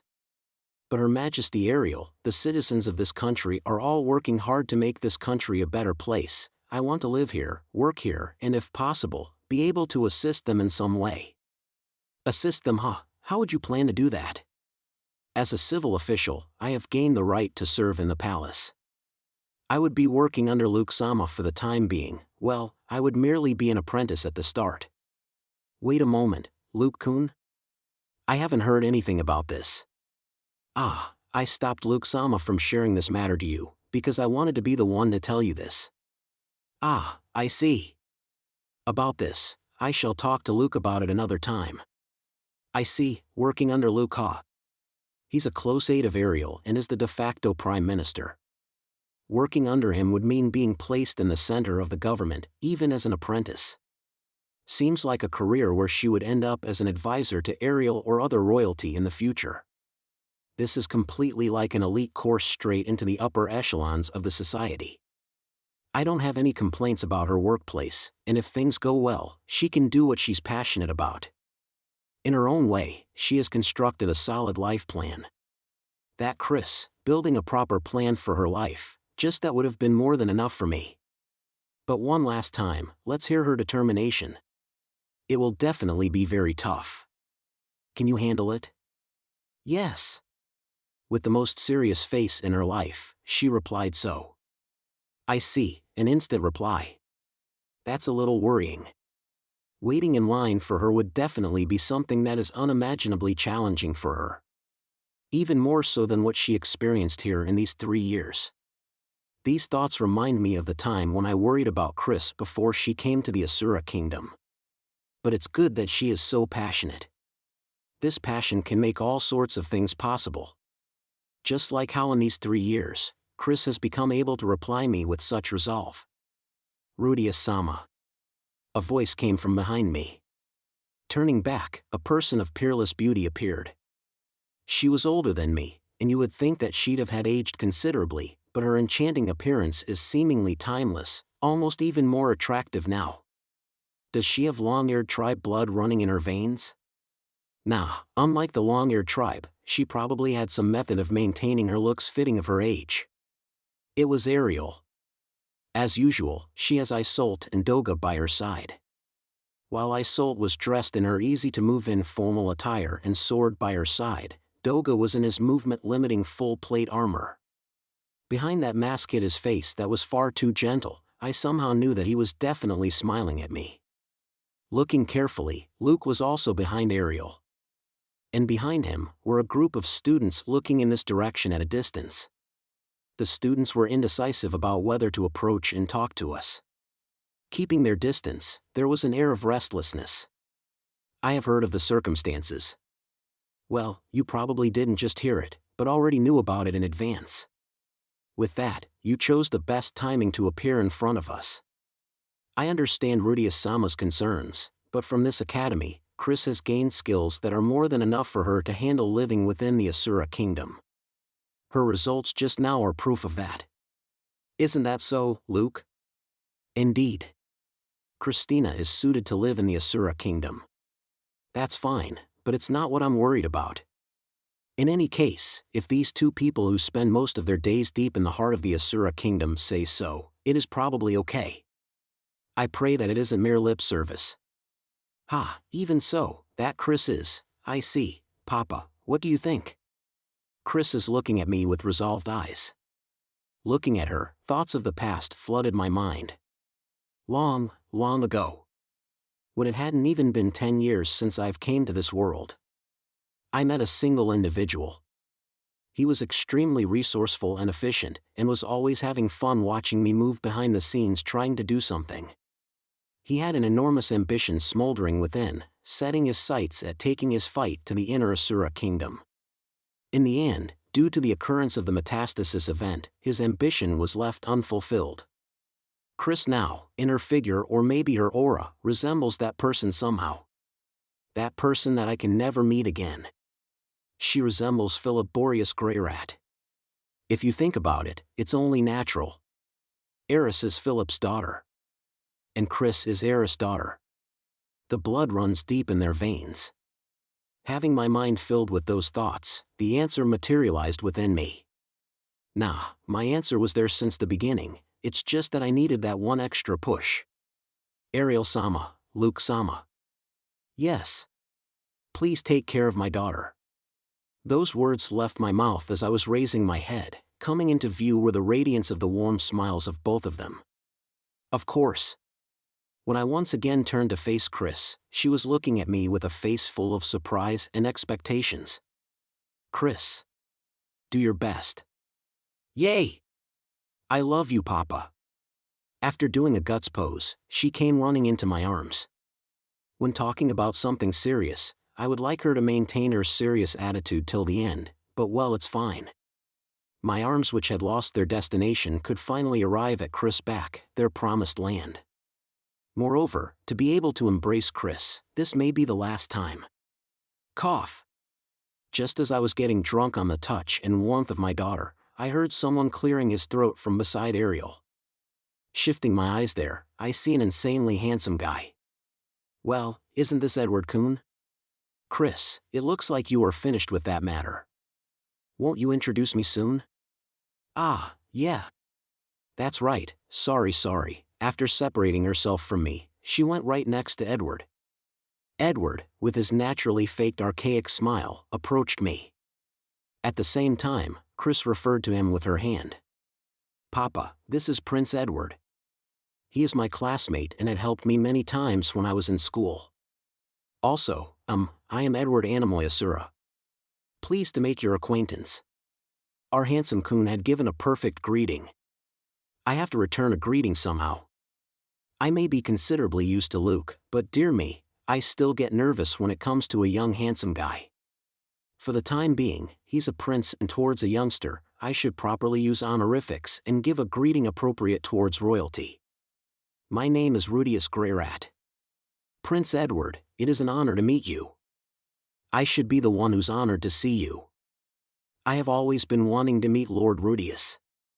Like Belle just now, and Edward too, it seems like there are many students who are interested in me this year. Goodness me, I'm gonna be overwhelmed. Oh, that's flattering.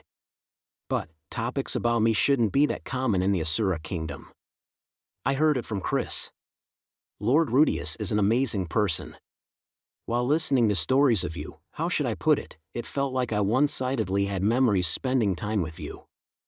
Having a carefree smile plastered on his face, Edward started to talk about stories about me that he heard from Chris.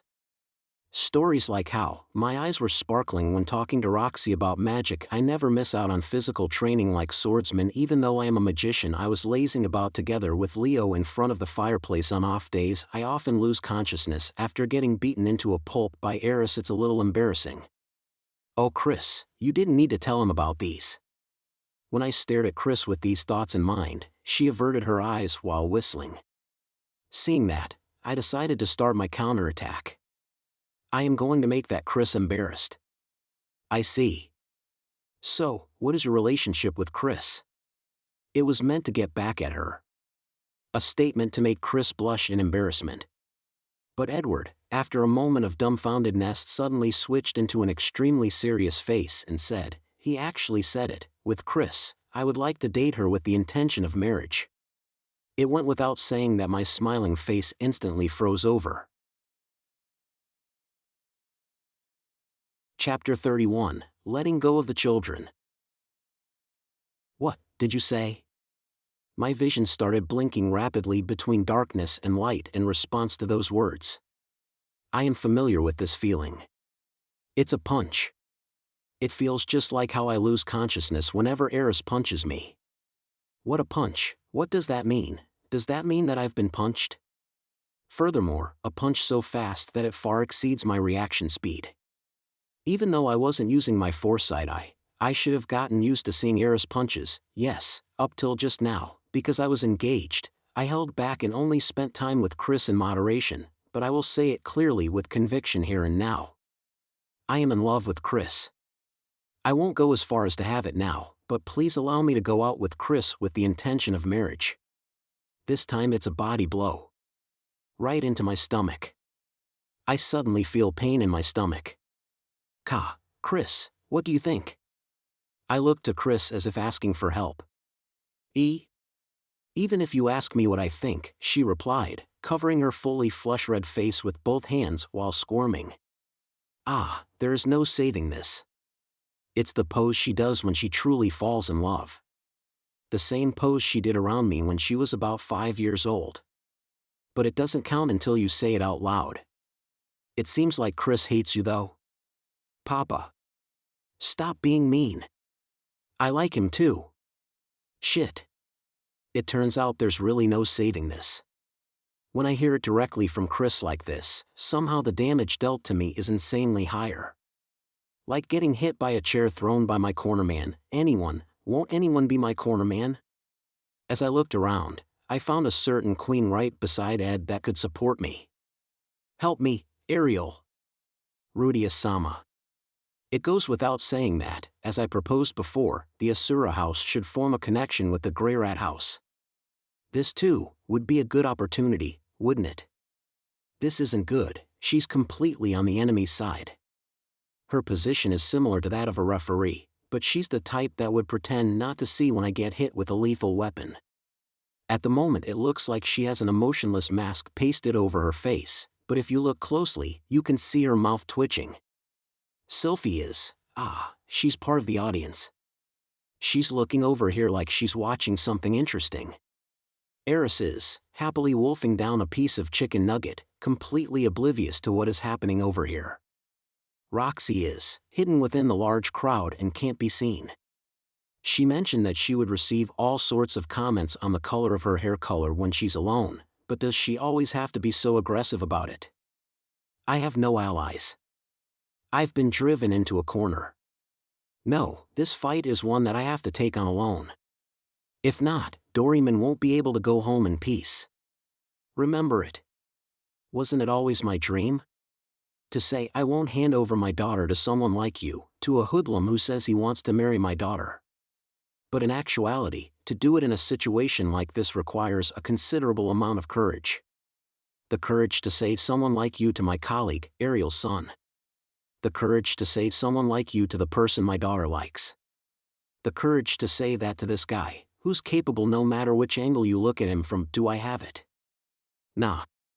If it were some hooligan sporting a mohawk with nose piercings rampaging in the streets on his modified bike, then maybe, but not to this serious and upright young man. I knew Papa would hate this way of doing things, so I told him to take it step by step. No, it's fine. I know. Long story short, part of the reason why Chris orchestrated the fall of Viola was due to her jealousy towards Viola's engagement with Edward. From what I heard, the one who struck first was Viola, but the annulment of the engagement was outside her expectations. Well, I'm quite hazy about the details there. But I suppose that's fine.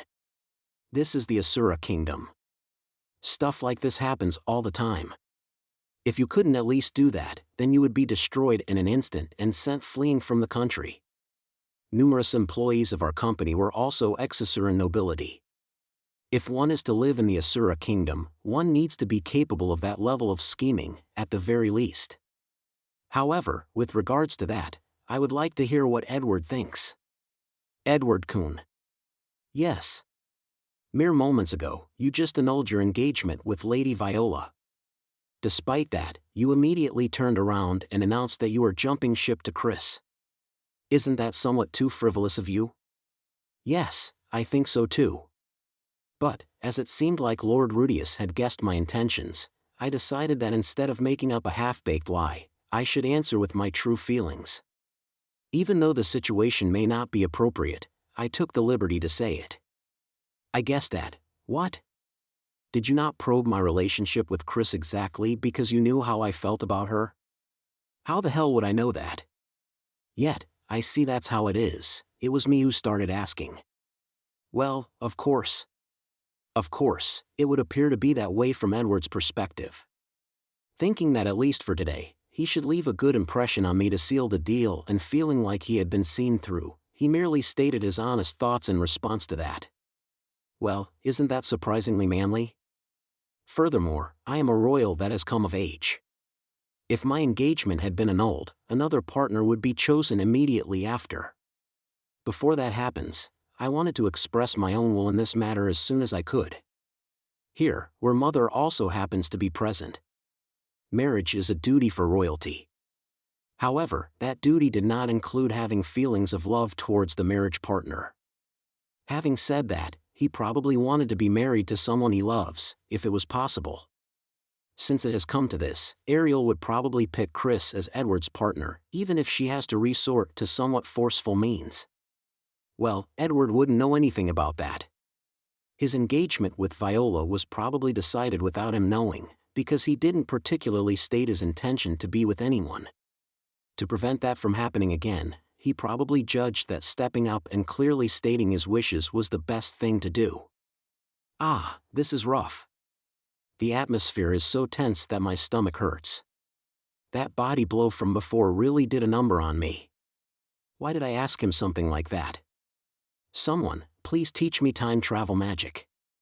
I would return to a few minutes ago to punch myself right in the face to stop the question. Nah, there wouldn't be a point. It's only a matter of time. Even if it didn't come to this today, Chris would have just brought him over to meet me on another day. If that happened, I would have probably met him without knowing what moves he'd make. Compared to that, being able to talk to him now would be considered lucky. Do your best, me. Sylphie is watching. So you think you are a suitable partner to Chris? Yes, I don't necessarily have the confidence to say so like that. But these 3 years, helping her, and learning so much from her, I have come to realize many things about myself. If it is with her, no matter for how many decades to come, helping each other, teaching each other, I am confident that we can live like that together. Such a refreshing and perfect answer to my question. Would the me from 20 years ago have been able to deliver such a response? If there is anything that you feel unhappy about me, then by all means, please test me however way you want until you are satisfied. Oh, well said. Then, defeat me in battle. It would be cool if I said that. But even if he defeats me, it's not like that would add points to his attractiveness to Chris. Let's say I was childish and beat him up in my magic armor, that would only make Chris hate me. It's not like I have the hobby of beating up people Chris likes. I merely wanted him to show me that he has the power to protect Chris. I wanted to see his resolve to make Chris happy. It's not that. It's just that there are alarm bells ringing inside my head. That Chris is no longer that weak-willed crybaby that I've always known. In the raging maelstrom that is the Asuran aristocratic society, she has matured into an iron-willed woman that can take charge of the helm. And Edward, recognizing her abilities, wanted to share his life with her while helping each other out. Living in the Asura kingdom requires strength different from the ones used in fist fights. At the very least, Chris has that type of strength. And, just moments ago, she had shown me proof in front of my eyes. Ariel had also given her seal of approval. It's not appropriate to declare boldly right after his engagement was annulled, but I was the one who asked. Edward merely gave his response to my question. Like a man, boldly, and with sincerity. Rather than saying, today's not a good idea, and sidestepping the issue, knowing full well that he would take blame and experience hardship due to what he said. He sensed that I was stepping in to test him, and came on the counter-offensive. He's handsome not just in looks alone. Even his actions are handsome. If he didn't have a fiancée mere moments ago, then this situation would have been perfect. Damn it. What's with kids nowadays? These kids left and right, all of them having such good looks that it's creepy. If only they were more flimsy and weak-willed, I could have come on more firmly. Phew, calm down, Rudeus. This isn't the first time you're marrying off your daughter. I was also this distracted when it was Lucy's time. That time, because I consulted with Nanahoshi, my mind was prepared and it went along great. This time I didn't have that mental preparation. Well, it's fine. It's fundamentally the same thing. Isn't it? What did I say that time? If I recall, it was date in moderation until you graduate from school. And what did this guy say just now? We have been dating in moderation up until now. And the graduation ceremony is today. Oof. I can't use the same line I used before.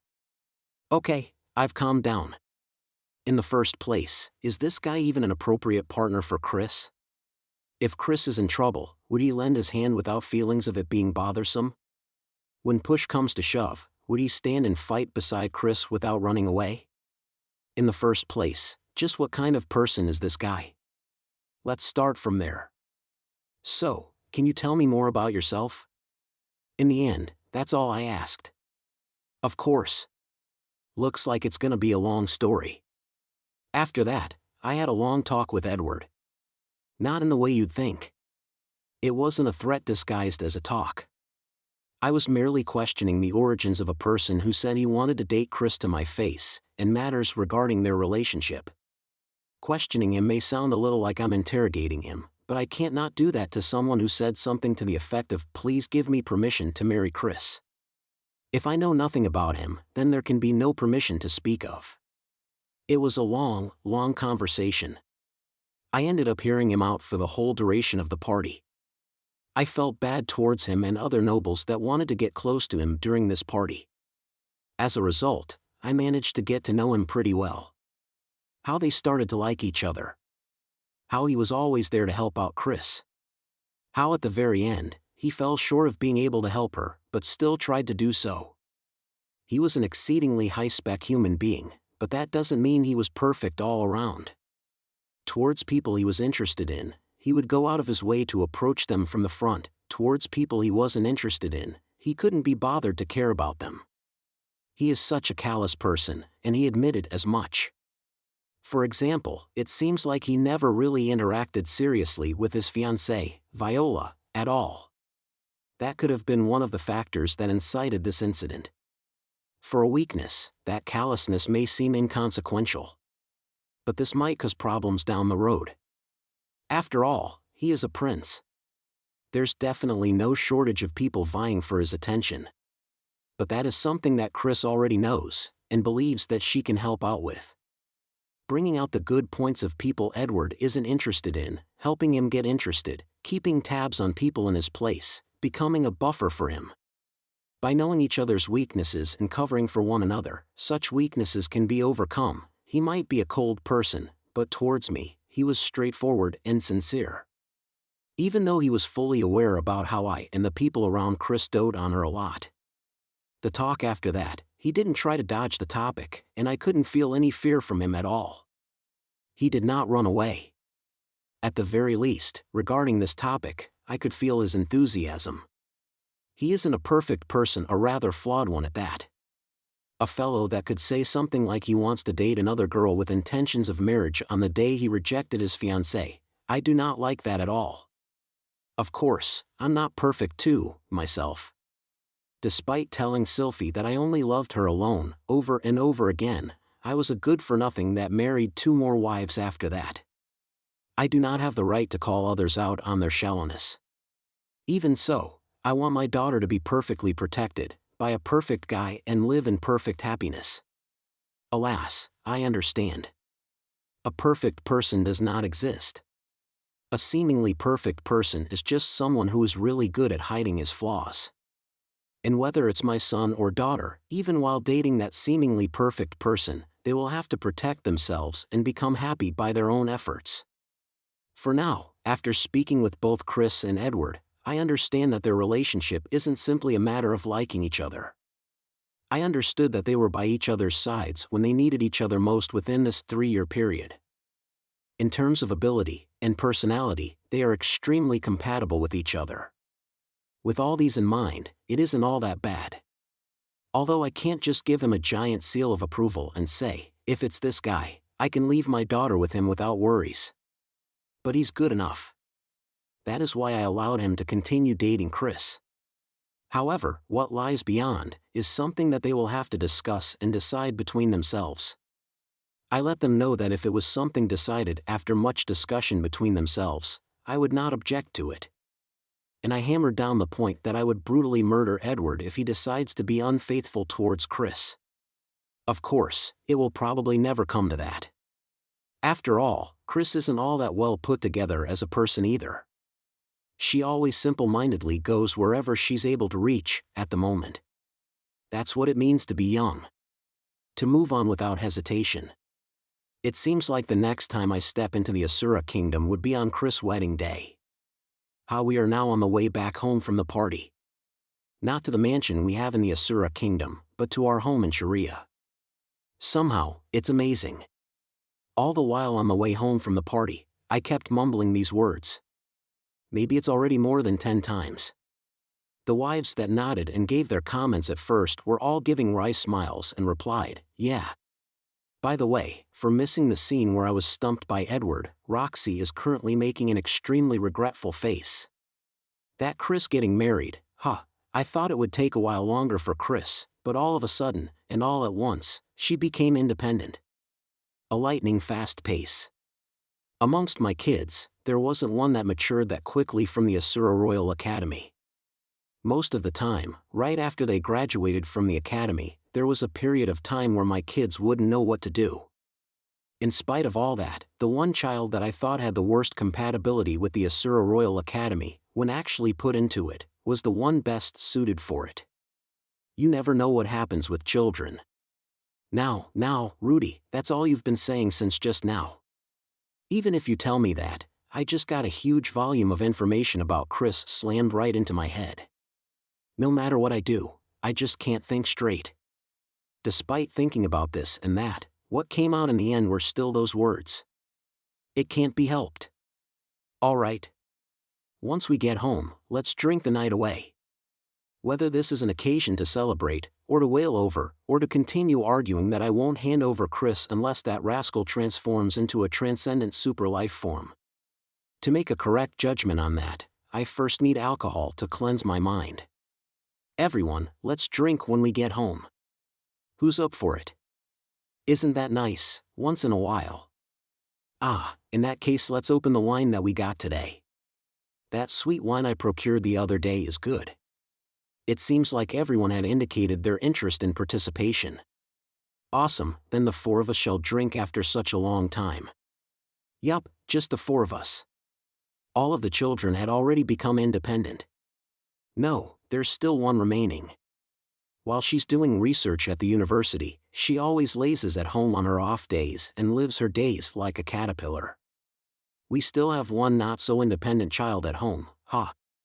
Well, we can take our time with that. Though we really don't know what she's thinking, migrants have a long lifespan.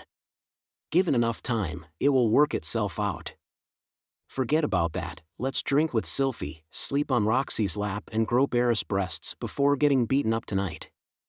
When I regain consciousness in the morning, it will be a great morning. While having these thoughts, we've reached home. Just as we were saying we're home to Beat, who had coiled himself onto the gate, and let's drink, wan wan wan. Wan wan wan. Grr. Wan. We heard Leo's loud barks from within the house. Furthermore, it was a very agitated and impatient kind of barking. Almost as if he was rushing us, who were outside, to quickly come towards him. Exclamation point. After a moment of glancing at each other, we moved immediately. With Eris as the vanguard, Sylphie and me in the middle and Roxy as rearguard. Eris drew her sword and I activated my foresight eye. Upon Eris and my signal, Sylphie put her hand on the doorknob and pushed open it. Rah! Eris rushed in headfirst, with Sylphie following closely behind. I stuck to the sides, looking to do a wraparound. What are you guys doing? Upon hearing Eris' monotone words, everything stood still. There stood Leo. And also Lara. Both of them were clutching onto a single bag, and froze in that position. This isn't a strange occurrence. Sure, Lara and Leo are close, but they do fight from time to time. Though, most of these fights end up with Leo backing down. But there was just one thing I couldn't understand. Lara Greyrat. My second daughter. A child who inherited the Migard blood strongly, and looks like a 14-year-old. The one that, just a moment ago, I wasn't thinking too fondly of. An unreliable daughter. She, for some reason, was carrying a huge backpack. One that would conjure up images of a long journey. One on her back, one on Leo's, and the one that they were fighting over, 3 backpacks in total. Yes, that shut-in daughter of mine was for some reason in travel attire. Lara, what's with that getup? Towards Roxy, who blurted out those words. Lara wore an extremely annoyed expression on her face. Chapter 32, the last one to leave the nest. Lara showed a face of extreme annoyance. Even though I went to such lengths to leave unnoticed, I was found out at the very last moment. A face like that. Maybe she pulled off something strange again. Something that would get her a spanking from Eris. Are you going somewhere? Yeah, for a bit. As Lara said that, Leo circled around in front of Lara, lowered his waist and growled in a voice that he didn't usually use. All right. I get it already, such an unusual sight. Leo is seriously angry at Lara. Did our daughter do something bad? If that's the case, then this is definitely her trying to get away under the cover of darkness. Lara has the habit of escaping when she causes trouble. Although that was when she was much younger. Even though she pulled pranks, she was afraid of the Eris spankings.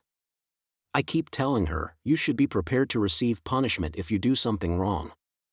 Well, if she could learn her lesson just from me telling her, she wouldn't be doing it again and again. As they got older, our kids received fewer spankings from Eris, but Lara was the exception. Apparently it got so painful that she couldn't even sleep facing up. I wonder what she did this time. Could it be that she broke Sylphie's favorite porcelainware? No, it couldn't be something as trivial as that. Even when she left a mysterious threatening letter on Orsted's desk and ran around in town, she didn't try to escape at night like this. Papa, Mama. Lara had a pitiable expression, but immediately changed to a calm one to face us. She then raised her hand. I will be going on a journey for a bit. And so she declared. So going out for a bit turned into going on a journey. Where to? I saw a particularly strange future, so, here and there. Strange future? We turned our faces to meet each other. Lara was a prankster that always did outrageous things for her own amusement. So much so that there was a time where we thought she might actually end up becoming the leader of a gang of rascals and bullies.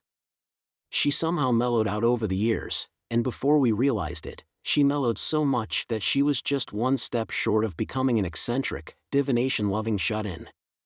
It's not like we were particularly fussy about how we wanted our kids to turn out. After all, it looked like Lara was having fun spending her days in her own way. But to find out that she was trying to sneak off on a journey by herself is also worrying. What happened all of a sudden? Did you do something so bad you had to run away this time? I didn't do anything. Then, why? Explaining is a pain. Hey now, don't be like that. Reluctantly swayed by my words, Lara let out a sigh in frustration. As if she was saying, even if I tell Papa, hey, why not tell us about the matter without making that kind of face? We might be able to help somehow, right? As it is now, I will lose. Lose? Who exactly will she lose to? Is she competing with someone? Is it Lily? Or even Sieg? Lara's expressions were never easy to read. Perhaps she could sense impending danger somehow. The next time I come home, it will be with a guy. A guy? Ah, maybe she heard about how Chris will be getting married from somewhere. News reaches her really fast. Even though Lara looks like that, she has an independent intelligence network of her own. Maybe she got anxious after she heard about what happened in the party. So that's the case, that Lara is anxiously leaving on a journey for marriage. She has matured, has she? She has, right? I would like to think that she has. That, you can't do that somewhere close to home? Impossible. The density here isn't optimal. Density? You mean mana density? Right. Ah, I see. After all, depending on the environment's mana density, a man could grow up differently. A man who grew up in places of high mana density would be reliable, have green hair, hold a white spear and love children. But that's Norn's husband, so you can't go for him. And also, various experiments. Experiments. Experiments, meaning her goal is not just finding a guy. If those experiments are dependent on mana density, then it makes sense that they can't be done here. Wasn't she just going boyfriend hunting? You're not making sense here, my daughter. In other words, Lara, you divined your own fate using astrology and saw a disconcerting future. Thinking that it cannot go on like this, you plan to continue your research in a faraway land, and at the same time find a marriage partner. Is that right? Roxy summarized the contents of the conversation. Straightforward and easy to understand. As expected of sensei. Pros do indeed do things differently. Ah, I guess, that's not far off from the truth. Though Lara wasn't totally satisfied with the answer, it looks like Roxy generally got it right. However, I can't help but think that something is fundamentally wrong here. It doesn't make sense, does it? I don't know what kind of future Lara saw in her visions, but just because you're performing experiments in a foreign land, it doesn't mean you can get a guy, does it? A more surefire way would be for me to find one for her. No need to worry. I'll definitely bring him back. It seems like we don't have to worry, but I'm worried. Really worried. For the guy that will get caught by this weird daughter of mine. Well, even so. If it's something that she is interested in and determined to do, I am not one to stop her. Let's wait. Wait and see just what kind of guy Lara will bring back. With long necks. White Mama and Blue Mama can look forward to it. Huh. What about Papa? Papa is already dead. Hey, don't say something straight out of Fist of the North Star. But what's going on? Would I be killed just by meeting him? Or is it just that she doesn't want to let me meet him? Could it be that I am actually already dead, and am currently a wandering spirit? No way. Though it's true that I retained memories from my past life and died once, I'm not dead now. Why isn't she going to let me meet him? Up until now, being against any of the marriages that my children plan to have, I wouldn't say I haven't done that. But just hours ago, I allowed the relationship between Chris and the weird prince. That's why, I want to at least meet him. It's impossible for Red Mama too. Why is that? Eris asked the reason for me. Finding him is not easy. It would take time. Time, ah. I see, so that's why. It's regrettable that I would never get to see Lara's husband. Eris seems convinced. I also understood the reason why. It takes time. It is impossible for Eris too. That would mean, about more than 50 years later. Around that time, Eris and me would probably have passed on. Huh. Just to find one guy, it takes 50 years? Wait, if it's her, then maybe it wouldn't be weird if it takes that long. Or is it that the experiment that has a 50-year span? Wait, Lara-chan? As calmly as I could, I called out Lara's name. With my brain being close to punctured from Chris matter, talking with Lara here far exceeded my mental capacity. It's completely outside my realm of understanding. That's why I want to cool it down even more. There is no such thing as a perfect guy in the world.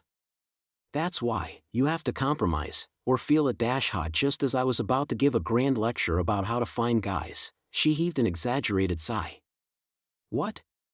At least listen till the end. Good grief, Papa is always like this. Lara took 2 steps towards me, opened up her arms and for some reason, prompted me for a hug. And so, we hugged. She has a small body like Roxy. When she lets down her hair, her figure from the back looks exactly like Roxy's. I might have mixed them up maybe once or twice. When I called out Roxy, and I got a reply from behind me, I had thoughts like an afterimage. There. It's about time to let go of your daughter, yeah. Lara patted me on the head. I feel like she's making a fool out of me. As if I was throwing a tantrum because I don't want Lara to leave. If that's not how it is going to be, I'll tell on you about the second time you mistook me for Mama. Not that, please. I am really reflecting on that one. Because of that mistake, I stopped sneaking up on and embracing Roxy from behind and started calling out her name instead, just to make sure it was her.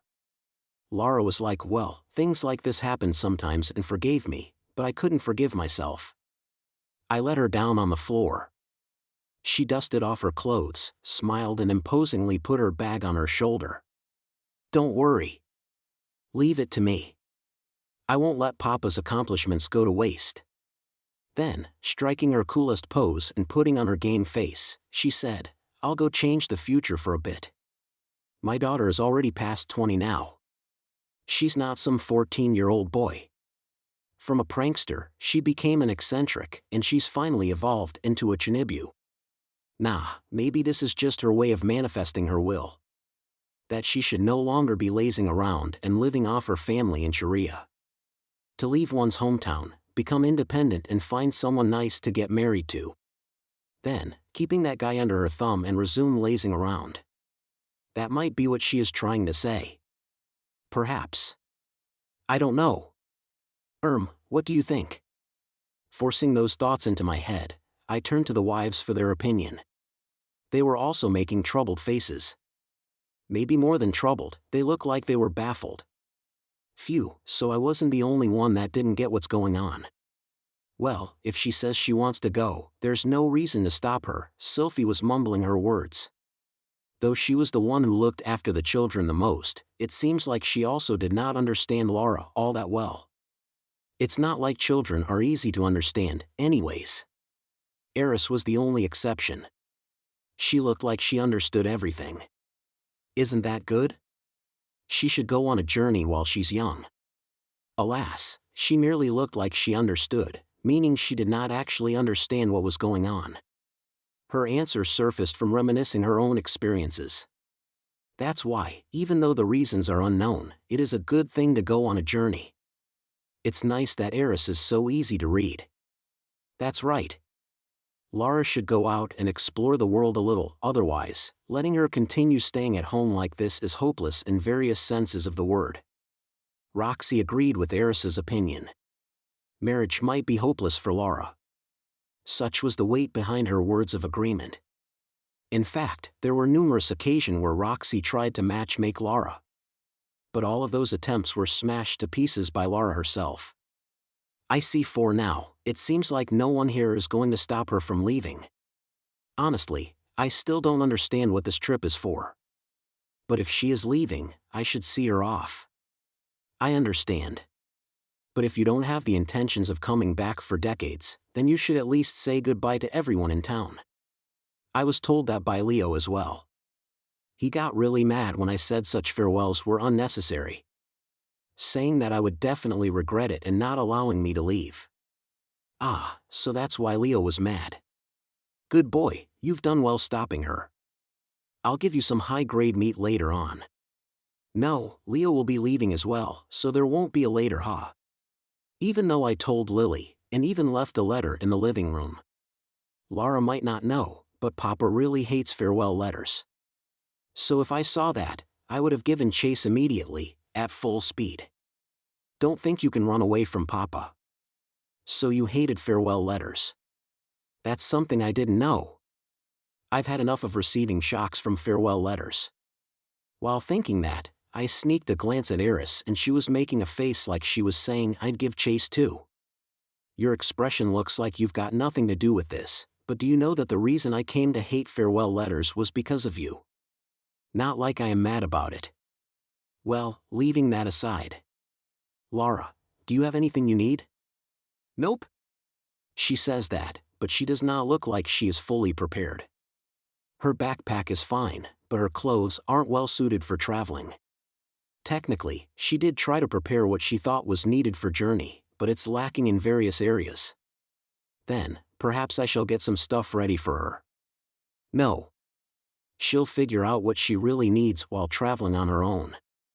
I guess it's fine then.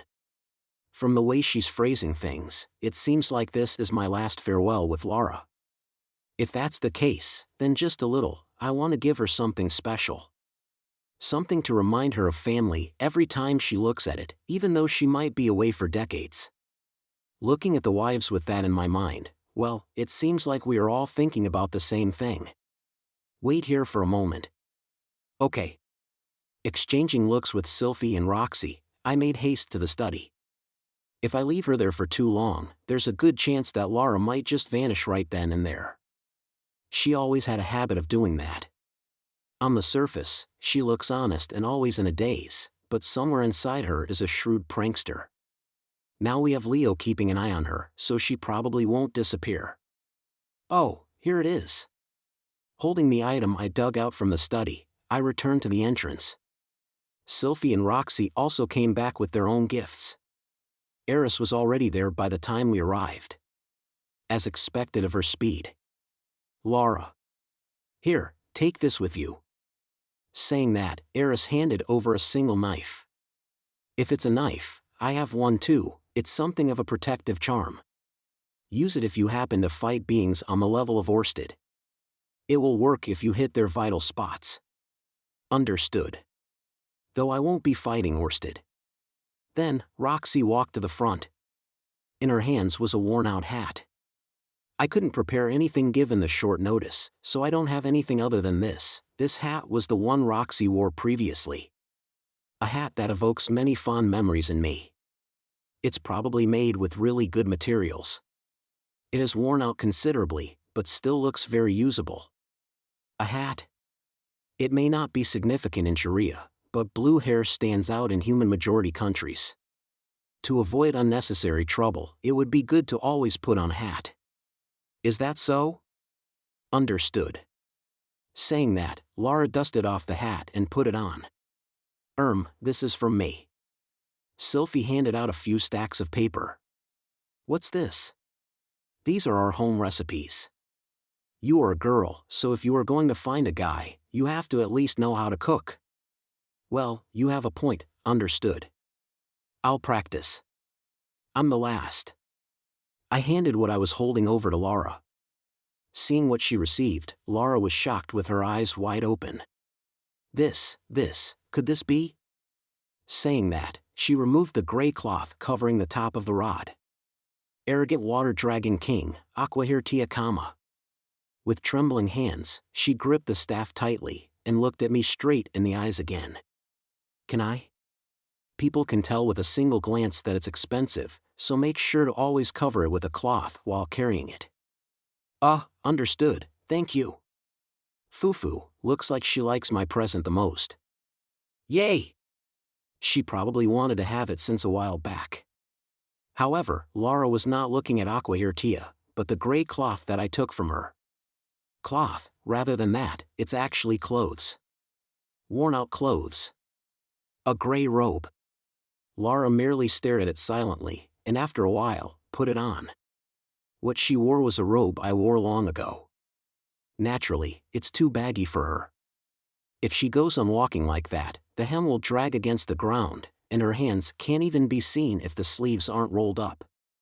Pairing this with Roxy's hat, she looks no more different from a child role-playing as a magician. Hey, Lara. That doesn't seem to fit you. It has several holes as well. I'll patch it up later. It hasn't been washed in a while, doesn't it smell? Yes. It reeks of papa.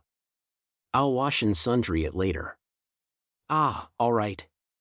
Well, if she's taken a liking to it, I don't mind. Lara took out another cloth from her bag and wrapped the staff in it. Then, she stood up and got on Leo. Then, I'll be going. Be careful of monsters. Understood. Just like that. From the way she said it, it looks like I won't see her again in my lifetime. Well, it also feels like she might reappear at home after 3 days. If it's our last farewell, maybe I should say something. Shouldn't I leave her with some wise words? Be careful of scummy guys, alright? Understood. Remember to take baths. Understood. Brush your teeth too. Understood. And wash your face. Troublesome. Do your homework. Don't want to. Rudeus. Because I started hosting the questions and answers corner before 9 p.m., I was stopped by Eris. Oops, this isn't good. Just because I couldn't think of witty things to say, I shouldn't be spouting pointless stuff. Let's think a little more carefully, and give her my proper parting words. Yup, let's do that. As I take a step back, the wives stepped forward. Given how sudden it is, I couldn't think of anything good to say. Remember to eat your meals, okay? You tend to forget your meals when you aren't careful. Okay. I'll remember to eat. Lara, traveling is a surprisingly fun thing to do, but please do not let your guard down. Death comes in an instant. All right. I will be careful. A word from both Sylphie and Roxy. The contents are relatively light. They have long lifespans, so they are probably thinking that they would meet Lara again. Lastly, it is Eris' turn. If what Lara says is true, this would also be Eris' last time seeing Lara. I wonder what Eris would say. I don't really understand it, but you found your path in life, right? Yup, I found it. Then there's nothing more for me to say. Do your best. I'll do my best. As expected of Eris, so cool. I want to be cool like that as well. Then I have nothing more to say. I want to say something to the effect of that. Isn't there something like that? Finally, Eris turned towards Leo and said, Leo, we are leaving Lara in your hands. Juan. Leo barked with pride. Like he was saying that he's finally able to fulfill his duty. The straight, disciplined look of a soldier. Somehow, Lara's dreamy-eyed face also looked tenser than usual. Seeing that look, it somehow came to me. There's definitely something she set out to accomplish in this journey. I don't know what that is, but it's significant enough that Hitogami wanted to kill her. Which means that whatever she's trying to do would be vital key in defeating Hitogami. That is why this journey is necessary. Is what I would like to think. Since she is being targeted by Hitogami, maybe it might be better to not let her do as she pleases and keep her close for her own safety. But that might stop her from doing what she is supposed to do in the future, and everything I did till now might be for naught. If she is just someone who's living her life, it is unlikely that Hitogami would do something to her. I wonder what it is, though. That's why, I shouldn't think like that. Lara has a destiny she was born to fulfill. She is being targeted by Hitogami and protected by Orsted. But, Lara isn't a mere tool to be used in defeating Hitogami. At the very least, I should not treat her like one. With those thoughts, once again, I stepped in front of Lara. Lara. What you're thinking, honestly, I still have absolutely no idea, but it is your life. So live it your way till the end. Yes, I understand. Her reply was in a rare formal tone, while she meekly nodded. Seems like I was able to say something useful. It may have overlapped with what Eris said a bit, but they are my true thoughts. Well, for now, let's see her off. Then let's go meet and explain the situation to Orsted tomorrow, and if there's anything we should do, we'll do it. Maybe secretly assigning some guards to follow her might be good as well. All right. Then, have a safe trip. I'm off. Lara replied in her usual absent-minded tone and stepped out of the door riding on Leo. Leo slowly walked paw by paw towards the gate of the estate. Then, he stopped and Lara turned her head around. For several seconds, she glanced at us and the house. Her expression, as usual, was in a daze and you can never tell what she is thinking about. But after a while, she got off Leo. And facing us, she bowed her head deeply. Thank you for taking care of me until now. With that, Lara Greyrat left on her journey. An hour later. We were in the living room. In the comfortable heat of the furnace, the four of us were cuddling and enjoying some warm tea.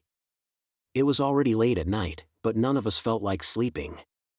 We were ready to go all out drinking, but that urge has also died down. Somehow, it all came so suddenly. Sophie blurted out alone. Chris' graduation, employment and engagement. Followed by Lara's journey. Especially the latter, it was so sudden that I understood none of it and am still somewhat shocked. That child, she didn't have to leave this late into the night. Could she be using the teleportation circles? At this time, the town gates should be closed, so that's probably it. It's worrying. I wonder if we should go and take a look at her. Since Lara's departure, Roxy has been repeatedly glancing at the window worriedly. In all these years, the one that worried about Lara the most was her, after all. For this child that had always been incomprehensible, Roxy would set her up in matchmaking sessions or even introduce jobs to her. Although, those efforts didn't seem to have had an effect on Lara. She'll be fine. Something was different about her today. I felt some sort of determination from her, after all. Thing is, that determination is what she usually lacks. Conversely, Eris and Sylphie weren't all that worried. To be frank, I am not that worried as well. Lara might have the vibes of a shut-in, but her way of being shut in was fundamentally different from how I was in my previous life. With all that said and done, she is an observant person, capable of understanding everything happening around her. Yet, she still possesses strong curiosity and loves doing experiments. Ever since she was a brat, she loved to pull pranks. And perhaps due to how often she got reprimanded, her body could somehow sense when it wasn't okay to cross the line. She lived as she pleased, while making sure not to cross that line. That's how I saw her. So no matter where she goes, I think she will do well. Maybe not everything will go her way at first, but since she obtained the ability to see where her boundaries lie, she will take some time and maybe make some mistakes, but it will all work in her favor in the end. I'd like to think about it that way.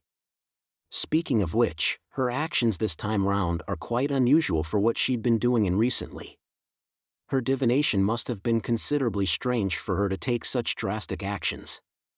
Regarding her divination research, it's so out of my depth that I have absolutely no idea how it works. At any rate, it looks like everyone has left home.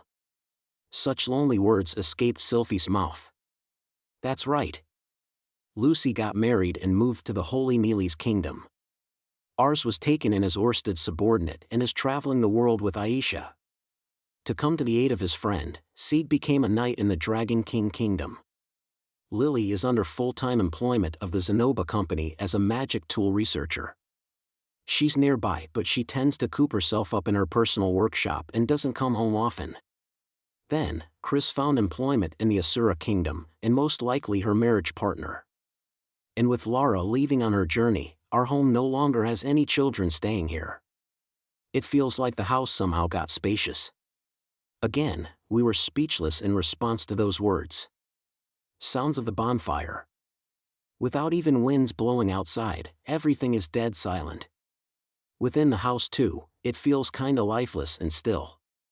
Just not too long ago, this house was filled with people and even felt a little cramped. That has reduced to only the people here. Going up to the second floor, there's also Lilia and Zenith, but even that adds up to only 6 people. As expected, it feels a little lonely now.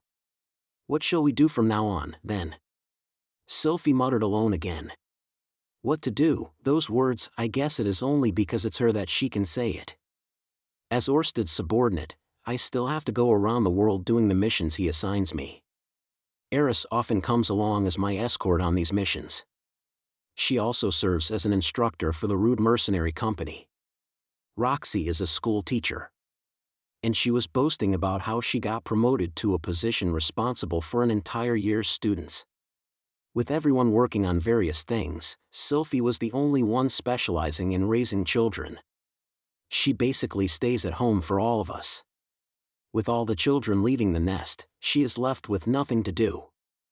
Do you have anything in mind? That, I can't really think of anything right now. I probably had several things in mind, but for now I will continue the housework. Lilia-san's age too, she would get mad if I say that, but I can't be leaving it all to her now. If Sylphie says that, we are really grateful for that. Talking strictly about taking care of the children, that had already stopped several years ago. Since we are talking about Sylphie here, if she has free time, she'll probably start something of her own. While she appears meek and obedient, she is unexpectedly curious and active after all. But, I guess that's the case. I had children. And they became independent, got married and even gave birth to grandchildren. I've already come this far, Thinking back, I really feel like I've come a long way. When I first reincarnated into this world and decided to take life seriously this time round, I never would have thought that this would happen. Nah, even at that time, I believed I would be able to live a decent life. However, reality indeed turned out really different.